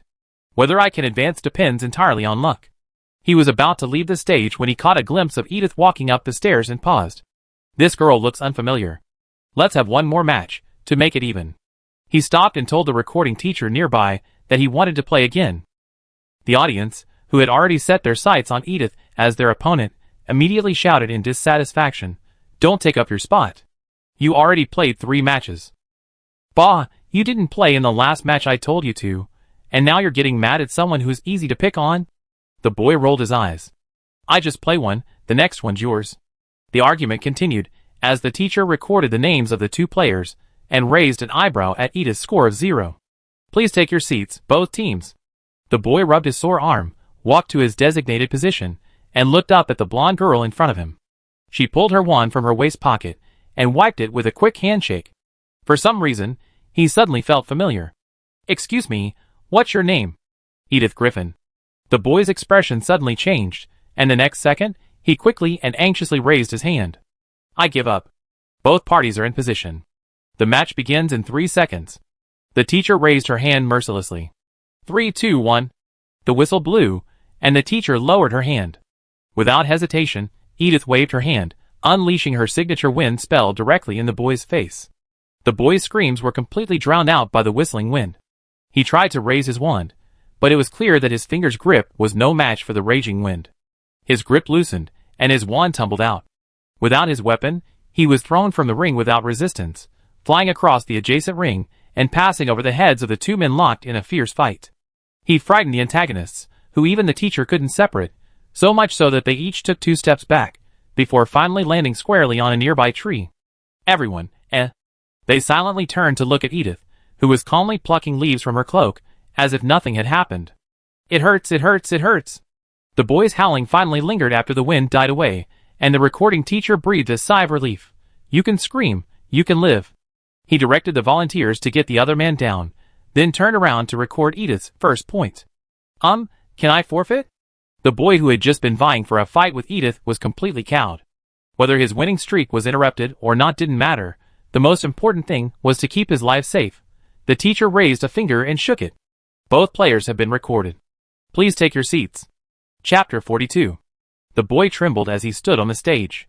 He had wanted to flee the moment Edith called out his name, but he could admit defeat on stage, but simply forfeiting would cost him a significant number of points. He had no choice but to walk over to Edith. The spectators around him tacitly stepped aside. While they wanted to watch the excitement, they felt it would be embarrassing to be caught in the act. The recording teacher belatedly activated the protective shield. Edith, in turn, saluted, stood still, and raised her wand. 3, 2, 1. I surrender. This boy was clearly much more prepared. He abandoned his attack and, the moment the teacher opened her mouth, raised his hand, and cast a protective shield, enveloping his mouth securely within it. I surrender. Although his body was still blasted against the shield outside the ring by the strong wind, making a heavy thud, the sound of his voice was not muffled at all. A clear, desperate voice echoed from the ring, reaching the ears of those around it. The comic effect was potent, and everyone burst into laughter. Even the recorder couldn't hold back his laughter. Edith wins. Please stop attacking. Edith retracted her wand, and the boy finally fell to the ground after the wind died down. He scrambled outwards on his hands and knees, and despite his utter disarray, he still managed to cheer his opponent on. Junior, you're amazing. I'm rooting for you. Beat those jeers to death. The onlookers, who had been laughing wildly, instantly stopped laughing. We're laughing at you, not Edith. Anyone else wanting to challenge? The recorder doubled Edith's points. Or have you found an opponent and are planning to use the venue? I do it. A clear female voice echoed from the crowd. Everyone automatically made way for the warrior and watched him ascend the steps. Edith glanced over and saw that the newcomer was the girl in the next arena who had been battling her opponent for half an hour. It wasn't until she had blasted the first boy into a tree that she seized the moment of surprise and defeated him. Otherwise, he might still be struggling. She was clearly confident in her own strength, and her eyes, as she looked at Edith, were filled with the words "Come and fight, Rose Vallon." The recorder quickly wrote down her name.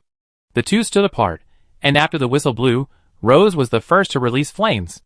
Edith, instinctively using the same technique, abruptly cut off the flow of magic power, but the already formed wind still fueled the flames, and the flames instantly ignited, climbing up her robes like thorns. Everything went according to plan. Rose smiled with satisfaction. Now, as long as Edith extinguished the flames with a water ball, she could unleash a wind spell, allowing wide, hard vines to follow the water and wrap around Edith's body. Then, they bind her neck, suffocating her. Here it comes. Edith actually unleashed the water ball, and Rose didn't waste a second. Crisp vines shot out from her staff, rushing towards her with a whirring sound. But Edith had once again cut off the flow of magic. Not good. Rose's pupils constricted. Water and wind are different. Once generated, the latter continues to move forward, while the former, once it loses its magical support, will quickly drip to the ground. Edith let the flames burn, her robes unstained by a single drop of water. But it was worth it. She had tricked Rose's vines out. Green branches plunged straight into the puddle of water on the arena floor, wedged tightly against the interlaced wooden planks. Rose pulled hard, but nothing moved. However, cutting off the flow of magic was too difficult to do. She watched helplessly as Edith removed her cloak. The fabric, now scorched by the flames, flew through the air, landing on the vines trapped in the floor, igniting instantly.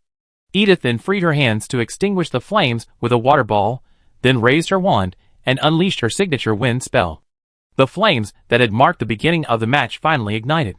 The flames raced up the vines, threatening to reach her arms. Unable to pull her hands away, unable to respond, she gritted her teeth and shouted, "I surrender." Edith quickly cut off the wind and followed up with a water ball, drenching Rose completely. Edith, 3 wins in a row. The recording teacher glanced at her with some surprise. Rose's winning streak ends, and the points bonus ends. The people around finally regained their voices, exclaiming in a chorus of exclamations. No, Rose's winning streak ends here? Anyway, if she's this good in her first year, what will she be like in 2 years? Fortunately, I'm almost graduating. It hurts so much to watch. She actually let herself be burned like that? Someone like me who isn't ruthless enough won't advance. Ugh. The recording teacher nodded repeatedly. That's right, but why wait until the last day to compete? Even if you think you're strong enough, you should still leave room for the unexpected. No, teacher, it's not arrogance, I simply forgot. But saying that would easily make you look bad. Edith smiled, without explanation, and turned to pull Rose up from the ground. The fervor in her eyes shone even brighter, and she reached out and grasped her arm tightly, a touch painful. See you in the finals, Rose said without a word. I hope you don't get eliminated before then. Even though she had won 3 matches in a row, Edith was still a freshman, and most of the 3rd and 4th graders looked down on her. Under this contempt, Edith had no trouble finding opponents. She smoothly won 5 more matches, successfully extending her winning streak to 8. It was already 4 in the afternoon, and most people had gone to eat or rest. Those remaining were almost exclusively students on the verge of advancing.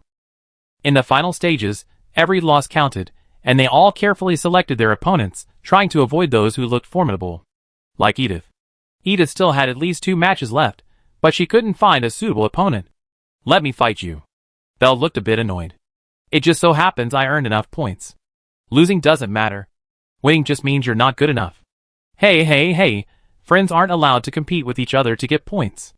The recording teacher had sharp ears and overheard their conversation. Can't we just have a normal sparring match without giving up?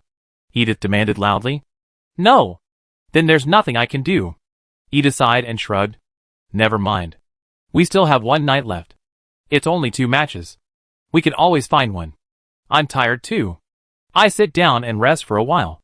After standing for an entire afternoon, using excessive amounts of magic power, including the meticulous manipulation of precise releases and interruptions, even she, with her abundant mana reserves, found it a bit overwhelming. She sat down at the edge of the ring, belatedly sensing fatigue. Aching raced through every muscle, reaching her brain. Hunger surged like a tide as she sat down. I feel dizzy. She then realized she had overdrawn her magic. She had only possessed it for less than a year, and she had no idea how to control the amount of magic released. Wait, I'm feeling a bit uncomfortable. Overdrawn, huh? The recording teacher came over and handed Edith a paper-wrapped sugar cube. I'm really puzzled. The average person can only compete 5 times a day, and that's if they get plenty of rest between each bout, from morning to night. You managed to compete 8 times straight, Edith said weakly. Thank you for the compliment. The sugar cube gradually opened in her mouth, the sweet taste soothing her bitter taste.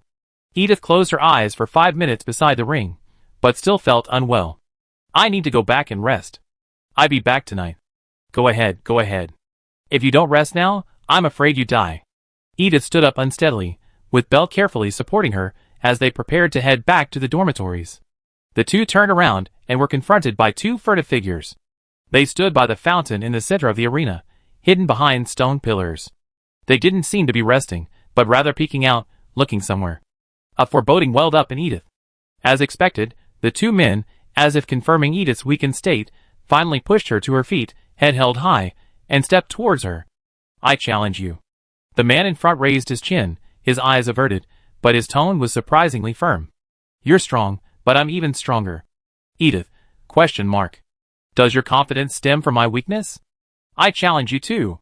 Another boy, hiding in the background, said with a boastful tone. Their loud voices drew the attention of those around them. Now that there were fewer people around, their voices stood out even more. The boy in the front seemed pleased with the attention. He raised his chin. Of course, if you want to refuse with something like I'm not feeling well today, that's fine. Go ahead. Edith pinched her brow irritably with her free hand. I still have 2 matches left. Let's finish it quickly. The 2 boys. No, seriously. I don't know if you're involved in some kind of bet, or if you're just trying to gain some fame. She released her hand from Belle and picked up her wand, her movements filled with resentment. It doesn't matter, it's just a simple thing. Oh, come on. The crowd watching the show nearby cheered. Everyone was exhausted and needed a performance like this to liven up the atmosphere. The 2 boys stood there in a daze, not knowing where to put their hands. They were classmates from the second boy Edith had sparred with. They hadn't gotten along well, and upon learning he'd lost to a first year, they ridiculed him. To their surprise, the boy wasn't angry. Instead, he enthusiastically praised the 2's strength, promising they could defeat Edith and restore the glory of the 3rd grade. His loud voice attracted quite a crowd, effectively putting the 2 boys on the spot.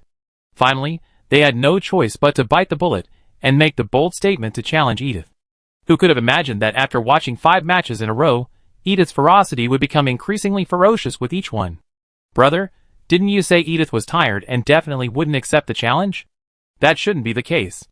She's on such a winning streak, she wouldn't challenge us without a clear answer. The boy in front hesitated.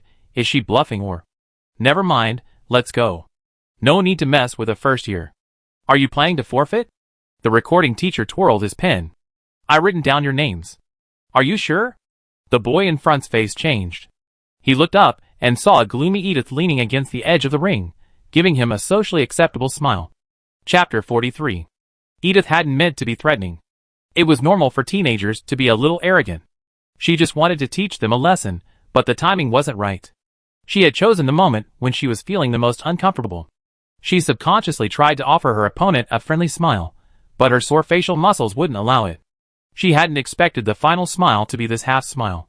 Her head was groggy, and she couldn't see the 2 boys' faces, let alone their agonizing expressions. After extreme exhaustion, her body automatically adapted to the match, reducing energy supply to her brain and concentrating it elsewhere.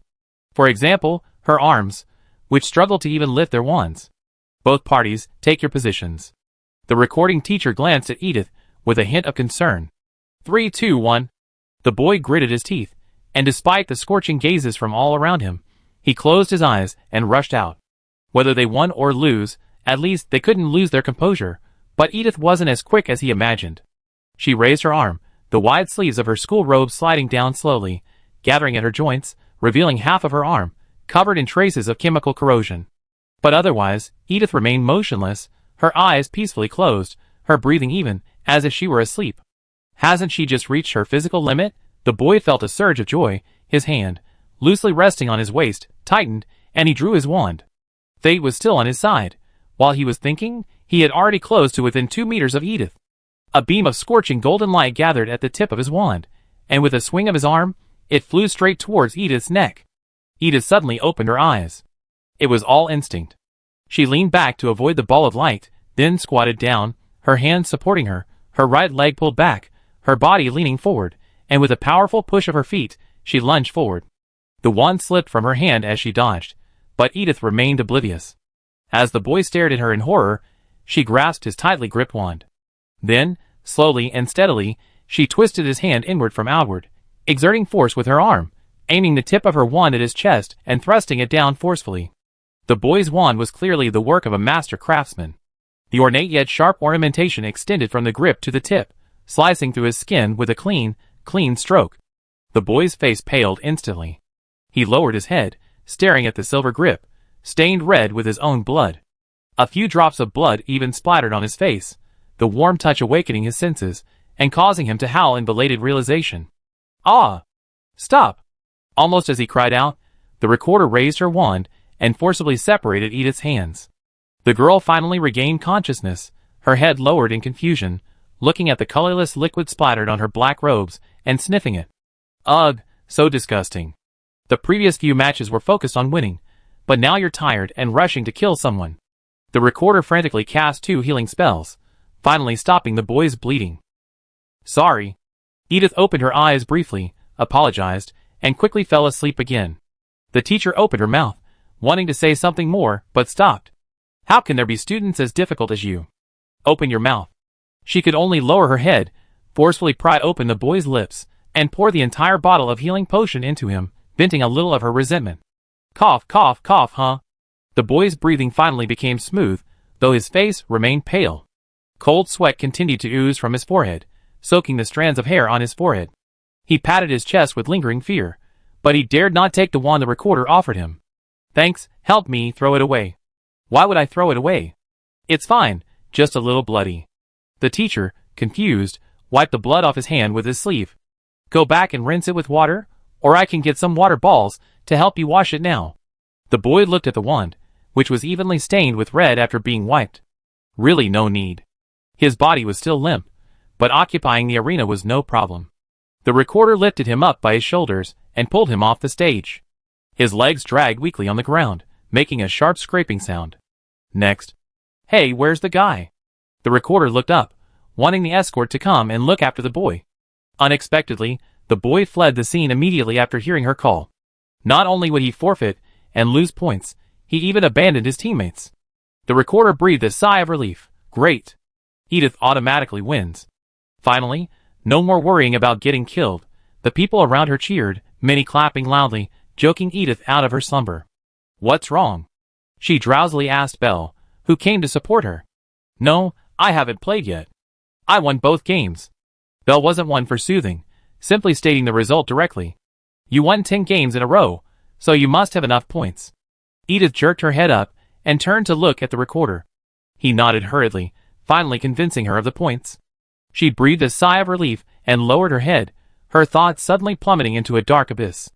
Edith was thus given 3 days leave by the school hospital. Overdrawing your magic power occasionally isn't a big deal, but it will reduce your total reserves over the long term. The doctor lowered his head and spoke calmly. Rest well for 3 days to heal your body, and avoid excessive use of magic power for the next 3 months. Okay, doctor. Edith slumped obediently in bed. Doctor, how much will your total magic power be reduced? You're not that sick yet, so why are you already thinking about the worst case scenario? The doctor frowned. It depends on your individual constitution. Generally speaking, those with lower reserves will suffer greater losses. She checked Edith's magic power concentration and, unusually, paused. Damn it. She held her forehead, feeling it again, incredulous. I never seen anything like you. If it were you, it wouldn't reduce it much, but you can't ruin your body like this. The doctor suddenly shouted, slamming the request slip at Edith, looking a little angry for some reason. If you have talent, then stop working so hard and get some rest. Edith, ? Although she didn't know why he was so angry. 3 days of reasonable rest was a good thing after all. She had been lying in bed all day, feeling restless. Seeing that she had plenty of time, she put on her brooch and headed straight for the library. This was her third time using her privilege to enter the inner library, and she was already familiar with the registration and borrowing procedures. She lowered her wand and walked through the heavily secured doors under the envious gazes of many people sitting in the outer library. The sounds of the outside world were instantly blocked out. Huh? Edith breathed a sigh of relief, absorbing the scent of ink in the air.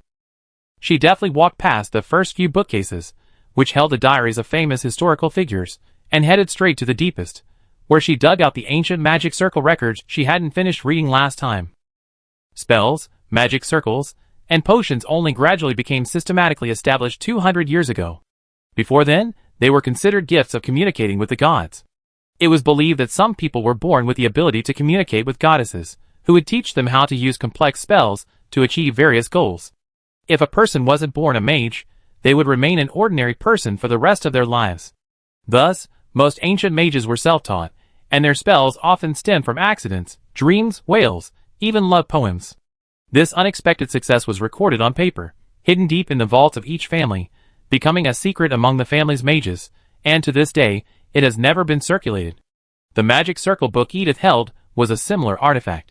200 years ago, an unknown wizard compiled and recorded the magic circles he had collected and invented, donating this notebook to one of the founders of Bo Eunice College.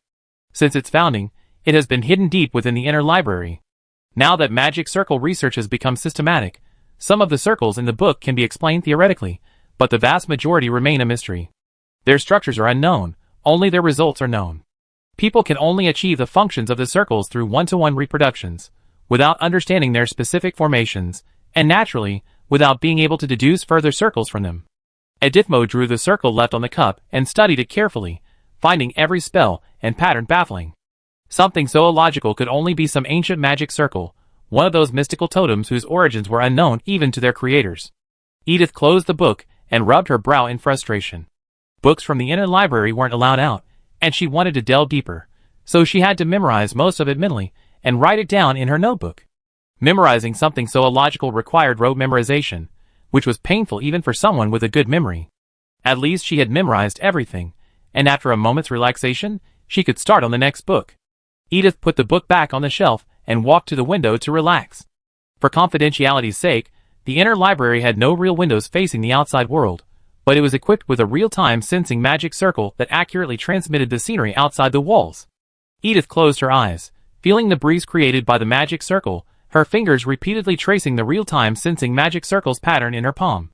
Since she was already here, she might as well learn a little. She didn't move much as she stood, so naturally she made no sound. It was class time again, and the outer library was nearly empty, let alone the inner. Quarterly exams were approaching. Edith glanced before entering. Those ranked 4th to 10th had already used up their chances, leaving no more than 5 people eligible. She didn't expect anyone to arrive at this time, and the person who entered later probably thought the same. I disagree. As the door slammed shut behind them, a voice echoed from nearby. Mother, why did you suddenly change your mind? The voice grew louder, as if convinced no one was inside. Ursula? When did you take Ursula's words so seriously? Edith's hand paused. Ursula? Why did she remember the princess being called Ursula Campbell, then who was speaking? She turned around and caught a glimpse of blonde hair through the gap in the bookshelf, and couldn't help but hiss inwardly. Second Prince Zebulon, then the mother he was talking about must be. Damn it, don't let her overhear royal secrets. Chapter 44. Edith didn't dare to make a sound, quietly moving a little further into the library's shelves, letting the heavy cabinets obscure her form. She could only pray that Zebulon couldn't see her. He was probably using a telepathic array to communicate directly with Her Majesty the Queen. If he discovered her presence, it would be fine, but if she did, it would be troublesome. Thankfully, the shelving in the inner library was intricate, making it difficult to locate by sight alone. Edith stood by the bed, where the wind rustled, completely drowning out even the sound of her breathing. The noise continued. Zebulon, momentarily overcome by rage, realized something was wrong after calming down. He apologized, then looked around, calling out to make sure no one was there before finding a corner to sit down. Wands aren't allowed in the inner library, so I can't cast a spell to determine. It's okay, there's no one there. The lack of a wand meant that even if someone was there, They couldn't hide through a spell. The moment he approached, Edith squeezed under the spiral staircase, clinging to the wooden planks below, dangling herself in midair. Zebulon hadn't noticed, as he had carefully chosen his spot right next to the stairs, less than 3 meters from Edith. Edith's fingers weren't very strong, so she gently released her grip, leaping down with another sigh from the boy, and slumped over to the bottom flight. I won't allow it, and I'm sure the ministers won't either. Zebulon's tone was respectful, but his emotions were clearly failing him. For all these years, except for the early days of the kingdom, hasn't it always been about supporting only nobles in the court? Every year, a large number of nobles fail the imperial examinations. The kingdom has no shortage of talent. Unaware of what was said, Zebulon gradually calmed down, but he still expressed his disapproval. If commoners are allowed to become ministers, then the education system must also change accordingly. Ministers must at least be literate. I believe that education policies should be relaxed first. After the new education system has been implemented for at least 10 years, and the education level of commoners has significantly improved, then the assessment process can be relaxed. What? You're not planning to change the admissions system for all academies except Bo Eunice? Do you mean to only allow commoner mages into the palace? He stood up. I'm sorry, I don't understand. You already have court mages trained from commoners. Why do you need? Zebulon's voice suddenly paused. The person on the other side of the sound transmission array said something. Zebulon's face turned pale, and he subconsciously stood up straight, as if to follow etiquette. I'm sorry, Mother, I'm so rude. Yes, may the goddess bless your every decision. He sighed, and the sound transmission array in his hand suddenly began to burn from the center, silently dissipating into the air. Hiding to the side, Edith tingled with envy. That was a sound transmission array she'd never seen before. It was said to be extremely expensive, manufactured by the family of Duke Eddie, the magic lock maker, and not available to the public. Besides the royal family, only a few favored nobles received it as a reward. Having such a thing, and not even discussing it before interrupting the magic power. What a shame. Edith sighed, shifting her body angle to follow Zebulon's footsteps. The boy sighed uncontrollably, muttering things like this is crazy and why. From time to time, Edith found it strange too. Based on the previous conversation, she could probably guess what Her Majesty was thinking. She wanted to relax the requirements for court ministers, allowing commoners to become nobles in a sense. It was similar to how Beauty's College recruited commoner Shelley as a teacher and offered entrance exams to qualify commoners. This sounds like a good policy, but why are they willing to give civilians opportunities, but not develop a supporting education system to improve their overall cognitive level? Are they simply trying to screen for talented civilians? She couldn't figure it out for now, and could only temporarily keep her doubts to herself. She quietly listened to the sounds around her, hoping Zebulon would leave or find a seat farther away. Every second in the inner library was valuable, and she didn't want to waste it here. I had to get a book and read it. The inner library door opened again. TSK. 2 people means twice the surveillance, making it much more difficult to evade. Edith felt a little annoyed, but before she could come up with a solution, the boy's sudden surprise interrupted everything. Ursula? Why are you here? Zebulon frowned. Just right. Why did you agree with Mother? Is this where you replied to Mother's message? The woman called Ursula came up and slapped the boy, clearly furious. How could Mother have such a foolish child like you? Zebulon covered his slapped cheek, his eyes uncertain. What are you doing? Although he had a bad relationship with his sister, he usually maintained a facade of courtesy, and never lost control of his emotions like this. Thinking of this, Zebulon explained, although our dormitory is a single room, it was previously installed with a sound transmission array, making it less secure. And the safest place in the academy is the inner library. You have to believe that those old-fashioned aristocrats value these inheritances. I saw someone else's name on the registration form. Ursula's brief words instantly drained the color from Zebulon's face, which had regained its color. What? The consequences of disobeying the rules. Ursula sneered.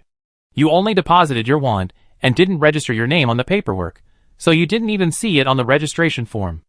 Her face was icy, and she spoke word by word. Edith Griffin entered the library at 1:34 p.m. Her departure time is empty. Fool, she's still in the inner library. Edith held her breath. Although she could still use magic without a wand, it was more difficult to control, and leaking magic could easily be detected by the future heirs of the 2 kingdoms. She could only resort to the most primitive method, visual concealment, to hide herself. But the 2 men were already in the open, and had no scruples. Spiritual manifestation. Ursula tore open a scroll depicting a magic circle. A flash of light flashed, and a flood of magic burst out, surging forward from the doorway. Damn it!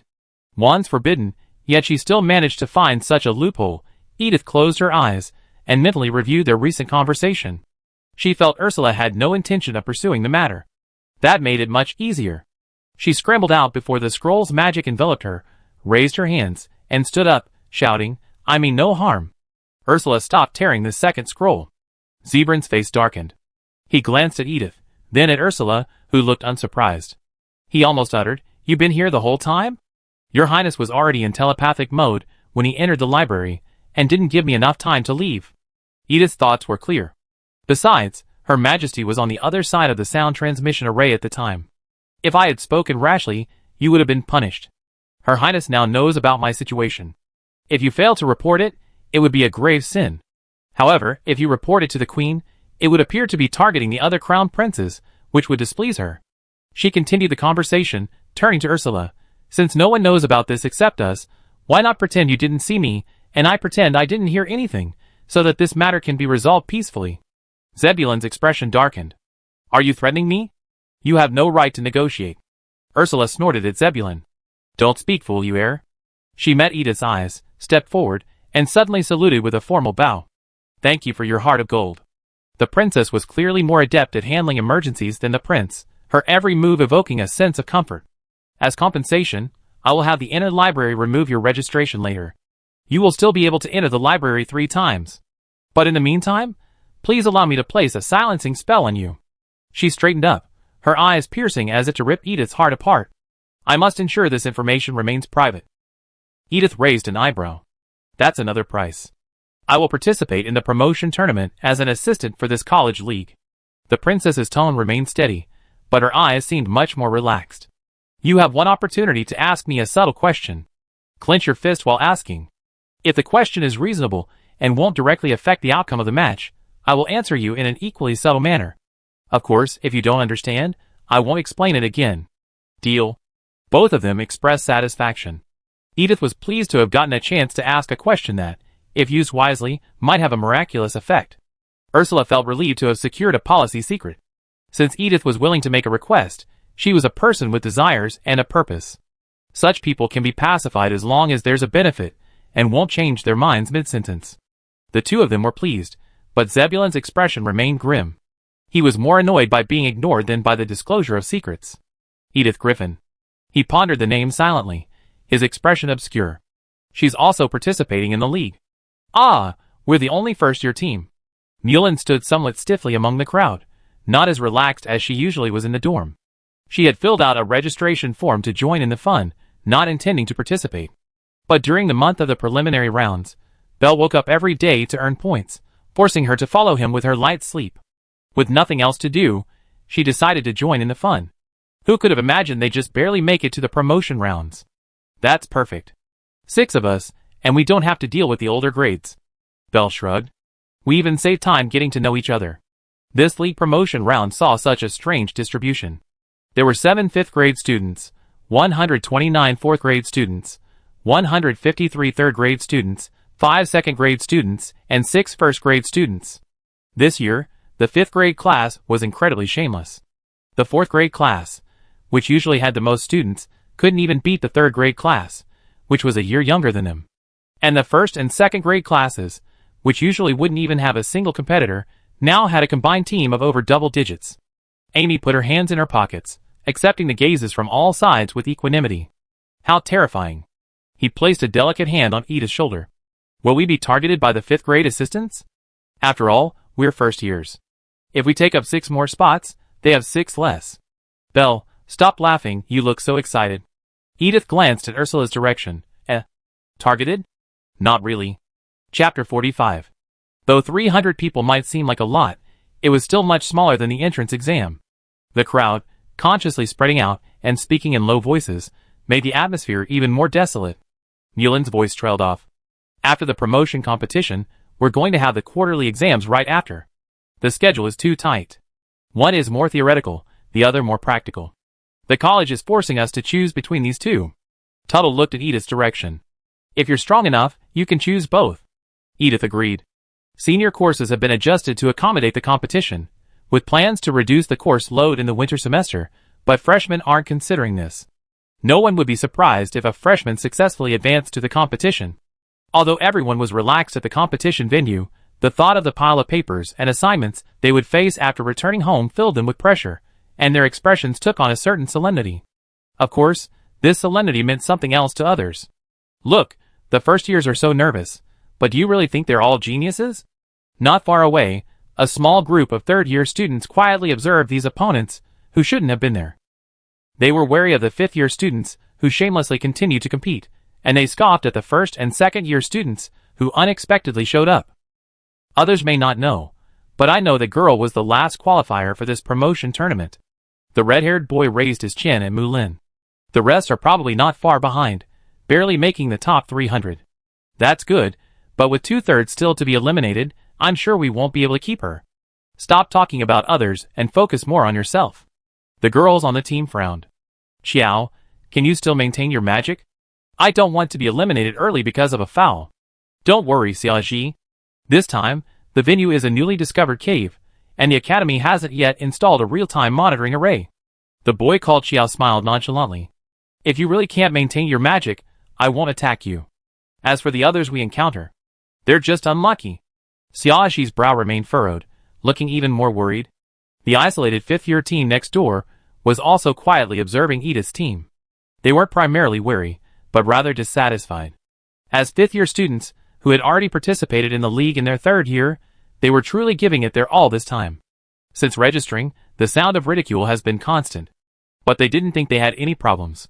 Yes, I participated twice, but why is it called bullying? The academy owed them this. Why hold a league in their third year? Why ask them to compete against those who have studied a year longer? Their defeat 2 years ago was completely unfair. They competed again in their fifth year, competing against the fourth graders, just as the fourth graders had competed against them. It was fair. It's just that with these first years around, fewer people understand our actions. The person standing on the edge grinned. Did you hear their questions? If first years can make it to the league, it means we third years' poor grades simply aren't good enough. He had been dragged into the competition, and rather than winning, he wanted to see his teammates suffer. His teammates clearly didn't find the joke funny. Compared to the excited students, the assistants beside them seemed a bit more solemn. Ursula periodically glanced down at her watch, sighed softly, and tucked the lid back into her breast pocket. She turned around and met the worried gazes of her fellow assistants from the same grade. She could only say lightly, maybe they were delayed on the way. This place is pretty remote, after all. She couldn't show even a hint of anxiety. In a place without a teacher, she was the only spiritual support. But it's already a quarter of an hour late. The assistant pursed his lips. Besides, wasn't the original venue already set up? Why are they suddenly moving? The academy's explanation is that they discovered a new cave maze, and they're worried the creatures inside might affect the village outside, so they need to deal with it as soon as possible. The court mage seems to be busy with other things, and can't spare the time. Furthermore, since they haven't sensed strong magical fluctuations outside the cave, they determine the danger isn't high, so they plan to send talented students inside to investigate. Ursula explained the whole story, and turned to face the cave entrance. The academy has also invested heavily in temporary teleportation arrays for each student, allowing them to be transported out immediately if they encounter danger. There's nothing to worry about. Despite her words, Ursula's concerns were no less than anyone else's. She had handled many similar situations for her mother, and knew that seemingly simple ruins were often more difficult to deal with.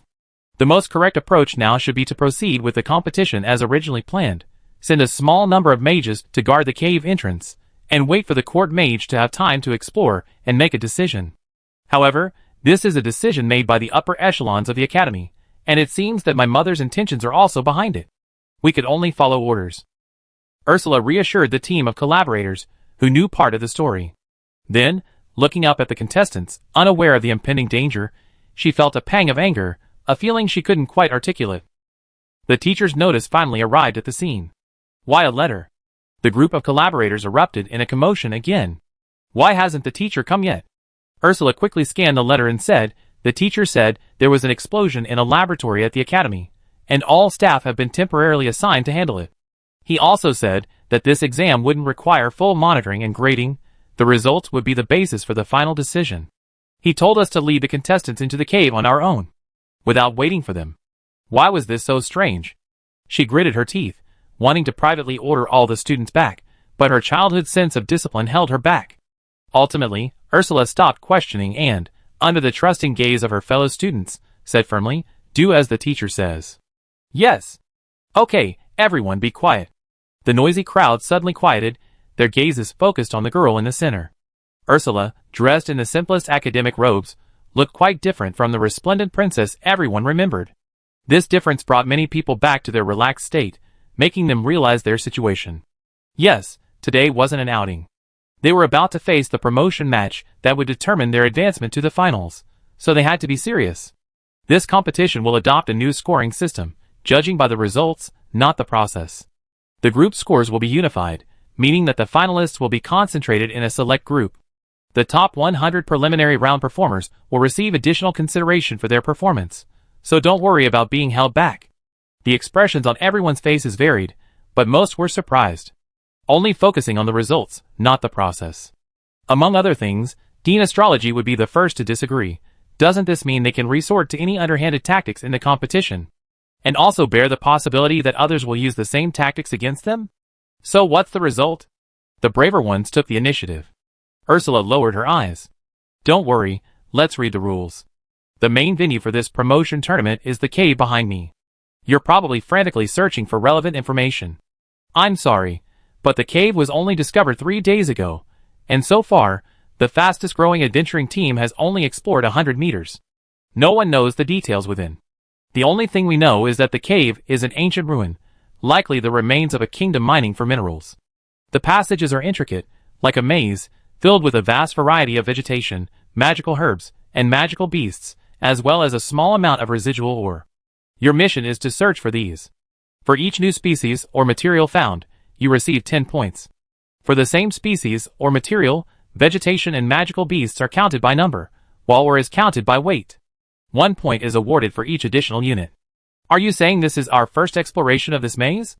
Edith frowned and asked, drawing all the attention. How will safety be guaranteed?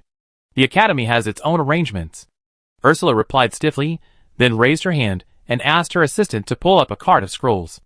This scroll is engraved with a temporary teleportation array. If you feel danger, you can tear it open and teleport outside. She listened to the crowd's exclamations and continued, "Please don't force yourself. Life is more important than victory right now.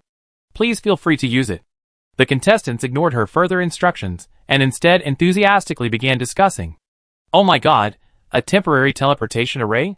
One for everyone. That's 300. How many gold coins will that cost? I never seen a temporary teleportation array before. I'm finally going to be amazed. If it's a scroll, wouldn't you be able to see the specific patterns? Is there a chance of stealing it?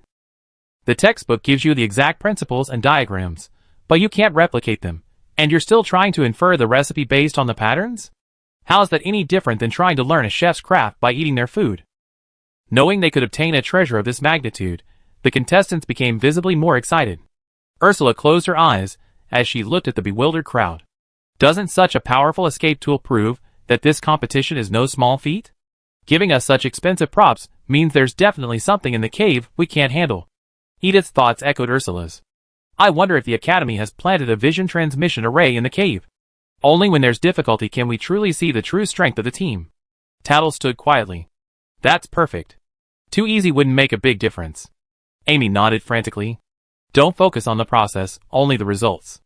It's a rule tailor-made for me. This is so fun. He definitely made the right decision by signing up. Edith didn't want to demoralize them at this point, so she buried her doubts and quietly followed the crowd into the cave. Whether it was intentional or coincidental, it was Ursula who had led them to the fork in the road. Here you go. Before leaving, Ursula suddenly stuffed a ball of paper into Edith's hand, clearly hastily torn and made. Edith instinctively clenched her fists as she watched the woman disappear at the end of the maze. She turned back to meet the inquiring and curious gazes of her teammates. Amy whistled, her eyes gleaming. When did you become so close to Her Highness? Chapter 46. Edith glanced around, confirming that everyone had only heard Ursula's words and hadn't noticed the paper ball being stuffed in, and then casually explained, I met her before in the library. Everyone instantly understood, in an inner library, you're bound to run into some legendary figures. After everyone turned around, Edith secretly unfolded the paper ball and took a look, a wave of amazement filling her heart. It was actually a one-time voice transmission array. Wrapped within the array was a note that simply stated that due to changes in the promotion tournament format, she couldn't provide clues, but allowed Edith to ask questions via voice transmission without anyone else around. Edith frowned. If she couldn't provide clues, didn't that mean the Academy hadn't taken any protective measures in the cave for this competition? That's right. Since it was a new, unexplored site, it was normal for them to have no measures, but allowing students to explore was not normal. Everyone, be extremely careful. Hold on to the scrolls. If anything goes wrong, leave immediately. Edith put away the papers and walked to the front. Since we're scoring by group, leaving doesn't mean you won't make it to the finals. Can the scroll carry anything you have? Nealon asked. If we score based on the amount of material we find, we definitely have a large bag by the end, which will slow us down. It would be great if we could let those who leave take some with them. Everyone else had similar concerns, but they were quickly dispelled. What do you mean by a large bag? There's nothing to be found. I'm so tired. The boy sat on a raised rock and then jumped at the indistinct point on it. Is this really a ruin? Not only are there things, there's not even a trace of life. That shouldn't be. Xiaoji narrowed her eyes, observing the rock face. With a gentle touch, a small amount of powdery, dark green substance landed in her palm. There are traces of moss here, indicating it was moist for at least a period of time. Where there's water, there are people living here. Let's go down a little further. Further down. The boy grumbled quietly. There are no steps here. We have to climb all the way up the rock bumps. It's really tiring. There's not much food in the bag to begin with. At this rate, it'd be gone in a day. Then steal from others.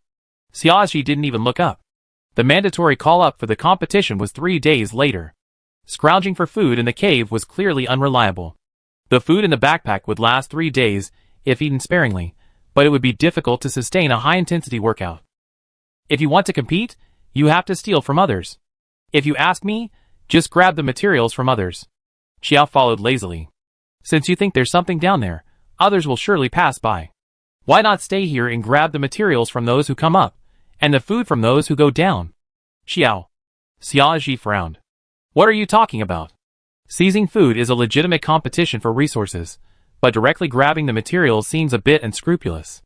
That's why we won't be scoring based on progress this time, otherwise the astrology dean alone would have prevented them from advancing. What did I say? Xiao spread his hands, looking innocent. Anyway, I'm staying here. You guys can leave if you want.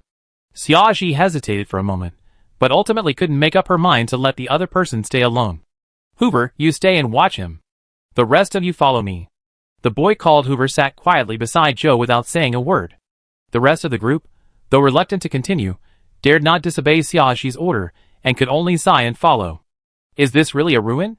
Tattle, who prided himself on his knowledge, couldn't help but wonder, how can it be so clean?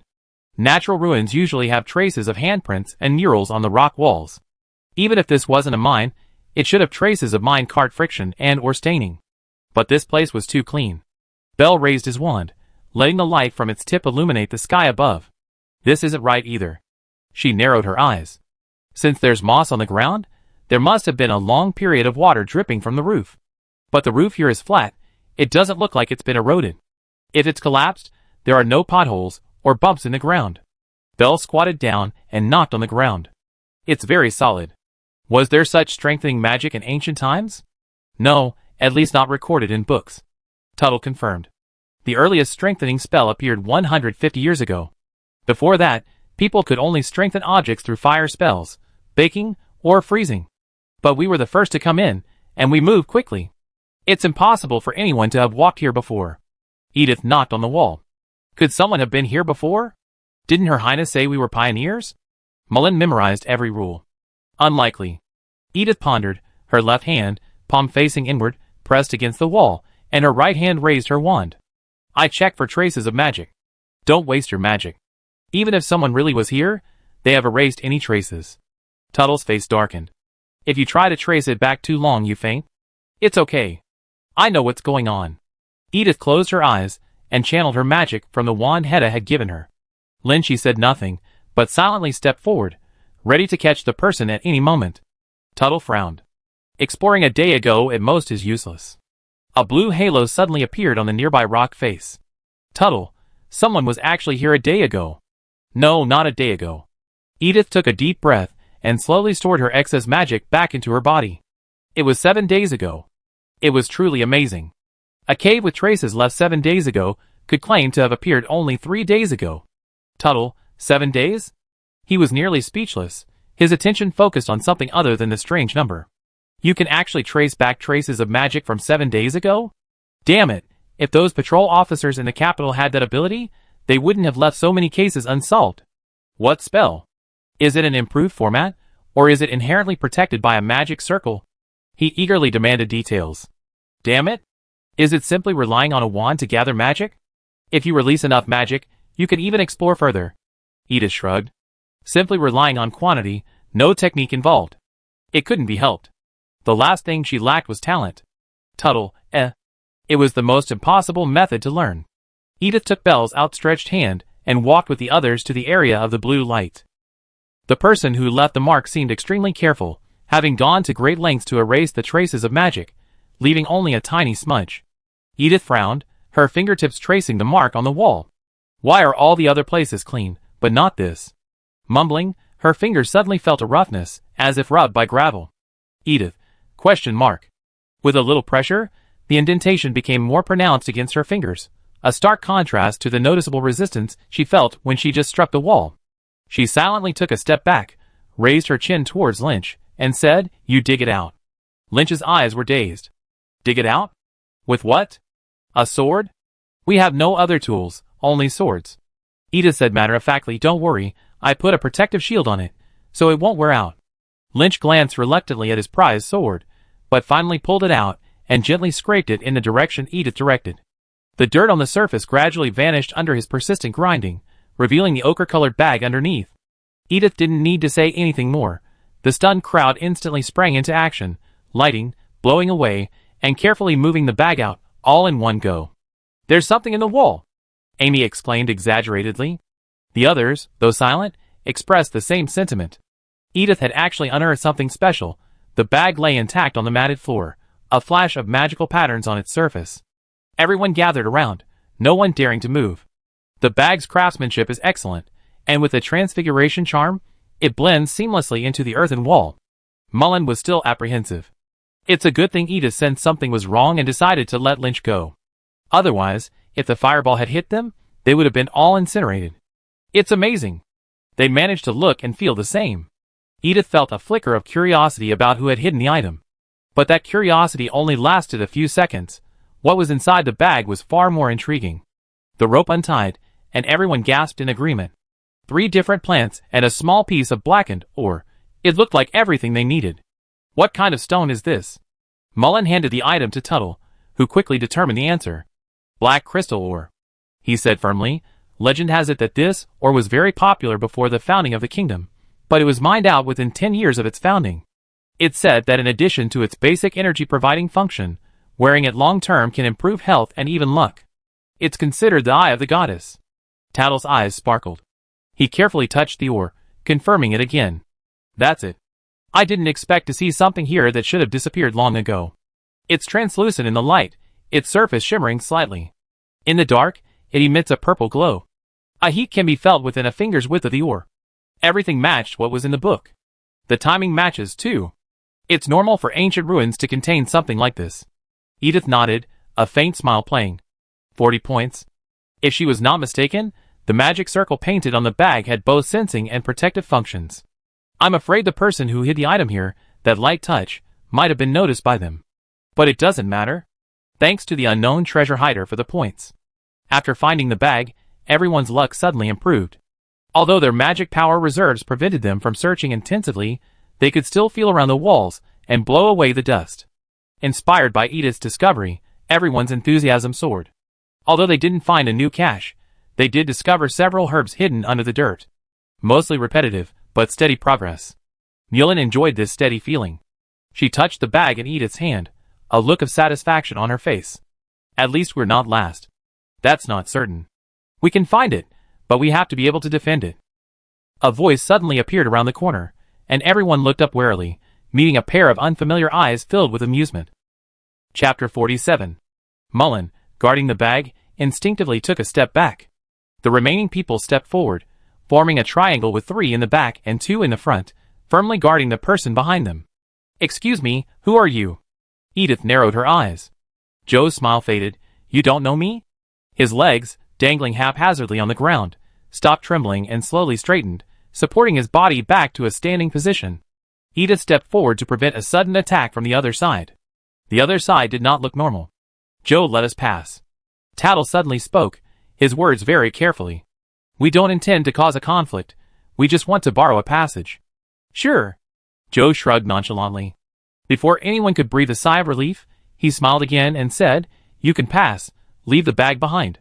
As soon as he finished speaking, a wave of magical power spread out, carrying a strong attacking intent. For a moment, the temperature in the entire cave seemed to drop several degrees.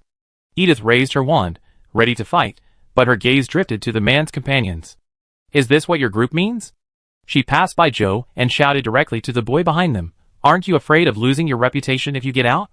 Seeing the man's indifference, she amended her tone, adding, "Aren't you afraid of bringing shame to the family name?" It worked. Joe's companion raised his eyes, scanned the crowd expressionlessly, and finally moved to Joe's side. "Come back. Hoover, none of your business." Joe smiled, but his voice was filled with sarcasm. "Since you're so willing to listen to Siaji, why not go down and join them now? Even a well-behaved dog needs a limit to its guardianship." Hoover remained expressionless. "Come back." Tattle took advantage of the moment. The two men were arguing to fill in the blanks about Joe's background for the non-royal capital residents. This man was a child of the family, brought home thanks to his natural talents and given the same status as other children. The Rodney family seems to be cursed. Each child suffers from various ailments that prevent them from taking on important responsibilities. Joe is the most normal of them all. Tattle lowered his voice.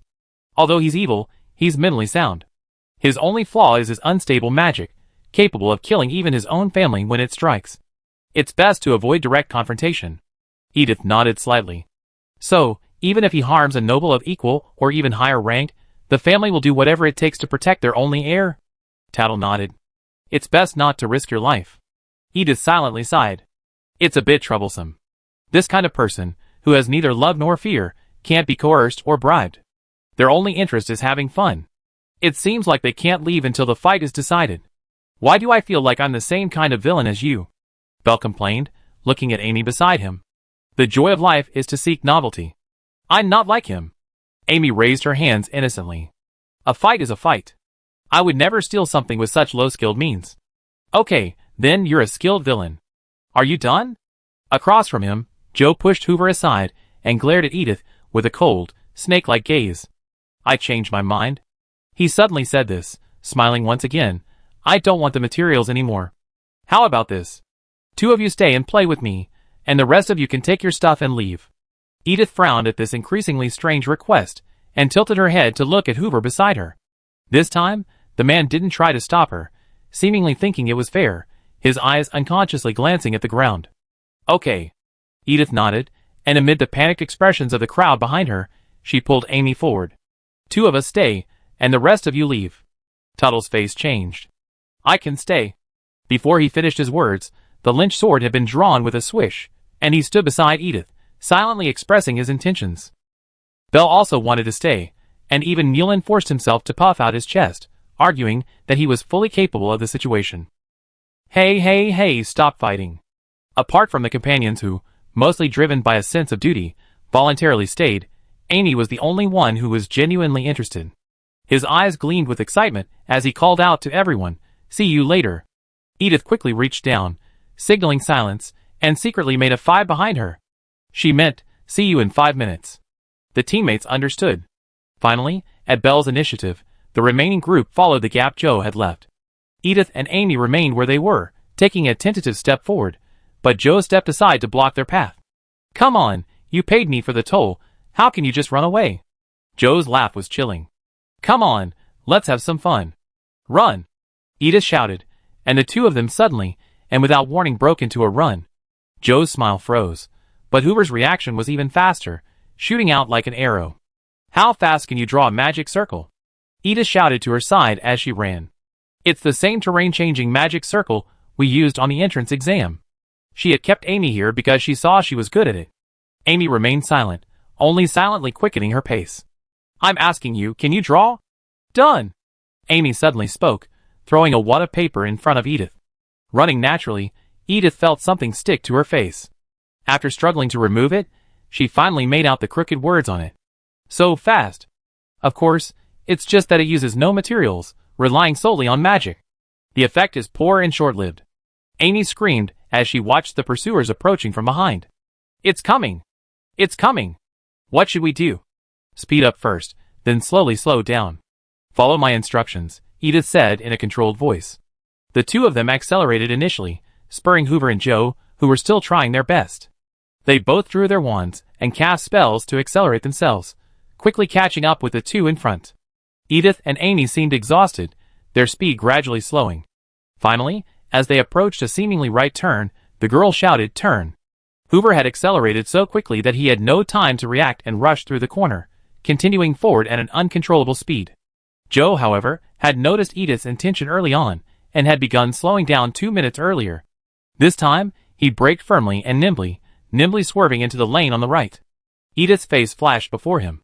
The girl who had turned right suddenly cut her magic power, forced her speed, and leaned back, gliding past the man with a swish like a fish. So smooth. Damn it, Joe's expression changed instantly. You tricked me. He hadn't considered the possibility of Edith fainting again, so he'd been keeping an eye on her magic, making sure she wasn't preparing to turn. But who could have imagined? Edith could cut off her magic power without warning? How did you do that? Amy shared the same curiosity. Running at full speed, he excitedly shouted into the howling wind, Teach me, teach me. I want to learn too. What a tricky move. I love it. Edith, Something didn't sound right. Okay, get ready. She briefly checked the position of the people behind her. Assessing their strength, she called a halt to Amy, and they both slowed down. This place is perfect. Joe stormed back in anger. Hoover followed closely behind. For some reason, the two paths they had walked through, which had been clean and smooth, were now covered in dust and rocks. Not only was it a tripping hazard, but the dust kicked up by running was blinding.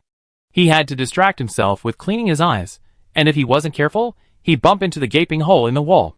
Who's digging in the wall? Joe's smile finally faltered, and he gritted his teeth in anger. Let's follow them, go down. They're bound to run into Xiaoji. When they do, he chopped them all into pieces. Hoover frowned. He felt something was amiss. There were traces of magic lingering around. If they simply used spells to aid their climb, there wouldn't have been so many traces. Not to mention, he seemed to smell a faint burnt smell, like the strange odor of a torn scroll. But Joe, brimming with confidence, didn't notice it at all. Or rather, he simply didn't believe a first-year student could have done anything in the mere minute before he arrived. He quickly walked to the steep drop below the passage, spotted a raised rock, and stepped on it. Damn it! Joe cursed. For some reason, the seemingly smooth, dry stone became incredibly slippery upon stepping on. He instinctively reached out to grab the raised protrusion above to steady himself, but the sharp point of the stone cut his palm. How could it be sharp? Joe fumbled with his fingers, digging into the soil, staring at the rounded stone in front of him in astonishment, unable to comprehend where the sharp edges had appeared. Hoover frowned. I feel something's off. Let's get up first. Give me a hand. Joe's hands were straining to hold back, and he couldn't pull out his wand, so he could only ask his teammates above for help. Lean back a little, or it'd be hard to exert force. Thankfully, Hoover wasn't a pushover. He gave him a gentle instruction to adjust his stance, then stepped forward, ready to pull Joe up. He missed. Joe's body leaned back as instructed, forming an angle with the vertical wall, leaving ample surface for the force to be applied. Hoover, missing his foot, tucked into the sharp end of the angle, dragging Joe, whose center of gravity was already tilted backward, down with him. One of the two men's fingers was smothered in mud, and one's wand was wedged between the other's robe and their chest, preventing either from casting a spell in midair. Finally, their ears tingling and their eyes dazed, they fell into a dense net, quickly bound and swirled, dangling in midair. Several hands reached out from below, silently stealing their wands, and ensuring no other valuables remained. After completing everything, Edith breathed a sigh of relief and leaned back against a nearby stone. How did you do that? Amy looked completely untired, excited, and quickly approached Edith. My simple magic circle should only be able to conceal very little. I didn't modify it too much. I simply stretched it, and moved the visual object a little below the real object. Edith shrugged. That's why Hoover misjudged the spot and stepped on what was actually empty ground. That's why Joe both stepped and gripped the wrong stone. The rounded stone he was trying to grasp was the culprit for his slip. Amy quickly pulled out her notebook, her eyes gleaming with a thirst for knowledge for the first time. Joe also fully woke up at this moment. Before he could even open his mouth to negotiate, a familiar voice rang in his ear. Oh, isn't that the famous Joe?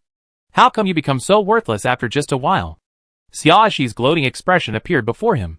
Chapter 48. Joe spat out the blood foam from his mouth and calmed down. He turned to observe the crowd around him. Edith and her teammates, Xiaoxi, and a few clumsy, lazy drags on the team.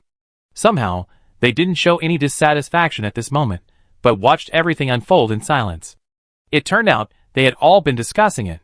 Joe's mouth suddenly widened, the corners of his mouth curling upwards, almost tearing his face apart. Why are you so stupid? He whispered, his smile deepening. Helping the enemy capture teammates? Their points will only increase, while yours will always be 0. So, teammates who are capable of helping to earn points, how many points have you earned in total? Xiaoxi tilted her head. Joe's smile faded, and he swung the question back at the other person. How much did you earn? Not much, 21 points. I found them in 3 different places, but unfortunately, I duplicated one. Xiaoxi held up a net bag containing 3 uprooted herbs. This was a slap in the face. Joe's face darkened. He hated being blamed for mistakes. Our team didn't score points when we worked together, but once we split up, the 4 of us quickly found something, while the 2 of you found nothing. Controlling for variables means it's your fault. Xiaoxi sighed, squatted down, and patted Joe, who was hanging face down in the net bag. So capturing you is helping us, isn't it? Joe's instability was too great, and he could easily get hurt along with her. If her family and the Rodney family weren't on the same page, she wouldn't want to be in a group with such a lunatic. Fortunately, the rules this time were that all teams advanced together, so she could finally control Joe with peace of mind. If her father asked, it would be easy to explain. I already successfully led him to the next round, so what did a few mistakes along the way matter? As for how to control Joe, since she finally had a chance to compete without surveillance, she naturally had to use it to vent her frustration. Xiaoxi quickly reached a consensus with Edith's team, who shared the same idea.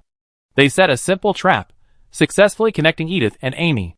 Then, the 2 of them completed the final stage of the deception, finally successfully catching Joe in the net. Where's Hoover? Do you want him or not? Edith leaned lazily against the rock face, turning to look across. I advise you not to.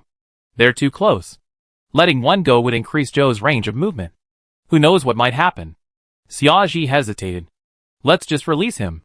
Hoover is strong and obedient. Competing with Edith and the others is just normal competition. Without him, their team strength would decline significantly. Edith disagreed, but it was someone else's team's business, so she couldn't interfere. Xiaoxi carefully released the man, quickly flicking her wand to tighten the net and lift Joe higher. That way, we won't have to worry about him getting into trouble. She smiled, a hint of teasing in her tone. Of course, he could also choose to have his teeth worn down bit by bit. Either hanging like a pig or chewing the net like a dog, the thought of it was refreshing. Edith shrugged.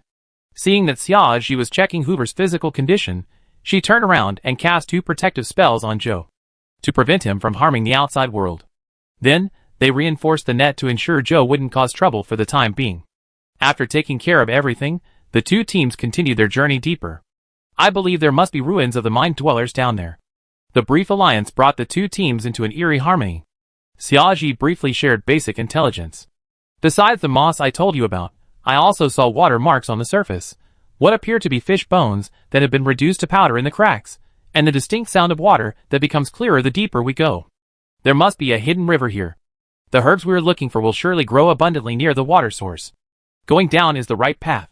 Edith nodded, but touched the rock wall with some confusion. The temperature inside the cave is relatively high, but the rock wall is very cold. With this combination, and the nearby water source, there should be a lot of condensation. But why is it so dry here? Xiaoxi choked and stepped aside to touch the rock wall, realizing that Edith's question was indeed true. Maybe it's still a little far away? Or maybe the path below is winding, so the water vapor from the underground river can't reach here? She speculated reasonably. After all, solid matter conducts sound most quickly. This place is all rock, so the sound of water that sounds right next to us is likely quite a distance away. Edith nodded hesitantly. That's a possibility. The two teams continued their descent, occasionally finding a few herbs along the way, but they distributed them peacefully and evenly. It wasn't until they descended a steep small cliff and fell into complete darkness that they realized something was amiss. The sound of the water is so loud, it must be close now. Edith touched the rock face. But it's still dry. Besides, we walked so far, why haven't we seen a single monster? Mullen also stood up and asked, this shouldn't be possible. There's still magical energy fluctuating in the cave, more than enough to sustain a few monsters. She raised her wand, but the tiny glimmer of light at its tip was quickly swallowed by the darkness. She could only gather everyone together to cast a light spell, hoping to restore their perception of natural light. A ball of light appeared in midair, but it only illuminated itself. Everyone looked up and saw only the circle of light, the surrounding scenery still invisible. Amy? Edith had a foreboding premonition. Can you detect the existence of an illusion? Amy's usually cheerful voice was unusually cautious. I try. He squatted down, touched the floor, and carefully felt the remaining traces. A half-finished silencing spell, a few protective spells, and it really looks a bit like an illusion spell. He moved slightly, wanting to feel something further away, his arm stretched out, expanding his reach. A form of light suppression spell, a strengthening spell, and... Huh? What is this? A small, cold object appeared beneath his palm. He squeezed it in confusion, but it suddenly broke free and gripped his hand tightly. What? Before he could finish his words, another cold hand instantly covered his mouth, and then, unconscious Amy was dragged into the darkness. Amy? Edith frowned when she didn't hear any further response, reaching out to feel for the person. Unexpectedly, as her arm left her side, a pair of hands silently emerged, reaching for her wand, which she kept in her pocket. Edith's breath hitched. Sure enough, just before she could draw her wand to strike back, Joe, who had been trapped in the netting, suddenly appeared before her. The boy had a strange smile on his face, a mixture of anger and satisfaction. He held his wand in his hand and pointed it at Edith and the others. I'm furious. How did this person break free? Xiaoji, still trying to negotiate, frowned at this. What are you trying to do? The man on the other side didn't even give her time to ask. The tip of his staff traced a curve in the air, and the ground beneath him shook, stones scattering, revealing a glowing magic circle beneath. It was indeed an illusion. Edith's face was grim. She couldn't understand how a student could know the exact structure of this legendary ruin, which had only appeared 3 days earlier. She couldn't understand why Joe had seemed so unfamiliar with the road during the previous chase, yet now felt so familiar, like home. It was a complete disconnect. Joe cast a spell, controlling everyone. His magic power surged again, revealing a complete collapse, suffocating everyone. He spoke slowly. I didn't want to bring you here. After all, with so many people gone all of a sudden, the school would definitely be suspicious. But it's okay. As long as we can't find you, you will be completely forgotten. The smile on Joe's face was terrifying. Edith tried to pull out her wand to resist, but her whole body suddenly stiffened like stone, unable to even lift her arms. Joe stepped forward and, smiling, pulled the wand from Edith's hand. Don't try. He shook his head, a look of regret on his face. I actually like you quite a bit, and I'd love to have a real fight with you, but I wish you success. As soon as he finished speaking, the gathered group vanished in an instant, and the magic circle on the ground flashed by. TSK, boring. Seeing his plan come to fruition so smoothly, Joe lost sight of his original goal and turned away, somewhat annoyed. Cough, cough, cough. Edith struggled to her feet from the water. Her soaked clothes, buffeted by the cold air, continued to sap her warmth, freezing her to the point where she couldn't think clearly. At that moment, an indistinct figure emerged, screaming and diving into the water, pulling people out one by one. It was Amy, who had disappeared at first. Edith was the first to be rescued. She spat out the 2 mouthfuls of water she had choked on, finally regaining consciousness and carrying herself to the drier shore. Cold wind, flowing cold water. Wait, when did the water actually appear? Edith rubbed the water droplets on the back of her hand with her lips. There was a strange smell, but it was basically fresh water, not salty or bitter. She wiped her eyes, took in the scene before her, and gasped. Where is this place? The rest of the group regained consciousness after reaching shore and began pointing at the house before them. The broken altar, the offering so shrunken they would crumble with a pinch, and countless strange magic circles embedded in the pillars. What is this? Xiaoxi frowned and touched the magic circle. I never seen one before. Her specialty was magic circles. Even for unfamiliar cases, she could deduce their general function from the materials and the spells on them. But these magic circles before her, she didn't recognize any of them. Edith, never mind that for now. Let's figure out how to get out. Everyone sprang into action, their shock at Joe's surprise attack gradually subsiding as they searched for any possible ladders. Bad news, there weren't any. How could it be missing? Tuttle frowned. It's square, like a box. No doors on the sides, no gaps in the ceiling or the ground. It's like a completely independent space, isolated from the rest of the world. Damn it, our wands were taken away. Otherwise, we could have determined whether it was completely sealed by damaging the surrounding rock walls. Edith slowly pulled a wand from her chest. Tuttle, Before I became head of study partner, I had a cheap wand I bought myself. Edith touched the rough surface of the wand, a look of nostalgia on her face. I couldn't bear to throw it away, thinking I could keep it as a backup if things didn't work out. I hadn't expected it to come in handy. Everyone's eyes followed the voice, their gazes burning. My only wand? Thank the goddess. Chapter 49. This time it was clearly no longer an illusion. The wand's light quickly dispelled the darkness, rising into the sky like the sun, gradually drying the water stains on everyone's bodies. There's a circle in the river. Amy was the first to notice the problem, walked over to confirm the location, and nodded, that's where we teleported in. But it looks like a one-way circle. There's probably no way out from here. Let's check if there are any paths around here first. Edith handed the wand to Xiaoji, who was eager to try. She closed one eye and aimed at the small gap in the rock face on the left. The blasting spell instantly blasted a pile of rubble, accompanied by smoke. Damn it! Why is this wand so hard to use? Xiaoji hissed, lowering her head to press on her numb wrist. Because she hadn't controlled the force well, her fingertips were also affected by the fireworks caused by the blasting spell, burning painfully. It's a cheap wand. There's no power stone at the tip to help focus the magic. It'll leak if you're not careful. And without a hand guard to dampen the vibrations, your hand will ache after using it for a long time. Edith said calmly, reaching out to take the wand from Xiaoji's hand. She stood up straight, extended her arm, and steadily cast a blasting spell at the wall. This time, the flame's trajectory was straight, unlike Xiaoji's previous distorted one, and the force was concentrated in the center, directly exploding 3/4 of the wall. Oh my god, how did they do that?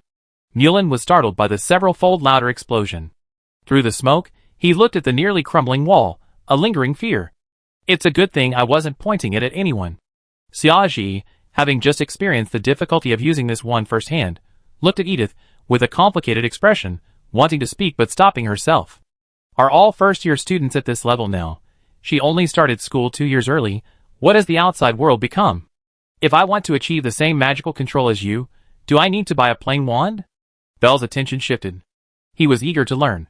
Edith withdrew her hand, thinking it was Belle's problem alone.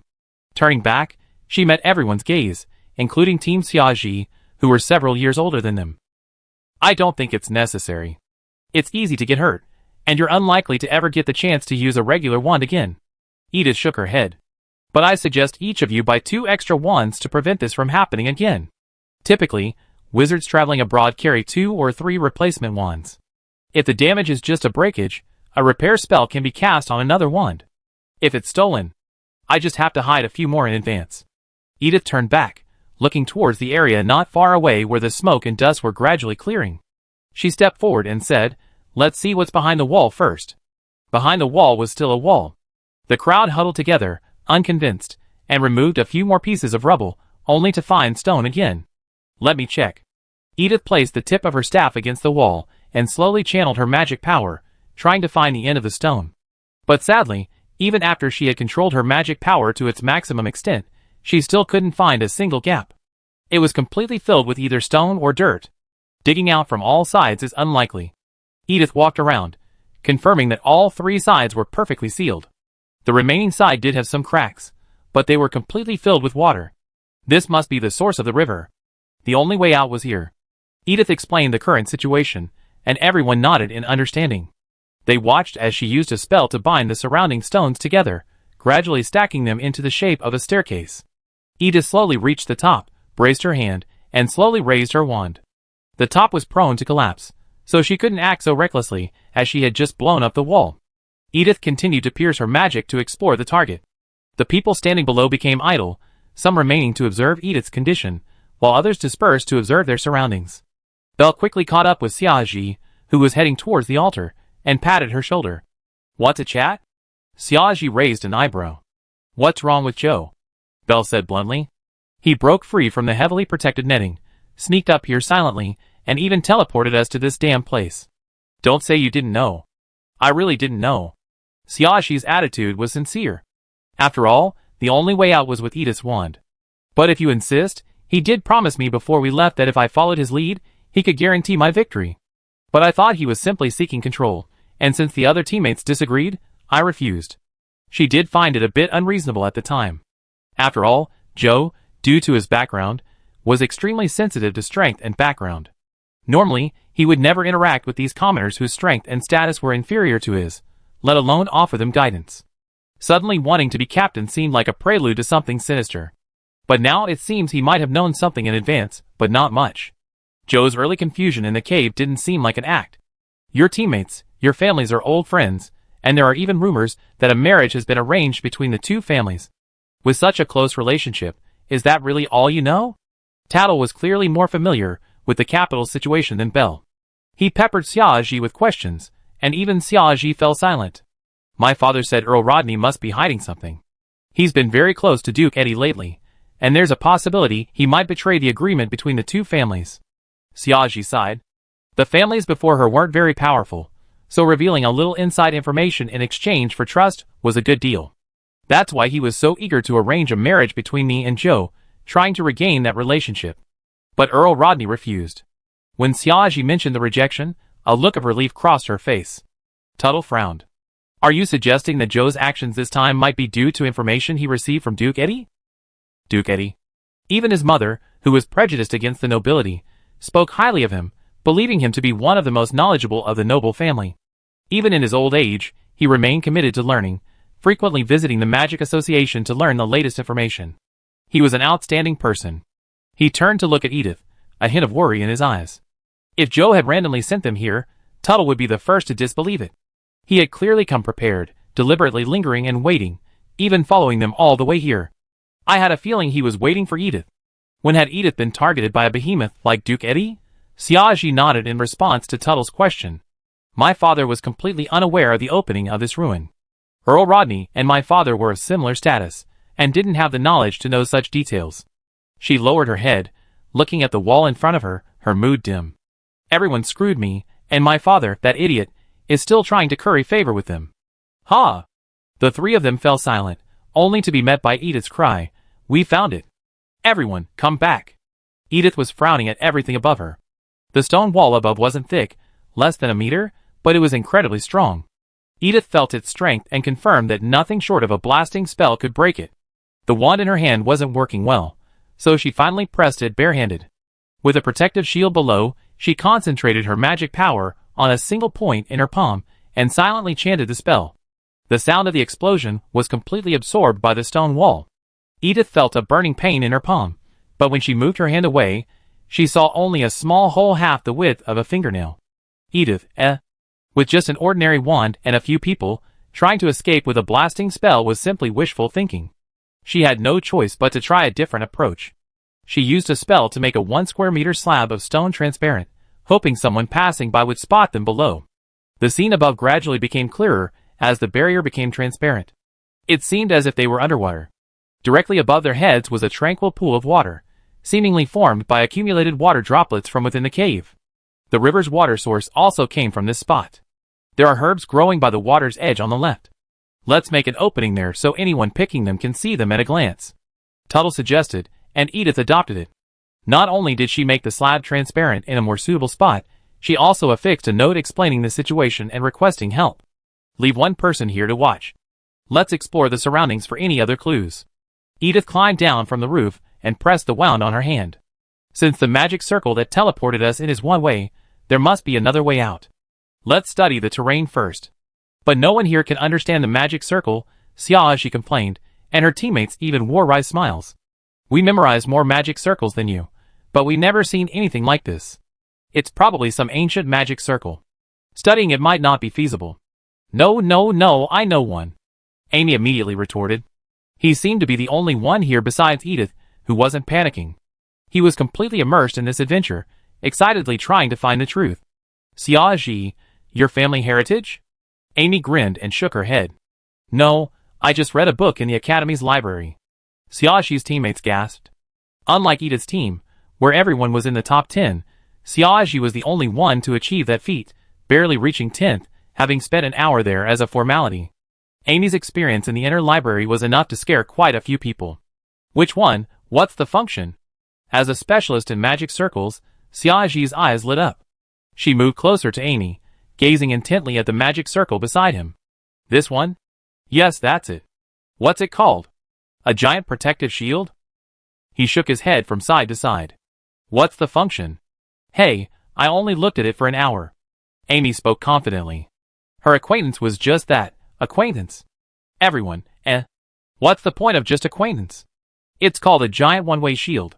Edith quietly walked to the front and traced the markings on the stone pillar. It's larger than a typical shield, and its size is adjustable.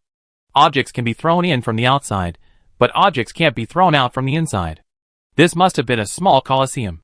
Only a coliseum would need something like this, capable of both rewarding and preventing the eruption of ferocious beasts. This time it was Amy's turn to be shocked. How did you know that? Edith, I memorized the entire book you read. Others, Chapter 50. Memorized it? The boys in Xiaoxi's team couldn't help but repeat. Such a random ancient magic circle, you memorized it by rote? And a whole book?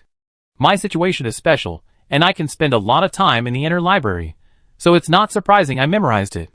Although Edith said it lightly, it couldn't stop Amy, who had just flipped through the book. Xiaoxi quietly approached her. So how thick is the book? Even the boisterous Amy fell silent. Less than 200 pages, with about 80 magic circles recorded. That's equivalent to simply memorizing 80 or so random patterns in your brain. The best tailor in the capital could only memorize 40 patterns. Edith must have gone there 3 times, which means 30 hours. Minus the time lost, that's an average of 3 patterns per hour. In the same hour, he didn't memorize a single one. Xiaoxi, sensing his withdrawn nature and fearing further tidings that might undermine his confidence, silently retreated 3 meters. Then approached Edith with a burning gaze. Do you think this was originally a coliseum? She glanced around the playground, barely the size of their 4 classrooms, frowning slightly. It's a bit small. Yeah. Edith took another look at the surroundings. The entire space wasn't small at all. A river, an altar, and coliseum, and a church-like building. From the river and these buildings, radiating out were a dozen or so houses, arranged in a staggered pattern, clearly built under unified leadership. More like a recreational room than a residential area, it felt like a place for entertainment. Not far away, there was a building that stood noticeably taller than the others. It must have been a circus or theater. A few of the more elaborate ones had images of horses, or beds carved on their doors, likely inns. The rest were mostly dilapidated, likely used by the slaves who provided services. This gave it a hint of ancient ruins. The number of inhabitants living in this cavern is likely small, and even fewer have the authority to command others. Also, at this depth underground, it's extremely difficult to carve out a space without supporting pillars that won't collapse. Taking all these factors into account, the Colosseum was built to this size.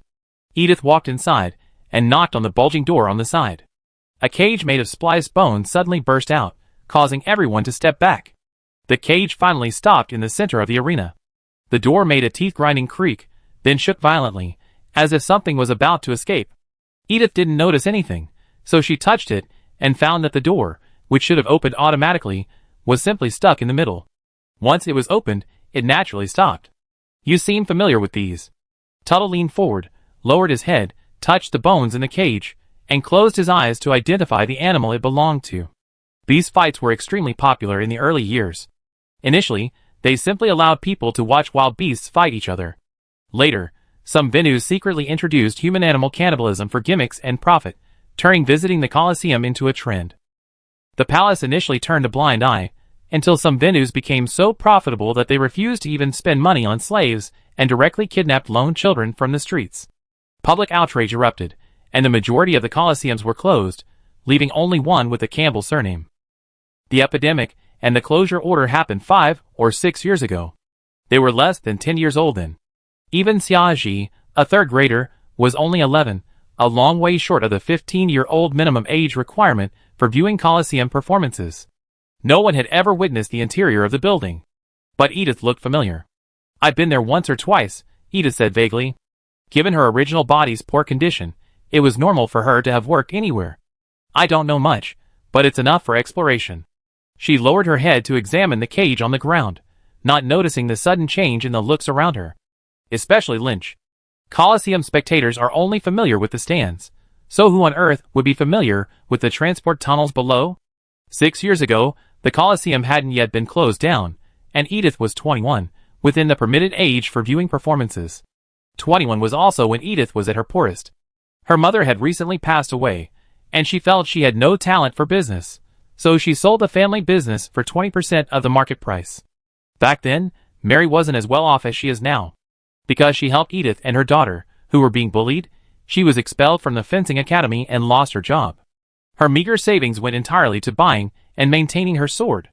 Furthermore, she had high standards, and after seeing Edith's talent, she looked down on other students and refused to recruit privately and collect tuition, falling into a vicious cycle of only spending money. Edith used most of her money to secure admission to the Apothecary Guild, some to support Mary, and the rest was barely enough to cover her daily expenses.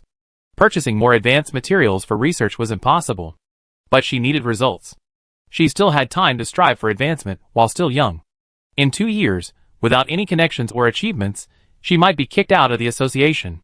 She needed an investor who wasn't particularly bright, but had plenty of money. Edith quickly found her target, the youngest son of a baron in the capital.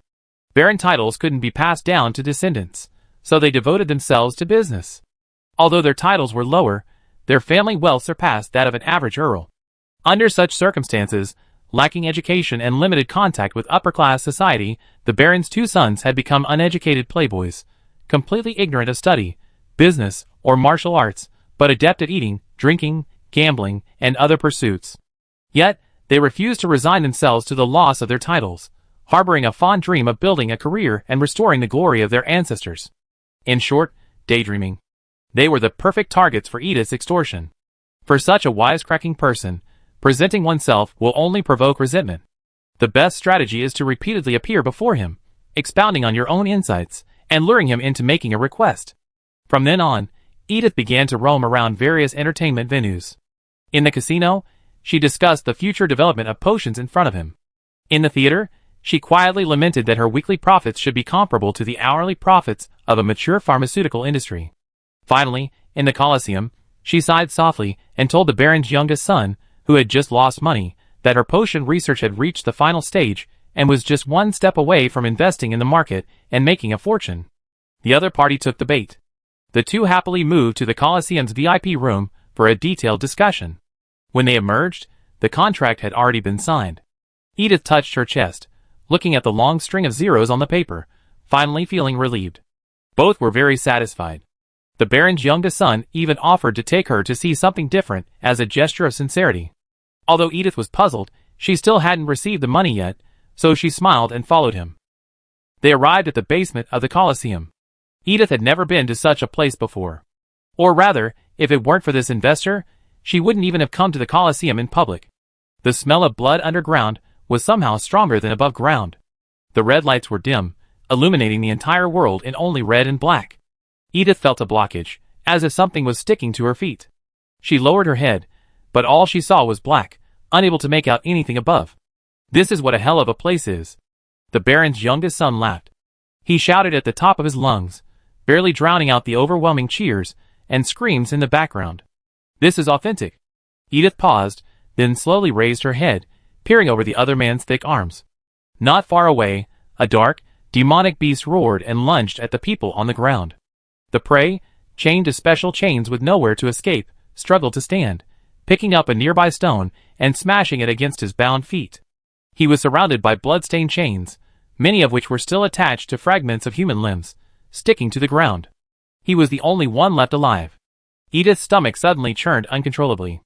She heard the increasingly loud stand-up behind her, and she squatted down, retching. The baron's youngest son laughed wildly again, stepped forward, and patted Edith on the back. It's always like this the first time. What disgusted Edith wasn't the blood and corpses, but the face of the only living person she glimpsed.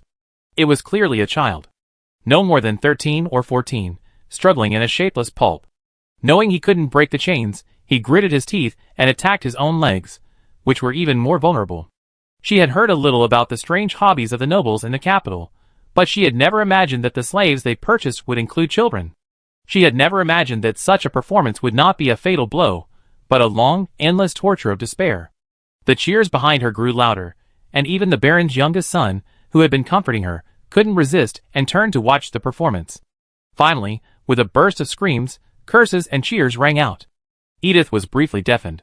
She managed to lift her head. The boy had successfully dragged his shattered foot out of the area where he was tied, hiding out of the reach of the monsters. The bell outside the arena rang, signaling the end of the performance. The host stood high in the stands, shouting passionately, Sunday's third match, the final result. One person survived. The sounds from the stage continued to surge, whether cheering or crying, all converging into a simple, meaningless cry. Words had lost their ability to communicate, and at this moment, the audience was no different from the monsters on the stage. Damn it! I've been betting on someone surviving for 3 months, and I haven't won once. Why did it have to be today?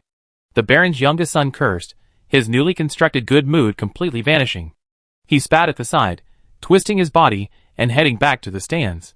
If you're not feeling well, go back. He was so consumed with his emotions, eager to place his bet, that he didn't bother entertaining Edith. He left without even turning back. Edith, too, didn't want to stay any longer, so she hurriedly said goodbye and turned to leave. As she neared the gate, she suddenly stopped and turned to glance at the boy lying on the edge. The audience, during intermission, drank their tea, braving the stench of blood. The mage, numbly, waved his wand. A powerful stream of water flowed from the tip of his wand, sweeping away any unidentified debris on the ground. The water flowed into the grooves on either side, eventually leading to an unknown underground destination. The boy was also swept up by the water, but he clung to the edge of the groove and stayed there, half hanging on the edge of the underground hole. Edith frowned, but ultimately couldn't bear it. She turned and asked, "What will happen to someone who survives like this?" "Someone will clean him up with the rest of the mess later," the attendant said attentively. Those allowed into the dungeon were VIPs with significant spending, so he couldn't afford to neglect them. He became some monster's dinner, along with the mince meat. After all, only in this way could the audience, who had bet on his death and lost money, be satisfied. The winners were happy, the losers were exasperated, and the boss saved a fortune on the monster's food. No one would express dissatisfaction with this outcome. Except Edith. Then ask your manager how much he cost to buy him. Something cold pressed against his lips. Shelley didn't know what it was, but the touch of water made him swallow instinctively. Having lost so much blood, he needed to drink plenty of water. It seemed to be more than just water. Shelley could clearly feel his body repairing itself, and the pain returned to his torso. This was good. If he could feel the pain, he could live. Although becoming the monster's prey was a foregone conclusion, his urge to survive kept him searching for self-preservation measures. While he was still in good health, he closed his eyes and feigned death to conserve his energy, then found a time to escape. Don't pretend to be asleep if you're awake. A voice he had never heard before came from the side. Shelley instinctively tensed himself, but he still managed to secretly open his eyes a crack and look in the direction of the voice. "I didn't buy a dead person, did I?" The voice's back was now facing him, and he seemed quite impatient, tapping the ground with his foot. The manager's familiar, yet sickening, voice echoed, flatteringly, "How could that be? This one is definitely half dead. Or maybe we can just feed him to the monsters, and come with me to the back warehouse to pick out another one." "What?" Shelley's eyes snapped open, and he spoke instinctively, "I don't." "Hey, still alive." The woman finally turned at the sound of the voice. The glaring sunlight shone from behind, backlit her face, blurring out every detail. After being sold underground for so long, he finally saw sunlight again. Precisely because of this lack of visibility, Shelley's initial impression of Edith was the hand she reached out to him. The nails were short, covered in scars and calluses, devoid of jewelry, rings, or gloves. Completely unlike the delicate hand hidden beneath the gloves of those nobles, it was a hand truly at work. Just the sight of it was enough to convince one. He grasped it with his last remaining strength. "Huh?" Shirley jerked awake, realizing he'd fallen asleep in the lab. Recollections had been tangled with dreams lately, sometimes making it hard to distinguish reality from illusion. Densely written drafts lay scattered across the table. His ink-soaked quill had fallen from his hand at some point, leaving a fuzzy black spot on the notebook. He quietly lowered his head, wiping the ink from his fingertips bit by bit, examining his hands against the light. They were pale hands covered in burns and knife wounds. But it wasn't enough. Why, even though I'd given it my all, doing everything myself, do I still have so many fewer wounds on my hands than you did back then? Huh? Edith stood in front of the cage, recalling the moment she bought Shirley. She touched her chest with a lingering fear. At the time, she had no money in her pocket, so she simply charged the ransom money to the Baron's youngest son's account, adding it to his daily expenses. Fortunately, no one was discovered. Chapter 51. Edith didn't dwell on the cages for long. She walked through the door leading out and peered inside. Many bone cages were stacked in this small room. Though tattered, they still evoked the splendor of its heyday. With so many cages, I wonder how many slaves or beasts they could hold. They're probably the bones of a magical beast called the Hollow Bone Beast. Tuttle finally remembered the beast's name. The bones have many gaps between them, but they're incredibly tough and are often used as prison material or cages. But a single blasting spell can destroy them, Amy interrupted. They're not very strong at all. Because they were a common material before the founding of the kingdom, not now. Tuttle sighed. It seems I haven't seen a hollow bone beast in years. I only seen them in the material display room. Then the ruins here are at least 200 years old. Edith lowered her head to examine them. The bones were brittle and crumbled to dust with the slightest pressure. She frowned. That shouldn't be the case. Bone like this is porous, allowing color to seep through easily. If it were a slave, it shouldn't be this clean. Even if they weren't injured, being immobilized for a long time would cause sores on the body, and the slightest scratch would bleed. It couldn't be this clean. What's that for? Mullen poked her head out, frowning and thinking for a moment. It looks a bit like a cage for high-end wine. Edith, wine? She lowered her head to examine the pile of shattered bones, and unexpectedly found a few shiny crumbs. That's true. But why would wine be stored in a cage with so many gaps? Cheap ale is usually brewed and stored in wooden barrels. It's safe from drops and knocks, so it can be piled in a corner. These days, most hotels reserve a floor for a tavern, as did Newlands. But wine is often stored in crystal bottles, stored vertically. It's fine when full, but once a few bottles are taken out, the crates become empty and easily kicked over and shattered. Laying them flat also makes them prone to rolling around. So my parents use special cages to store them. The gaps in the cages are just right for the bottles. Once the first row is laid out, the rest can be stacked layer by layer along the grooves. They're secure and won't break easily if bumped. Edith nodded thoughtfully. That made sense, but why did the wine cages have to be rolled to the center of the arena? The scattered inspectors had just returned at this time, and there were no other interesting traces of the Colosseum. Edith could only pick up some debris, pack it up, unpack a few bones, and then explore other areas. The most urgent thing was to get out of here. After leaving the Colosseum, everyone split up again to investigate. Edith followed the river, unearthing a smattering of herbs. She and Xiaoji split up, each team finding joy in the midst of hardship. Though they only had one life, at least their results were preserved. It was impossible to tell time underground, but thankfully everyone had a watch, so they agreed to reunite at 10 p.m. They piled their food together, carefully planning their plans and preparing for a long stay. A bonfire lit, and everyone gathered their collections and examined them against the light. The entire underground town surprisingly had 3 altars. Besides the damaged one by the river, there was one inside the church, and the final one was in a nondescript house. Each altar was surrounded by 3 pillars, each engraved with a magic circle. Everyone copied them exactly, and neatly stacked them before Edith. Edith, It's true that I couldn't demonstrate my abilities at work, otherwise I face an overwhelming workload. She took a quick look, picked out the one she definitely never seen before, and gave them to Amy. She lowered her head to recall the pattern she stored in her mind. This should be a temperature-regulating magic circle. Edith picked up the first piece of paper. It's cold underground, and using a fire for heating doesn't allow for easy ventilation. Magic circles are the only way to stay warm. The second one is an illumination magic circle. It's said that in the past, residents believed the light emitted from it was a divine descent, and used it for worship. The third one. They were all magic circles that met basic needs. There was no teleportation circle Edith was looking for.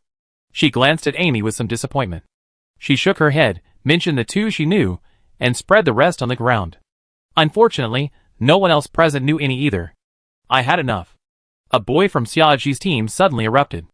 As if feeling hopeless about leaving, he voluntarily relinquished his qualification and tore open the scroll distributed by the academy. I hate confined environments. I'm leaving now. Xiaoji's expression changed. Hansen! If the entire team left the cave, they would be deemed to have failed. There was no way Team Edith could leave that way. As teammates of Joe, the instigator, they were supposed to stay and help until the end. How could they just leave? The boy didn't seem to want to explain. He closed his eyes for a few seconds, then opened them again and looked around with joy. The same scene unfolded. He stood there in a daze, and Edith sighed. The worst-case scenario has finally materialized. She had anticipated this. She guessed it when Joe said they'd be forgotten. How could they possibly be given such an easy escape? At least we can eliminate some of them. Edith patted Hansen's trembling shoulders in comfort. There were still 3 magic circles left, whose functions were unknown. With a little research and a little investigation, we could find the right one. The next day, after a night's rest, everyone's spirits had improved significantly. Edith felt her mind clear, and she finally had the energy to carefully study the remaining circles. She picked up the sheet of paper at the bottom. Do you think this resembles the circle in the river? Everyone came over and nodded. Although the characters were unrecognizable, the layout and size of each block were similar to those of the teleportation circle, with only a few significant differences in the pattern. Where is this magic circle? I want to see it for myself. It's on the altar pillar in that house. Tuttle said, I take you there. Amy and Xiaoji, the most skilled in magic circles among the remaining group, followed them deeper into the town. Some of the remaining people dispersed to continue their inspection, while others stayed by the skylight, waiting for someone to pass by. How many points do we have? Bell stamped his feet twice, brushing the dust outside, and sitting down next to Mulin. Mulin, who was counting the materials for the task at hand, immediately replied, 107 points. 9 different materials, with 17 duplicates.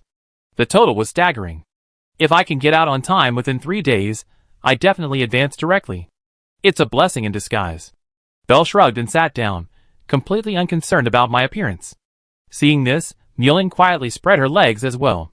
Finally, she felt comfortable. Freed from the formalities, her muscles relaxed. Even though she was in the ancient ruins, shrouded in danger, she felt a more relaxed atmosphere than in the academy. Why are you standing so far away? Come and sit. Belle rolled her eyes and waved at Lynch, who was standing alone. What? Are you jealous of Amy and Tuttle following Edith? If you're jealous, learn to be a good person. Stop clinging to that dead sword of yours, and can't even woo a girl. Lynch had never heard such direct words before. His face paled, and his brain froze, and he stood there in a daze. Mulin also covered her mouth in surprise. Lynch likes Edith? Wow, no wonder he's always hanging around Edith's seat. While Belle's words were somewhat subtle, Mulin's words hit Lynch like a cannonball. He didn't notice his ears turning red as he stammered, I. Forget it, don't force him. Belle sighed. A man who's been taught from childhood that he has a fiancée really doesn't have a hard time entertaining the idea of free love. How foolish. You should just wait for your father to arrange a marriage for you. Lynch's face darkened again in an instant. His hand unconsciously clenched the hilt of his sword, straining until the blood drained away and his nails turned pale. Finally, Belle couldn't bear it anymore and reached out to pull his hand away. I go check out the skylight over there. Mulin tactfully stood up and left. Lynch finally stepped forward and sat down next to Belle. After a long silence, he spoke. What about you? Me? My last name is Green, and I have nothing to do with that old man named Charles. Belle snorted coldly. But you, don't keep peeking at me in the academy. Our hair and eye color match is rare, and I don't want to arouse suspicion. Lynch slowly stroked his sword before saying, Okay, sister. On the other side. This house, isn't it a little strange? Edith frowned in surprise at the sound of the door opening. The other doors are all rusty. This one has a slight grinding sound, but it's generally smooth. Maybe it's been reinforced by some magic, Tuttle said casually. Look, the altar is right there. Edith put aside her doubts and quickly walked forward toward the pattern that looked like a teleportation array. Just like Tuttle's drawing, Edith still couldn't decipher the pattern, but she said, whatever the circle is, just activate it and see. This type of reusable circle is generally activated by injecting magic power, though a few also rely on replacing disposable materials. Since it's engraved on a pillar, it's most likely the former. Let's search the room for something that might be the activation port. Several people quickly searched, but found nothing. The house was filthy, dust everywhere, and the slightest movement would blind the eyes. Since they hadn't found everything, and they didn't dare use a cleaning spell, so they could only squint and force their observation. Just then, Edith caught a glimpse of a flash of light. Is there something glowing in the room? She approached the bed, puzzled. The light vanished at that moment, but Edith vaguely remembered its location. She reached out and pushed the bed, which was pressed tightly against the wall, away. The light reappeared, landing on the floor with a crisp, tinkling sound. Everyone's attention quickly focused. Shit! Edith's face darkened. How could it be this? She bent down and picked up the crushed bottle. It was a new product from Duke Eddie's shop, a kind of canned food, said to be able to preserve food for a long time. It had only been less than 7 days since it officially hit the market. Oh my god, someone's here.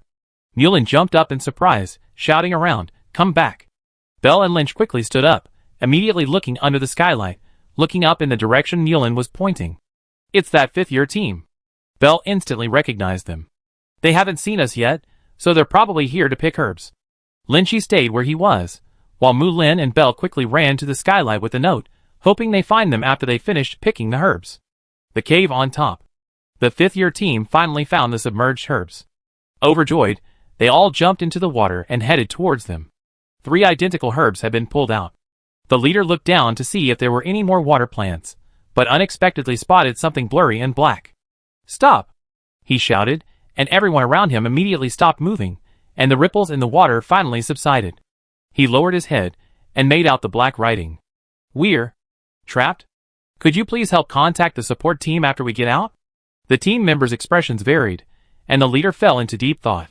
As he pondered, the paper suddenly shifted and vanished, revealing several faces through the transparent stone slab.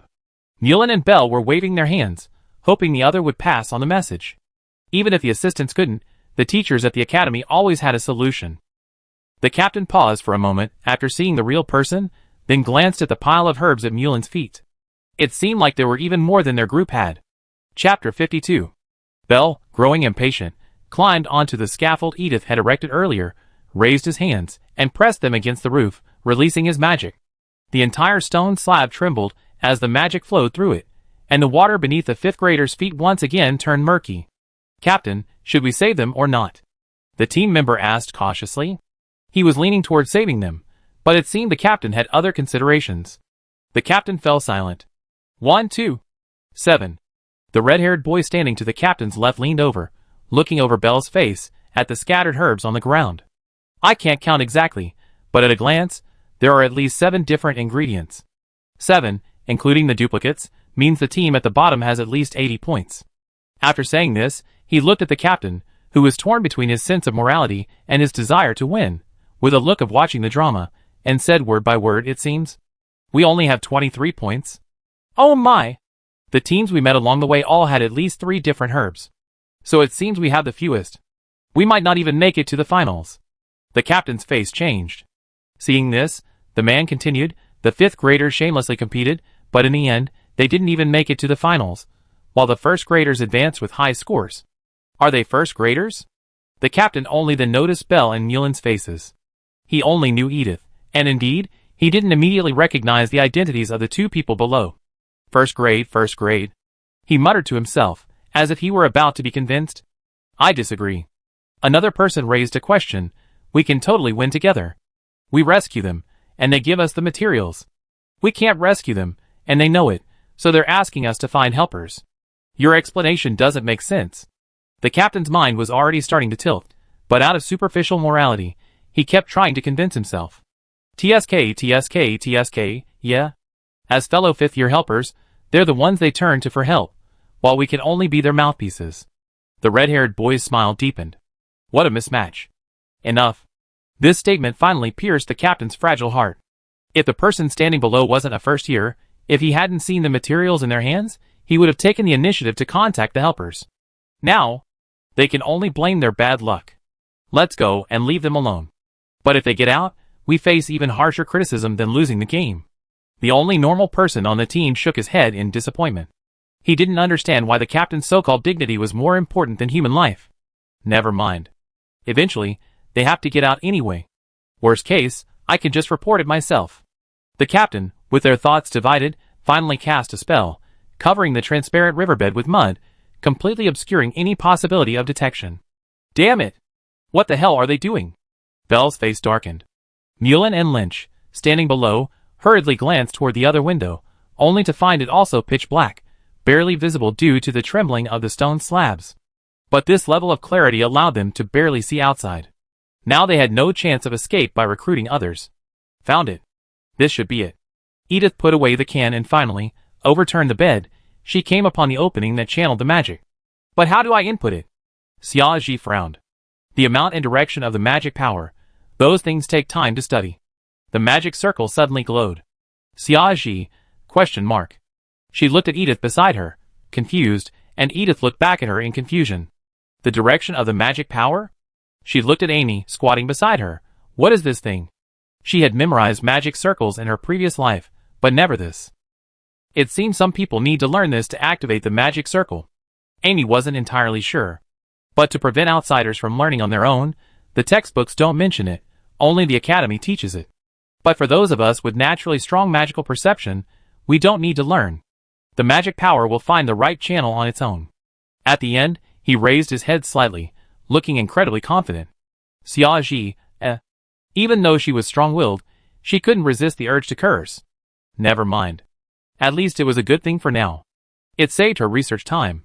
She turned to see Edith concentrating on channeling magic into the gap, and kept quiet. What's that over there? Why is it glowing? The fifth-year team paused again. It looks like an activated magic circle. The red-haired boy stood on tiptoe to take a look and uttered a groan. Oh, looks like they're coming out. Johnny!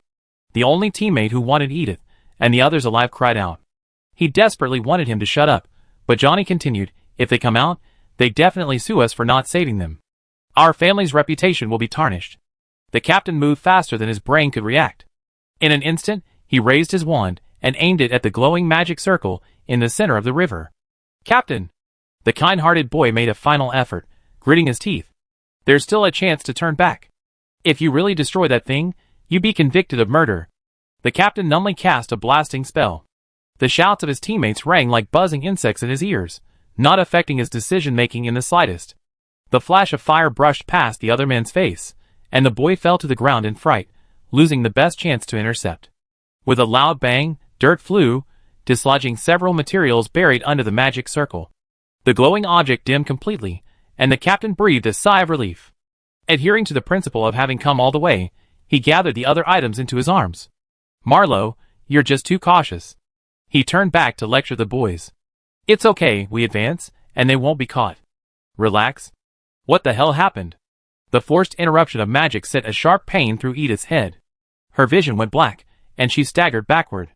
Tattle, quick-witted and swift, ignored her fallen wand and rushed to catch her. Edith, holding on to a nearby pillar, slowly crouched down, regaining her balance. What happened? Xiaoji anxiously gathered around them, while Amy quickly ran out the door, raising her voice with magic to demand from the center. Damn 5th years, I wonder what happened.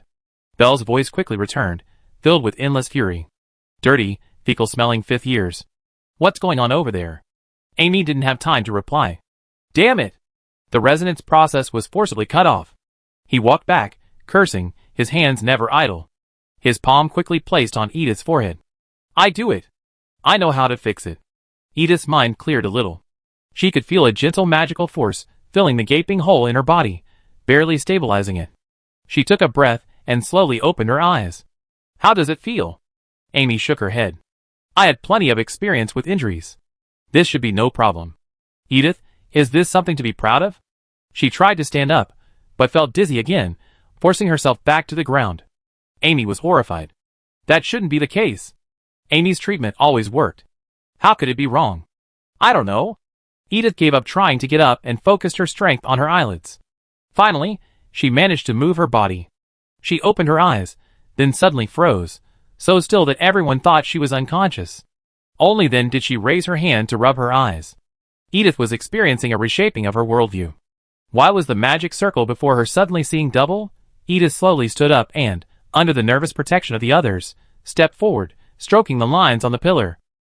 A strange resonance arose between her palm and the pillar. She felt the sudden surge of magic within her, and her mind briefly froze. Wait, calm down, this explains it. When she had just injected her own magic, her body had established a connection with the magic inherent in the magic circle.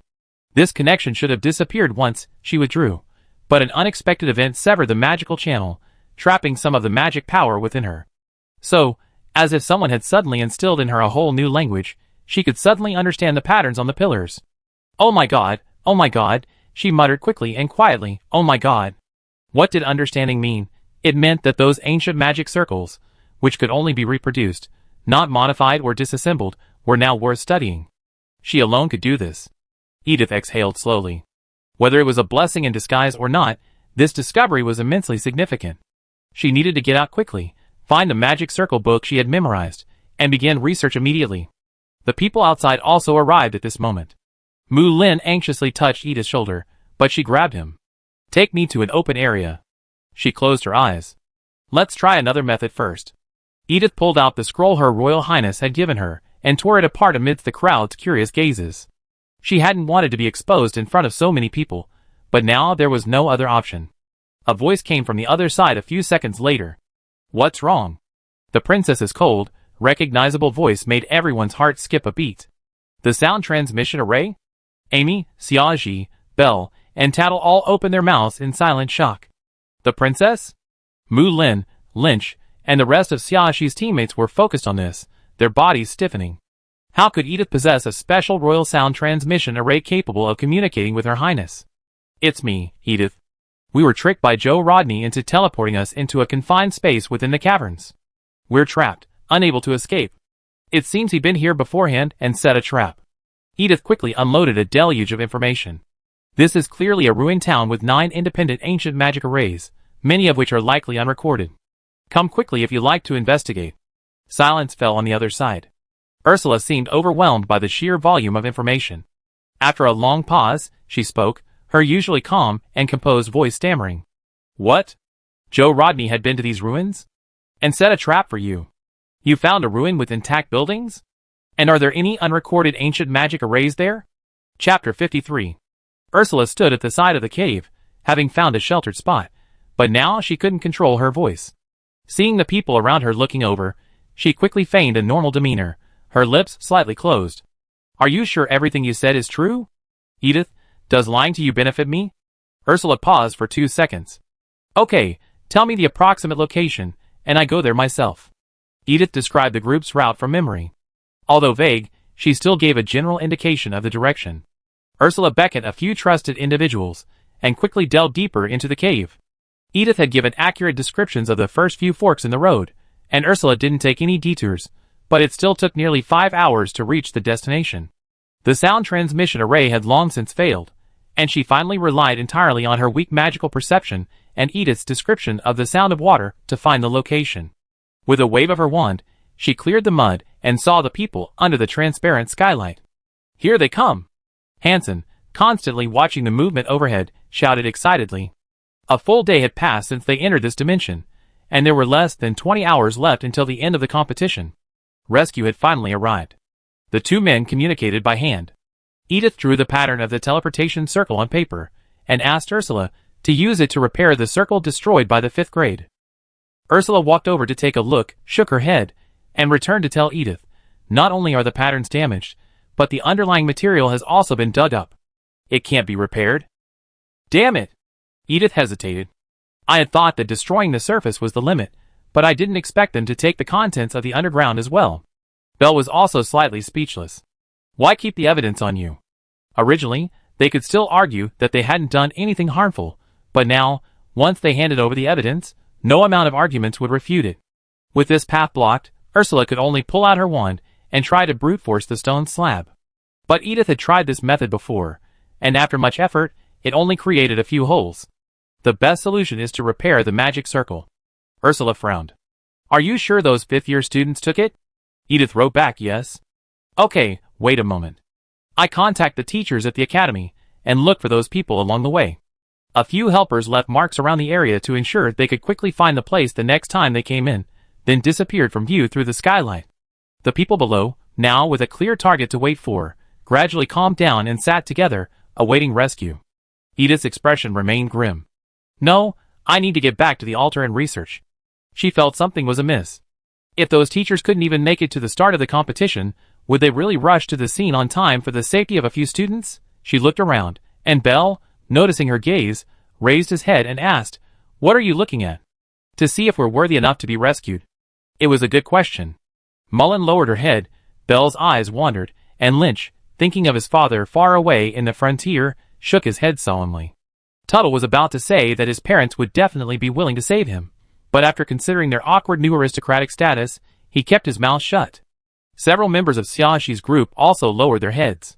Only Xiaoxi himself believed that his father would do his best, provided no one offered him bribes. Finally, everyone's attention turned to Amy. A veteran noble, her family still held high positions, and she herself was talented, a heir in training worthy of every possible effort. Amy's gaze burned, and she couldn't help but wince, her eyes filled with guilt.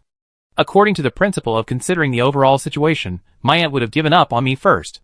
Joyce was the president of the Magic Association, coordinating so many issues. He wouldn't have upset the other nobles for his nephew. I didn't seem to have much respect for my aunt either. Useless. Bell kicked him. Forget it, we have to save ourselves. Edith stood up and walked towards the altar without looking back. I go research it. It took Ursula nearly 5 more hours to get out of the cave. It was already the early morning of the 3rd day. As the person in charge, she didn't dare leave the site, so she had to send other assistants back for help. This journey took several hours. I haven't seen the teacher, only the school leadership. The girl sat on the ground, panting heavily, her magic power clearly exhausted. I don't know where the teacher is. The leadership has made it clear that they've given me the teleportation scroll as a backup option and won't provide any other assistance. Damn it! If the scroll worked, would I even ask them for help? Ursula was almost laughing with anger. But the leadership's reaction told her something. She lowered her head, silent for a moment. No, since they dared to respond like that, asking Mother for help won't be of much use. She made a quick decision. Send a few people out to deliver the message. One directly to Hedda. Remember, don't give it to the Turner family. One to Patriarch Walker. Remember to avoid President Walker and keep her in the dark. Send someone else to the association to contact Mr. and Mrs. Kirk. Tell them that Tuttle is dying. Contact Shamey's family as well. This must be kept secret, ensuring no one else knows the news except her family. Several assistants responded and hurried away under the shroud of darkness. Ursula longed to go back into the cave, but the accumulated work of the past 10 hours kept her busy. Accommodate the students who had been transported early, strengthen patrols, and calm the residents. She stayed awake all night, and finally, at sunrise, her companions with the news arrived. And the expressionless court mage arrived. What are you doing? Amy stared intently at Edith's movements, afraid to miss a single detail. As you can see, I'm saving myself. Edith lowered her wand, blew away the remaining powder from the pillar, then picked up a nearby knife and began carving more delicately. Are you modifying an ancient magic circle? Amy's face wasn't filled with shock or disbelief, but rather with a bewilderment beyond comprehension. How could something so illogical be modified? Practice makes perfect. Edith mumbled, you understand it if you memorize the whole book. They couldn't verify it anyway. She ignored the mixed gazes around her, and used the flame to slowly burn away the corners of the pillar. A key element in achieving the teleportation array's functionality is achieving resonance between the two arrays. Now that the target of resonance has disappeared, Edith can only try to expand the resonance range to cover the entire cave. The downside is that she doesn't know where she'd be teleported to. The upside is that it's simple and quick, and doesn't require a lot of research time. After finalizing the last character, she rubbed her dizzy head, and stood up with Neelan's support. It should be working. Who wants to try it first? The Xiaoxi team all took a step back. You're kidding. A first-year student tampering with an ancient array? This would be criticized as unrealistic in an adventure novel, and certainly unacceptable in real life. Who knows what you're up to? Hansen mustered the courage to curse. If it weren't for you, Joe wouldn't have chased us all this way. You still want our help? Dream on. I'm definitely not going to stand there. Edith nodded calmly. You better. She seemed completely unfazed by the distrust, and her teammates didn't show the slightest hesitation. Amy took the initiative to activate the magic circle, while Lynch and Bell stood before it. No one cared what Team Xiaoxi thought. As Amy infused the magic circle glowed with a pale blue halo. Bell and Lynch vanished. Hansen, He took 2 steps back in disbelief, turned and ran out of the room, shouting twice, but found no trace of anyone. The two had truly vanished from this space. He hurried back, but the once crowded room was now completely empty. Mullen and Tuttle, part of the second group to attempt it, had already reached the teleportation array before he returned and were quickly transported away. It actually works. Amy cheered wildly, pulling Edith towards the center. Hanson instinctively took a step forward. What are we going to do if you leave? Didn't you say you weren't going to stand here? Edith raised an eyebrow. Your team members are the culprits. Repairing the magic circle is my kindness. Why should I care about what happens to you? She leaned over and activated the magic circle. As the two men disappeared from sight, Hanson slumped to the ground, his eyes filled with despair. It's over, it's over. Why did he say that? Shut up. Xiaoji was practically crying at the stupidity of these team members.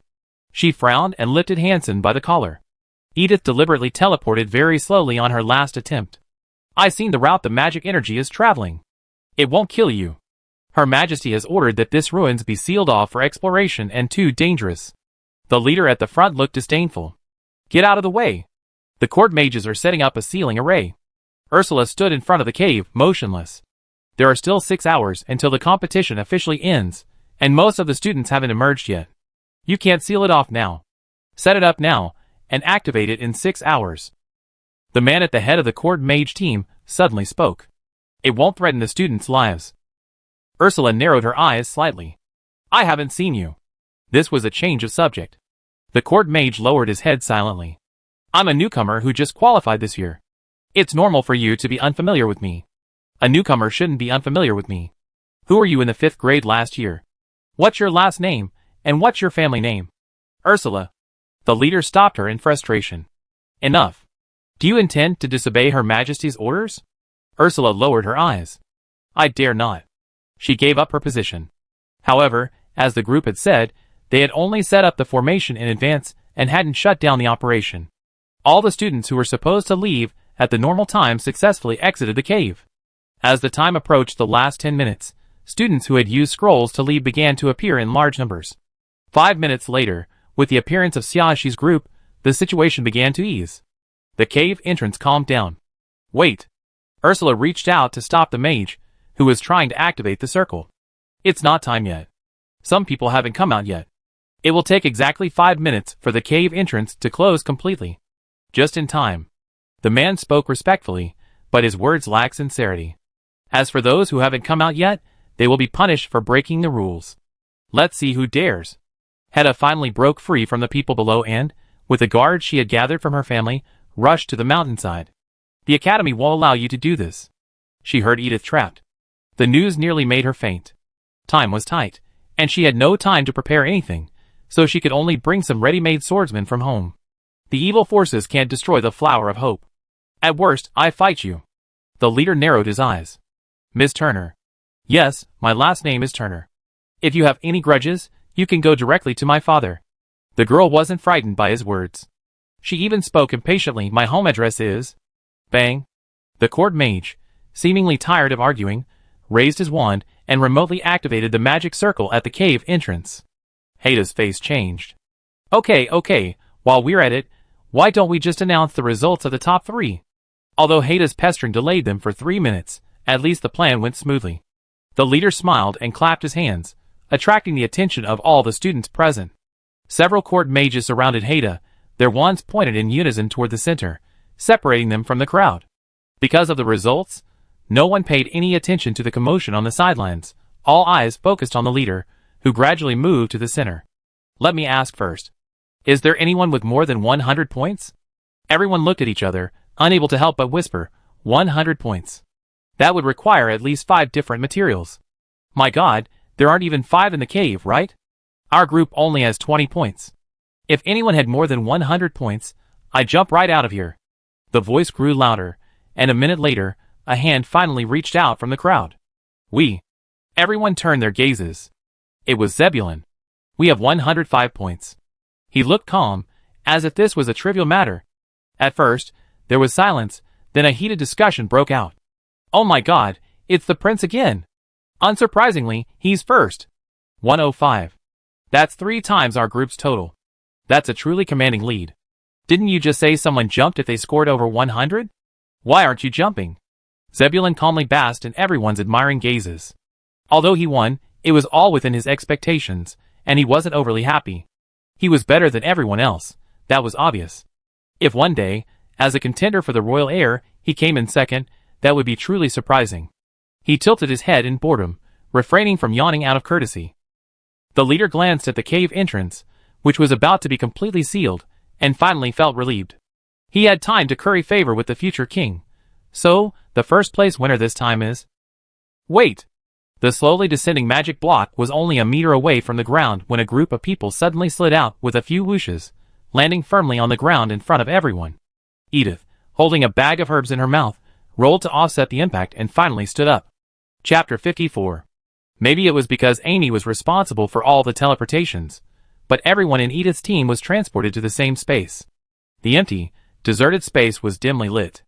Edith knocked on the wall, confirming by the sound that everyone was deep in the cave.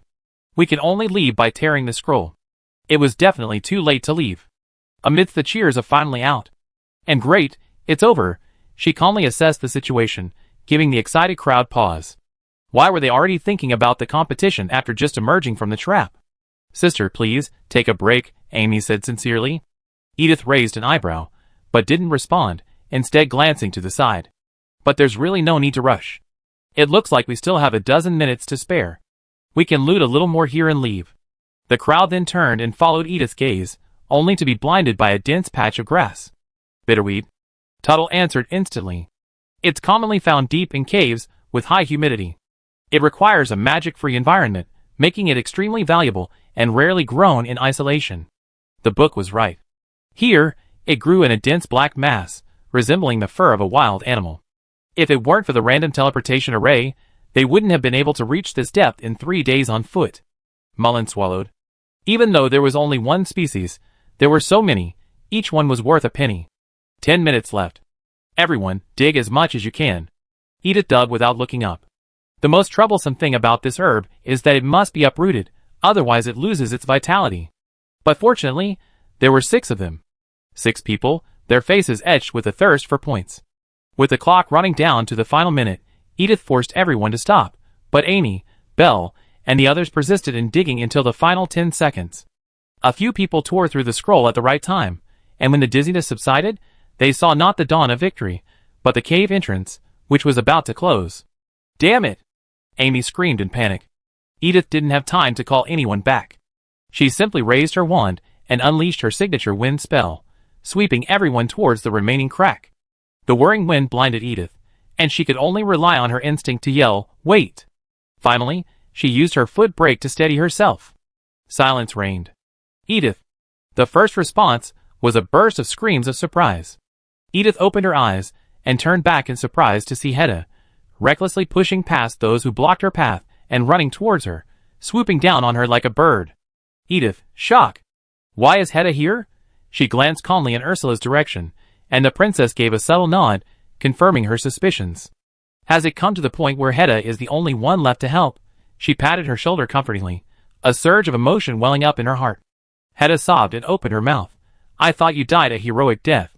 Edith, I don't think you used such a high-sounding word. She let go of her hand and looked up at the sullen-looking leader before her, tilting her head in confusion. Excuse me, is there a question? Leader, no. Though his teeth were nearly clenched, he maintained a basic politeness. Student, when you just said wait, do you have any objection to the first place finish? Edith, question mark. Her words, wait, were directed at the nearly closing door. At this point, it was fine to interpret it that way. Ignoring Zebulon's inquiring gaze, she confidently opened the bag in her hand. What's the current score for first place? That's a disproportionately high score. Before the leader or Zebulon could speak, the onlookers spoke first. Everyone eagerly awaited her reaction. Edith's eyes widened in surprise. Is it 500 points? Zebulon, He couldn't handle that title.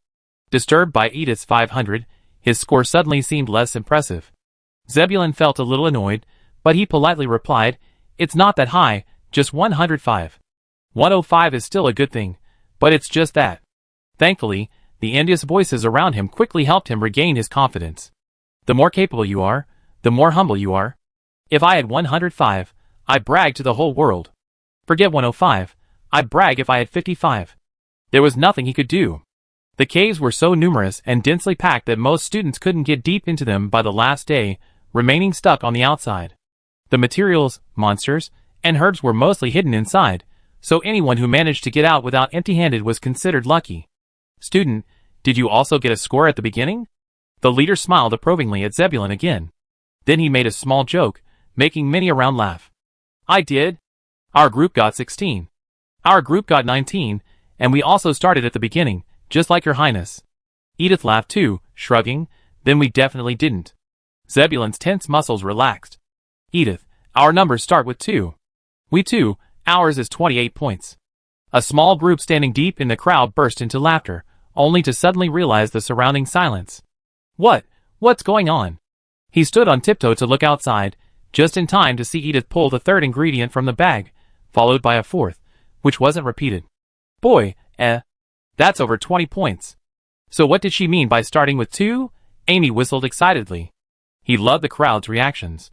Ursula raised an eyebrow and glanced at her brother, whose face was gradually turning pale. It took a great effort to suppress a laugh, biting her lip and looking back at Edith. The other person seemed oblivious to the outside world's gaze, and continued to take things out.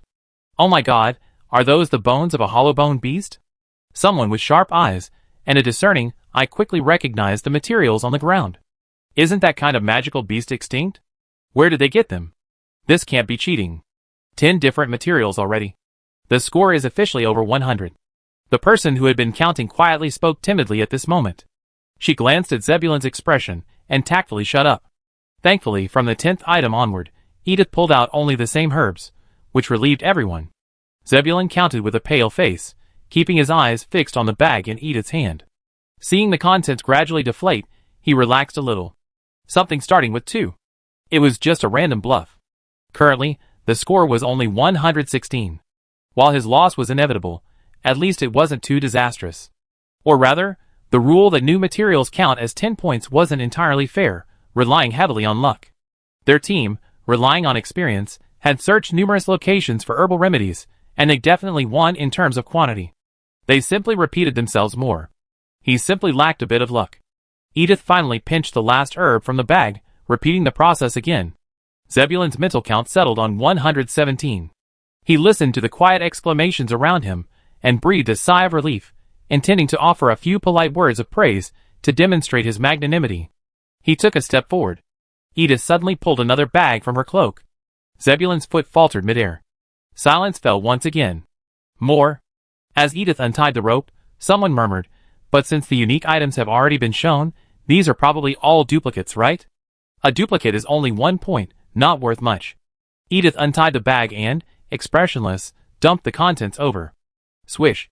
The sound evoked a farm during harvest season. Bales of crisp, brown hay were tied together and thrown onto the wagon, rubbing against each other, making a tingling, crackling sound. But what Edith dumped wasn't straw. It was a dense, black mass of tightly packed bitter grass. It had been forced into a bag, and when it finally released, its leaves instantly spread out, forming a small mountain on the ground. The visual effect was quite astonishing.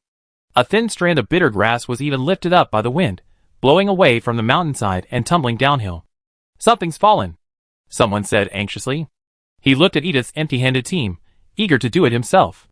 It's okay, it's worth it. Tattle, whose mind had wandered, was called back to life. He looked up listlessly. Do we really need it? Lynchy's eyes were already closed as he answered. Everyone was exhausted. Having just dug herbs and forced themselves to overexert themselves in the excitement, they were simply forcing themselves to stand still.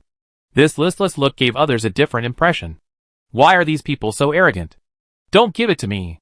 A student deep in the crowd cried out in agony. It's a big deal for us.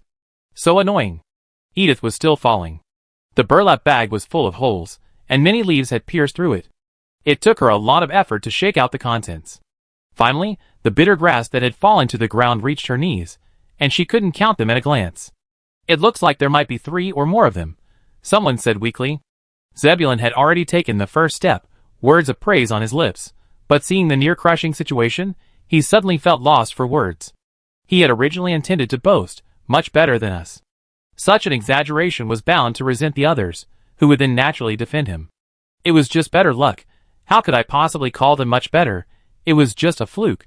By using phrases like these, his strength would be unquestionable, and he might even earn the title of uncrowned king. But all this presupposed that the gap between the two teams was truly small. Edith's team now looked close to 300 points. If he continued to say things like much better, others would simply assume he was right. Impressive. Looks like you found a cluster of bitter grass. He could only speak dryly, forcing a smile. Students these days are truly getting better with each passing year. Edith nodded, accepting the result calmly.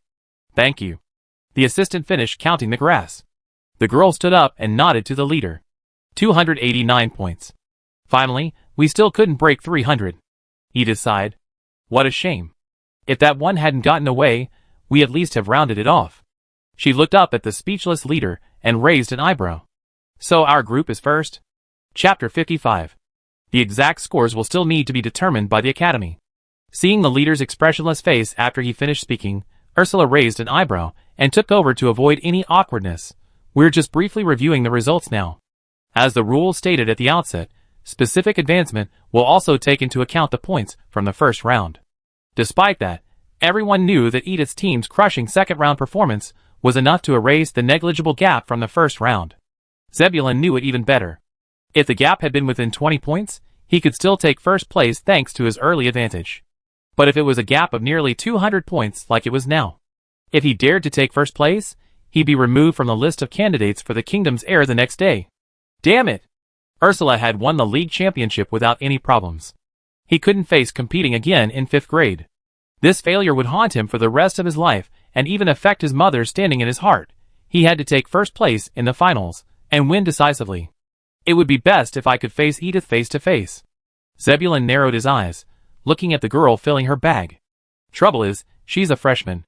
Winning is a given, but losing would be disgraceful. She's already on the moral high ground, having won all the way to the finals. Win or lose, she'd be the center of attention. So let's lose. The other girl seemed to sense something, paused, and glanced up at him. It was the first time Zebulon had seen impatience in the eyes of someone his age.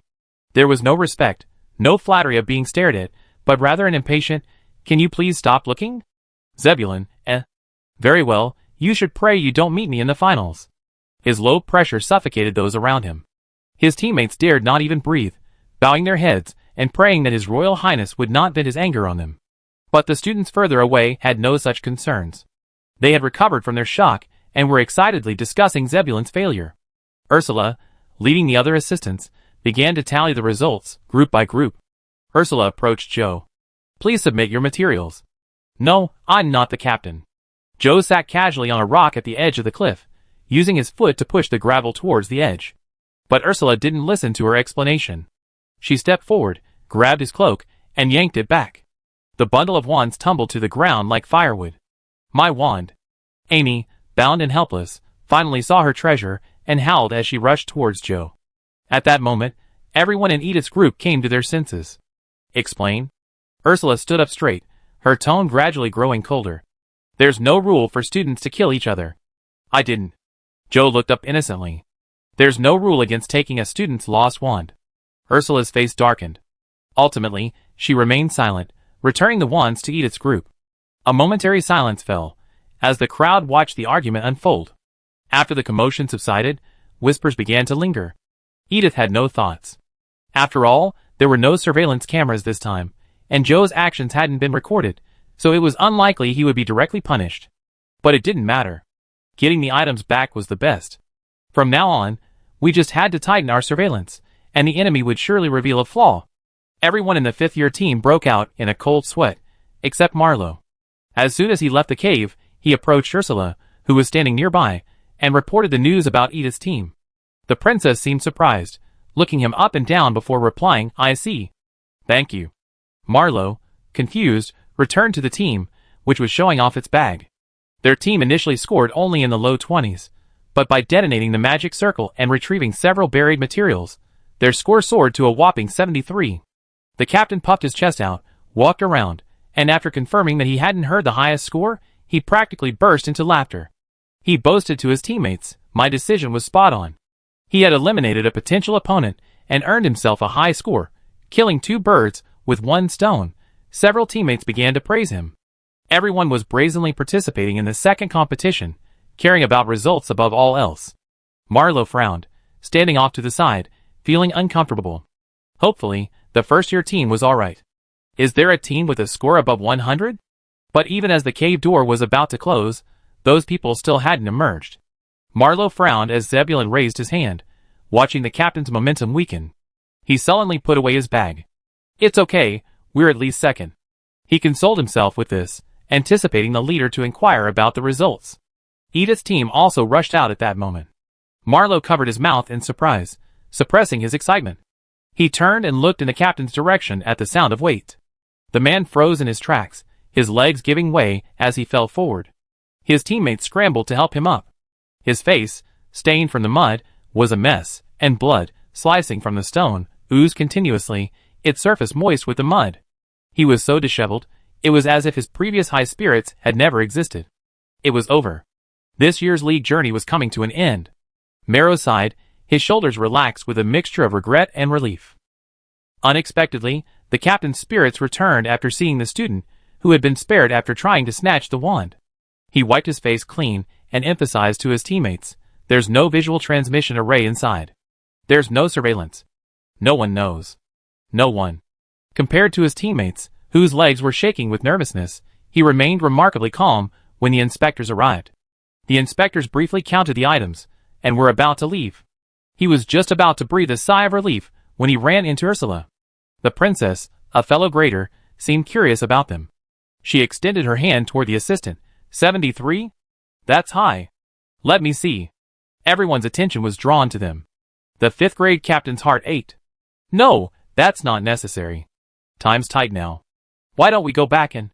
I said, give it to me. Ursula's voice suddenly dropped. The captain's back was instantly drenched in sweat. He could only watch as the assistant handed the bag to her. Although he knew there were no flaws, he was still inexplicably nervous. He kept talking to distract the examiner. What? Your Highness doesn't trust our results? Although we, as 5th-year students, shouldn't be competing, we're all doing it on our own, and there's no cheating involved. He spoke with growing confidence, his chin lifted. Every single material here was dug out, piece by piece, from the cave by our team. How remarkable, how hard-working, Ursula chuckled. No cheating? Everything dug out piece by piece? Sensing the increasing attention, Ursula lifted a piece of gray grass from her bag and raised it into the air. Are you saying you found lemon grass, which only grows on the seafloor in the cave? The captain's mind went blank. Amidst the exclamations and laughter from the surroundings, his face paled, but he subconsciously began to defend himself. This place might have been the seabed in ancient times. Ursula ignored his explanation. She returned the gray grass to the bag and picked up a small, unidentified red object. You're saying you found processed, roasted, and medicinally dissolved snowwood bark in the cave? You found an egg pancake in the hen's coop, didn't you? Exaggerated laughter suddenly erupted all around. It wasn't that Ursula's metaphor was too funny, but that the action itself was too foolish. How could someone not even understand how to cheat? The 5th-year captain's face was pale, his eyes dim. The laughter washed over him, completely crushing his last vestiges of self-esteem. His league journey ultimately ended in the second round, and he had no idea what punishment he would face upon returning to the academy. After 3 days of indescribable competition, Edith finally managed to stand in the center of the teleportation circle and return to the academy.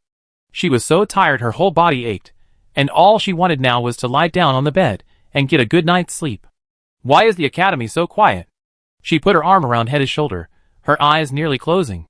Isn't it time for the break? I've been away for 3 days, so I can't catch up. Hedda shook her head. All the teachers have been called away from the palace. Quarterly exams are coming up, so everyone's been given the day off to study. They're all in the library and classrooms. No one's out.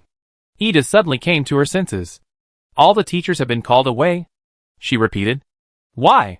I don't know, but my great-grandfather said it's nothing serious, so it shouldn't be a big deal. Hedda wasn't sure either.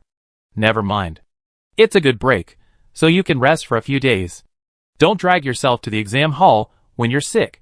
Edith, however, wasn't going to let it go. I go check. She struggled to her feet and walked towards the teacher's office. And no one's here. Hedda ran after him in panic. I checked before I came here today. A dark figure suddenly appeared right in front of them. Hedda, shock. It was the new civilian potions professor. Edith, she called out anxiously.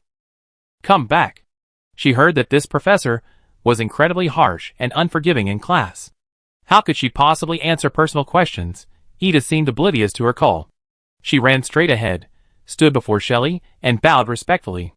"Mr. Scott, I'm looking for Dean Keith." "Where is she?" She stopped.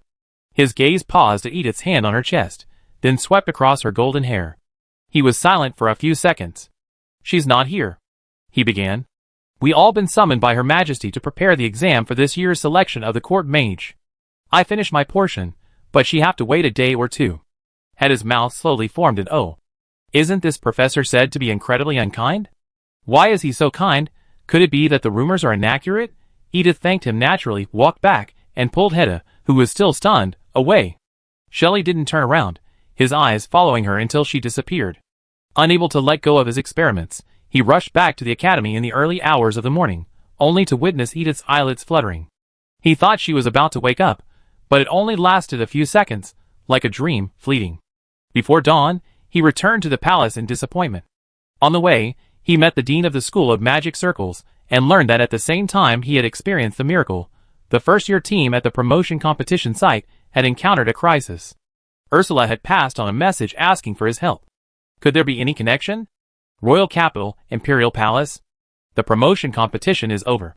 Queen Campbell fiddled with the pearls on the tray, and glanced at the guard, who had delivered the message below. So, in the end, everyone managed to leave the cave? The man nodded. Queen Campbell's face showed no emotion. "I see." She waved her hand, and sent the guards off, but the guards remained where they were, seemingly hesitant to speak. "Any more news?" "About the promotion competition results. TSK, another round of flattery and reward." Queen Campbell raised her arm slightly, intending to have her maid bring the tray of jewels to the guards. The outcome was obvious. After all, while her son might be slightly inferior to her daughter, he was still far more capable than the others. But the proper procedures still need to be followed. This year's first-place team is the first-year team, captained by Edith Griffin. What's the reward? Chapter 56. The guard froze for a moment, then repeated, "His Royal Highness Campbell's team is currently in second place." Between. The Queen continued to lean lazily aside, as if the shock had never occurred. What's the difference in points? Whether it was a simple loss or a crushing defeat is crucial. The difference is 184 points. The guard lowered his head, staring at the ground motionlessly. First place, 289, His Royal Highness Campbell, 105. Twice as high as Zebulon. Her Majesty, unsure of what to think, suddenly laughed. Not bad. He deserved a taste of his own medicine. The guard quietly looked up. Seeing the Queen showed no sign of anger, he spoke tentatively. As a coordinator of this competition, Her Royal Highness has actively participated in the maintenance work throughout, helping many students escape difficult situations, including Edith Griffin. According to reports, Her Royal Highness sent a message to Bo Eunice College at 3 a.m. this morning, hoping that a teacher would come forward to assist Edith's group, who had fallen into a trap. He stopped mid-sentence, leaving it to Queen Campbell's imagination. The Queen lowered her head, her thoughts uncertain. The guard suddenly felt a chill on the back of his neck. He gritted his teeth as a cold gaze swept over him, finally resting on the top of his head. Her Royal Highness Campbell? The Queen's voice, tinged with laughter, came from directly above. Your Royal Highness's words are far more intimate than a few words from Her Royal Highness. Oops. The guard's clothes were instantly drenched in cold sweat. The urge to defend Zebulon was so strong that he forgot to change his words. But he didn't dare argue again, and could only lower his head even lower. I understand your point, but since Ursula sought the help of the academy teachers, it means she couldn't have broken the trap with her strength, and naturally, there's no way to cheat. The Queen spoke slowly, the ring on her thumb clashing with the pearls on the plate, a death knell-like sound. And I know Ursula better than anyone. She wouldn't bother using such tactics to discredit her brother's heir status. It's simply that Zebulon's skills are inferior. The Queen frowned in disdain at the guard's sweat dripping onto the carpet, waving a hand to summon the guards behind her. I don't like it when someone criticizes the heir in front of me. The man was dragged away. The maid observed his expression, and stepped forward to help the Queen to her feet. Queen Campbell sighed, and slowly walked past the window, looking down at the group of academy teachers still preparing for the exam. Prepare the prizes for this year's league champion early. She tilted her head and instructed, pick the one Zebulon wants most, and announce it as soon as possible. Boyuni's College. Edith finally met Dean Keith, as she had hoped, and received the same answer as Shelley, which put her mind at ease. While she didn't know the Queen's intentions, She wasn't facing any major threat to the kingdom, so there was no need to worry too much. So, are you confident you can advance to the finals? Dean Keith smiled at Edith. After that, as if to avoid putting pressure on her, she added, making it to the promotion round for your first time is already quite impressive. Now, focus on getting your mind back on track and finish the quarterly exam. Thank you, but the finals are no problem. Edith made no secret of her feelings. But I won't slack off during the quarterly exams. I'm sure I can maintain my top 10 score. After all, placing first on the entrance exam was the result of a combination of coincidences. Repeating that success might be difficult. Dean Keith raised an eyebrow, as if he hadn't expected her confidence in the competition to outweigh the exam. Don't get carried away by a brief victory. She added, the first round results will also affect the second round. The marginal results will fluctuate significantly. Many people who thought they had it in their bag ultimately missed the mark. Don't worry, Dean, it's absolutely fine. Edith smiled helplessly. Then I go back and prepare for the quarterly exams. Wait a minute. Dean Keith waved, frowning as he pulled out a scroll of parchment. How many points did you get in the second round? I give you an approximate ranking. The Academy had already compiled the scores for each group, along with a detailed list of items obtained. These were set anonymously to each dean, allowing them to grade them fairly and impartially. Although anonymous and fair, if Edith's ranking was in jeopardy, she wouldn't mind giving this talented student a few extra points. Dean Keith ran into Edith upon returning, and hadn't had time to review the list. Opening it for the first time, he saw the top score of 289, the second place score of 105, and the last two groups zeros, and his eyes widened in shock. Really? A score structure I never seen before.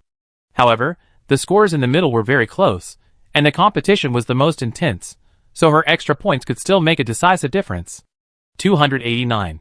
Since the dean had asked, Edith couldn't refuse. She respectfully gave the number. Our group's score is 289. Dean Keith's hand paused. How much? Her mind was a blur. She felt she had misheard, but her hand dazedly lifted her glasses and put them on her nose. Edith's face suddenly cleared before her eyes. The girl's expression was calm. In response to her question, she added sincerely, 289 points. Dean Keith. Dean Keith, what about Zebulon? Edith, 105 points.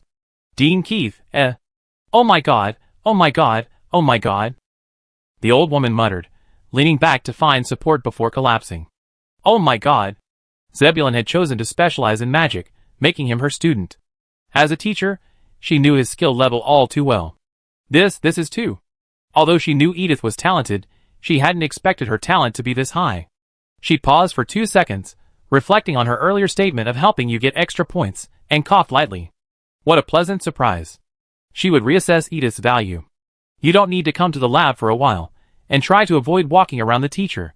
She closed her eyes, paused for 2 seconds, then slowly raised her head, her gaze sharp. From now on, lab access is open to you. Feel free to ask me if you need anything. Now, go out the back door and return to the dorm to study for the quarterly exam. Edith raised an eyebrow and agreed immediately. Dean Keith watched the figure disappear, breathed a sigh of relief, straightened his clothes, sat upright, picked up his quill, and feigned ignorance. As expected, 3 minutes after Edith left, a frantic figure burst into her office and roared, "Where's Edith? I don't need to report my assistant position to you." Dean Keith stared expressionlessly at the list before him, marking each item. You must have a lot to do at the School of Magic Circles. How did you find the time to come here? Don't play dumb. Let's have a fight. Whoever wins gets Edith. Dean Keith looked completely bewildered, his eyes blazing. You shouldn't need this assistant. That's 289 points. The last time she was ranked behind Ursula, he hadn't had the right to recruit the princess as an assistant. But didn't he have the ability to recruit an ordinary student? Dean Keith paused, then stood up, tugging at his wand. I won't agree to the conditions, but I can fight. Luckily, she had told Edith to run fast. The quarterly exams arrived quickly. Edith hadn't studied much, having slept for 2 days to recover from her illness. She entered the exam room groggy. The quarterly exams at the academy didn't involve practical exercises. Magic circles, potions, and spells were all transformed into characters, waiting to be filled in on the exam paper. After her brief experience at the academy, Edith had gained some familiarity with formulaic expressions, and her answers were much more polished than when she first started. The potions were a slightly more challenging question. Edith stared at the last question in deep thought, then hesitantly put pen to paper. As a clearly innovative question, she knew the correct answer. But it was a formula only available to the Alchemy Guild. The question clearly required them to use their existing knowledge to come up with a rough formula. If she simply wrote the correct answer, it would seem like cheating. However, she had previously run a simplified version of the experiment, and the principle could be summarized in a few sentences. Edith sighed. The best option right now was to leave it blank, but she desperately wanted that precious library reading privilege and had to earn every possible credit. So go ahead and write. With so many graders, she couldn't be so unlucky as to run into Shelley. She put down her pen. The exam's over. I still have 6 more days to play before the results come out. Hedda counted the time until the results came out on her fingers, looking like she was celebrating her last moments. May the lingering light warm my cold body before darkness completely envelopes me. That's not so exaggerated. This exam is much easier than the entrance exam. Bell folded his hands behind his head, looking very relaxed. Don't worry, I helped you review everything. You have no problem getting into the top 50. Hedda nodded vigorously. I believe you. She put the exam aside and turned to Edith, poking her shoulder excitedly. I heard the 3rd volume of The Lost Empire is out. We have a day off tomorrow. Shall we go to the bookstore? I pay. Edith sighed exaggeratedly. It's a very tempting offer, but I have an appointment tomorrow. It's perfect. You can come along. Hedda tilted her head. Tomorrow's swordplay training, organized by Lynch. Bell pulled Hedda off Edith and tugged her down. After all, swordplay is allowed in the finals. In case we encounter a tough opponent, it's better to have multiple options. Lynch's swordplay looks excellent. Mullen pursed her lips. He offered to teach us, so he must have some method he wants to teach us. Hedda was silent for a moment, then turned to look at Edith. She seemed to be the only person here who had seen Edith wield a sword, and had been beaten by her own hands. That wasn't a memory worth remembering. Bell had seen Edith teach Lynch, but it was only verbal instruction. He hadn't witnessed the actual movements. I'd be watching, not participating. She immediately raised her hand, making her position clear in advance. After all, I'm not participating in the finals. Let's leave the opportunity for training to you. Chapter 57. Edith didn't bring her sword. After all, she had no proper weapon besides the rusty one she snatched from Charles's manor. It would be better to borrow someone else's when she got there. As expected, Lynch arrived at the practice field promptly, carrying 3 wooden swords. The others had also arrived early. Tuttle had already stated his refusal to use a sword when invited, but for some reason, he still leaned against a nearby tree. Mullen and Bell had come simply to see the world. When it came to the actual competition, the results of 2 days of impromptu practice wouldn't have made a difference. The only ones truly excited were Lynch and Amy. What are you so excited about? Amy had never practiced swordplay systematically before, and she came here mainly for the experience. It was natural for her to be excited, but Lynch was here to teach. Was it really that exciting to be a teacher? Do I look so excited? Lynch instinctively touched his face, wiping the corners of his mouth downward. Sorry. The last time he asked Edith for training, he only gave her verbal instructions. This time, finally getting to see her wield a sword again, it was inevitable that his anticipation was a bit excessive. He controlled his emotions, picked up a wooden sword, and handed it to Edith. Edith took it generously, apparently not intending to just stand there and watch. Lynch's tense muscles relaxed. Edith first? Then I stepped back. Amy took a step back, somewhat bored, and examined the remaining sword. Sure, it looks different from Edith's. Just watch. You're so inexperienced, and get cut down the moment you go in. What's the point of me watching? Tuttle put down his book and looked at the field. The key points are always universal. That's quite true. Amy put down her sword, straightened her attitude, and looked towards the practice ground. Having just finished her exams today, most people were in the dorms catching up on late-night review. The practice ground was deserted, save for a few scattered figures in the distance. At first glance, her focus naturally fell on the 2 men facing each other with swords. Why don't they look like they're about to give instructions? He frowned and looked towards the center. Edith lowered her head, stroking the hilt of her sword, while Lynch stood upright, his eyes fixed on the ground, looking a little nervous. Why was Lynch the one so nervous?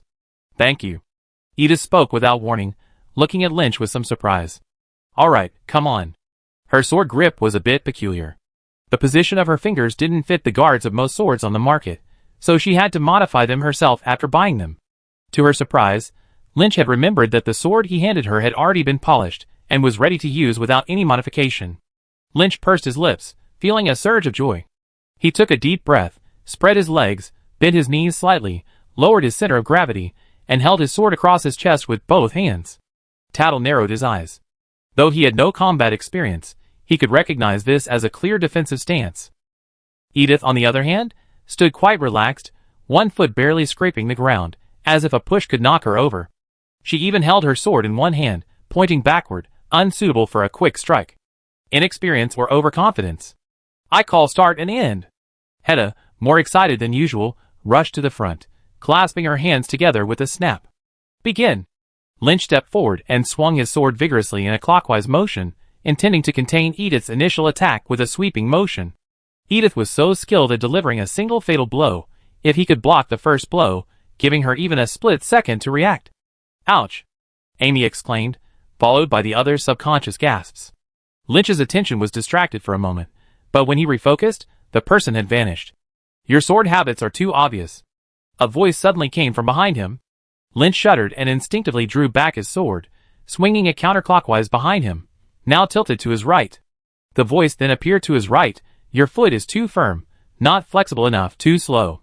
A hand pressed down hard on the blade that had been sent to his right shoulder, and Lynch felt a sharp pain in his wrist. He gritted his teeth and grunted, refusing to let go. He tilted the blade and thrust it outward. Edith suddenly loosened her grip, and Lynch was instantly thrown to the ground by the force of her own pull. Don't use unfamiliar movements to defeat the enemy just for the sake of convenience. The test was over. The entire match lasted less than 20 seconds, with most of that time spent on instruction. Edith had a rough idea of Lynch's current problem. She adjusted her wrist, shifted the sword to her left hand, and reached out to help him up. What you need most right now is relaxation. Your strength and movement are spot on, but your muscles are too stiff and lack flexibility. The enemy could easily entangle you with a slight shift in position. The reaction to swinging the sword back was swift, but the price was that his two-handed grip was extremely unnatural, which was why it hurt when she pressed on him. Not bad though. This time, I finally remembered to hold on, even if it meant death. Lynch's face paled, and he nodded silently. Although he learned a lot, it was also quite bruising.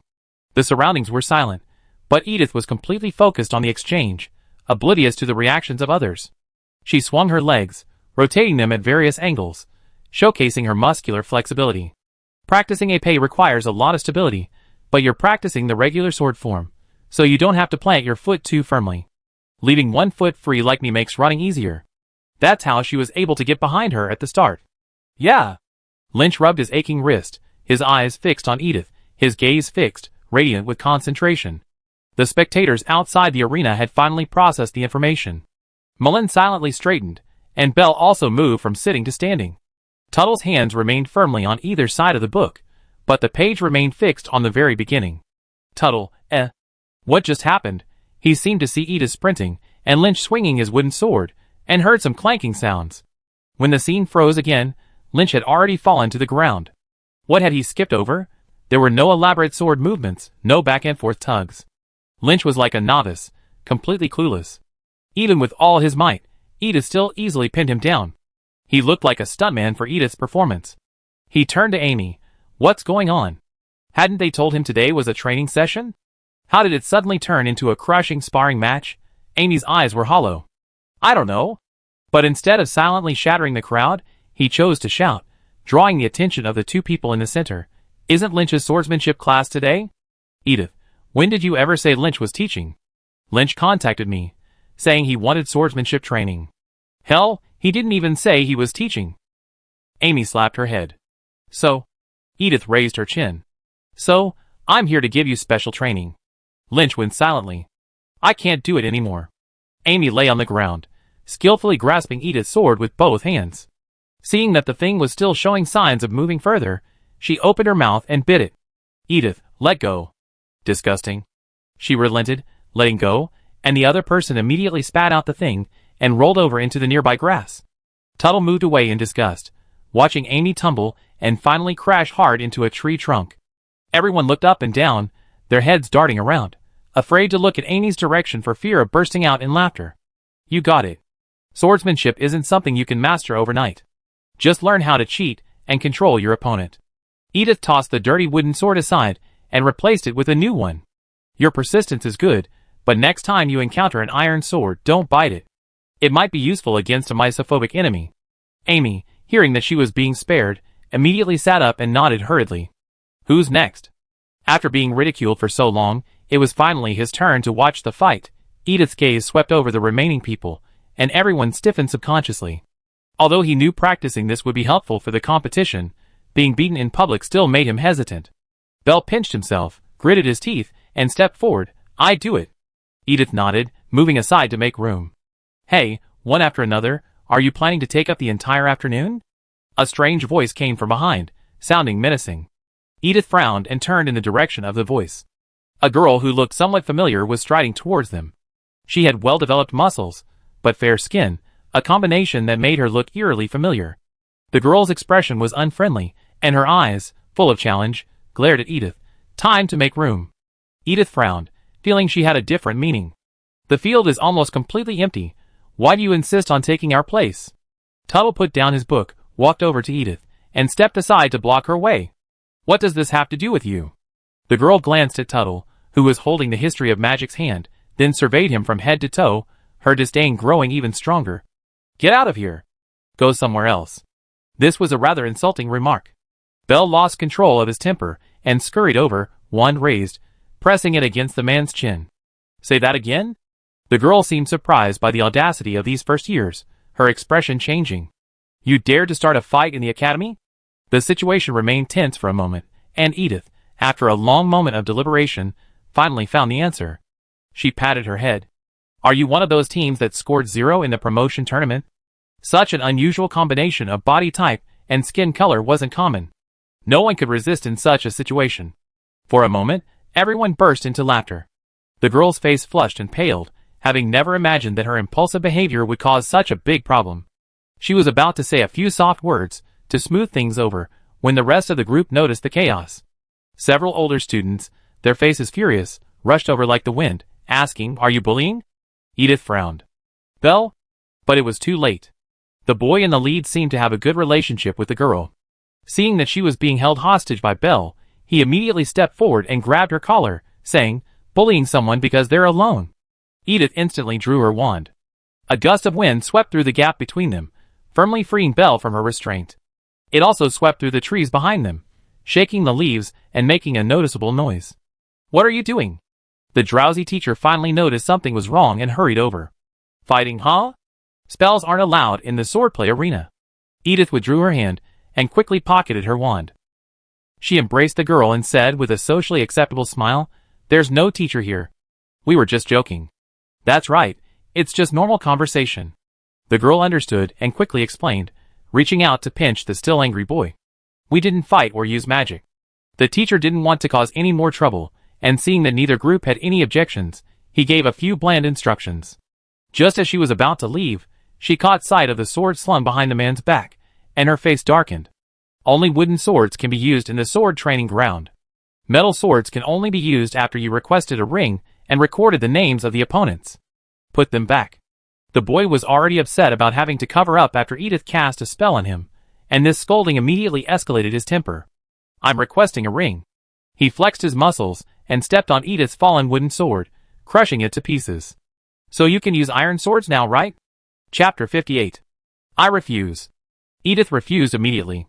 What a joke. Her time was precious. She couldn't even take turns with her teammates, so how could she have time to advise others? "Are you scared?" The boy seemed to have found his attacking point, his eyes lit up, and he opened his mouth with a provocative tone. "You're not qualified." Since she wasn't planning on a real fight, Edith was happy to make a harsh remark. "Are you first in your grade in swordsmanship? If not, I'm not interested." The friends behind her laughed amicably. While these words might sound presumptuous to others, coming from Edith, who had just witnessed her skill, they fit perfectly. Very fitting. The boy's face paled. The words "are you worthy enough?" were on the tip of his tongue, but his companion, watching with disapproval, grabbed him by the hem of his shirt. "Don't humiliate yourself." The companion mouthed to him, extending his free hand and making the one sign. She even got first place in the promotion competition, and she really didn't deserve to be spoken to like that. Seeing the boy still furious, his companion secretly held the finger he'd been using to make the one sign flat, pointing it toward the figure not far behind him. The boy calmed down, looked in the direction of the other man's finger, and his eyes lit up. He really run into a formidable classmate. Although Bo Eunice Academy only offered a fencing elective course for fun, and grades didn't count towards assessments, students who loved fencing had formed small groups and frequently challenged each other to competitions, gaining a basic understanding of each other's abilities. And Kingsley Fergus, standing not far away, was undoubtedly the strongest opponent he ever faced. Even without specific grades to back it up, he was universally recognized as the best fencing player in the 4th grade. Most importantly, Kingsley was humble and peaceful, never one to become complacent due to his abilities. He would definitely be willing to help with this small favor. "It's you!" He extended his hand anxiously, calling out, "Kingsley, Kingsley!" The scattered students in the distance turned their heads at the name, clearly familiar with its owner. But Kingsley himself seemed oblivious to the piercing call, sword slung over his shoulder, heading straight for the central training ground. "Kingsley!" The boy shouted with all his might, so loud that Edith couldn't help but cover her ears. The boy called Kingsley finally realized what was happening, turning in the direction of the voice with a look of surprise. In fact, he had already heard the other person shouting. Kingsley frowned as he entered the arena. Usually, he'd be greeted with enthusiastic cheers the moment he entered, and the next second, people begging for advice and challenges would swarm around him. Today, there's nothing. He faced forward, his eyes flicking to the side, catching a glimpse of the empty arena with a faintly impatient click of his tongue. He couldn't fight and receive applause and cheers. So what was he doing here? Braving the sun on his day off? The boy's voice rang out. "Kingsley, look this way." Kingsley breathed a sigh of relief. That's right. He pretended not to hear, enjoying the scattered but concentrated admiring glances as he slowly made his way to the center. Just shouting and expecting him to come over? Not personally inviting him would make him seem cheap. Kingsley. But the boy's last roar was truly too loud. It would be a bit fake to pretend he didn't hear it. Kingsley frowned, feigning surprise as he turned and gave the crowd nearby a friendly smile. "What's wrong?" The sun was warm, and he looked like a harmless sheep. The boy rushed forward, grabbed Kingsley's hand, and walked to the side, explaining the whole story as he walked. "Although we were wrong first, they can't break the rules and use magic. If I don't get this out today, I definitely get sick." He grew increasingly angry. "That person actually said you have to be first to fight her. I think only you can." "Damn, who does she think she is?" Kingsley felt comforted by his "I think only you can," and his attitude softened immediately after the other party's attentive welcome. Don't get into conflicts with others easily. The most important thing in sword practice is to remain calm. He sighed and glanced at the boy next to him with a superior look. "As for your request, who is the other party?" He wouldn't accept it if he had a chance of losing. "Edith Griffin, you should know her. She's the most popular first-year tutor this year." The boy emphasized the word tutor. "She even won first place in the promotion competition that just concluded, surpassing His Royal Highness." The boy's voice suddenly trailed off, clearly aware that this was inappropriate for this situation. Kingsley silently hissed inwardly after hearing this. How could he have gotten into trouble with such a formidable person, Edith? How could he not know her? How could you have clashed with her? She's so arrogant. You don't know? The boy, blushing as if he struck a chord, began to spread rumors. In his words, this first year, Edith was a scoundrel with no real talent, relying solely on the influence of her host family, friends, and incredible luck to succeed. She was arrogant, and it was unknown why she had caused such a stir among the students. Kingsley listened silently, his mind rapidly searching through the list of prohibited events for each grade, recalling the one Edith had submitted. It seemed to be swordplay and magic circles? The event that had been submitted must have been the one the student was most afraid of being challenged, the one with the worst grades. After William's challenge and her 10 consecutive wins in the league preliminaries, Edith's proficiency in potions and spells had become well known, which also supported her original intention of not submitting the prohibited event. The other party probably wasn't good at swordplay. He raised his head again, looking in the direction of the gathering crowd, and caught sight of Lynch, and breathed a sigh of relief. The only person he recognized was this boy, who had just joined the swordplay club and had already demonstrated immense skill. Luckily, he graduated in a year, so he wouldn't have the chance to compete with him. With him around, the group had a reason to gather at the practice field.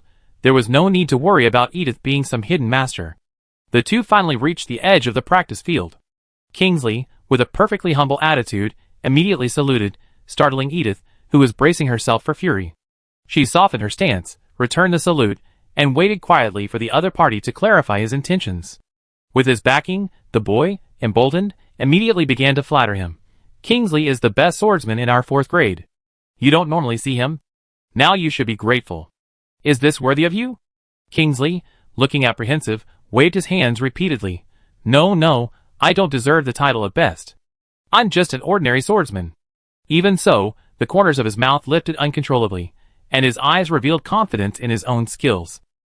He had studied with a swordsman since childhood, and had originally planned to apply to a swordsmanship academy, but unexpectedly, he entered the prestigious Bo Eunice Academy. Although his weak magical foundation hindered his ability to keep up with the progress, and he always ranked in the bottom 800 on exams, he remained unrivaled in swordsmanship. This was the source of his confidence, and the asset that supported his unrestrained style at the academy. Students from ordinary families, with average grades, and even average looks could only earn respect by improving their individual abilities. Kingsley reached out and grasped Edith's hand, feeling it for 2 seconds, further confirming his opinion. Edith's hand had few calluses at all. Though rough, they were clearly scars from potions and spells. The sword was heavy and bulky. Someone who practiced regularly couldn't possibly have such soft hands. Edith frowned at the same moment. First in swordsmanship in the 4th grade? Even less calluses than Lin Chi's. Totally unqualified. She glanced downward. The calluses, where pigment should have settled, had now turned their color. While there were still some calluses at the base of her palm, the base of her thumb, and the base of her index finger, the calluses on the inside of her ring finger and pinky had become quite soft. Has your pinky finger not exerted any strength in the past 3 months of sword practice? She calmly withdrew her hand and smiled. I don't know what this classmate said to you, but I don't intend to cause a conflict. I just want to practice swords with a friend and hope this matter can be put to rest. Could you please take your friend to another practice area? If that's possible, there's no need for this match. She didn't want to waste time. Kingsley smiled gently, but didn't directly address Edith's request. Could you ask Miss Griffin how long she wants to practice? Although it was already mid-September, the weather was still scorching hot, and it didn't take long to get dizzy in the sun. The area occupied by the first years was the only area on the entire training ground that had shade, making their practice far more effective than anywhere else. Every time he came, those practicing there would consciously move aside, at most pestering him for swordplay advice. I never seen anyone chase him away. Edith, sensing Kingsley's subtle thoughts, paused. Let's practice until the evening, around 5 or 6. She told him her plan. Any questions? Kingsley's smile faded. I think, for fairness, we should all make a concession and rotate the practice venue. He put on a generous expression. How about this? After all, you came early, and we don't want to practice too late. You can practice in this venue until 1 in the afternoon. Then we have it from 1 to 4. You can come back for practice at 5 or 6. You practice from 9 to 1, plus the rest of the time, for a total of 6 hours. We have 3 hours, only half of yours. Fair, right? That's not fair. Edith finally understood what kind of person he was. It turned out he was just being modest on the surface, but deep down he didn't want to suffer any loss. He was taking away the 3 hottest hours and calling it just half of theirs. Besides, even if she agreed, the people behind her wouldn't. Belle was the first to taunt. It's almost midnight now, and you were completely absent from the field for the first 3 hours. How dare you claim 6 hours as ours? You're too lazy to even get up, yet you still pretend to be magnanimous. Tuttle replied coldly, I didn't notice you were the best at swordsmanship, but I did notice you were the best at shamelessness. Kingsley's polite smile was beginning to falter. Okay, I back off a bit. He sighed and spread his hands. I give you another hour of swordsmanship instruction as a bonus. How about that? I guide you through the training. 3 hours will definitely be more effective than a whole day of practice on your own. And I give you a training match. Pick someone to fight me in the ring. I identify your problems and shortcomings and address them specifically. If you don't improve, you can punish me as you please. Chapter 59. Edith was exhausted. This group seemed to be oblivious to her words. She emphasized first come, first served repeatedly, but they ignored her and kept trying to find a compromise. All right. She stopped Belle, who was about to argue, and looked up at Kingsley. I have a coaching match with you. If you can't provide me with so-called coaching, please leave and don't bother us again. Kingsley's smile returned. Coaching was subjective. Even if he didn't see any problems with Edith, he could still offer some pretentiously insightful advice. In other words, the requirement of not providing me with coaching wasn't possible. Besides, being able to crush this legendary freshman in the ring would definitely boost his reputation. This was someone who had defeated the top third-year potion student and the top overall scorer consecutively. Regardless of her swordsmanship, as long as he could dominate her, he could secretly declare himself more formidable than Prince Zebulon. He might even make more friends, building a network for next year's graduation. Very well, I hope you can improve your swordsmanship under my guidance. If this instruction can also help you in the finals, all the better. He pretended to think for a moment, then smiled and saluted. You're even trying to take credit for Edith's place in the finals. Hedda rolled her eyes. If she wins first place in the finals, will you still be calling yourself her mentor? Kingsley's smile faltered. No, I dare not take credit. He cursed her in his heart 100 times, his face still tolerant and forgiving, but he dared not look at anyone else but Edith. Could you please help me apply for a spot in the ring? He pointed at the teacher, who had returned to his seat. I go prepare the sword for the coaching competition. Edith raised an eyebrow and agreed. Kingsley successfully dispatched the others, turned around, grabbed the boy, and whispered in his ear, Go get the members of our fencing club and tell them I'm going to teach you the key points of fencing and that it will significantly improve your skills. As many as you can. If anyone else wants to sit in, that's fine too. The boy was stunned for a second, then nodded frantically. Kingsley was truly wonderful. Even at this moment, not forgetting to offer guidance to his clubmates, he scurried off. Kingsley smiled and shook his head, glancing at Edith, who was filling out the application form, before turning and heading towards the ring. By the time Edith had finished everything, and was heading towards the ring, a sizable crowd had already gathered. I guessed it. She sighed. She hated having in-depth conversations with people who loved to show off like that. Edith slowly walked to the edge of the ring and leaped onto it with a push of her hands. The crowd then noticed the other main character of the match. They cheered a few times, and then focused on observing Kingsley's movements. Go Kingsley. Great. Finally, I can watch a tutorial again. I've been stuck on the backhand sword for months. Kingsley smiled and replied, I teach you later. The audience erupted in another round of enthusiastic cheers. Edith fell into an eerie silence. While it's true that swordsmen tend to attract fans more easily than mages, for a fourth-year student of average ability, Kingsley's popularity is truly unbelievable. In a way, his ability to win people over was even more remarkable than his swordsmanship, making him well-suited to defrauding nobles of their investments. She approached Kingsley, who glanced at her and exclaimed, Don't you have a sword? Edith nodded. I was just thinking about practicing, so I only brought my wooden sword. Kingsley, a worried look on his face, thought for a moment, and handed his sword to Edith. This is for you. I use someone else's. As he spoke, someone else stepped forward and offered their own sword to Kingsley. Edith, however, stepped back. No. Or give me that one. She pointed at the sword she had just handed to the man. The hilt of the sword he had handed her was so loose that it was practically unbelievable. Kingsley was a little embarrassed. Mine is better. But seeing Edith's refusal to accept it, he felt too embarrassed to press her any further. He put the item aside and looked at the audience with a righteous expression. Since this lady can't use her usual sword, for the sake of fairness, I won't use it either. Good. A round of applause erupted again. Edith, what a powerful appeal and ability to spin a story. So, who would be willing to lend this lady a sword? Kingsley raised his hand and looked at the audience. At that moment, everyone fell into an eerie silence, their voices falling silent, their thoughts unsettled.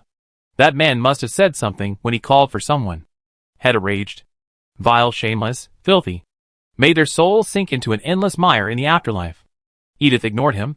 She shook her head and stopped Lynch, who was trying to get his sword, and directed him to break a branch from the tree at the original venue. There was no other way. One of the 3 wooden swords he had was bitten by Amy, who found it dirty. One was Lynch's personal sword, which he found difficult to wield. The last one was broken by a boy who came to ask for an explanation. He had to make one from scratch. Lynch was very understanding. He chose a thick and hard branch and, on the way there, he used a spell to clean the small thorns in the grip and reinforce the blade. Edith used it very smoothly. She didn't sharpen it again, just leaving a slightly pointed protrusion at the tip. After all, compared to metal, no matter how thin a wooden blade was, it wouldn't be enough. It was better to use it as is. Its rounded shape could also mitigate the impact of a metal sword. In a hurry, he could even use it as a club to hit his head. It was very useful. Kingsley wanted to scream at this moment. What the hell? If Edith fought him with this thing, he wouldn't care even if he won. If he lost? No, he wouldn't lose. Kingsley's eyes hardened. Well, there aren't any extra wooden swords here. I sheathed my sword. That'd be fairer. He thought for a moment, and offered the best solution at the moment. In fact, the edges of the scabbard were quite sharp, at least sharper than wood. Most importantly, by doing this, he had the moral high ground. Praise rang out again from the audience. Edith, completely numb, raised her sword and glanced at the teacher. Begin. The others in the audience cheered, as if trying to drown out the praise for Kingsley, but the other team outnumbered them, and quickly wrestled back the victory. The growing noise startled many people near the practice field. Some of them leaned out of their windows to observe the strange match. The teacher stepped back 3 steps, dropped the rope in his hand, and the metal ball attached to it swung out, striking the bell at the edge of the ring with a resounding thud. Begin! Kingsley's vision suddenly widened. He suddenly realized something was wrong and ducked to avoid Edith's attack from behind. How fast! The audience only saw a flash of brown light from above, and then Kingsley flipped over, sword in hand, and landed on the other side. 3 seconds into the match, the two had already successfully exchanged a round and switched positions. Why is Kingsley on the defensive? Someone in the audience paused, questioning quietly. No one could answer him. The action on the stage was changing so rapidly. Kingsley was indeed quite skilled, instinctively dodging Edith's first, incredibly fast attack and avoiding Lynch's mistake of standing still. He rolled away in time to create distance. Even such an escape seemed rather tragic. The scabbard in his hand was engraved with patterns. As it rolled, it caught on his clothes, pulling out several strands of silk thread that dangled along the edge of his robe, making him look like a beggar on the street. Kingsley wiped his face and bit his tongue. The taste of blood in his mouth now made his mind fuzzy. How could it be so fast? Was it because the stick was light? He didn't have time to think. Edith had already taken advantage of the moment he fell to the ground to nimbly leap across, and once again circle behind him. She lowered her body and swept the stick in a fan-shaped pattern, knocking Kingsley, who was trying to stand up, to the ground again. Not quick enough. She turned forward and, under everyone's incredulous gaze, pulled her opponent to his feet. Then she kicked Kingsley's right hand, which was holding the sword. He stumbled, and his body, which had been halfway up, fell again, his face hitting the scabbard, leaving a bright red mark. Don't use the sword as a support to stand up. The sharper the sword, the more fragile it is, and it breaks easily. This time, she lifted him up by the collar, completely disregarding his dignity. Show me how to stand up again. No, start from the ground. Remember to rotate your wrist inward, point the tip of the sword backward, and point the back blade towards you. Her hand loosened mid-stride, and the boy, unprepared, fell onto the sword again. A hushed silence fell. The members of the fencing club were completely stunned. Lynch, Amy, and Hedda, recalling their experiences with Edith's special training, recoiled in empathy. Stand up. Edith gave Kingsley a look of disdain. You have no ability to handle unexpected situations. Use your back foot to push forward, rotate your waist, and move into a half squat. Don't just stand up. Kingsley listened, a rare moment. He obediently followed her instructions and then, when Edith wasn't paying attention, lunged forward, knocking her to the ground. Edith reacted quickly. She twisted her wrist, bent her legs, and fell sideways to where she wasn't holding the sword. Then, using her waist strength to roll back into a squat position, she reached out and struck Kingsley on the knee. The boy groaned, but didn't fall, though he did take several steps back. It was a shame Kingsley wasn't heavy enough, otherwise that blow would have been enough to knock him back again. Edith managed to stand up, but she couldn't get behind her again. Kingsley was noticeably more cautious. Though embarrassed, he stared intently at Edith, seemingly unwilling to give her a chance to attack from behind. Edith stood still and swung the stick, striking the boy's sword from above. Kingsley's hand trembled, and the powerful force on his wrist seemed to break the bone. He screamed, then suddenly let go, clutching his left wrist and wailing. The sword fell to the ground. Lynchy's eyes grew serious. Letting the sword drop from your hand is the biggest mistake a fencer can make. Didn't anyone teach you not to hold the sword straight out? Edith asked lightly, stepping on the tip of the fallen scabbard. Thank you for providing me with such a wonderful seesaw. Kingsley struggled to his feet, his eyes fixed on the nearby sword with a vicious look. The audience was silent.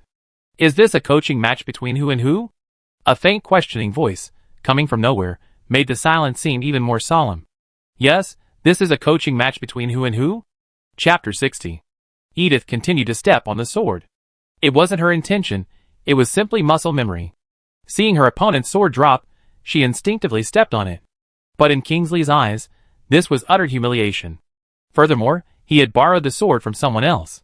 He couldn't imagine what the audience member in the audience was feeling at that moment.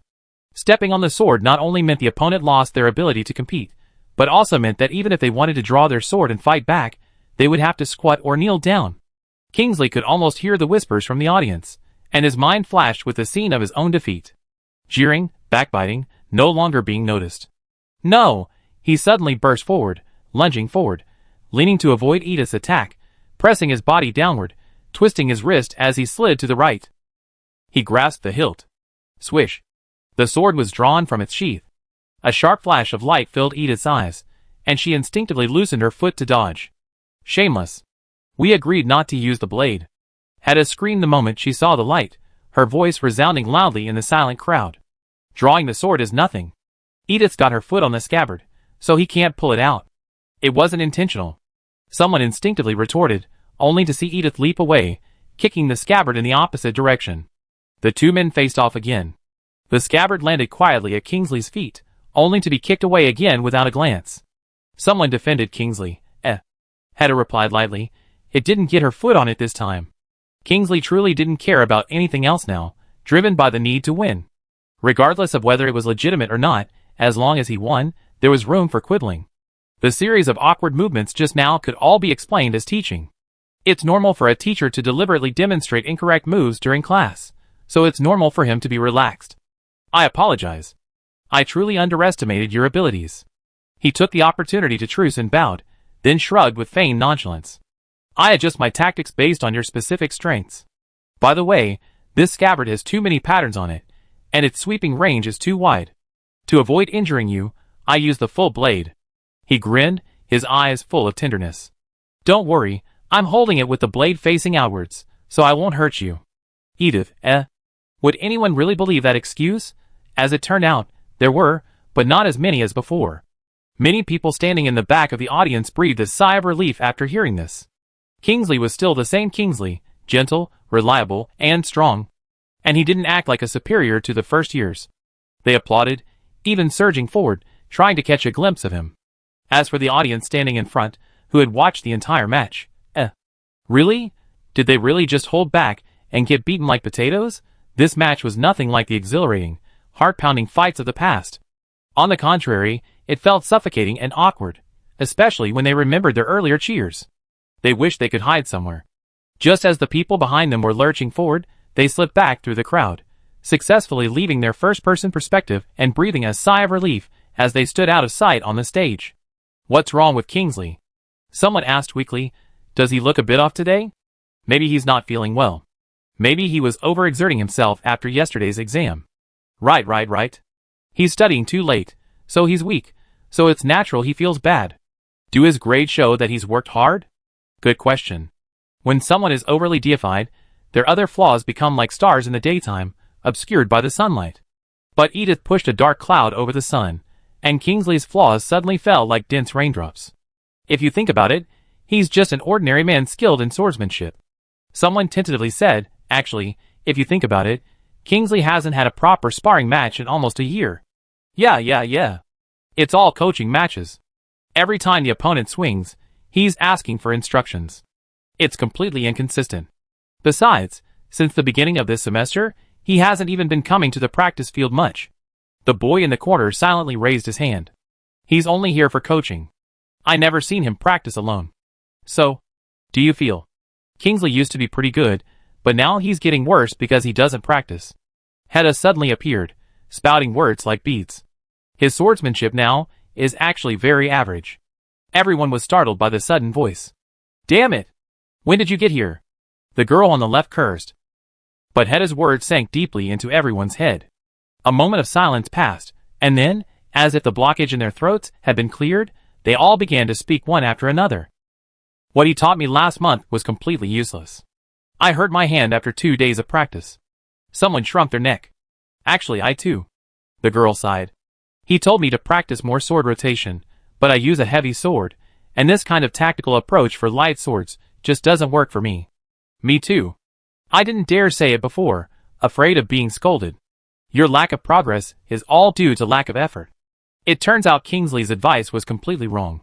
The back row murmured, the sound gradually spreading, attracting many people to join the crusade. But the noise couldn't reach the front row yet. The match between Edith and Kingsley continued, while the enthusiastic supporters in the front row watched every move intently. I refuse a break. Edith, having learned Kingsley's trick, explained kindly, your time is precious. I have to teach other students swordsmanship later, so I won't waste it. Kingsley forced a smile. Don't worry about me. Your feelings are most important. Damn it, the break was because he needed to heal. He had a strained arm, and tiny scrapes on his legs that sent constant pain to his brain. It was nothing compared to Edith's high spirits. He finally managed to dawdle until the break, walked off the stage, and pretended to casually rub his wound in front of a classmate, earning him an invitation to heal. His charm skills weren't strong enough for him to perform a quick heal, and asking for help directly was too embarrassing, so he could only use this method of seduction. Alright. The classmate who was helping with the treatment lowered his wand, panting. Healing isn't too difficult, but shortening the duration to just a few minutes would multiply the magicka required. Kingsley was already impatient. Edith stretched non-stop on the stage, her rest seeming rather undignified. He seemed to hear a murmur behind him, and looking up, he was surprised to find the crowd had nearly tripled since the start. Why are there so many people? Most of them were drawn in by the noise. It was a school holiday, and everyone was bored and rushed out the moment they saw a match. Kingsley was instantly overwhelmed by the pressure. So, as soon as his classmate let go, he yanked his arm back and leaped back onto the stage, not even saying thank you. The exhausted classmate was about to say you're welcome, but he swallowed it back. Why didn't he thank them? He frowned, a thorn in his heart. Kingsley took the stage. The audience, unaware of the situation, cheered at the sight of a familiar face, adding a touch of excitement to the match. Begin. Feeling comfortable, his sword unsheathed, and the encouragement roaring, Kingsley regained his confidence. He brushed his hair. No coaching this time. Just a serious fight. Edith raised an eyebrow. No coaching. Kingsley suddenly felt a sense of foreboding. Begin. The teacher, unable to read minds, announced the continuation of the match with a stern face. This time, Kingsley learned his lesson and crouched down at the start, hoping to use his speed to dodge Edith's fastest opening blow.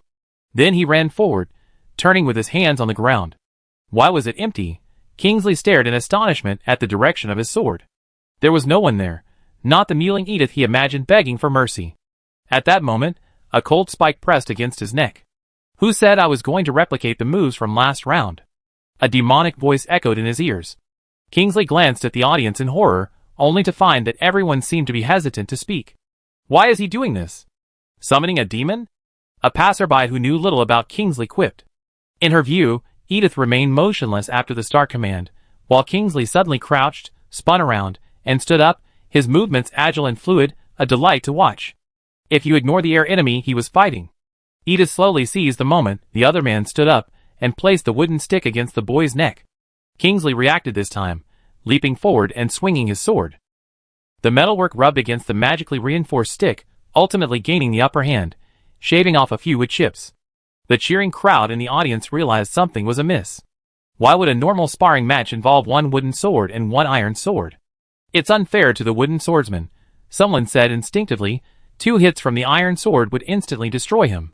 But Edith wasn't as ruthless as the passers-by thought. She pulled back just in time, allowing Kingsley's second strike to miss, and took advantage of the gap in his downward strike to thrust upward. Kingsley tilted his head back to avoid it, pulling his sword back in an attempt to counterattack, but Edith's wrist twisted, severing his hair tie. The half-long hair fell, spreading forward as Kingsley pulled himself back, blurring into view.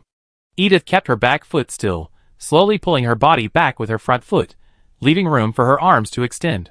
She placed her palm in a semicircle, supporting the base, and pushing forward flatly. Kingsley, blinded by vision, couldn't instinctively turn his head away. Everything happened in a split second.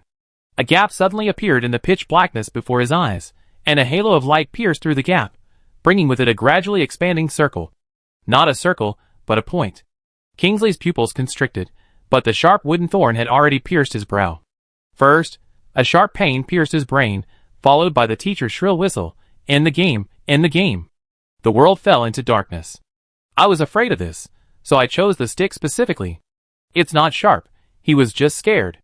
Edith hadn't expected the man to fall so easily after just one blow, and she hurriedly explained. The teacher looked from the not-so-thick stick in her hand to the lively Edith, then back to the unconscious man and the sharp rapier in his hand, and couldn't help but clutch her forehead. What the hell was going on?